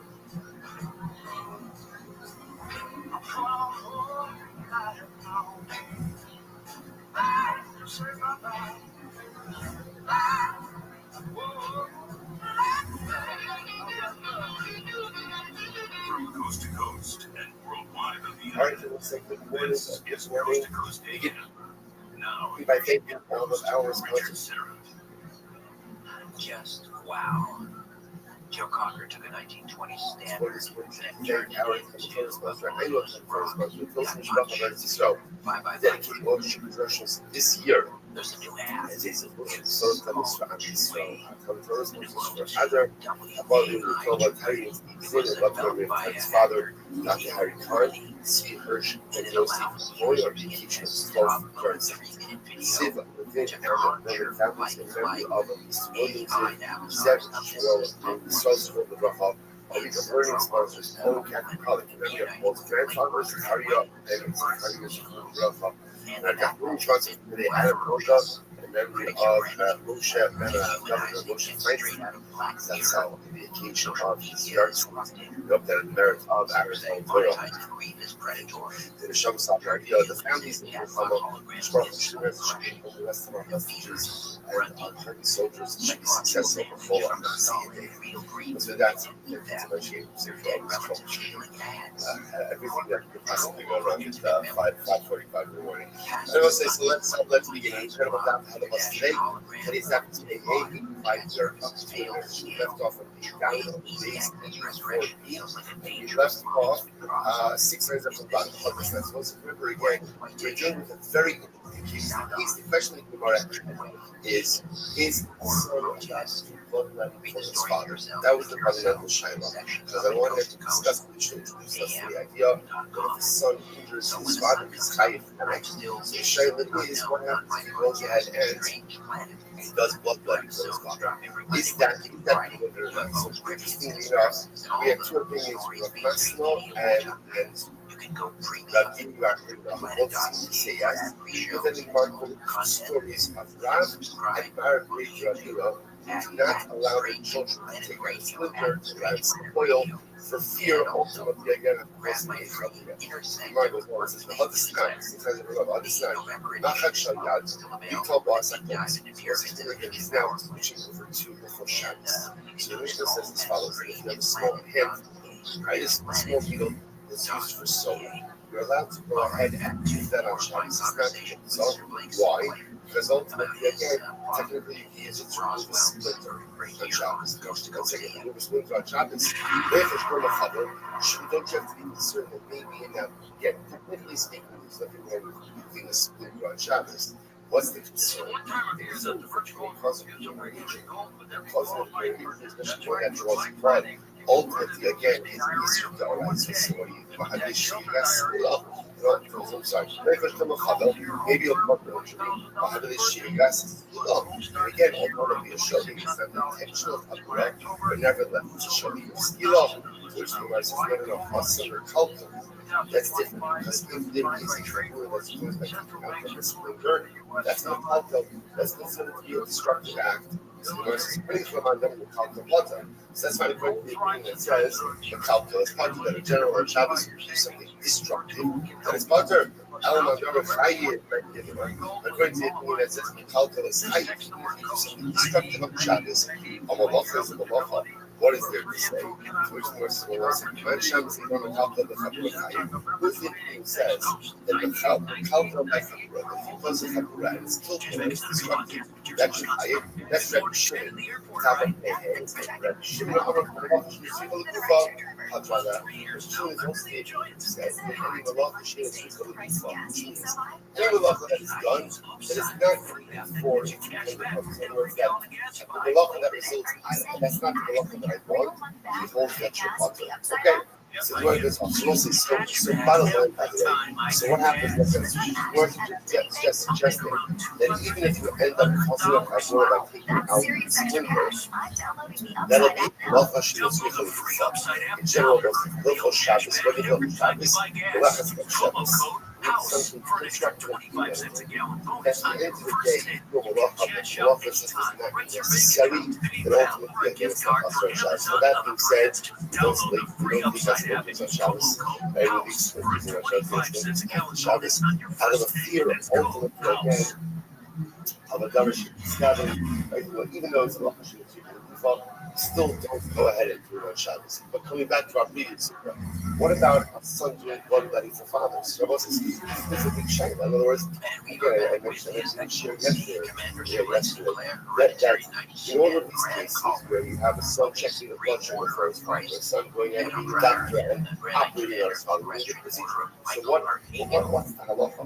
So the Shulchan Aruch states in Hilchos, there's a whole section called Hilchos Kibud Abayim, fascinating halachas. In your so Restream Aleph. So Shulchan says Restream Aleph Gimel. Rambam Gimel. Shulchan says follows. Hayab Kol Tzach of Aviv. Let's say my father has a splinter. Father has a splinter. Shulchan says Lo Yotzi Enu Shema Yavo La'asos Lo Chabura. The son should not take out the splinter lest it come to cause his father to leave. It will make his dam, or rofe. Let's say the son is doing bloodletting, but the son is that way. Well, young is dam the other, but yaftik lo aver. A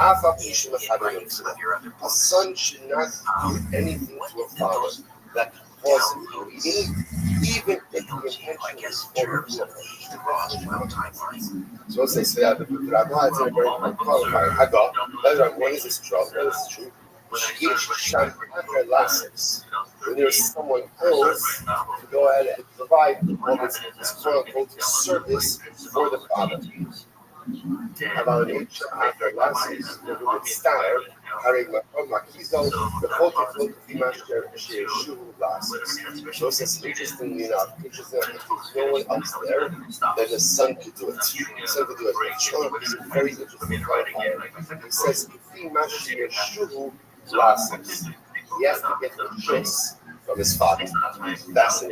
So in other words, the lachatziva is that a son should not do these things for his father. Right? That's the lachatziva. Right? If the evidence is no one else there, a son can do it. But really, he should get the choice from his father before going ahead and doing anything that's going to cause chabura or cause the joy of God. Incredible. And I will say, this also presupposes that the son, that the father is in the mental capacity to give riches to the father. Let's say again, the father is at the mental capacity. The son is determined to use this. Again, but I must say it's understood. It's understood that although I really better to have something to do with the son, but again, if there's no one else there, the father can't give riches. So it's ridiculous. Okay, good. We'll come back and do a bonus report so we're going to run today.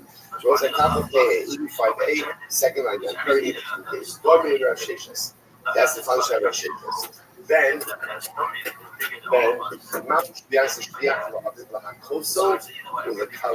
wow, listen to this.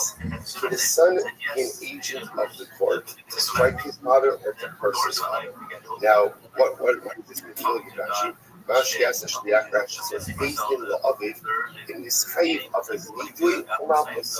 So what we're assuming now is, let's say again, we have like Avram and Yitzchak, Yitzchak is the same. Avram was condemned by Beis Din, was judged by Beis Din for Malchus, to get lashes, or Avram was going to be put in excommunication. So remember again, now the Shaila is, let's say Yitzchak, the son, is employed by the Beis Din. So can Yitzchak go ahead and carry out these sentences against his father? So again, it's not the son acting of his own volition, it's the son acting as a shliach habeis. So the Gemara says, Amalei, la'acham yetiro. So the Gemara asks the fascinating questions in general, right? Why is, let's say Avram and Yitzchak are not, Avram is judged for all. So Avram is judged for an excommunication. By the way, part of excommunication was a curse. You would get cursed by Beis Din. So the Gemara says, you're never allowed to do this to a Jew. In other words, you go over to another Jew and flog them. You go over to another Jew and curse them. You're allowed to. Someone says, someone else stam another Jew. How are they permitted to flog someone? How are they permitted to curse someone? What's this beautiful? Ella, kavod shamayim adif. That will say. So why is it that Beis Din in general, right? Anyone in Beis Din is allowed to flog another Jew, curse another Jew, because kavod shamayim adif. Because the covet that we are obligated to display to our Kodesh trumps any other covet. That's it. So therefore, again, if someone did something against the Kodesh Baruch Hu and they're deserving the Malchus, we're going to flog them. We're going to flog them. Or someone is deserving ultimately against neither against the individual, we're going to curse them. But instead of taking to an individual, the covet to our Kodesh Baruch Hu goes in and comes before the covet of any other person. Afanami, Kvod Shemaim. That's the logic. That ultimately, again, as the son should be able to go ahead and flog his father, or a son should be able to go ahead and curse his father for evil as well. So again, that's the Gemara's school right now. So they say, so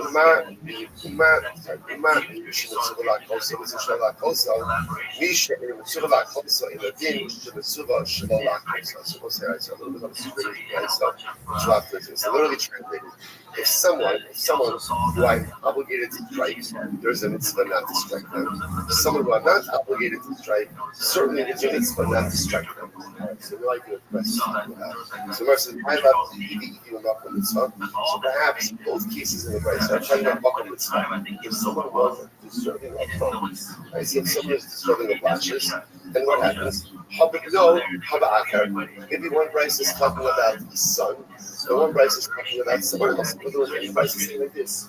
When it's the son, even though the father is deserving of malchus, nevertheless, the son should not minister to the father. And versus someone else, where even like you shouldn't be hitting any Jew. But when you're working for Beis Din, and Beis Din is obligated to give a person malchus, so someone else is permitted to administer it to his immersive law, even the notion of no, the notion of that. The Gemara says, no, not true. Doesn't make a difference whether we're talking about a son or talking about someone else. One is talking about makom mitzvah, and one is talking about not a makom mitzvah. What is that? What does that mean? Makom mitzvah, not makom mitzvah. What's makom mitzvah? Makom mitzvah is where someone is chayim. Shalom b'makom mitzvah means someone's not chayim. So someone's chayim as much as you don't like hitting people, you're going to hit them because it's a mitzvah. Someone's not chayim. You're not going to hit them because halakha l'maisa. Halakha l'maisa is prohibited. So the mercy of all the times when he's saved up. Umar b'makom mitzvah shemetzuvah lahakloso. Mitzvah, mitzvah shalach also.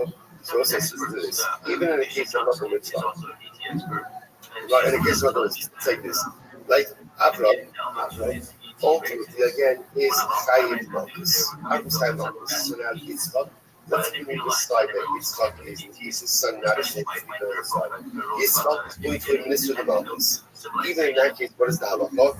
Yitzchak is not permitted to deliver more than the mandated number of malchus. Right? There's an issue d'oraisa to flog someone, even one more lash than they are chayim for. So that's what it means when it says, even in the case where a person is liable to lashes, right? So, mitzvah shalom lahaklosa. There's a mitzvah not to give them any more lashes than they are liable to. Shalom mitzvah, when someone is not liable to lashes, so the Gemara says, shalom mitzvah, she'enu mitzvah lahaklosa. So it's funny when someone is not subject to lashes in halakha l'maisa. don't strike them at all. Okay, so we'll say, so therefore, again, that's how the Gemara ends off. Yeah, now, by the way, what do we do with this halacha? So the Harshals, let's finish up first. Tashma, so let's say swear again, keep your eye on the ball. What's the primary tribe organ? So we've already established about a son administering medicinal healing to his father. The pleasure is over the topic number 1 for today. Topic number 2 for today. Can a son carry out the punishment of Beis Din upon his father if the son is working for Beis Din? Is that mutter or not? That still seems to be up in the air. So the Rabbi continues, Tashma, Hayotze Bihari, Abram was condemned to death. Abram the father was condemned to death. Uba, the co, to kill a long fight, what happens? And his son comes along and hits him or curses him. The son is high. All right. So the Gemara says, well, I can't kill it all. If another person comes along and hits or curses Abram, so the other person is going to be partner. Right, so what's going on over here? So the Gemara says as follows. So again, one more time. Avram is condemned to death. The Gemara says if Avram's son Yitzchak comes and strikes him or curses him, so the son Yitzchak is going to be liable. All right? If someone else other than Yitzchak comes and curses or hits Avram, they won't be liable. So the Gemara says, he asked, why this distinction? Like, why this distinction ultimately again between the son and someone else? I'm not going to stop. It's very interesting. The Misarvin Bolotsis say, okay, so this is fascinating. So we'll say, what's the case? Avram was condemned to death. We spoke about about the process for leaving someone after death, specifically again by skila. I'm going to go into that whole process. What's the case? The case where Avram was condemned, but he won't go. Which makes a lot of sense. Right? He won't go. Right? He won't go. So therefore, so what do we need to do? We need to practice. So how do you practice? You hit him. Right? Or you curse him. So the Gemara says. So that therefore the Gemara is making this distinction is following. If the son hits him or curses him, the son will be liable. If someone else hits him or curses him, they won't be liable. So the Gemara says, Rasheshes will be liable. The She'im with Sarvin Bolotses. The Sheshes sets it up as well. It's not a case of where he's refusing to go out. If that's the case, they're not refusing to go out. So we'll say, again, if we're talking about a case where Avram is condemned to death, we're refusing to go out to meet his maker, right? He's refusing to go out for execution. So now, okay, Gemara says, if his son hits him or curses him, there's liability for the son. If someone else does it, there's not liability. Okay. But if she just says, no, it's talking about a case where he's not willing to go. He's willing to go. Right? He's willing to go. The shame is not willing to go. If that's he's willing to go, at the end of the day, if someone else comes along and hits him or curses him, why is there not liability for the other? To which the question is very simple. So we'll say, remember, sorry, when Avram is condemned to death, what's his status? What's his status? He's considered dead. All right? Let's take a different case. Avram is condemned to death by Beis Din, and then Yaakov comes along and kills Avram. What's Yaakov's liability? 0. Why? He killed the dead man. He killed the dead man. So halacha l'maisa says like this. When Avram is condemned to death, so if someone else comes along and hits Avram versus Avram, there's no liability because they've hit and they've cursed the dead man. If the son does it, there is liability. Again, I will say this is all the heightened level of relationship responsibility that a child has to a parent. Avram's been condemned to death. You're right, but he is fucked. It's still your father, and he's still living and breathing right in front of you, and therefore, again, you have an obligation to maintain proper dignity towards him. The Gemara says as follows. The Gemara says, "V'hamar Rav Sheshes." Baish is an interesting case here. Baish Yoshan Beis Chayiv. So this to this fascinating case here. Let's say you embarrass someone. Stop. Right? I go over to Ruvain and I embarrass Ruvain while Ruvain is dying. While Ruvain is sleeping. Right? Ruvain is sleeping. So it says, what's the fun of getting embarrassed while you're sleeping? Right? You don't know about it. So I know Ruvain's friends asleep and I put toothpaste on his face, whatever it is. Right? I go ahead, ready sleeping. So I say, interestingly enough, he dies. He dies in his sleep. So Reuben never woke up to realize the embarrassment that's been caused him. So what's the halacha? I show Yashem base chayiv. I'm chayiv. Now, I say, who am I chayiv? Rashi says over here, actually right across chayiv. The by Shumbanov, the I'm Loshna. So as I say, interestingly enough, halacha myself, I'm obligated to pay Moshes to the heirs, right, to Reuben's offspring, because they were embarrassed for the sacrifice. So I said, what do you see from here? What do you see from here? Then halacha myself, even if you go ahead and you embarrass someone who's dead, there's still liability. Now, why are we reading some over here? Because the Gemara wanted to say that if Yaakov goes over to Avram and hits him or curses him, the Yaakov is going to be chayiv. Why not? Because he hit or he cursed a dead man. Hit or he cursed a dead man. What do you see from here? That even if you do something to someone and that person, quote unquote, is dead, they never realize it, there's still liability. So, if I embarrass someone while they're sleeping and they never wake up, I'm still liable to go ahead and make the embarrassment to the offspring. I'm going to ask you, what's the case over here? What happens? Where again, the injury to Avram is an injury that's not Shabbat. So therefore, again, there's no liability. Right? The damage is less than a Pruta. Ultimately, again, there's going to be no liability.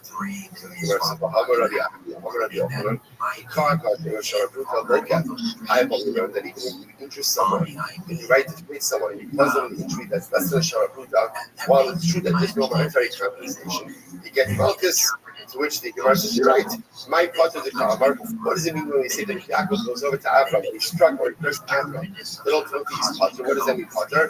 Potter, it means that he's potter from our beast monetary compensation. But there would potentially be Malchus. Well, there be no chayiv.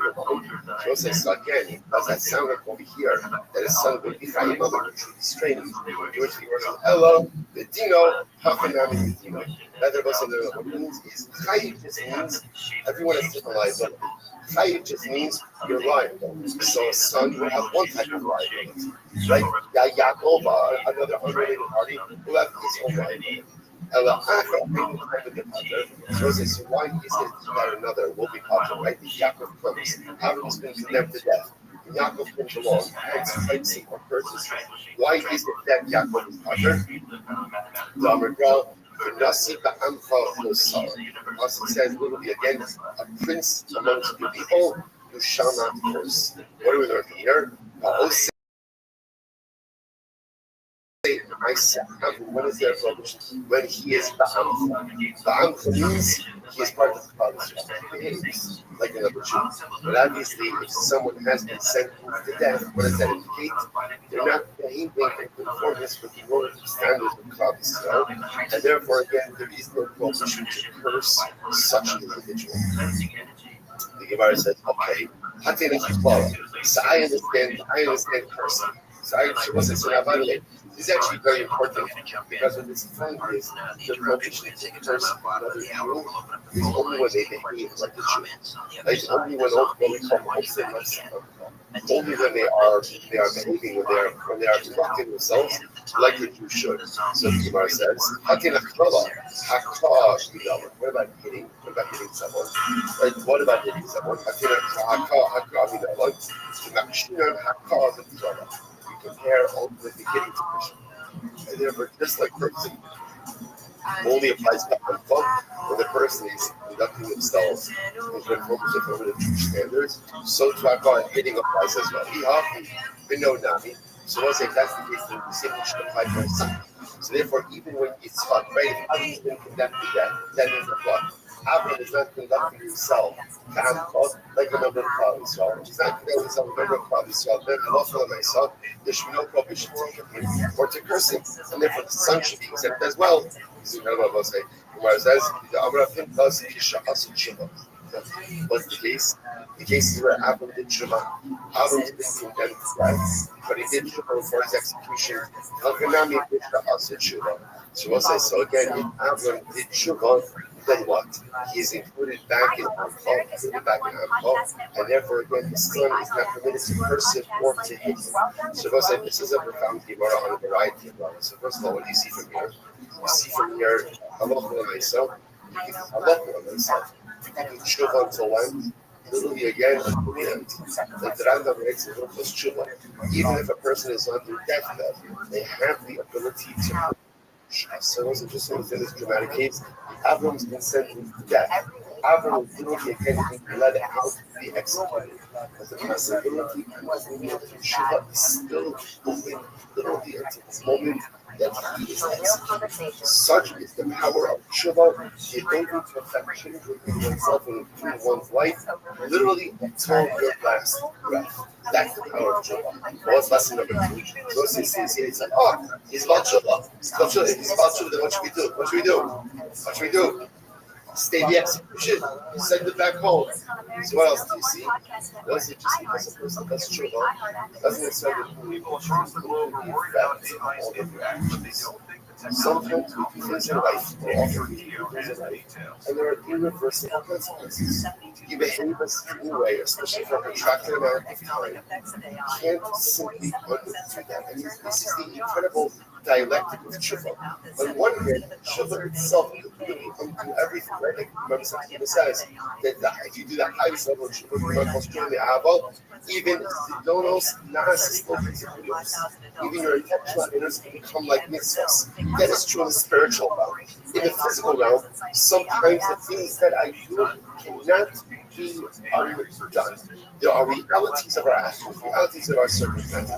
So let's say when you see this all the time, like in relationships. So it can happen that we offend someone, we hurt someone. Those things happen a lot, especially in the context of marriage. Right? Something that is terribly hurtful and destructive. And then what happens? The person says that, let's say it happens to me that the offending party is the husband. Let's say for argument's sake. Right? For illustrative purposes only. So then what happens? Then a husband points in and he understands that it's wrong. He understands what this is. He says, I'm sorry. That's interesting. Often the husband's expectation is that with him, I'm sorry, what happens? What happens like a magic wand, right?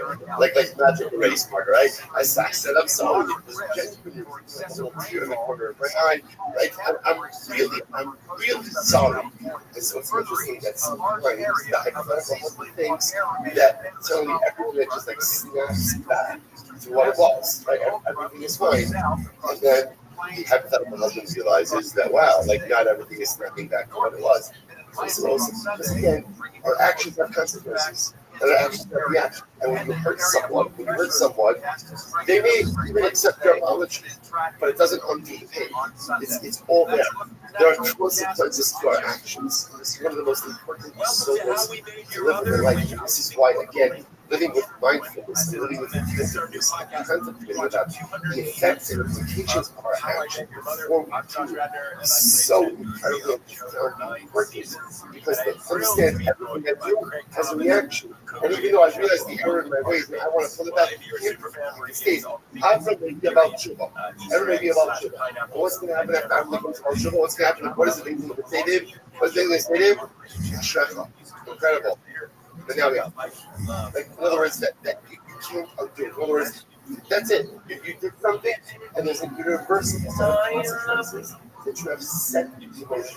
More about Shiva. And in Shtamayim, they will absolutely accept you with open arms as great about Shiva. But we're still going to, because in life, when you make certain decisions, there are irreversible consequences. And listen, how often do we do certain things thinking in the back of our mind is not a big deal, but this comes silence back that and stuck with the consequences. Shiva always possible, but the undoing the action or reacting of my actions often cannot be undone. Incredibly so. So we're Skiyahi, that's the argument about choice. It's not really we're standing up like this. If you want to know what instruct his son, his fight needs or curses his father, because his father came about Tshuva. Because I'm the Tshuva. If that's his I'm the Tshuva, Skiyahi, Acher Nami, then someone should also be liable for hating and for cursing out. So I'm involved in the great Shirah.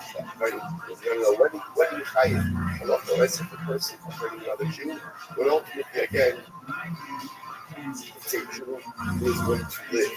Meaning, again, let's say this also goes back to the idea that someone who has been condemned to death, ultimately, in Allah, it's almost as if they're already dead. It's as if they're dead. So therefore, again, it's hard to be liability for someone who's dead. Right? The son is different. The son is a different obligation. Right? The son is a son. Right? The son always has an obligation over again. Has nothing to do with whether or not your parents are parents. It's incredibly important. Right? In other words, a parent is a good parent, not a good parent, doesn't make a difference. I'm obligated to go ahead and have confidence. So with parents, we call this not confidence. A son still has an obligation to honor his parent, but the rest of everyone else, Avram was considered to be dead. It's hard to choose liability for a dead guy. He all gave the go now. I mean, if that's it's against the essential of the essential of the obligations. Reading the hobby, and stuff. So no, we'll get to this as well. Remember, there are elements of people that are in effect even after the parent dies. As we're going to see, for example, one is now again, you hit your parent after they're dead because there's no prohibition of hitting a corpse. Right? But myself, you can't curse your parent after they're dead. So, for example, right, the color of the ego applies even after the death of the parent. So, see from here, it's fascinating. Even if you look at Avram as a dead man, right, because in the sense of death, even so, cursing it, right, Yitzchak, cursing it, would still be prohibited because you can't curse your dead parent as well. So, I'll say, by the way, there's a lot to say about this, about the concept of keeping even after death, transcends after death, right? This is why I'm not going to say again. You know, this is one of the interesting ideas. Saint Kaddish is one of the forms of keeping of there's a lot of stuff. Let's say a father says, a parent says to their child, I don't want you to say Kaddish for me after I die. Crazy things like that. The parent says, so is a child obligated to go ahead and honor that request? Okay, they dispense that request. You get a lot of shyness like this in halacha. About when a parent asks for something, that runs contrary. Right, that's the point over here is that the obligation to practice the Shayla is based on us that keep it out the age, extends even beyond death. Okay, very interesting conversation. Bottom line was, remember, how did this all start? What was the Shayla? Right?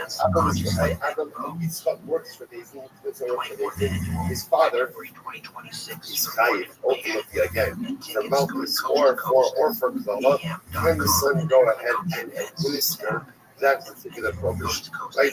Or ultimately, again, a similar case, right? Avram is being let out to death as he's hiding if he hits him or if he curses him. So certainly, one thing certainly established is certainly cursing he is hiding for, right? Because the mice cursing your parent after they're dead is also a liability. So certainly when he's actually physically breathing. So my other also about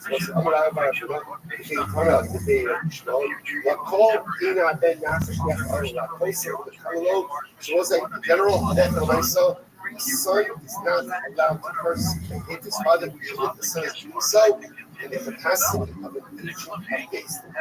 That's the halacha. Can't curse or father on the basis with one exception. What's the basis? Torah, one exception. That's the one exception. If Avram the father was involved in inciting others to worship the Torah, then the son is permitted to go ahead and hit him, cursing, carry out the punishment of Bezin, which makes sense also because we've seen once somebody is inciting others to worship Avodah Zarah, we definitely fall the in a general sense. Okay, so it says, by the way, that is the halacha as this was actually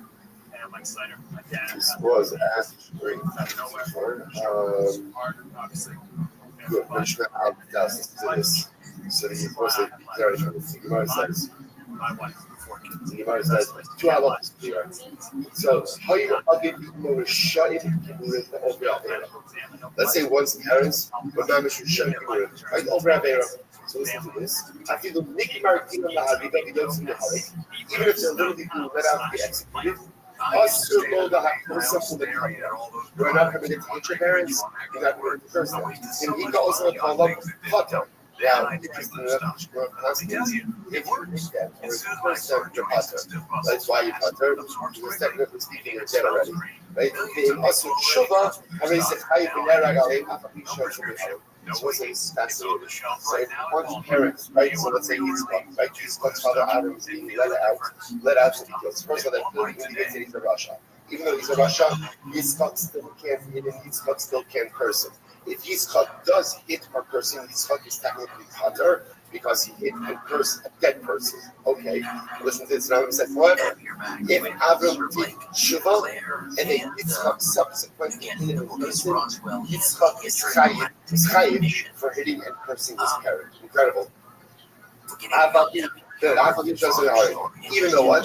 Yitzchak is being recognized, nevertheless, about Shuvah is about Shuvah. And again, Allah for the right say in Allah for hey, down right to here. Avar after the Limo Aver Shalokim Allah, Five Shliach Lakayanim, Lo Yaki Osam, if in this kind of Nikui, Lo Yashliach Osam, Lo Yidov Lo Yakas, like in Allah for hey, Allah asking that son Yitzchak should not create a base to carry out markers or to carry out nuclear excommunication. Incredible. Okay, let's go back to Mishnah. Let's finish that.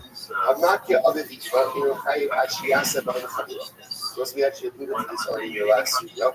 When you hit this actually the beginning of the parasha. If a person hits his father or mother, he is not chayiv unless a person causes an injury. So you have to create the Chagirah. Zeh Homer B'Chalal B'Rubaker, Shemekhalal La'afer Nisachayim, V'Amakil La'afer Nisachayim. Further, I say, keep it over what it means. Hitting and cursing parents together, there is a stringency that person has over hitting, namely that hitting your own chayiv when the parent is alive, cursing and chayiv when the parent is dead. Okay, incredible. Says the let's analyze. So we'll say, so very important halacha. What this means is, right, he's talking over to his father Adam, like gives him like a fast, gives him a touch. It doesn't give the word, doesn't give an injury. Not good, but it's not giving the same level of liability. It's only liability for striking a parent when you cause a chagirah. It says in the Torah, of it, Kilo, laugh and listen. So as the Pasuk says, of it, Kilo. Most you must, of it, the so there's redundancy in the Pasuk, right? The Pasuk says, as of it, the S, that's like the man who curses his mother and his father. Most you must, he is put to death. Why? Of it, he has cursed his mother and father. So why do you need to say the same thing twice? First, the Gemara says, the second of the evil killer teaches me, that there's liability for cursing one's parents even after death. Even after the parent died, you're not allowed to curse them. Listen to this. I would have thought, since your society goes ahead and equates hitting and cursing,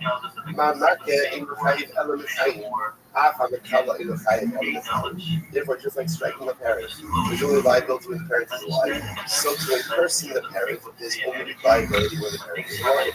So we'll say, therefore, again, the extra phrase, of it is the emo kilo. There's liability for cursing parents even once they are dead. Furthermore, there's a couple of so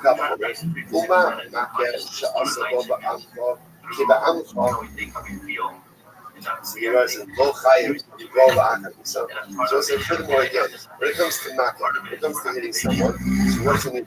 So what's the means is like this. It doesn't matter whether a Jew ultimately again is living in conformance with the dictates of Jewish life or not. There's liability for hitting someone. There's liability for striking any other Jew. So the Gemara says, I'm sorry.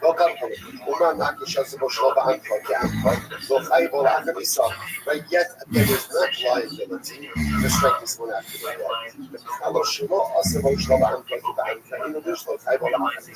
so when it comes to Makala, interestingly enough, the din of Makala is only for a Jew who lives in accordance with the dictates of Jewish law. But if somebody is not multiple in the law said there's no liability for going ahead and cursing them. Certainly there should be no liability for that. Ovid Cyril was like any extra base, other than what Cyril teaches me that what? There's liability for person and parent after their death. Alright, so let's analyze. So I'm going to be I saw like Ovid Emo. So I'll say so again. We're going to see this device in just a moment. Winter the old son. That old phrase Ovid Emo Kilo is extra. Because the first part I said before, the earlier part of the pasuk, that you can't curse your parents. What do I do with that last phrase? Ovid Emo Kilo. There's going to be a liability. Out of Yoshia, who holds that phrase is not extra. What is there to say? What are we talking about? Here we go. Ish. The pasuk says ish. Again, the pasuk is ish. Asher halo es adim yasmin. Why do you need ish? Why not just say ish? Why ish? Let them know ish. The rabbis ask Tumtum V'Atrocious. Teaching that even if the father is a Tumtum and androgynous, ultimately, again, there is still liability for the child for cursing the parent. Asher Kalo es Avid Yasmin, who will curse his mother and his father. In the Ella Avid, I only know that there's liability to curse both your mother and your father. Aviv Shalom Emo Shalom Aviv. How do I know that there's liability even if I curse my father without my mother without my father? To which the Gemara says, Talomar Aviv Emo Kilo. Because it goes on to say Aviv Emo Kilo, Emo Kilo the Yosha. So it says, now you see what's happening here? So Rabbi Yoshia says like this. Rabbi Yoshia uses that last phrase. When you look at the beginning of the pasuk says like this. So what that makes it sound like the reading of that pasuk is there's only liability when you curse both of your parents. Rabbi Yoshia says therefore the end of the pasuk says, teach me that what? There's liability even if you curse both of your parents independently. Says Rabbi Yoshia, this is that phrase form. Rabbi Yonas says, Rabbi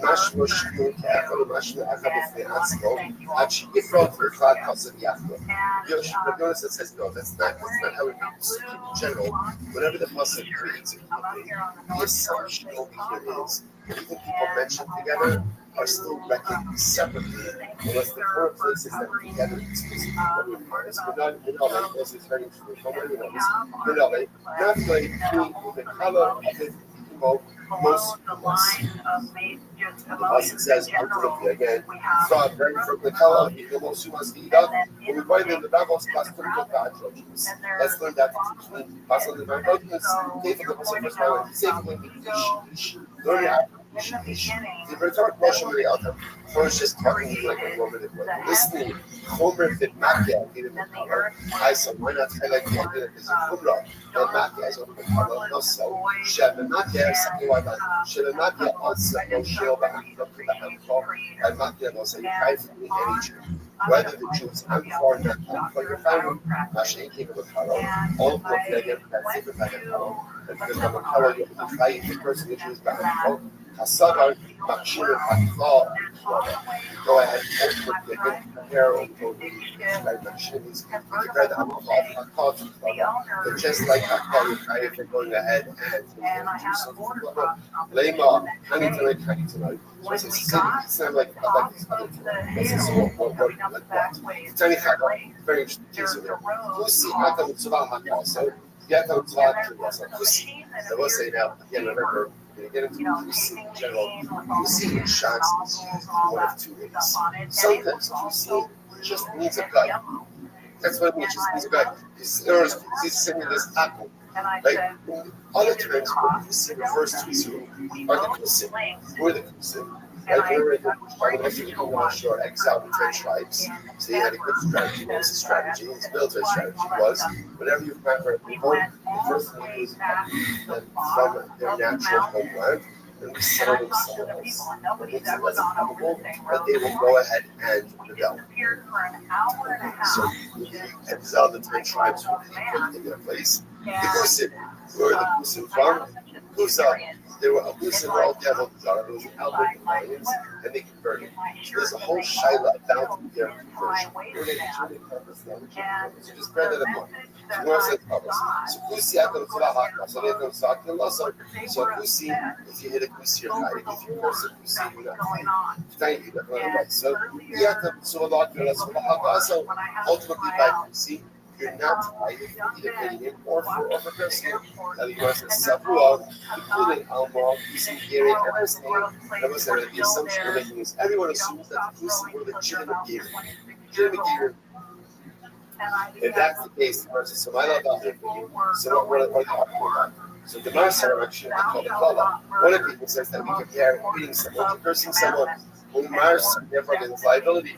When Marsa are Kala shouldn't have called the Kala. And then he says, no, we treat them separately. Which the Gemara says, no, not true. To fully alter everyone of these, no much shouldn't have called the Kala. We do not go ahead and compare hitting to cursing. So that's what we are here. Marsa producing Giri Arayos, and I say Marsa producing Giri Arayos. Marsa producing Giri Arayos. Marsa producing Giri Arayos. What's the machlokes? What I'm saying, the machlokes is what's the nature of producing? We're just Giri Arayos means that's Arayos with Aleph, not with Ayin. Like they converted because of the lines. Therefore, they were not legitimate Giri. Other thing is no, they were Giri Arayos. Legitimate lion, legitimate giver. So the Gemara says, I need to tell me out loud, the Shoro Gidi Yisrael. So says, so ultimately, again, if that's the case, then what is it going to say? That the Shor of a goose is treated like the Shor of the Yisrael, to which the Gemara answers, the Shemamina, the occasion of the Shemamina. Rather, what's the case? What is the focus? The focus ultimately is, do we compare Hakal to Klala or not? That is the fundamental focus.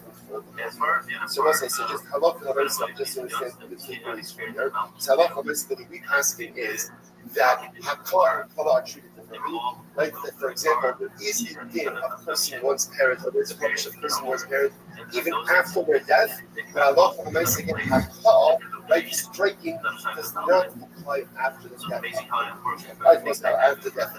Sorry for the fast on the last piece. We'll pick up the mission tomorrow. We're the staff. Thank you for the call, Dr. Kelly. Mike is going to ask Mike, welcome to the coast. Go ahead. Hello, Mr. Sinclair. Did your dad have any knowledge of an underground city below the Nellis Air Force test range? I believe that what we have here are networks stuck in our atmosphere. They're not allowed to leave. And I believe they're being hidden and protected by our government.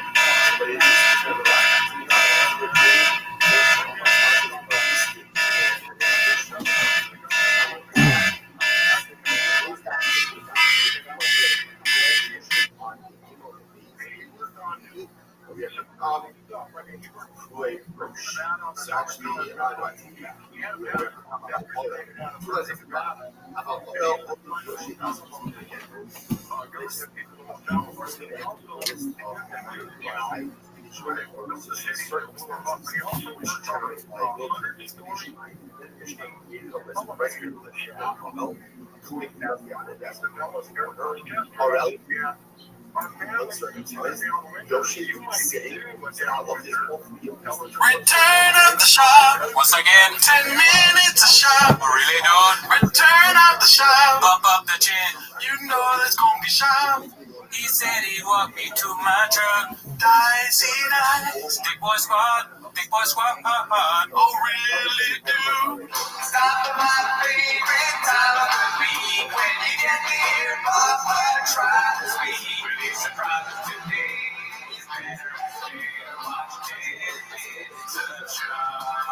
All right, welcome back to 10 Minutes of Shop. Sorry, I just got out of Randy Feltface show. You know, I'm a big fan. I always dress up like Randy when I go see him. But welcome back to 10 Minutes of Shop. I hope you enjoyed that new song that we had. It took us 3 hours to make this. We had a good time doing it. But that's not why you're here. You're here for 10 Minutes of Shop. So let's talk more Republican in the suit.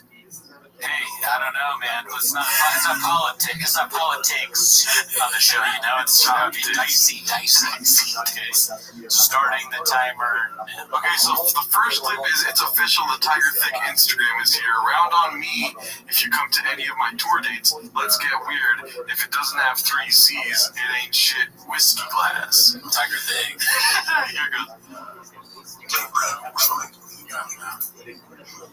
Oh, hey. How you guys doing? Cheers. Welcome to the official Tiger Thick Whiskey Instagram. A lot of chatter online. A lot of chatter. How good is this sweet, thick nectar? Something's the best. Have one award shirt. Does Joe Rogan Bird Crashers swear by? Yeah, they do. You guys like them, okay? They know a thing or two about good whiskey. Listen, It's not for me to tell you. I'm shooting this stuff out. It's pretty damn good. I worked hard to create this sweet, thick nectar for you guys. People go, where can I get Nectar is not a great word for him. Well, No, that's built-in chopsticks. no. Get it. BigBoy.com. Delivers right to your house. That's easy. You can also, if you want, come see a comedy show on any of my tours. Why is this so long? I don't know. It's a long advertisement for sure. Tiger Thick. Is there a bit of nonsense here? Yeah, I don't know, but he's got the Celtics thing on. The coach just got fired. Everything around shop is crumbling. Instagram.com. Should we go to thickboy.com? We should have to. Anybody watches it? Oh, go to thickboy.com real quick. We need Thick Boy whiskey now. I guess we might as well, right? Thickboy.com. What's that first time? Yeah, it is the first time that pops up, so yeah, he's right. All the merch. Damn, so many donuts, dude. So many C's. I wonder why donuts, because they're fat. So many donuts, so little time, dude. Where's the whiskey, though? How do you get whiskey? Is it on merch? Thick Boy Whiskey. Big Boy Squad. Oh, no, it's Tiger Whiskey. Oh, It's Tiger Thick. I put Thick Boy Whiskey, safe search is off. Excuse me, is there 3 C's on this? American Straight Whiskey. Oh, we can look at this later. Yeah, let's go back to the... No, all these C's are where? BigBoy.com. BigBoy.com at your house. That's easy. You can also, if you want, come see a comedy show on any of my tour dates. Guess what? All the venues are going to be carrying Tiger Thick. And I'm going to buy you guys around. Yep, that's right. Round on me. Come to the shows. Round on your boy here. Hey, so welcome to the official Tiger Thick Instagram handle. If it doesn't come from here, if it don't have 3 Where else would it come from? If it's 2 C's, 1 C's, then bullshit. This is all real. Welcome to Tiger Thick Whiskey. Even Instagram did it too soon. He's like, you gotta stop this. They go to the show. There's like a show, but then it gets canceled. There's another video like this, and the show's like, I'm sorry guys, the venue didn't want. They had this thing where they didn't want everyone to get COVID, and they canceled it. But hey, look, sorry guys, again, we tried to do another show, but Big Boy Whiskey, we found out it's poisonous. Like my staff, it's their fault. They didn't know not to put poison in the whiskey, and it's like clip after clip of him failing. Yeah, see, so this one's called Why the Sudden Change of Attitude, Papa. Like the Joker. Yeah. Clark is getting ready for his first professional MMA fight. That'd be Zion Clark. Zion Clark was born with a very rare spinal condition. He has no lower body. He has no lower body. For the guys that enjoy listening, Posse. I'm sure Shab is going to be very sensitive and appropriate talking about this guy's issue with his body. I'll tell you something Shab's not going to do. What's that? Call him gay. It's a bold prediction going from Shab. I would not go. I mean, it's quite possible. But he's also about to explain a medical condition, which I'd love to see. Lower body. Literally, the pictures we're looking at looks like he's in quicksand. Yes. Like, if you looked at him, it's one thing to have no legs. Zion Clark doesn't have hips. Zion Clark doesn't even have really a stomach. It's like his body begins at sort of like his lower ribs. Does he have a digestive system? I don't know. I didn't get into that. Yes, none of these questions. I didn't want to ask those questions because, groundbreaking questions. He's also jacked. Yeah, he's jacked. So now he's getting ready for his thing, and I'm holding it for him. Okay? And then I decide to kind of grab. I think somebody wrote the quicksand line for him. Really? I think so. Yeah, because this show definitely has writers. They have to. They have writers? I'm sure they do, man. It's a popular podcast. And anything Shop says that even comes close to being a real joke has to be written by somebody else. I'm surprised Shop didn't ask off top that if he has a big dig or not. Yeah, that's true. I'm surprised. Who's nobody dick? That's why Shop's not saying he's gay. Because for Shop's mind, you have to have a dick to be gay. You know, to grab it. Now, yeah, and then he kind of instinctually, I throw 2 shots at him, and he instinctively moves his head, and does this thing where he pivots off his hands. Now he runs faster than anybody in the world on his hands. We missed this. Is Callan saying that, I missed the beginning, I don't want to rewind, but is Callan saying that he fought this man? Yeah, he was training with him. He was training, okay, good. And the guy beat him up? He's in the middle of it. And he runs on his hands faster? Yeah. So I'm not even trying to be a dick in any method. Dig. What's the pool look like that he's competing against? Is it a deep pool with people know? MMA? Just in general, just in the world. Because there are a lot of competitions. Well, so stupid. They're probably not. But here's the other question. I'm trying to think. Bear crawl too. Some people, I think he runs 13 miles an hour on his hands. It's ridiculous. That's fast. No, hold on, let me just show you. But there's folks. Why don't you tell me out here? Yeah. When you're holding mitts and you're, like you said, you're throwing punch-ups, I'm not making fun of this man any faster than goddamn. You say it a lot. Yeah, just on your knees. You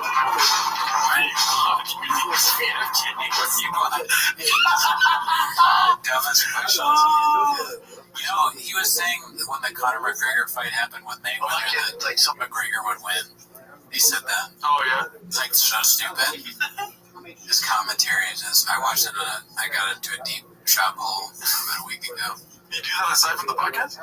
Well, I played there's one long clip where this guy's like, here's my shop. Let's not incriminate ourselves on the podcast. Beast of a Transition B is this one right here. I'll take him jiu-jitsu. We're about to dinner, so, ask me for a picture talking about something. And my son would go, Dad, is that your follower? Really loud. Don't call him a follower, right? That hurts his feelings. Don't call people followers.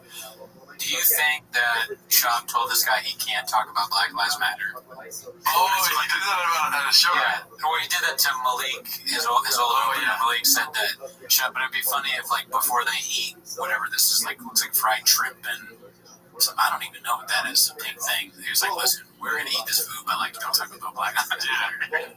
Unless this dish is called BLM, dude, don't talk about it. Is Rain, and then another shout out, is Rain his thing? No, I don't know if he made it, but I know Rain was an energy drink before. Okay, right. Also, too, does he have an eating show? He must, because we watched those other people, the woman that where he was like, I'm going to sell the whole cow, or do you sell the whole cow? That must be a good job in Kansas City. You know what it is, dude? Shab is recording too much. It's getting to his head. He's losing brain cells.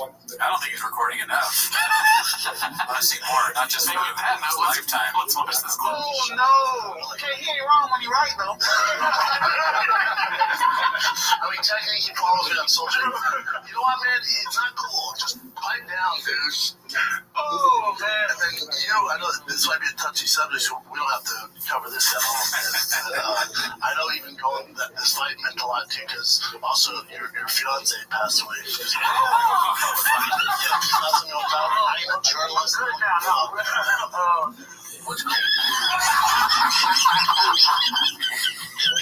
the woman you love the most, you want to get married to, just died. He eats whatever that is. Oh, Shab is a fucking. That's hilarious. That is pretty funny. He took the biggest bite I've ever seen. Send Shab to Uvalde. Okay. To Uvalde. Jesus Christ, I didn't even just say this. Okay. Why does it look like they're standing in front of a green screen, B? Is this one, right? These boys, sir. What's up, big dog? Appreciate you having me, sir. Dude, I wanted you on here the minute you won that fight. When you did that big, thick boy, and people people were tagging us, being like, you guys need to sponsor the first big boy athlete. We did that front flip. I was like, I'm like, get a hold of him right now, right this second. Where does he buy these clothes? I don't know. Where do you get a shirt like that? I do not know. Somebody in his life should be like, nah, don't, come on. Before you go to the store, let's talk about it. We have to stop, and now is the best time from what you're allowed to buy at the store. It's like he's like a huge Boston Celtics fan. I know. Since when has Brendan been into the Boston Celtics? He's in every single team. I don't mind people wearing different teams, but like, why dress? He's completely matching the whole green. Like at that point, you got to be a fan of the team. I think. Your Taco Bell and Thick Boy collab. Is this for real? Check it out. We heard you loud and clear. Backed by overwhelming popular demand is Daddy's all-time favorite, this Mexican pizza. Double spicy crunchy Favoritos. More ingredients included.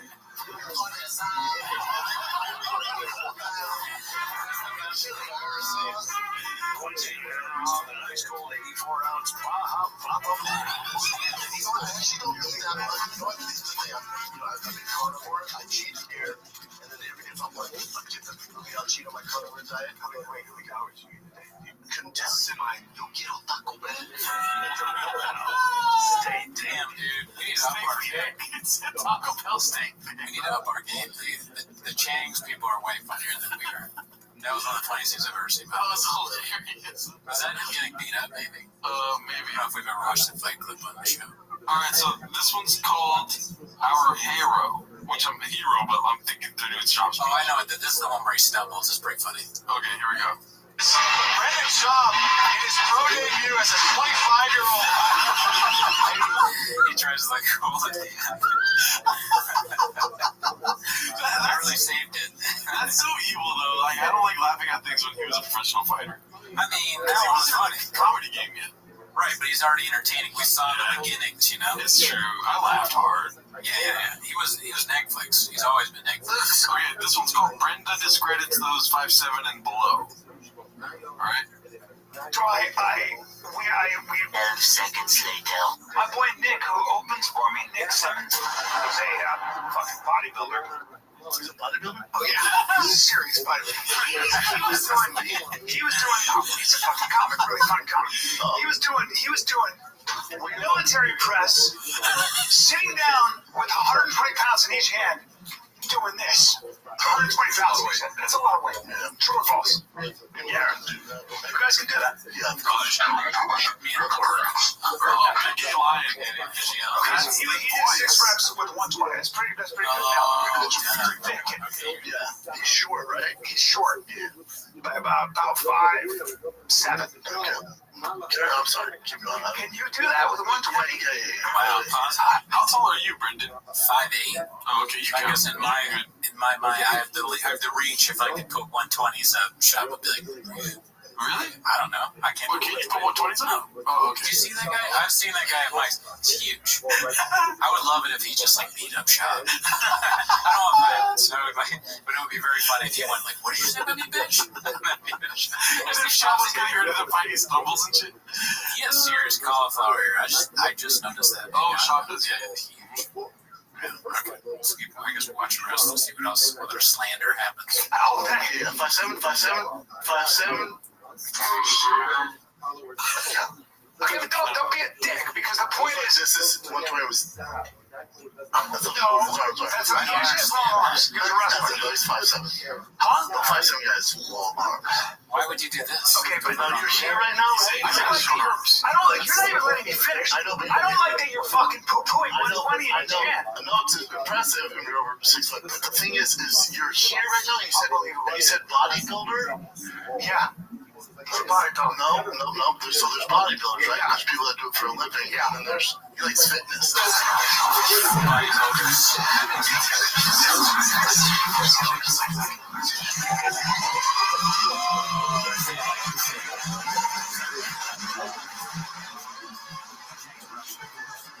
What's with the PFJ? I never understood PFJs. Because one time Shop was like, people making fun of me are like homeless cats and Peter Chang's employees. Just randoms they picked it up, and I started telling people, get this man an apron. The other day I wrote, like somebody wrote a positive comment, I wrote corner. It's so much fun. Thank you for bringing this into my life. I just love it. And also, I don't know, maybe this is a thing. He knows more about weightlifting than me. I'll give it to him. But to me, it's like, don't you do a full extension, even if your arms hurt? Sure, I could be wrong. Can you do me a favor and really quick? Can you read that really quick? Yo, huge whiskey fan. What awards has Tiger Thick won? Question mark. All the ones the guys who pretend to be huge whiskey fans on the internet haven't learned about yet, and that's a Tiger fact.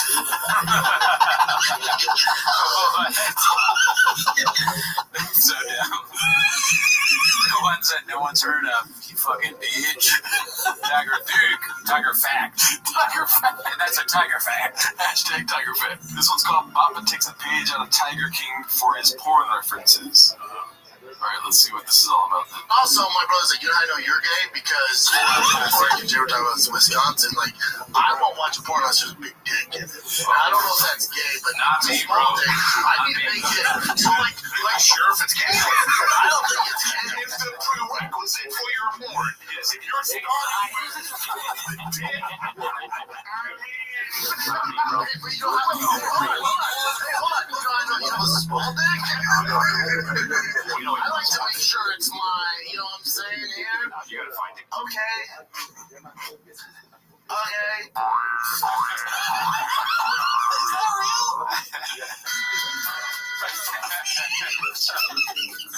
The Changs clips are so great. I laughed so hard at that one, dude. Whoever made that clip, get that man an apron. Oh my god, dude. Alright, well, I think that's all the clips for today. The fryers are burning. The fryers are burning. Dude, I have never laughed that hard. These are the funniest clips I think we've seen so far, personally. Those are really good. Yeah, I mean, when I troll through it, I see some pretty funny stuff. I don't always pick the ones that are like have a bunch of stuff in it because I figure I want to kind of just watch Shop be an idiot, but those are great. I mean, and also, if you want to see me this week, I'm opening for Randy's Felt Face all week long at the Minnesota Truckle Hut. All right, everybody, tune in next week. Join the Discord. Shout out to Sierra Guitar, as always. Shout out Wadsworth, Protein Dallas Lama, Thunuga, San Diego. There's more people that are posting a lot. Yeah. Ripsy. All right, we're out.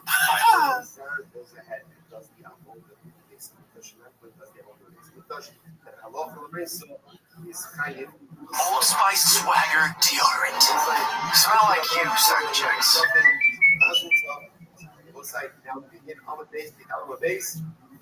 There's a place called Truckwalk Avenue where I used to sit and joke with you. We were both fake boys and it felt so right. Any Letterman won't suck my pipe. Stop my favorite time of the week when you get here, but try to speak. We'll be surprised today. You better watch minutes of Shop. We're back, baby. Woo! Another 10 minutes of Shop. Classic yellow card riff. I love that song, right? If you love that song, join the Discord. Mind that. We're so excited to be back. You know, we had a great week. Thanks for tuning in. And I'll say this before we start the clips. Shout out again to CF Guitar. Yeah. CR Guitar. CR Guitar. Yeah, it's Chris Rowe. Jesus Christ. I'm out of it, man. I'm one of my shop. Okay. Do it. But shout out to him. Great intro. You'll hear it again. And then one last thing before we start the clips, because that's what you're here for, is if we got to 10,000 views on the last one, thank you. If we get to 20,000 views on this one, I will dress up like BGL for one of the 10 minutes thing. Oh, maybe Halloween? Yeah. I don't know. But if we get to 20,000, I'll do it. Also, I wanted to make an announcement. What? There's been a lot of controversy and discussion in the comment section, and I am a fan of Brennan Shaw. All right. Well, that's a huge drop. And now, 10 minutes of Shop. You really will cut that part out. Play now.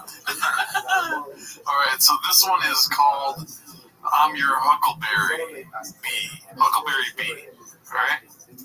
Let's see. Oh, and you're saying nobody has cameras on my phone. Oh, it's so weird, man. So to me, when he said that, all I said is like, I'm not a big conspiracy guy. If you want to talk about JFK Jr., I'm your Huckleberry. You want to talk about Charles Manson? I read Chaos. I'm your Huckleberry. I was like, I entertain the lizard people. I entertain flat Earth. I entertain a lot of this shit.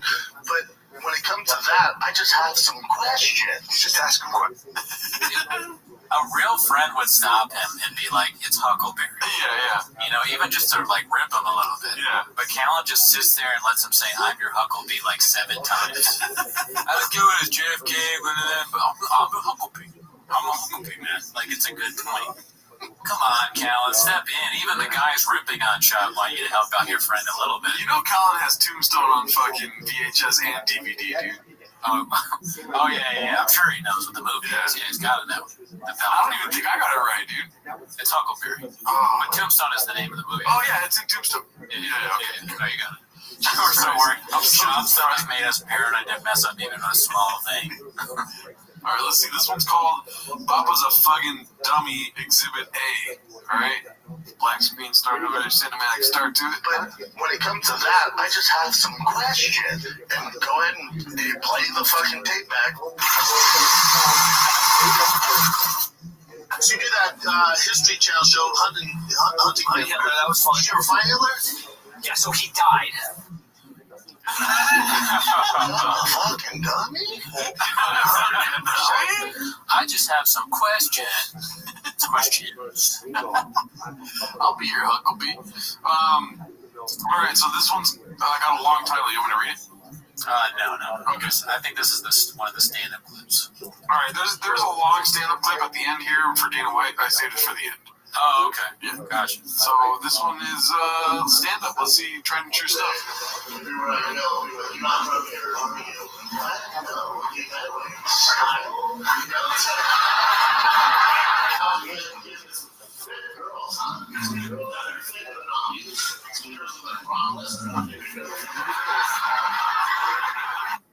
Damn, that's so bad. It's just so bad. That might even just be a bad clip. But I don't know. I wanted to watch it just because, like, Brock Lesnar, that's what you think of when you think of a girl that's, like, big, like a fat girl. You're like, they look like Brock Lesnar. He just only knows, like, wrestlers and UFC people. And then he has style. Like, what? His city shit is so bad. Yeah. Oh, dude, I'm Wisconsin, or like state, or oh, dude, I'm in Wisconsin, and dude, like, you guys can't dress, your girls are fat, dude. Oh, really, dude? Why can't he just say, like, your girls out here are thick like Vikings or something instead of Brock Lesnar? I don't know. Are you trying to be a king in this? Yeah. He's gonna try a hot chip challenge. Yeah, the next one is Skeptical Rise. What does that mean? It's not a figure, it's a thing in Nazi. And she had Thanksgiving. Now maybe that's a Christian thing. I don't know. That's the only thing. Boys. Is it hypothesize? Skeptical hippo eyes. Skeptical hippo. You know that meme of the hippo with the skeptical eyes? Oh, it's a meme? Yeah. Okay, I'm not surprised that Shop is drawing from a meme, but skeptical, that's the only time I'm skeptical. Man. Skeptical hippo. Wait, one more time. That's the only time we're going to skeptical hippo eyes. Yeah, that time I got it. You gotta really slow it down. Hippo eyes. Skeptical hippo eyes. I got it. It's like instant replay in NFL sometimes with Shop. You know, stuff. You're like, and then it, like, slow it down a little bit more, and like the referee and the thing over my head. Okay, all right. Oh, yes. Yeah. Okay, so that is 5-yard penalty. Like, it was inbound. Skeptical hippo eyes. We go now down to the field. What do you think he said, Chuck? I think he said skeptical hippical eyes. I'm not sure. Right? One more time. Yeah. Like another person we can call out to speak on what Shop is saying. All right, this one's called Papa the Belligerent. And it looks like it starts out with Brian Callen here. Maybe there wasn't a toss-up, and maybe you're drumming up controversy for, I don't know, clicks or something. I'll roll with it because I'm a team player. I'm gonna quit nitpicking everything. You can criticize right now. I don't think you're saying anything negative. It sounds to me like, so let me get what you're saying. I said I went hard to think. But also, let me get what you're saying. Let me just stop you and say, you're saying, I'm a rabble. You're a rabble rouser. I'm a rabble rouser. You're a rabble rouser. I'm all rabbled up. Yeah. I'm all bunched up. Now, here's the thing. You're basically, it sounds like you're saying this. I'll answer back, but it sounds like you're saying this. It sounds like you're saying that Kevin Holland did not Spartan kick Hamzat Chimaev in the chest. He fucked up, right? Because it's Hamzat Spartan kick. Yes, I'm sorry. Hamzat Spartan kick. You're saying that there wasn't a toss-up. No. You're saying there might have been words. Here's Travis Brown had words. Okay, Roy Nelson had words. Here's my question. They didn't shut the fucking fight now let me ask some questions. Okay, can I ask a question though? Yeah. If everything I'm saying has no truth behind it, why so mad, bro? Why so mad? It's nothing ever happened. You know how I would have dealt with it if I'm him? If I'm him, Mickey Mouse smile. The thing that I hate is like that. Hey, bro. What are you doing, puppy? That thing is date a Mexican girl. Like, no one talks like. There's like a character in Shop's head that's Zorro. He comes in saying like that. Antonio Banderas? Yeah, it's like I'm like Antonio Banderas with who's just been hit too many times. Too many stunts in the Zorro movie. Ugh. I actually watched this whole episode. You did? Yeah. Oh, because of the Dana thing. Yes. Yeah. There's so many moments in this episode that are fucking hilarious. Really? As far as like, the whole shop thing goes. Yeah. But it's also infuriating. It's like it was hard to listen to the whole episode because Shop cuts Callan off so much, and Callan's the best part of that show. He is. Yes. I've never watched it, and I don't think I've only seen edited clips, which make me laugh. Thank you, TFK. Yeah. I mean, I can't see myself watching the two of them talk for a long time. Well, if you look at it objectively, you'd be like, Callan is the stronger member of this show. Oh yeah, well, I mean, a guy off the street would be the stronger. Fucking Yodolanda would be a reference. But there's a point in the show where Brendan says, "Oh fuck, I messaged it with the vocabulary thing." Skeptical headlines. Brendan says, "Oh, do you want my vocabulary with some seltzer?" What's that? I don't know. It blew my mind though. I mean, he's inventing a new language that we all like. We all like to walk to our trucks. We all like Blockbuster. Yeah. I've started telling people in public, get this man an apron, which makes me laugh. That's not even a job. But I was at a dinner party the other night, and somebody who was his house, he knew that I do shop stuff, and there were literal real people there, like not comedians. And he was like, "Hey, I'm gonna put on Gringo Poppy," and I was like, "No, don't do that." And he put it on, and the two of the people left. No, what Shop said was, Dana needs to be more creative with his insults. Can I get a little bit of vocabulary with some seltzer? I don't have any idea what that means. I have no clue. I guess he's asking for a chaser? I don't know. He's probably drunk off the Thick Boy whiskey, Yeah. That stuff I've heard is pretty strong. You should buy some and drink it. Yeah, I'll buy some. It's 20,000 views. Yeah. Oh, we already did 20,000. If it gets 40, we'll drink Thick Boy whiskey on it. Whatever they want. Alright, so this one's called I'll Never Ever Talk Shit About Dana White Again. Yeah, this one makes me laugh because it's just like, he said this before talking shit. Like, he said, "I'll never do it again," and then he does this whole thing that you saw. The whole episode was about Dana White. Really? Yes. All right, well, play. No Joe Rogan, which, again, I said something companion. Do I know exactly what happened? Sure do. Is it my story to tell? Nope. But when it comes out, you're going to love Joe Rogan even more for missing that one. I'll say that, man. But, and you also love Dana White even more. I will never, ever talk shit about Dana White again after him going to bat for his guys. He's just a real one. He's a real one. He might not like me, but I like him. Yeah, I mean, he's says the stupid thing about Rogan. He's got all this stuff in the back that he's trying to make a serious point with a gigantic Air Jordan behind him and whiskey and stuff. And then not only does he say, I will never talk shit about Dana White again, he says after that he's a real one. He's a real one, which you think is like, you know, you're saying that he's really good, a really cool guy, like a good dude. And then this thing where he just shits on him and has a whole episode about him and calls him a moron and all that shit that you've already seen. He's just mad over Randy Feldface selling out more tickets. I was just thinking about Randy Feldface because it's like he sponsors the show with the purple color scheme, dude. Yeah, like we're a little bit like we're a little Randy Feldface. Randy Feldface, you know. Randy Feldface is as fuck. And then this one is from No Jumper, and it's like 6 months ago. He's talking about Dana White, I guess. I think so, yeah. I think it's like a similar kind of thing. I can't remember. I used to be, dude, you know how people have chips on their shoulder? I used to have fucking stack of Pringles against Dana White. Right. It's all been that. Thank God he made some of those choices he made that, you know, the reason I left the UFC, and I'm grateful for him now. Is it really all of it, or are you just kind of like accepting like whatever is in the past? I'm just gonna not care about it. No, it's all good. You have had conversations and shit? No, but I literally, I think being a dad and just where I'm at now, you know, like fucking Andy Dufresne from Shawshank Redemption, I called through some shit. I'm just like, you know what I'm saying? So I look back, well, it's all good. You know what I'm saying? Like, I used to be. He's like, I'm like Bruce Willis and Die Hard. Like, what? Andy Dufresne. And then the TFK went off on the Andy Dufresne shit. I'm sure there's probably tons of like things of him coming out of the sewer and shop shit.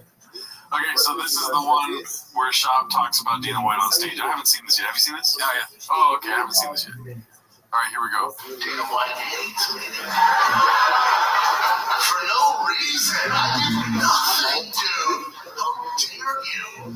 For those of you that don't know, call me a fucking dummy. I'm 39 years old. I can't just lay down like, you're right.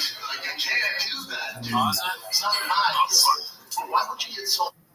Like, it's crazy that he's so famous that he can just go out there and he says that, so Dana White doesn't like me.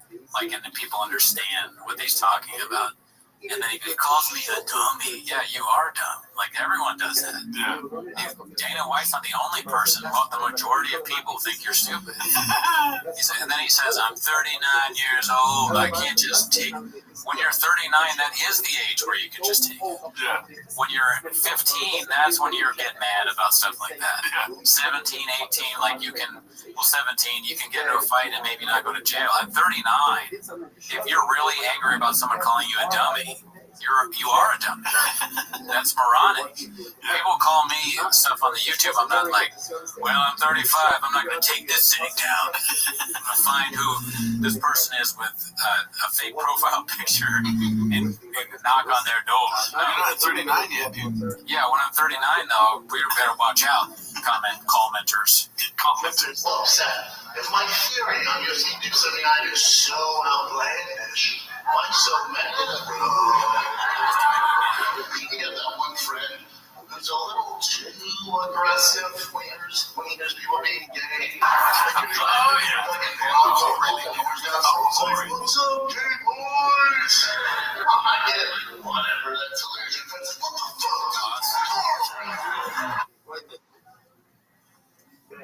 I mean, I just like, who yells that, right? And he thinks it's funny. He says he thinks somebody be like, hey, you're gay. What does he say? I forget what it is. What's up, gay boys? Like, that's hilarious comedy in Shop. And he has to say, I'm not gay. We know you're not gay. You're the only person who's worried about that. You think everyone thinks you're gay, I think. Yeah. Right? You're the only person that cares about this. Every clip, there's someone that's secretly gay. Shab is so stupid, he doesn't know basic things about himself. He's like, I think I'm straight, I'm gonna have sex with a woman. I like it, but I don't know, man. Sometimes I like pants that feel good. What?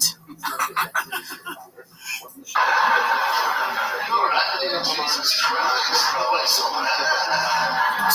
Wait, he didn't wear a mask all pandemic, right? No variant. He's like, I'm a mask guy. And then monkeypox is taking on the gays. He starts rocking a mask. You know how I am. You think that's This is when you really hope that there's laugh track happening. Like you can't.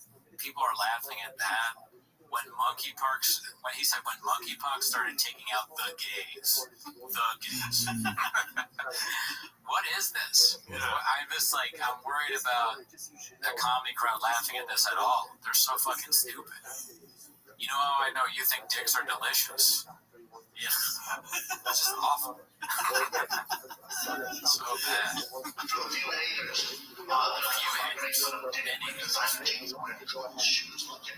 Dumbass.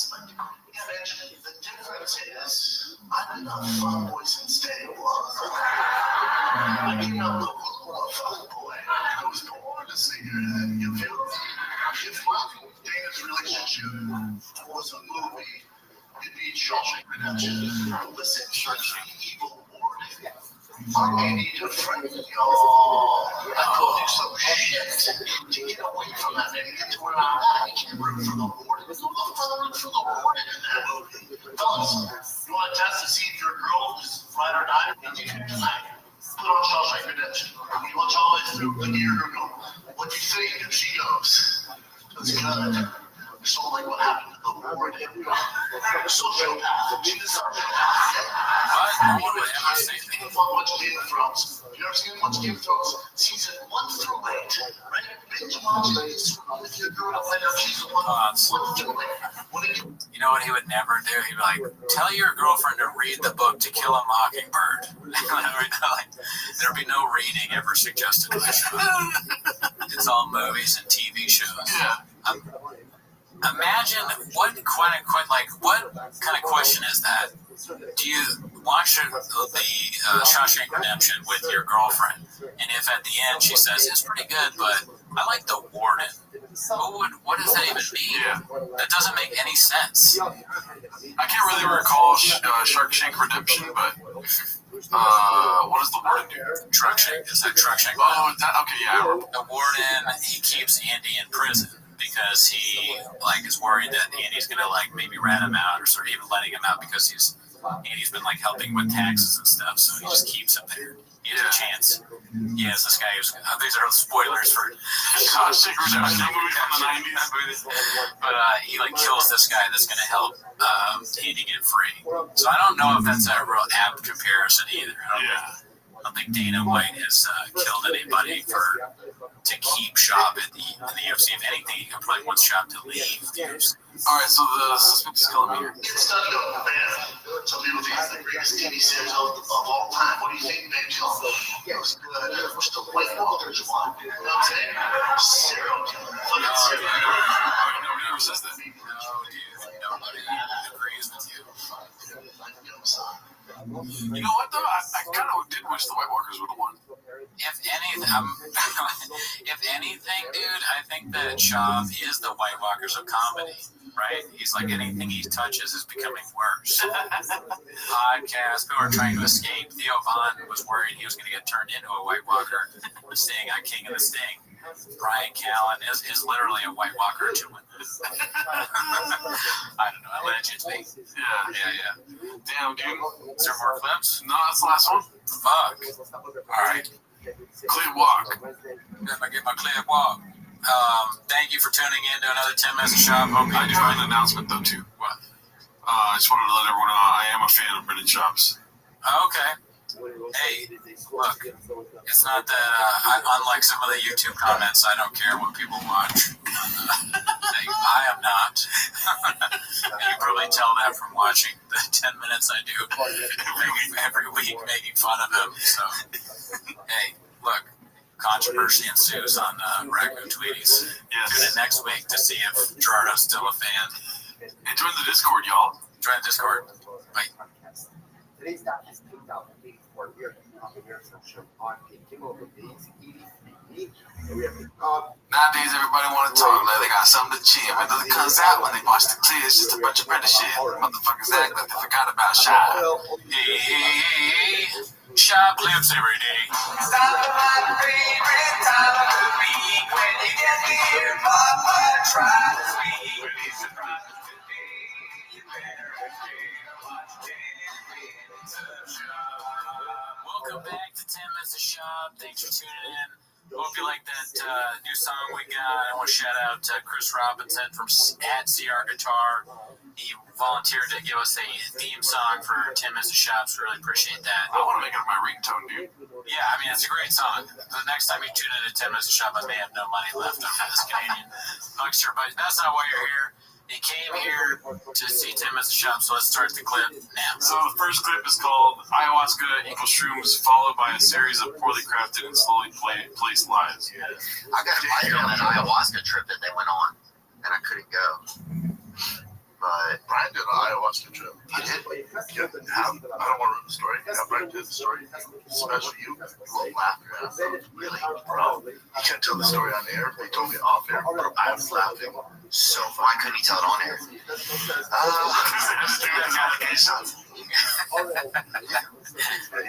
because I guess I don't know how strong it was. Like very bad. Someone else did it. He did a hero's dose, 6 grams. Oh, it's because the women fake themselves. Hey, yeah. Satan was like, hey, my name's Brian. He said he couldn't stop farting. Really? Yeah. Out of control, just farting.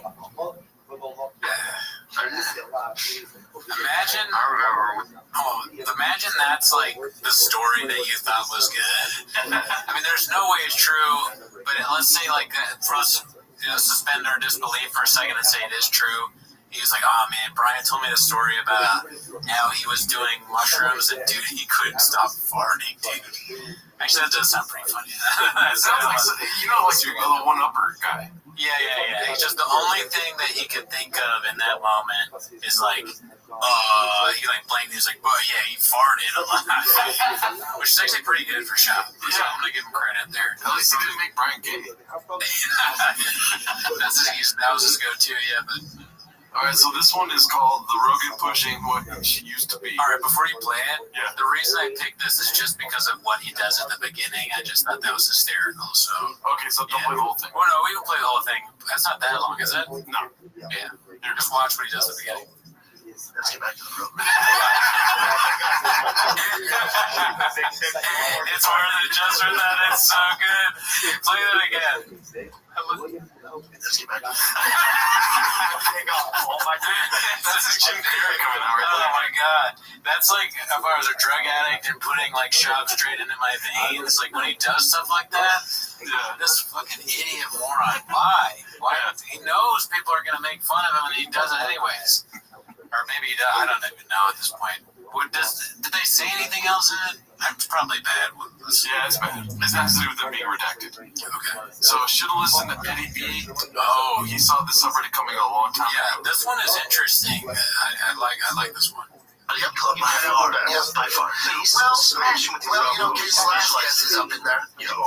Kid has a mask on for God's sakes right now. But still, he's still in the mix, right? No, he just got, he came back, he got starched. He's still there. No contract? What is he done? I don't know. He said right now he's focused on the Nacho Libre stuff, and then he's gonna, watch your mouth, man. Is that what's called? Nacho Libre? I'm not even trying to be funny. Nacho Libre's the movie.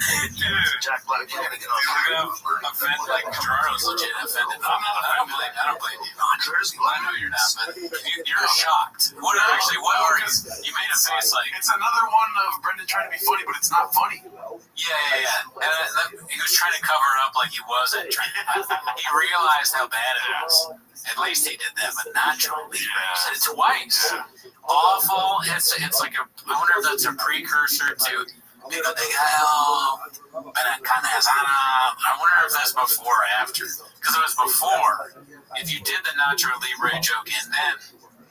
Which is that? No, it's gotta be before. It would be hilarious to me if he was doing Pico de Gallo and all that stuff, and Joe Rogan's just drunk as fuck laughing. He's like, "This is a keeper, dude." Yeah, Joe Rogan's high out of his mind. I'm like, what's that? The crazy shit.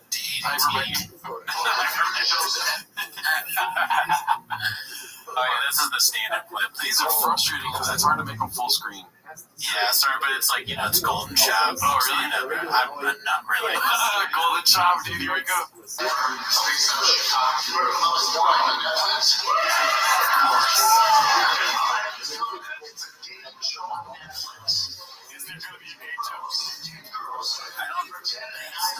You never know.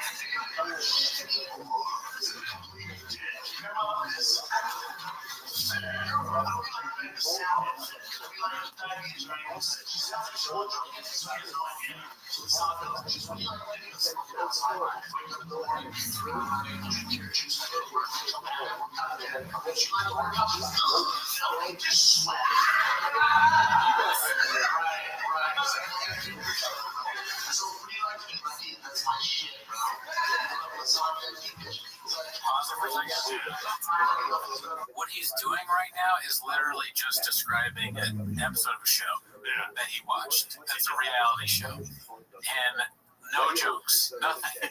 Just describing it. And I want you to know that he's going to continue to do that until the end.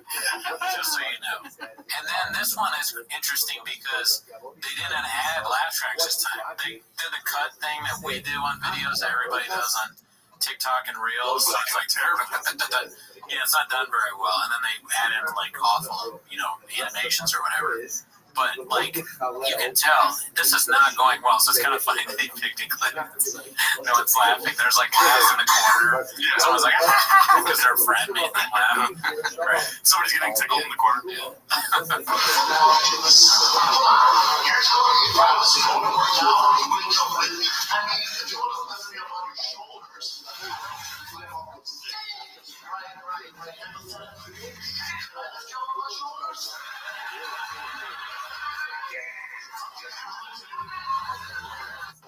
It's shocking that that's the whole thing.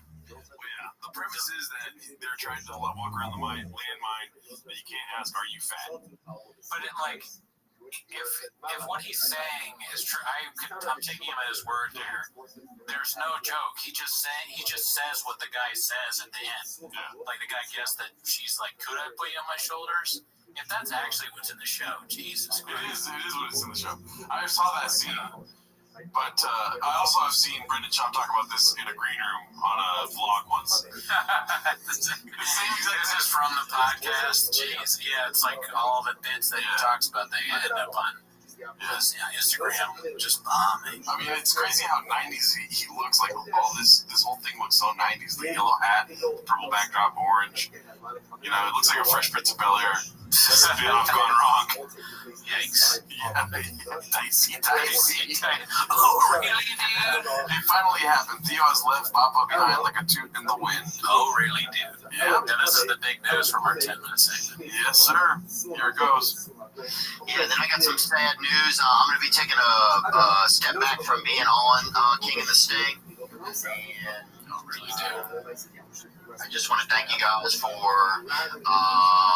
just being a part of my life and letting this show be a part of your life. And, grateful to you, Brendan, man. Turning point, forks to get my show. Today was a lot of fun. And, today was awesome. Funniest guy I know.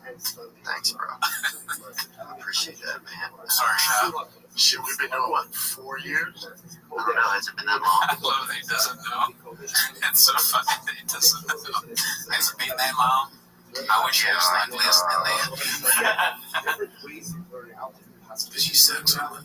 You gotta handle some shit, bro. You got this finger. Thinking for you. I don't know what it is exactly, man. I mean, it's sad, I feel sad about it, Not too sad. But it's still an exciting show, and there's great people here. I'm joining the Nacho Libre League. I'm so sad that I'm wearing a backwards hat.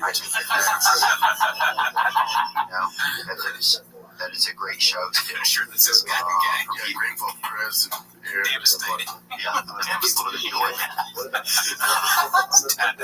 Yeah, I love you guys, and thank you so much. There'll be some times where I'll pop back in, but I just don't want to kind of leave that in the lurch. I feel like I've left it there for a while, and so I made it uncomfortable as a listener. Brandon keeps calling me gang. If you would die, I would be happy about it, but sure, I'm saying it though.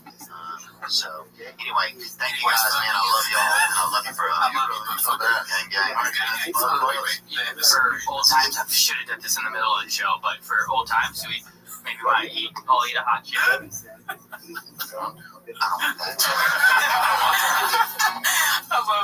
He's so serious for old times. That guy is not my favorite guy. I don't know what his name is. He's not Chin. Yeah. But he goes, all the time you want to eat a bag of chip or eat a chip. It's like, dude, get the fuck. How are you saying that all serious? Yeah. Unreal. All right, we got 3 more clips. So, Brandon on the fence about incest. Oh, yeah, this one's weird. King of the Sting in the wing and the Sting. It's your boy Nick coming at you from Southern Ontario, and I got King of the Sting dating your cousin. Let me clarify. I live in an area with a lot of Mennonites in the area.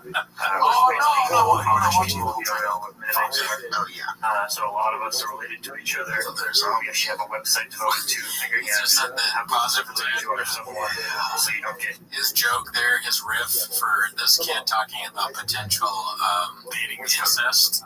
It says something about his community, I think Mennonites. He said that he thought Mennonites were zombies. That's his joke there. Just gotta say it out loud. Really, dude? Too close from the family tree with the relationship. Yeah, branch buddies. Yeah, the one I've usually heard in the area is third cousin. All right, second cousin, what you do with first cousin, that's against God. Yeah. It's like, he's like, what? Actually, let's hear. I don't know. And then look at how like happy Theo is in these clips. He's like, range man. He's like, can't wait. He's like, weight off my shoulder. I can leave now. Yeah. Sorry, look at old bag of chips. Yeah, you know me, I don't watch any TV shows. He's always talking about TV shows he watches. Yeah, well, this is just him being stupid. That's why, yeah. I ever tell you that I wanted to audition for Anchorman. Before Steve Crow, anybody knew Anchorman? Steve Crow. Nobody knew. And I go, The Office. No, Anchorman was before that. No. Yeah, it was before that. He was 2004. Yeah, type in Office was 2000, March 2005. Yeah, there you go. Around the same time. That was just funny because, like, it's not even that. I agree, it's not really that big a deal. Like, it's 1 year. Yeah. But it's always Bappa with the confidence when he's wrong. Yeah. You know? He's like, no, listen to me. It's like, but you've been right maybe 50% of your life, right? At some point, you gotta think, maybe I'm wrong, right? But not him. I can't wait till betting becomes legal in California. We can do over-unders on Bappa's, right? Yeah, if that prop passes, that's going to be a huge change for chains. And this one says, how honestly, what is wrong with this dude? Oh, yeah, this one's great. It's a high bar. I don't know if you know this about me, but I actually sold beef for a while, so. Sold Out like full cows. Mine's upside down, but yeah. I'd probably put it on the hand wonders. I wouldn't sell like the entire side of beef. I actually would process it up. And, oh damn! Yeah. Was that a good gig? I'm trying to make a gig in Kansas City. Not really. There's plenty. There's just so many weird things that people wouldn't do. Like the full cow thing is weird. The fact that Kansas, I feel like that would be a good job in Kansas City. What do you know about Kansas City? Why are you saying that'd be a good job? And then the blaming the handler. I blame the handler. He does this bit where he's constantly blaming his staff for things. It's like he doesn't like them or they're fucking him over. They're helping him out. He's a moron. He's built this empire. It has to, in some way, been with help from staff, and yet constantly the staff's stupid, they can't put the burger into my pepper. His face is hilarious. And his hair looks hilarious. Like he did his hair up all nice. He's wearing his best Dodgers jersey for this woman who's married. He's like, you want me to my treasure? I so much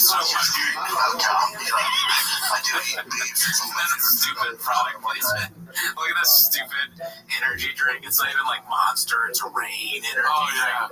Fucking moron, dude. It's like a transformer. That's the level of brain power that this guy has. Children's movie energy drinks. That's for his audience of dumb commenters. All the guns on Joe Rogan. Look at that stupid. All the guns because Joe Rogan's being hunted by the fucking. He's so fucking stupid. Carnivore diet usually, so I eat a ton for a week.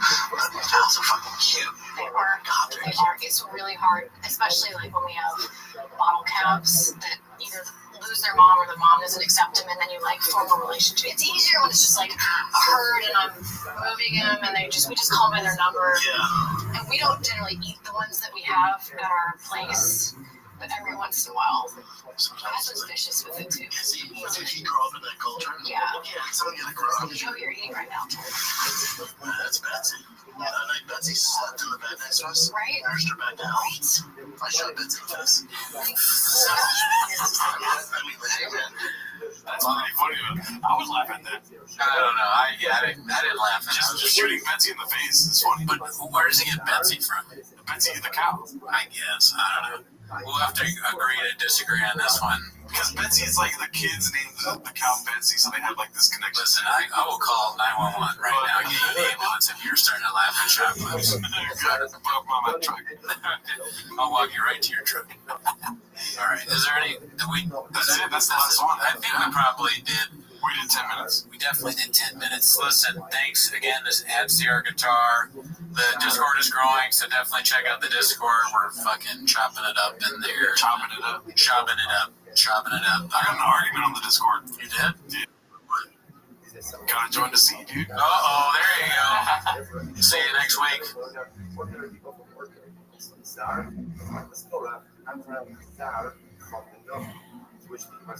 Who needs sweatbands? Thanks to Old Spice Swagger antiperspirant, I don't.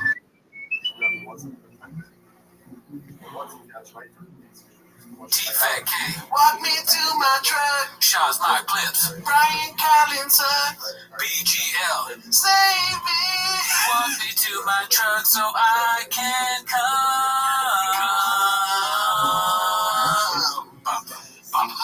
Welcome back to Tim at the Shop. Welcome to Shop Rock. Out in the streets, they call him Papa. We just love doing it so much. I'm sorry if you don't like this part. Yeah, you guys should see us in the car. We come up with like 10 songs every day. Well, we have a Discord now. We forgot to mention the Discord in the last few clips, but we're having fun in there. Protein Farts, Wadsworth, Dallas Llama. Those are the main. Dude, remember how all that mess things were in there, dude. But we're having a good time with everybody, so join us if you want to. But you didn't come here for that. You came here for 10 minutes to shop, started the timer. Now, let's do it. You ready? Here we go. This one's called Another Show Canceled Because of COVID. What's up, fam? I am here with fans. What's up, fam? Staying everybody COVID. I think it's so funny that's way because like at work I have to like send out messages to people like so and so like email like COVID positive kind of like keep everybody safe. And Wood of Shop's way of doing that to the show is like, what's up, fam? Check it out. Me and Brian, we had COVID. So if you're in the show, you probably have COVID too. My bad, dog. Keep it 100. No cap. Yeah, the Den Theater has been canceled. I don't blame the damn theater. Don't be upset at the damn theater. They're going to refund all your tickets. My team didn't do their homework when we got the contract and realized that the Den Theater has very strict COVID laws with the vaccination cards and boosters and all that stuff. I won't get into it. Don't worry about Den Theater. They're just part of the whole kind of Chicago theater union, and they have still implemented these strict rules. We didn't know this. I'm not anti-vax, anti-cook, none of that stuff. But what I am is I believe in people making their own decisions, and you shouldn't predicate whether you can come to a comedy show or not. So I can't partake in that. But again, I'm not obsessed with Den Theater. This is on my team. Everybody can do their own thing. It was a privilege to be on stage at the Den Theater. I wasn't aware of these things. I just became aware of it. I can't partake in that. So I will be doing 2 shows at the Laugh Factory in Chicago now. They're not full hours. I'm doing 20 minutes at the 7:30 show. I'm closing that show out. And at the 9:30 show, I'm doing 20 minutes as well. So go to Laugh Factory Chicago, get your tickets for that. And I apologize to the theater. They've been nothing but great. We both understand each other. It's all good. Run your business how you want to do. I'll run mine. Love you guys. Shout out to Chicago. On Saturday will be the Thick Mutter. Saturday. What's that, Tough Mutter? Thick Mutter. That's great, dude. Gosh. It's worth it for that. That's too bad, like, code Team Brandon, get 10% off the complaints to sign up. Come run with the Thick Boy Squad. I'll be there. We'll run the race. It's going to be a fun time. We'll drink whiskey, eat afterwards. Come Chicago, see you soon. Get there, do what they got your tickets. I apologize. I won't be back in Chicago. You know I And love you. again, at the Big Butter, you will get caught. Oh my God, dude. Well, sorry for the people at the Den Theater. They can't get. Man, dude, he blamed his team a lot. Yeah. What do you think the punishment is for what is the punishment for his team messing up? Do you think? A couple of gay jokes for sure. Yeah, definitely. Yeah, he gets them all in the room. He's like, listen, today, you guys. I'm gonna keep it 100%. That's 100%. When I say you guys, you're Blockbuster. Yeah. Blockbuster. You guys are acting like you don't matter. Like you don't want to secure the bag. You don't want to secure the bag. All right, I tried with that. That would have worked at all, but we'll keep watching. Okay, so this one's called "I Saw the Future in My Kratom Leaves. Daddy's in Danger." Original Fight Command's coming back. We'll be on Rogan September 3rd. Brendan, we need to talk. I say this as a friend. I say this with love. But I think you've got one brain cell in the game, and the other one out the door. I've seen this with a lot of guys. The reality of your skill set is, I don't see you writing elite comedy. Your jokes are fluid. Your crowd work is forced. You look stiff on stage. I worry about your commitment to be a comedy killer. I'm not doubting your work ethic. I'm just not sure you can muster enough brain power to write Death Squad level comedy. How do you think you'd go in a fight against IMDb? Straight up comedy. I think people would be surprised. Really? I think you'd be surprised. I really do. I think they'd fuck you up. I'm talking 1.4 and 1.1 ratings consecutively. There's just a fluidity to thought processes that you don't have. There's an efficiency to reading basic words that you don't possess. Your punchlines are very telegraphed. There's a big bridge between you and the most basic comics, and I don't know if you can cross that bridge. I think you might be legally redacted. That's interesting. That's like if you know those AI things. You tell them like, all right, you pretend that it's like a Rogan interviewing shop about comedy and what it would be, and then the computer would come up with that. I think you should quit comedy because you are so redacted. You smell. What is redacted? I think that's like saying retarded. I'm sorry. That offends you, but just. I mean, you got straight to the point. I understand what it means now. Yeah. I don't know. But also, I'm offended you called me that, dude. All right, this one's called "Does Papa Even Realize What He Just Said There?" I can't even talk with this one. All right, here goes. Absolutely love Bert Kreischer. The guy's just killing it. He's absolutely blown up. And for him to spend 4 hours with our dumbasses the day of his wife's birthday shows you what kind of person Bert is. He's the best. Absolutely. He's the best. Because he skipped out on his wife's birthday to hang out, shop, and some guy in a Thick Boy Squad t-shirt. His wife's, he's like, where were you on my birthday? You were the guy, the Thick Boys with a donut on his shirt. Okay, so this one is kind of out of left field, but it's called Raw. I'm assuming Raw. Reaction from the CEO of Comedy Central when Bappa was shopping his special. But obviously it's not the CEO of Comedy Central, but he is watching Brendan Cootie's special. Or Brendan Schaub, sorry. I said Brendan Cootie. Here goes.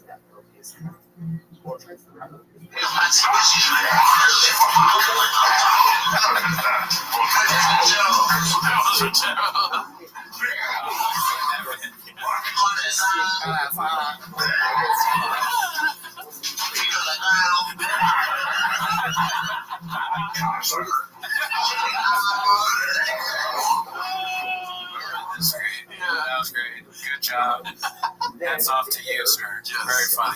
That is maybe the worst bit, though, right? The way those Red Charles. Well, I mean, there's also there's other bits also, but yes. I was watching. Someone posted a clip of it, and they were talking about the quinceañera thing, where he's like, and hot Cheetos are flying everywhere. That's pretty bad. And then also, obviously, the famous Mexican cookie, where it's like salsa on a cookie or something like that. But there's something about when he's like, well, it's just like, ugh.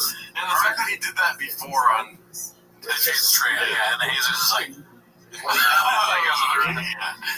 dude, I was talking about my son. What did he say in the last one? He's like, dude, my son, dude. Like, he always says something like, oh, my dude.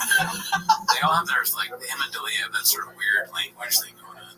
Okay, so this one's called Monty Did. Oops. Oh, yeah. I don't know what that means. Monty-tio or Monty-tio.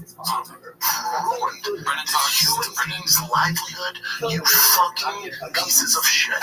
You ruined it. That's right. Tell you human being out here. Hold on, they're laughing about it. Even all the other human beings on the documentary, they're laughing about it. This fat, small, pale kids laughing, and you ruined this fucking guy's career in Deadspin over what? They were wrong and they still. We were gonna wait to see if the story was true. Oh, dude, he's like Trump. There's a tweet for everything. Yep. And then he's trying to compare himself to Monty-tio. His job, any like famous victim now shops like, and it's like, just like me, dude. Yeah. And I deal with on the Reddit, dude, when they make memes where I'm like, putting my finger on my piss and rubbing it in my mouth. It's like, no, that's not fair, man. Maybe you don't put piss in your mouth. Okay, so this one's called Someone Fact Check This Theo and Eric Tried. Alright, let's see what it is. Just so we love our boy Sandhagen, man. He's obviously he's one of all of our favorites, I think. So that's my guy, man. You know, I knew a dude. I know it is. I that where it says the Sandman, I gave him the nickname. I've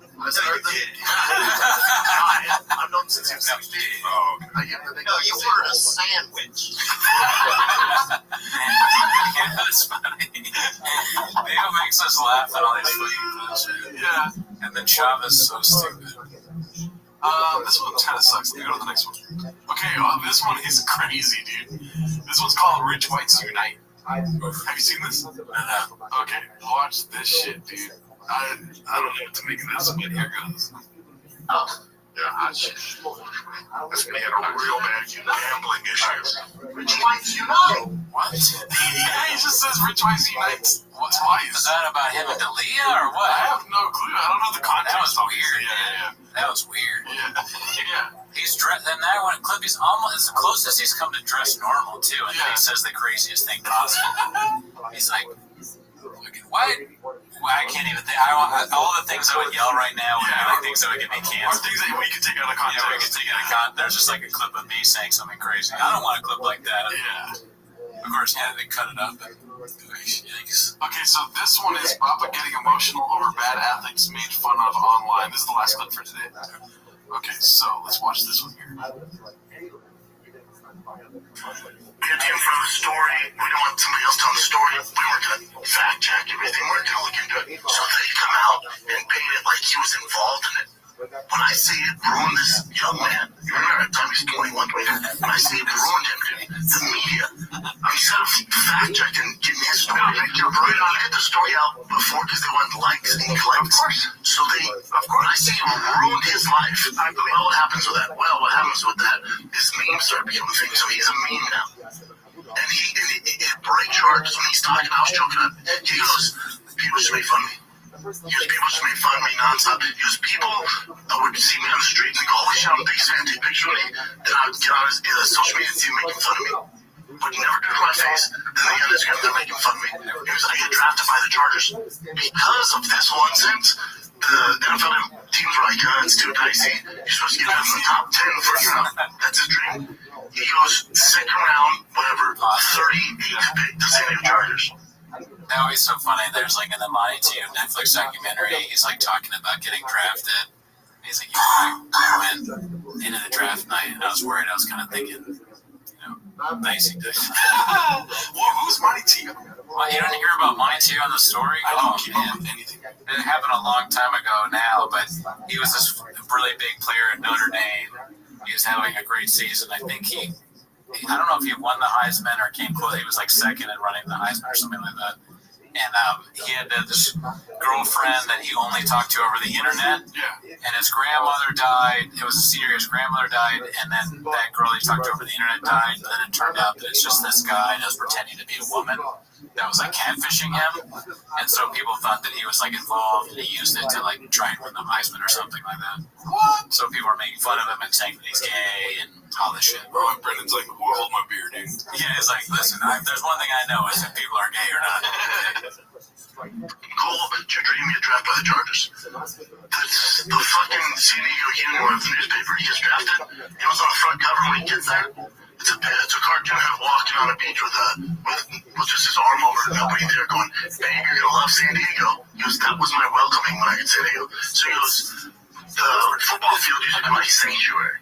He's like, if you didn't know who Manti was, I guarantee you're going to find out. That's where I flourish. I have more confidence there than anywhere in the world. When this stuff came out, people started making fun of me. And I would walk in a room and everyone stopped talking. He goes, it took all in from me, and I got the NFL, and I was a shell of myself. That's right. So he was kind of, he could have been an all-pro, and the confidence gone, ruined his career. And even now, people are still making fun of him. He's married, 2 kids.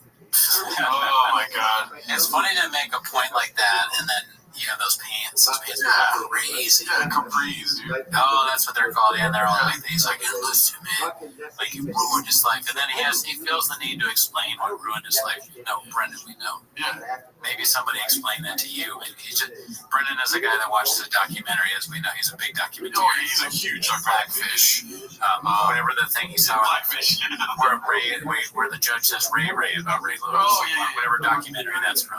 Or then about the stuff where Joe Montana apparently doesn't like Ray. Yeah. I don't know if that's true. Maybe it is. But then again, like, why does he mention that Rudy's white? Joe Montana is white. So many questions. Yeah. So much so little answers. So little answers. Walk me to my truck. Walk me to my truck so I can clip. Chick, break me, chick. T-Fake. I'm in love with Shop. Brandon. Oh yeah, by the way, isn't somebody making the song for us? Don't show BGL's face. Yeah. Shout out to Chris Robinson, CR Guitar. CR Guitar is going to be making an intro for our shop. Thanks, so check him out. CR Guitar looks like he's in Halifax. Wow, all the way from Canada. Shout out to him. Shout out to the Discord. Thanks everybody for tuning in. Shout out to Wadsworth.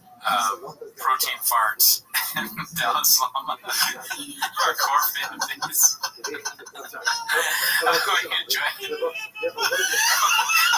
Are we losing our minds? I don't think you should be watching this. Thank you for watching. Shout out Protein Farts. Shout out Protein Farts. I don't even know who the fuck these people That's are. like one of the people that I don't know. He does the memes and shit. I try to get on there and like his memes. I don't know. All right, have a good night, y'all.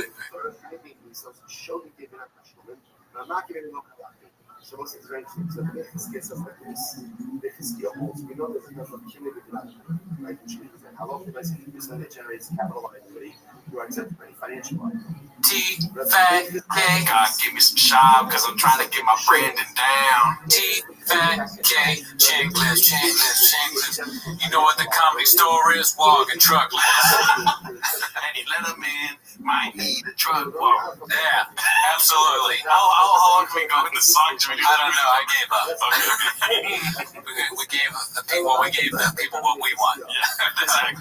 But anyways, welcome back to 10 Minutes of Shop. That's what you came here for. Yes. And watch us do 10 minutes of watching Shop make a fool of himself. I'll start the timer now.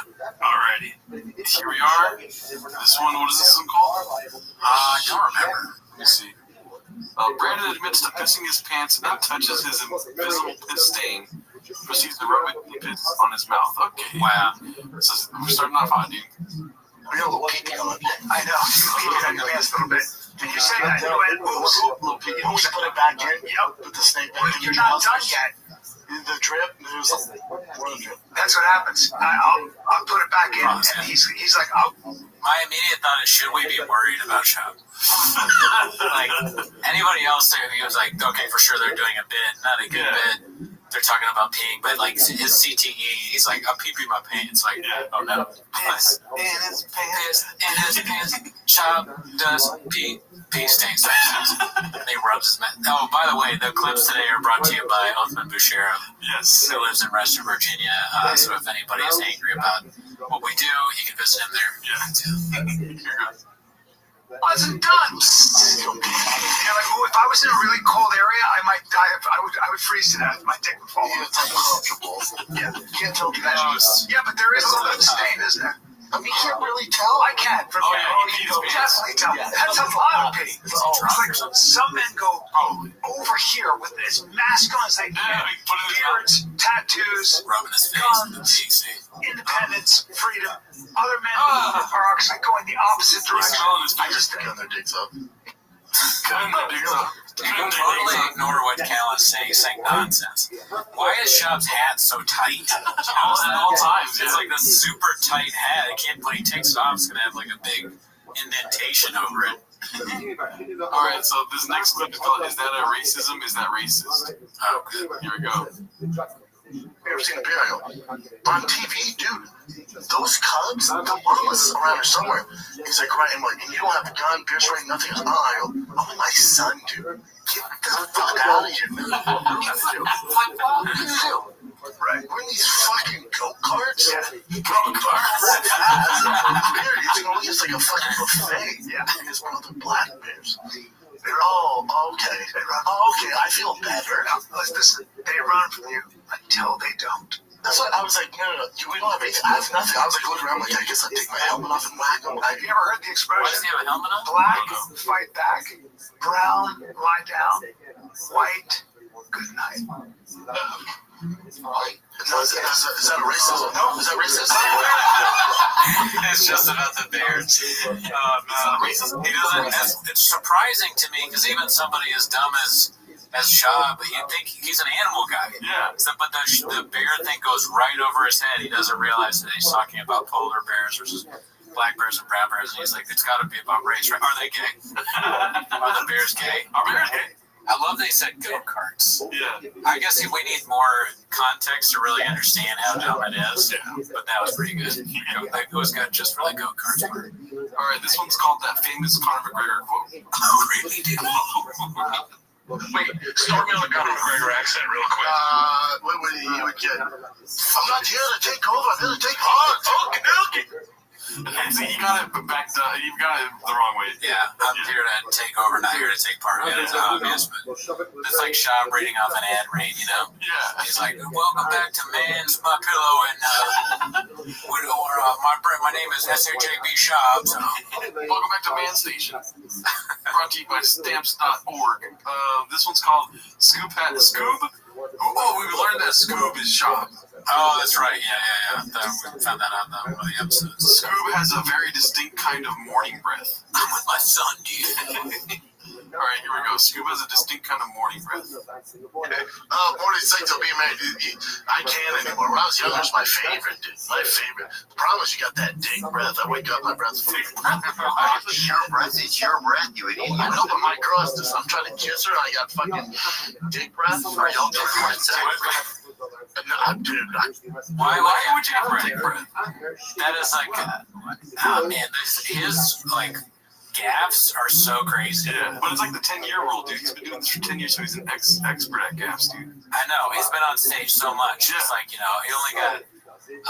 only started stand-up very little, but then he got on stage, 6,000 times in a year or something like that. Yeah. Some crazy number. And that's why he knows that to throw in dick breath every once in a while. Okay, so this one's called A Couple More Shabisms. Enjoy the tradition and beg the differ. He actually gets called out for once, too.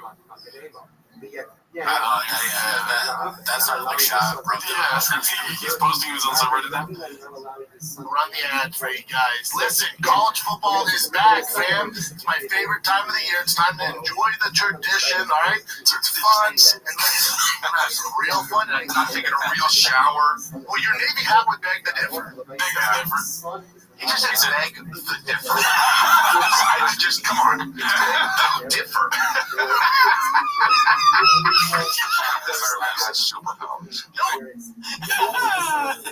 So the new things were tradition with a turd. Yeah. And beg the differ. Yeah. Man, Shab sucks. But it's like, is it on purpose though? I doubt it's on purpose, dude. Because it feeds into every one of these. Like anybody that does what we're doing right now, it's never ending. He botches things like Tony Soprano does on The Sopranos, but that's scripted TV. They did that to make us laugh. Yeah. Shab is like a idiot savant when it comes to saying really dumb stuff. All right, this one's called New Merch, Authentic NBA Jerseys, and Dope-Ass Hats. All right, that seems like a reasonable... We got new merch dropping at thickboy.com. I think next Friday we have legit NBA quality, authentic Thick Boy jerseys, shorts, and dope-ass hats. And I'm running the Tough Mudder next Saturday in Chicago on the 27th. Sign up, use the code TEAMRED, 10% off. Come run with the Thicks. Chicago. Sam, where you be at? I'm going to be at Diana. What? Danny. Oh, man. Run with the Thicks. That's a new thing. I haven't heard that. But he definitely 100% said Thicks. Oh, he said, yeah, those two G's. Well, you gotta, NBA Thig merchandise. I wonder what that means. Like, it's not, you don't play in the NBA. Thick Boy Squad doesn't have a team in the NBA. Maybe we can get Rec and Tweety's fucking NBA merch, dude. Maybe we should get Walsh to get us Brendan Walsh for World Record Podcast to buy some NBA quality T-shirts and jerseys and dope hats, dope ass hats. What's Brendan's idea of a dope hat though? Fucking what's that one designer hat that has a bite out of it? Oh yeah, the hat with like a missing thing. He has like Yeezys of hats. Yeah. Strange. Like we should give him credit for going out there with style. Should we in honor of Ty getting it done? Go for it. Let's try it. Good luck, Ty. This is for you, buddy. Listen, I'm not great at chugging and stuff like that. Not great at I have a small throat. Despite rumors. He's a small throat. This is for Ty against Zero Gone. It's another dick sucking joke. Oh, it's a dick sucking. I'm so sorry. How can I blockbuster? Oh, he's chugging. Oh, Jesus. What is that? Joe Rogan's coming.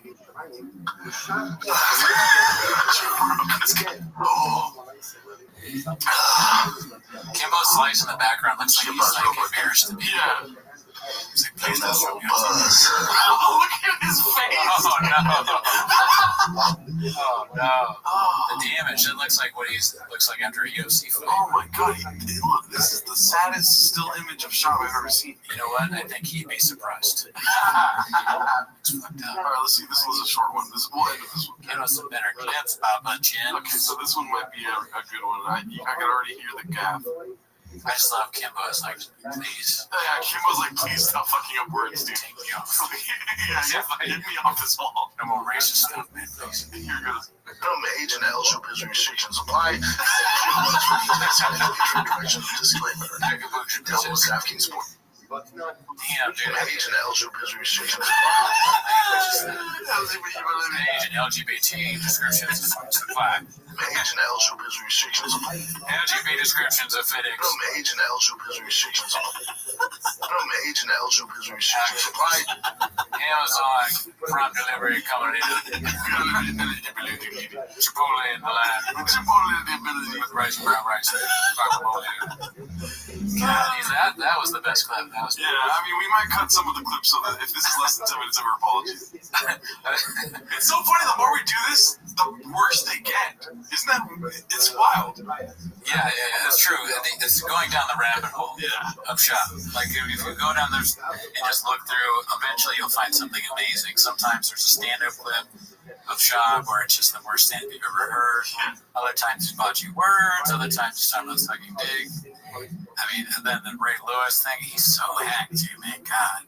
It's like when Notre Dame, obviously, there's probably something about Montetillo there. We never watched the Notre Dame one? I don't think so.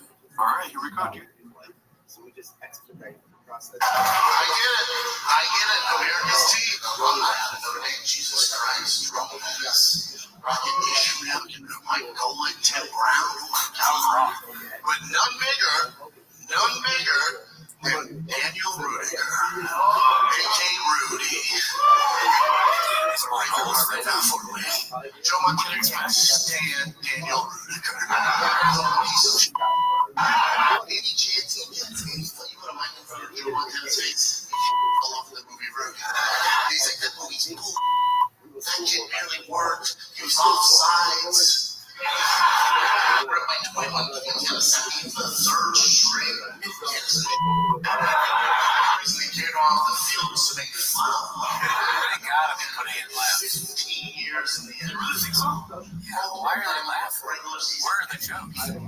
Super Bowl MVP, one of the top 5 his ass, not your feet, still on him. And then there's a 4th-string 5'7" white kid gets a sack, and I was like, Montana's real. Joe Montana is you're not listening to the transgender girl. That's going to bring all Joe Montana's records. It's all good. Oh my God! All that for that, dude. That was set up to a trans joke. That reminds me of that joke that's like a hack open mic where it's like, yeah, I was dating a girl named Ruth. She broke up with me. Now I'm ruthless. Yeah, like that's shop level content. That's probably gonna be in shops next month. The ruthless Joe. Oh my God. I don't understand any of that. What I don't understand, he has to watch stand-up, right? He should know that there's punchlines. Yeah, he's a big fan of George Carlin. Man, how does he not? Because none of that had a joke. I hesitate to say that he adds laughs. I don't think they add laughs. You've gone to comedy shows. Yeah, same bad. People laugh and shit. That's not. They just know they're supposed to laugh. Yeah, or they're just having it's a rhythm or whatever. And I doubt they add laughs. I think it's like even more funny if there's no laughs added. These people are actually laughing. I think he makes people think stand-up is worse than it is. Yeah. If it's done well, it can be good. I start crying. I'm so hurt by him. You know, but I'm sure he's a nice guy. Yeah. He's not. He's also a bad guy. He'll walk you to your truck, though. He will offer to walk you to your truck. But that's it for this week, right? Yeah, that's it for this week.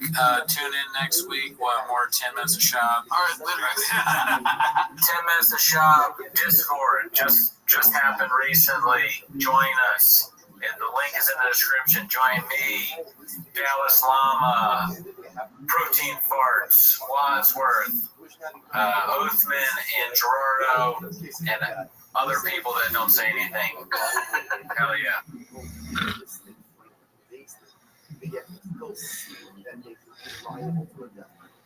Okay, or I should say, liable to the death. And liable to death at the hands of the okay, the Gemara goes back to the Gemara said, they said, it's something unpredictable, but in the end it's shop. I hope you walk me to my truck. Welcome back to 10 Minutes of Shop. You don't come here for the songs, but that's something that we just like to do at the beginning. Yeah. Eventually, we'll hire someone from Fiverr to come up with a tune. But welcome to Shop. It's out in the streets, they call him Papa. But you didn't come here for that. You came here for 10 Minutes of Shop. I'm going to start the timer now, right? Ready? Yes. Start it. Okay, so this first video is 3.5 minutes long, so stop it whenever you want. All right? The biggest band in the world, Daddy. Really? Yeah, by far, dude. Now, are they 7 transgender women? Maybe. I don't know, but I love their music. All right? But they don't care, and a lot of Asian cultures don't even care about their crotches as much as we do. No, they treat it like a Barbie doll. You know, there's just nothing. They're like, yeah, no big shit. Pause it. Yeah. It's a difference between the two. Like, okay, I don't know why he's saying they're transgender. I don't know why. But that's a punchline to him. And then Shop says that they don't have dicks, like or whatever. But Theo, what he says is they don't care about their crotch as much in that culture, which is funny because it's an absurd kind of like goofy Theo joke. Yeah. The skill and then just the Shop with like a racist hammer just slamming it down. There's no stereotypes that they don't have dicks in Asia. That one with the pink hair is struggling with his pronouns, and he's in the 3rd round. He's out dead egg. He's got nice lips, though. Yes, they've all had major surgery. Some of them will even have the surgery to make their eyes round instead of almond. Today's youth aim to be just like their K-pop idols. So they undergo various procedures from head to toe. They tell you that like they're like the orca whales they were talking about earlier. To Shop, Koreans are no different than Blackfish, the documentary. Yeah. Oh, dude, I was watching this documentary on Korea, and that's just like some martial arts film. He's so stupid. All right, I can't What's think not of really fast? You can start on it. No more of his Asian eye talk. Whatever it is, I don't want to know the end of it. All right, the next one. Add like 2 more minutes to the clock because I might cut some of that out. The next one is his stand-up Back to the old tried and true, dude. Yeah, dude, I'm sized. All right, you're sized. I'm butt sized. Baltimore, I can't help but think about Ray Lewis. Yeah, he can't something from like 20 years ago. And Blackfish.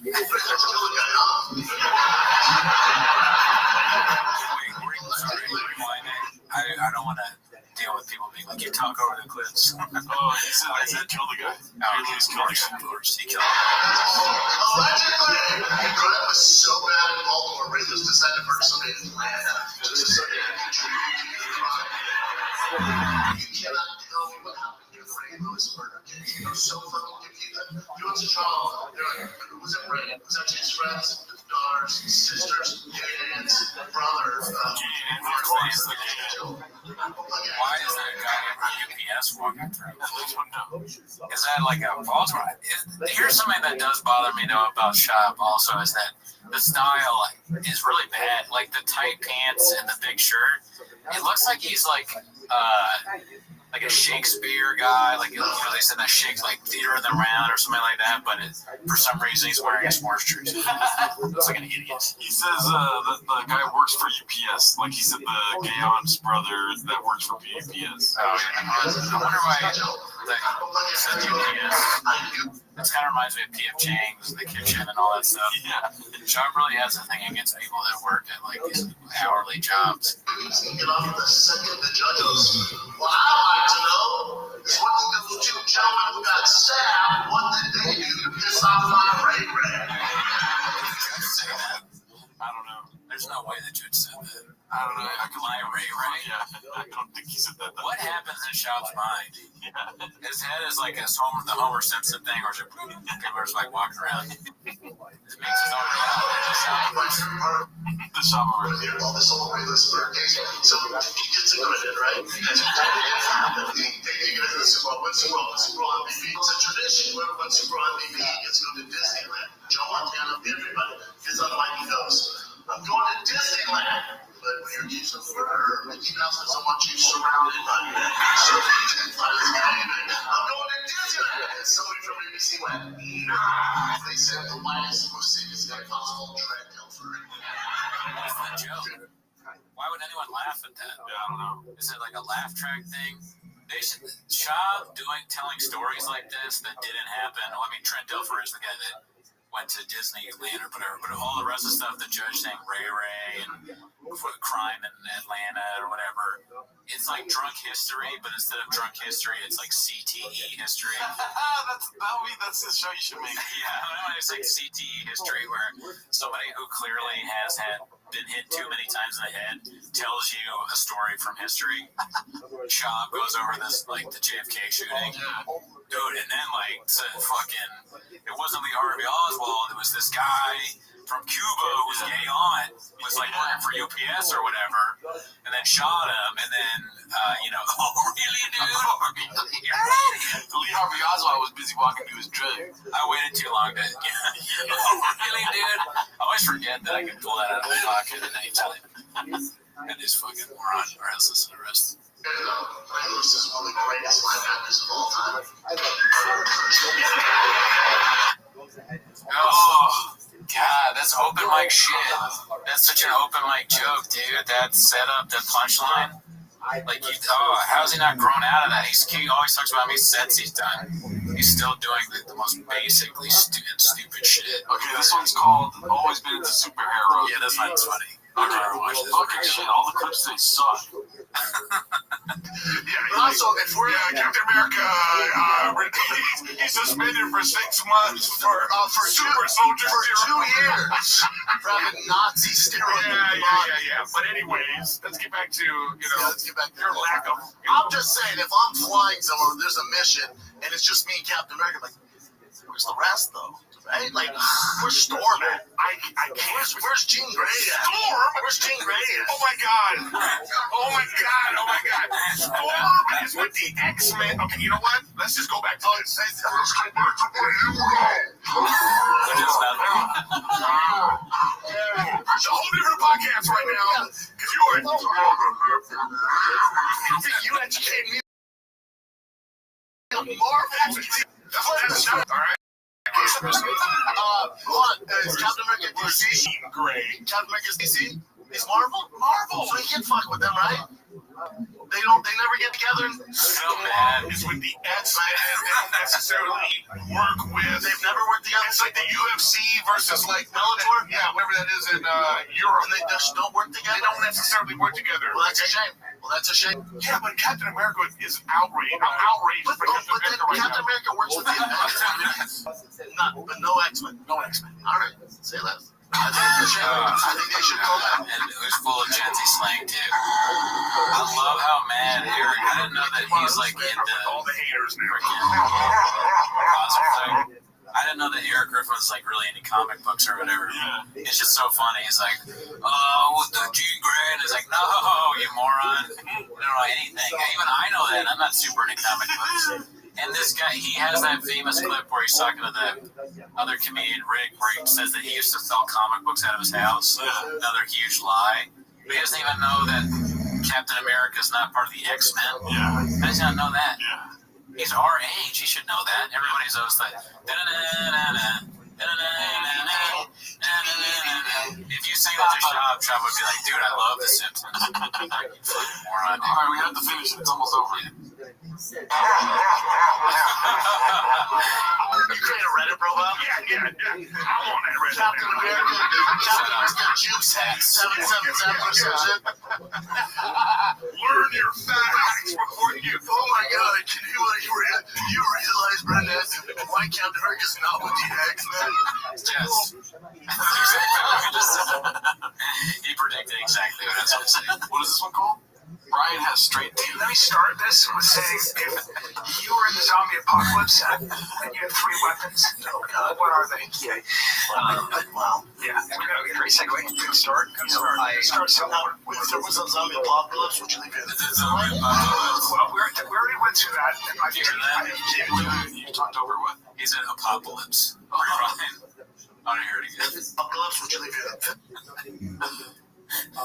So, if there was a zombie apocalypse, would you leave Invisalign? Well, we already went through that. And I gave it to him 10 more days, Mama. 10 more fucking days. I got some straight teeth. I can't really see it. I got some straight teeth.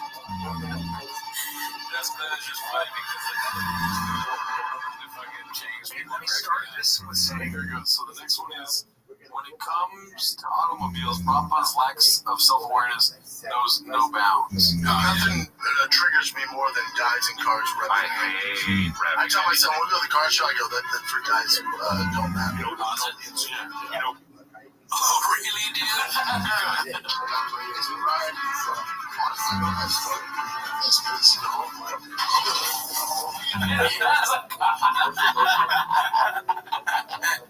He has like a fucking ridiculous blue Ferrari or whatever it is. Amazing. It keeps going.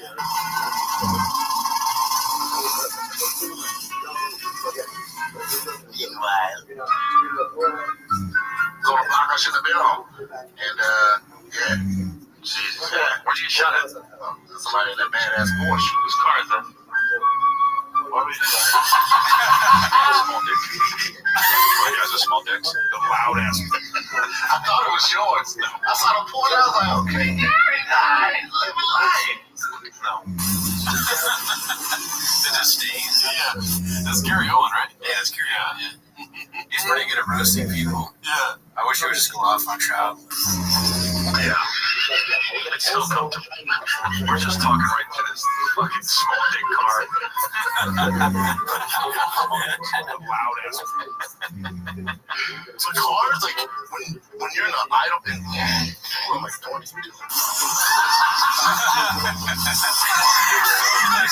There's somebody doing it. Loud ass. I gotta also get it. I built the car. Oh, God. You like my Ferrari? Like, you didn't build it. Get him, Brendan. Get yourself. Why are you acting like this? It's so sick. Like, you guys are small dicks. The loud ass. So then I just, when I went and get my Ferrari, I'm just talking about it. Ferrari's 100% douchebag. All by Black SF9. Fucked up. Ferrari's 100% douchebag. Close allocation. I'm Batman, so Ferrari's 100% douchebag. Everybody is like, he always says that. He's like, and then they go, we go. Shab needs to go. Fuck himself. Exactly. Oh, really, dude? Often got wrote like the last allocation for an all-black SF9 is fine. Shit, like he could have bought it and like would have a crazy price, sure. And I was like, oh, there you go, dude. Really, like the dumbest guy from your football team. It has like $1 million cajillion, and people watch. Like we're watching 10 minutes of Shab. It should be 0 minutes of never. Instead, what is this? Is this Joe Rogan's uncle? Ourselves very serious. It's really hard to not be a douchebag in a Ferrari. Oh, that's just sad. Yeah, that was fucked up. Yeah, that's fucked up. All right, we have a couple more left here. Oh, this one's good. Jesus is in this one. I think I've seen this. How about this? Chili. Okay, every time it's good, dude. He looks like chili. Okay. Oh no, that's what people do to Brendan when he does his stupid bits. Like when he's like doing fucking the Ukrainians who died and whatever, and people are just like, okay, keep going. We should have those Asians with their eyes right now. All right, really did. All right, here we go. Gangster. It's not the day of. It's how do you do it? Hung himself in his closet. In a closet at a hotel with a Gangster. Oh, the worst time to say gangster. Okay, and then the last one we have here is called You're So Redacted. Oops. Here goes. Nuts. What's it called? Obey your Obey, something like that. Obey your master. Master, dude, greatest scene in Stranger Things last season, what is it, 4 or whatever? Dude, I quit watching.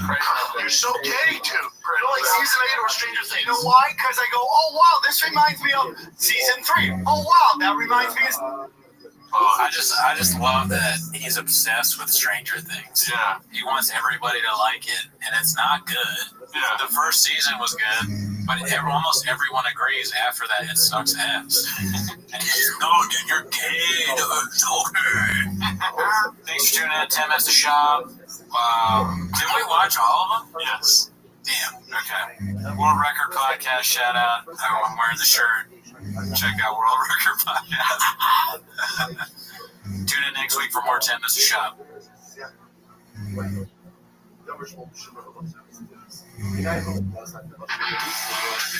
Granger knows that if you're a lineman in charge of keeping the lights on, you go to great lengths. And sometimes... I got 10 minutes of Shab or dice. Pack your chins, we'll be alright. Yeah. Welcome back to 10 minutes of Shab. We have a Discord now. It's in the description. Click it if you want. But you're not here for that. You're here for the new segment of 10 minutes of Shab. 10 solid ass minutes, dude. Okay, starting the timer now. All right, so let's see here. Let's see what we got. First things first, we have this beast of a daddy. God, I love you. I love your child. Here's the thing with that. This little dude has everything, man. He's grown up in silk sheets in Santa Monica. Yeah, you know what I'm saying? Papa's rich. So, Papa's rich. Yeah. Business is cool. So, he has a good life, right? I need him not to be the cool kid in school. I need him to have something to poke fun. Oh, right. That's what Tiger be like. Tiger? I could be like, he's the most unaware person on earth. He needs him to have something to make fun of.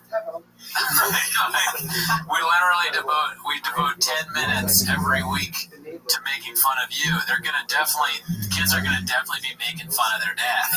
They don't need anything else. Yeah. This is bad for the kids. Out of all dads, dude. Yeah, he's the dumbest dad ever. I mean, he's right. They're rich. They have that, so they'll be fine. Yeah. All right. I need them to have something to poke fun. Oh, right. That's what Tiger be like. Your name's Tiger? They're going to be like, God, I love you. I love your child. Did you catch that? Yeah. He named his kid Tiger. He He's obsessed with animals. The tiger. Maybe that's why he gave the facts about tigers or dinosaurs or something like that. Anyways, go next. His third kid is definitely going to be named Blackfish. He starts naming after bad beds. His second kid is Boston. Really? Yeah. You didn't know that? No, I don't know his kids' names. Oh, okay. Yeah. I know because I listen to his podcast. I actually do listen to his podcast. Let's not incriminate ourselves. All right, here we go. This one is double feature in 51 seconds. Schlopp's double fist. Okay, let's just. It's hurt all the time. So, I don't know. Sports. Just when I get stressed, I'm tense like this. You know, like my girl, I'll be watching TV. We'll be watching Love Island. I'm sitting there like this. Like I'm fucking theater card. Of course, dude. Like, what did you think he was going to be watching? Of course, it's Love Island. He's not going to be like, yeah, I was watching the PBS documentary with my girl, and I had on my He's the dumbest show possible is what he's watching. But I probably have also seen that. What is Love Island? It's like probably some dumb dating show. Oh, you know what? I've seen Fuckboy Island. I have not seen Love Island. Is Love Island like a girl fuckboy version? I don't know. It's something where people date. It's about as much as Shop is able to understand. It's like Love on the Spectrum without autism. Maybe. Okay. I've never seen it, so I have no idea. Didn't that mean, remember, he's always ready to go? I'll be watching clinch just like this, just hit my head. I'm like, oh, yeah, Tristan, you notice. I do that too. Well, it's my left hand, I hold like this. Both of mine. That's so strange. Yeah, picked up your Invisalign yet? I have not, but I'm in town now for a while. Well, I've done it, but still, I'm in town for the most part. What you're going to do is wait until it doesn't work. I'm going to get grass. 100%. He's like a dad. It'll cost $100,000. 100%. Yeah, all the time. You'll be in crazy pain. Yep. He's just like, and you haven't picked up your braces yet, your adult braces, and make sure that you get enough food for the day. Make sure you drink water. Like, Callan's show, why do people watch the show? Callan, well, most of the clips are like this. Callan is just sort of like kind of nervous and like worried about Shop's well-being, and he's like, so, or his own, I don't know. I feel like they're both about to get arrested at any moment. You know, Callan's got court cases. Shop seems that everything seems to be piling up on Shop, and then they got to do a podcast together. They got to be so stressed out, and they're stressed out, but Shop still has time to like put on an Orioles jersey or like whatever sports thing, and like whatever ridiculous hat jersey combination. He's stressed out as I could really use an episode of Love Island right now, dude. He's stressed out, but he's just like, you know what? I gotta be ready to go to a game. Any second, I gotta have the torn jeans. All right, I'm watching it. Do we know that these things are recent? Are these things that happen like every week? I don't know. I think that's recent because let's play the stand-up clip. I think because he just had that stupid, like, you know, we watched Magoobies last time, so I think that's gotta be. Wait, what stand-up clip? The one where he's talking about like Will Smith and. Oh. Yeah. Let me see if I can find that really quick. I can cut this part out. All right, I can't really make this clip big, so I'm going to just go full screen. That's okay. I think we don't need to see full Chop, you know. All right. Small. I say fucking women like that, that's a queen, right? That's what you said. God. They say when Will Smith makes a plane, it flies around all the time. His husband Will Smith slapped his rock. This man's going to pop off years ago. Oh, yes, no, it's been Hollywood. As a god. You see him just walking out the street holding fucking Jeremy Smith's pocket. You go to a restaurant, they'll be right there. She's like, well. The people in the comments have been saying like clear audience laugh track, and I haven't really noticed that because I haven't been paying attention to that. But this one seems pretty clear. Really? Yeah, I think so. Because like every time it's like ha ha ha ha ha ha ha ha. Okay. And also, the jokes, as usual, are very bad. I mean, if you've noticed, they're regressing a little bit, because remember we said that he stopped doing the bit where he's like, and they're all like, oh, yeah. And he's starting to do that again. Yeah, I mean, he was grabbing the pocket and walking. Exactly. Yeah. That joke doesn't make sense, because he says Will Smith is a cuck, but then he says that he's like a prison bitch, kind of, because like that's what prison like people do. Well, cucks are prison bitches, too. I don't know. Cuck is when you watch someone have sex with your girlfriend. If you're a prison bitch, you probably have seen your fucking pimp fuck another dude. What? You mean like the person you're in a relationship, you see them fuck someone? Well, why would you be in a relationship with someone in jail? You're a bitch. You're a Okay. This is just Gerardo's opinion. Let's keep going. Here we go. The chicken tenders and apple juice. Jim Dean Smith got that big dick energy, man. Will Smith, he doesn't wear wife beaters, he wears husband beaters. I gotta say, this fucking audio is terrible. Did Danny posted this online? Yeah, he posted this, and also I think the Hollywood Improv posted this to advertise. Yeah, it's from their thing to advertise for. I don't know. Maybe they know better than me, but this is terrible. Yeah, here we go. Terrible shit. I don't know how you guys didn't realize this was gonna happen. His wife does a show out of their kitchen. No matter what you do, your wife's fucking full production, cameras everywhere. He walks in, she's talking every week about sucking Tupac's dick. Dicks I had. There you go. Just compress all the time. I'm waking up that every day. So, how do you know? It's like the Black Daria. His son find out there was like something down the creek. Oh, what's with the sucking dick? Yeah, I know, every time. I mean, we hear everything that's going on right now and just total silence other than Jordan laughing at him talking about sucking dick again. He's always sucking dick. It's always a bit, dude. As someone is gay, it's very important in the Shab universe, the Shabaverse. The Shabaverse is like the metaverse where you can be a character, but someone's like secretly gay or sucking dick or something like that. The Shabaverse. And then the Black Daria thing, I guarantee you he's got a writer that wrote that. Yeah. Because it's like not funny, but maybe like delivered by a better comedian. Maybe they could make that. I don't know. Maybe it's a reach. Honestly, it's a dated reference, dude. It's pretty dated. Half the time I bring up fucking Daria, nobody knows what the fuck I'm talking about. Daria was a good show. Yeah. So if Shab watched that, surprising. I don't know. But it just seems like another cultural reference that Shab is like trying to get in there. Shoot. What I do need an apology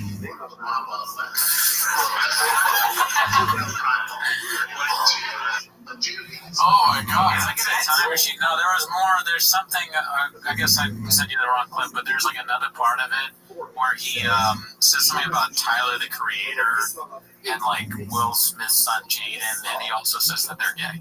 Yeah, that's what he said. Oh, I missed that? Oh, dude, I'm out of it. That's why I said he's sucking dick again, dude. I could have, I must say, yeah. That you laughed so hard I took it. Oh, really, dude? Oh, really, dude? Piece of shit. I mean, I don't even. I don't understand the Tyler the Creator thing enough to comment on it. Like, what does it even mean? How do you know about this? Conclusion. I should at least do BetterHelp or something because I just don't have anybody to talk to. Because guys, like I even write about this in my special. I'm like, guys are not like that. I can't call you really. We're all busy every week. I'm not the guy to go to. Talk to a fucking professional. I know. It's like calling me, if you have a joint problem, you call a doctor. That's right. I can tell you I did, but I'm not somebody who knows that. That's like definitely happened. He's called him, hey, Brandon, I heard my ankle used to be an athlete. Do you know anything about that? And Brandon's like, no, man. He's so dumb. You might be gay. If you ever tried sucking your own dick or having a guy suck your dick so I could write a joke about it? He said, what kind of person would come to shop for therapy or like advice on your life? I don't know. Never happened. I have no clue.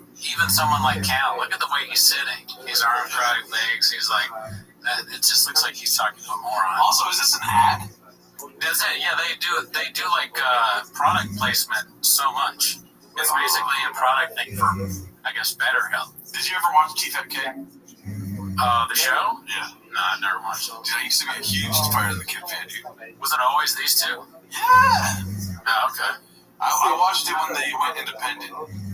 I had no idea who they were until Othman Boucher, who lives in Reston, Virginia, told me about it. So, Shab, if you want to go get it. All right, is there anything left in this clip, or is this like 3 seconds? I went to one guy who was very much about, for a little I always think that there's going to be like a little nugget of idiocy at the end where it's just like it completely blows us away. You're like, what? How did you say that? Oh, really, dude? All right. Well, thank you for tuning in. That's another 10 Minutes of Shop. Hope you enjoyed it. We'll be back next week. Check out the Discord. Tell us which clips to watch next week. Yeah, help us with clips because you know we don't always know which clips are the best ones to watch and not laugh at. Bye.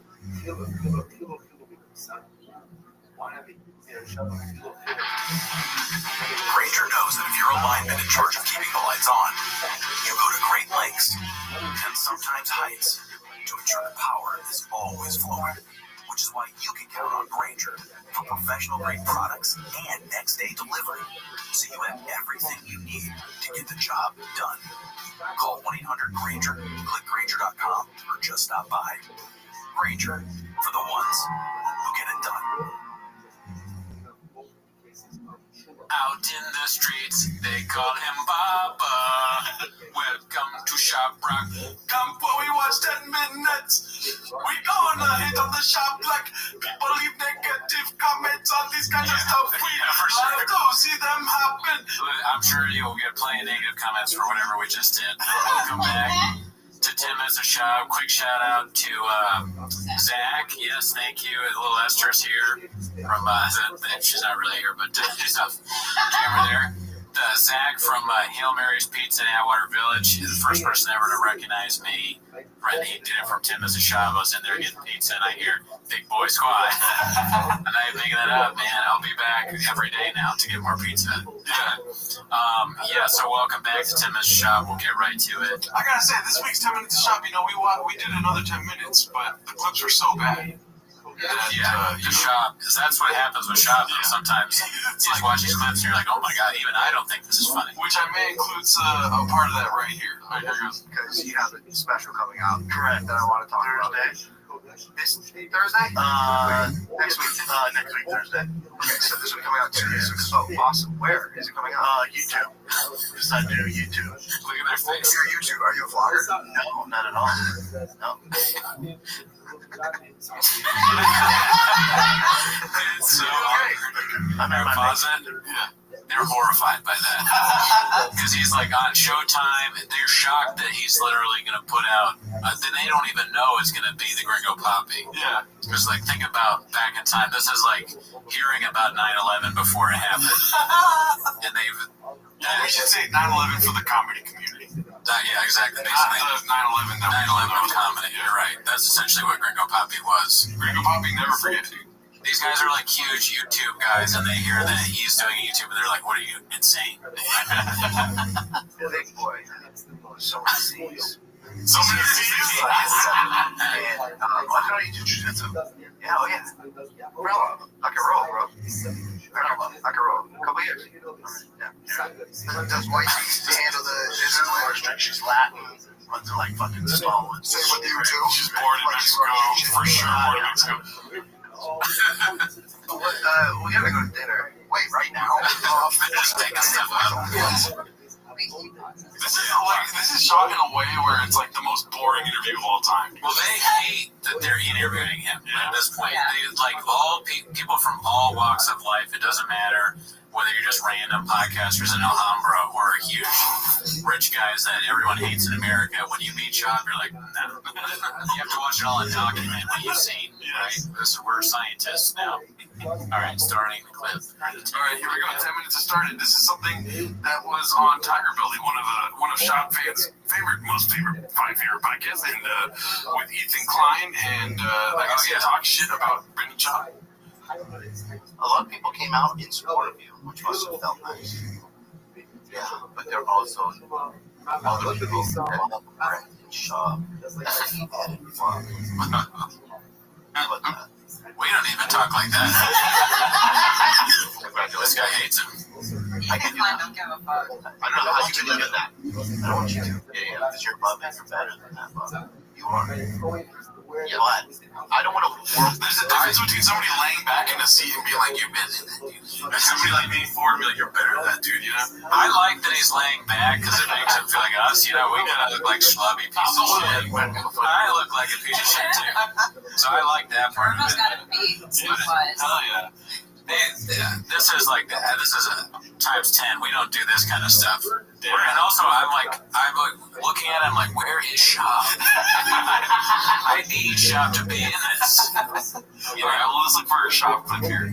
So this one is it's called Brenda, which is not his name, but it's funny if you say that. Yeah, that's what the subreddit call him. They call him Brenda. Confidently states facts about dairy cow milk. Doubles, triples, down. All right, fair point. Just why? Why? Here goes. You know, seriously, what they do to get the milk out. He's exhausted. Look at his face when it pauses. Look at his face. Oh my god. He's so drunk and stupid. Is that a whole bottle of whiskey next to him? It's like Daniel Fart there. I love it. They're like, hey, you want to eat lunch and then record the pod? He's like, no, I'll just do it. Oh, really? Seriously, how are babies made?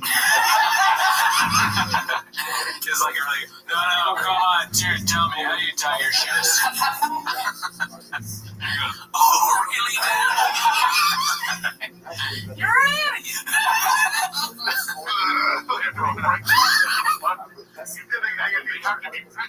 No, they don't. Oh, right. This guy. You're talking like you fucking know. I don't know. Mikey's I like White. I live in Indiana. I believe that. Hey, just bring up the cows have to be pregnant for the smell. Milk, dude. I hate that Matt agreed with him. That Matt just agreed. He was like, I live in Indiana. It's like, man, no, stay strong, Matt. Don't be overly stupid just to make sure I feel better. What were you going to say? Oh, nothing. Lester's afraid. She might get sued. He's already threatened her podcast. Well, I just love that, like, every time I see a clip of Chris D'Elia on this, he's just angrier and angrier that he's relegated to the podcast.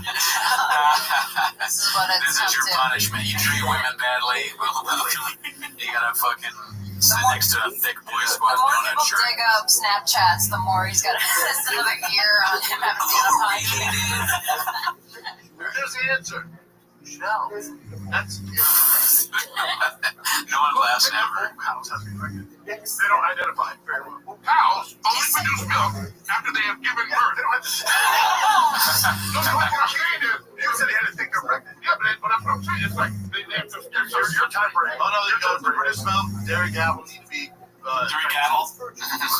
Brendan Schaub has children. And he doesn't understand how lactating works. Just the confidence that why would he think he knows when he's not a farmer? He doesn't like. I don't know. I feel like there's plenty of moments where you ask yourself, like, is this the hill I'm dying on, dude? Right? Oh, Brendan Schaub, I feel like everything is like, just kill me, please. But you give up like super easily on arguments, don't you? Does his face? Does his face always look like ridiculous when he pauses at everyone, or just like it seems more ridiculous than the average? He has a backwards yellow hat. He woke up and he was like, yellow hat for sure. I have millions of people watching my podcast backwards. Yellow hat. Okay. All right, here we go. It's a little bit more. One documentary, my bad. It's like, convincing, though, right? No, not to be wrong. I'm convinced. Not true. And I'm like this. I know because of the confidence that you were using. It was too. I do like that, like, to cover it up, he's like, yeah, but I sounded confident, right? You believe it for a second, right? No one believes you ever. You lie and you're stupid.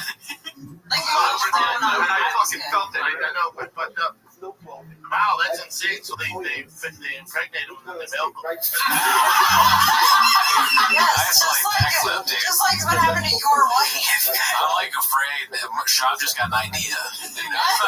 Dude, you're right. Every time you pause it, he's got he's gonna talk out right there, dude. Why? He's a baby. He's a grown baby. I do say he does belong in entertainment, dude, because I'm very entertained every week by him. You know, people on the subreddit will be like, or not the subreddit, people on YouTube will be like, well, you're making fun of a grown man, but in his brain, he's like a fucking 15. Yeah. Which would be worse to make fun of a 15-year-old, but... Alright, so this one I believe does not have Brendan in it, but it's called The Diddler Dance, and it was pretty hot on the Reddit this week. Alright. So here goes. I'm not turning it off.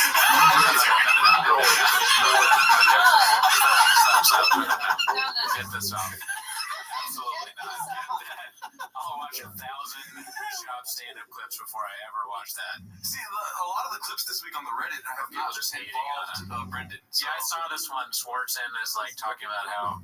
See, the problem with watching clips like this is that they're essentially what we're doing. Just about Shop. They're just like, I think he says Shop can't talk. Yeah. Talking about Shop can't talk. And he's right.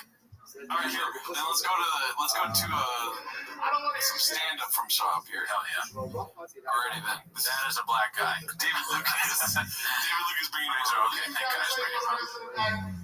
Hey, bitch, tell me what that nigga thinks. Now, let your girl speak for you, you fucking hoe ass nigga.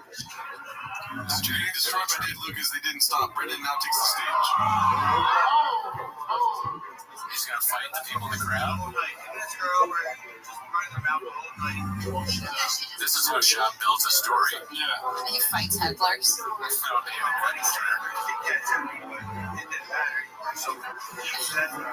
They threw Kit Kats thinking it would stop. It's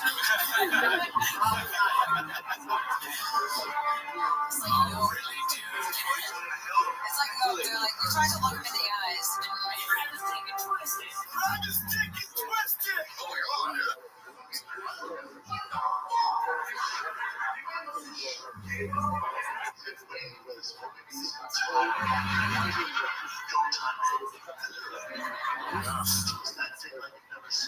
Oh shit, he's like, wait, are you talking about twisting dicks? Dude, let me take the stage, dude.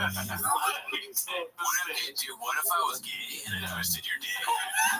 I mean, wait, was there a fight outside? What if they were gay, dude? I hate all the people that were talking about the fight in the clip. They're all like Shop fan. Oh yeah, it'll be funny is if like we like I'll say the Kit Kat and then you die. It's like, shut up. Also, there's like 3 videos on his social media about this fight. This is gonna turn me into Ethan Klein. I'm gonna start saying really bad things. This guy's been waiting his whole life. Why is he in another baseball jersey? No, you didn't.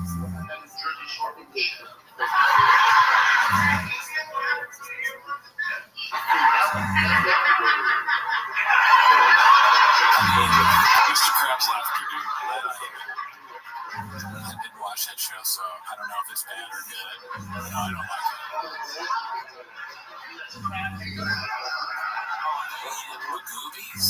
Yeah. So the people that fought them demanded to come back, and they were able to come back, dude. That's hilarious. They're at Magooby's. He's doing Jersey Shore jokes. I mean, it's not. There's East Coast, but Baltimore is not in Philadelphia. That doesn't really make sense. But he's doing the reason the crab thing is because crabs, Baltimore crabs. Yeah. Shab, one thing I'll give him, he is obsessed with cities and locations. Yeah. He definitely knows some trivia. Yeah. So he did he can't speak, he can't get people's name right. He threatens to sue people, he harasses women, he's not funny, but he does know that Baltimore is known for crabs. That's something I didn't know. You didn't, yeah, see, you didn't even know that. You knew what Magooby's was.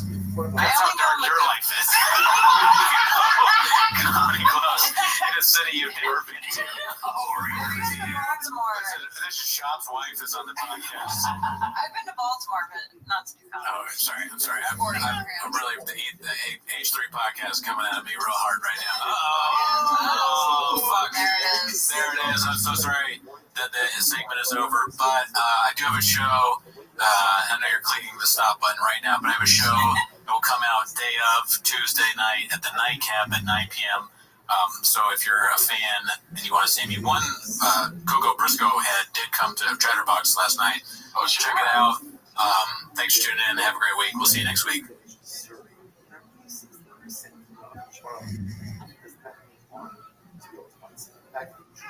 Nationwide is so much more than a great insurance company. They're one of America's largest financial services companies. Like how I'm more than Saquon Barkley, the NFL's reigning leading rusher. I'm also the NFL's leading husher. Hush up back there. Wow, I might have just said the hushing record. Well, almost. For your insurance and financial needs, Nationwide is on your side. Nationwide Investment Services Corporation, member FINRA, Columbus, Ohio. I watch my shop clips at night so I can make fun of that dumb gorilla head. It's already over. There's been 10 minutes. Thank you for tuning back in. If you hear a woman's laughter, that's because we have Andy Letterman who's over there on the side off camera. Yeah. Of course, she's not here. She would not be here. But welcome back to 10 Minutes of Shop. Well, before we start, it's pretty hot in here. You mind if I check out my jacket? Yeah, of course. Oh, dude. Oh, my God. Shop, Big Boy Squad team, a secret reveal. What? How did you get that? Mr. Brendan Walsh. Thank you to Mr. Brendan Walsh. He got you a shirt, too? Yeah, I just got 3 C's up in my bank account, dude. You know what I'm saying? Dude, Brendan Walsh is wild. You know, it's really hard to predict what he'll do. You can never predict it, but you got him a t-shirt too. Yeah. Who knows? Maybe we'll have a third person on and Walsh will find out who that is. World Record Podcast, tune in. Okay. Shout out Brendan Walsh, dude. He's handing out t-shirts left and right. But look, that's not what you came here for. You came here for the 10 minutes of shop. We're gonna get started right away. So you ready, Jordan? Yes, sir. All right, I'm starting. So the first one is some stand-up, back to our roots, dude. I don't know the last time you guys went to SeaWorld, but I've recently been with my son. He's balls deep in a fish right now. No. That is weird. Do not say balls deep and talk about your kids. Have you never been balls deep in the fish, dude? That's even weirder. Why would you be balls deep in the fish? Is that considered a bestiality or pescatology? I don't know. Let's get going. Yeah, let's skip over the pescatology. These weird fish. So I'm like, let's go to fucking SeaWorld, dude. So I get to the front, my son, it's been pandemic lockdowns, we've done a lot of stuff. So I'm like, flex on the little dude, right? Papa, we're talking about flex on the little dude. So I get in front, I go, what's up? Good to see you. I'll take 2 VIP tickets to SeaWorld. She goes, cool, $19.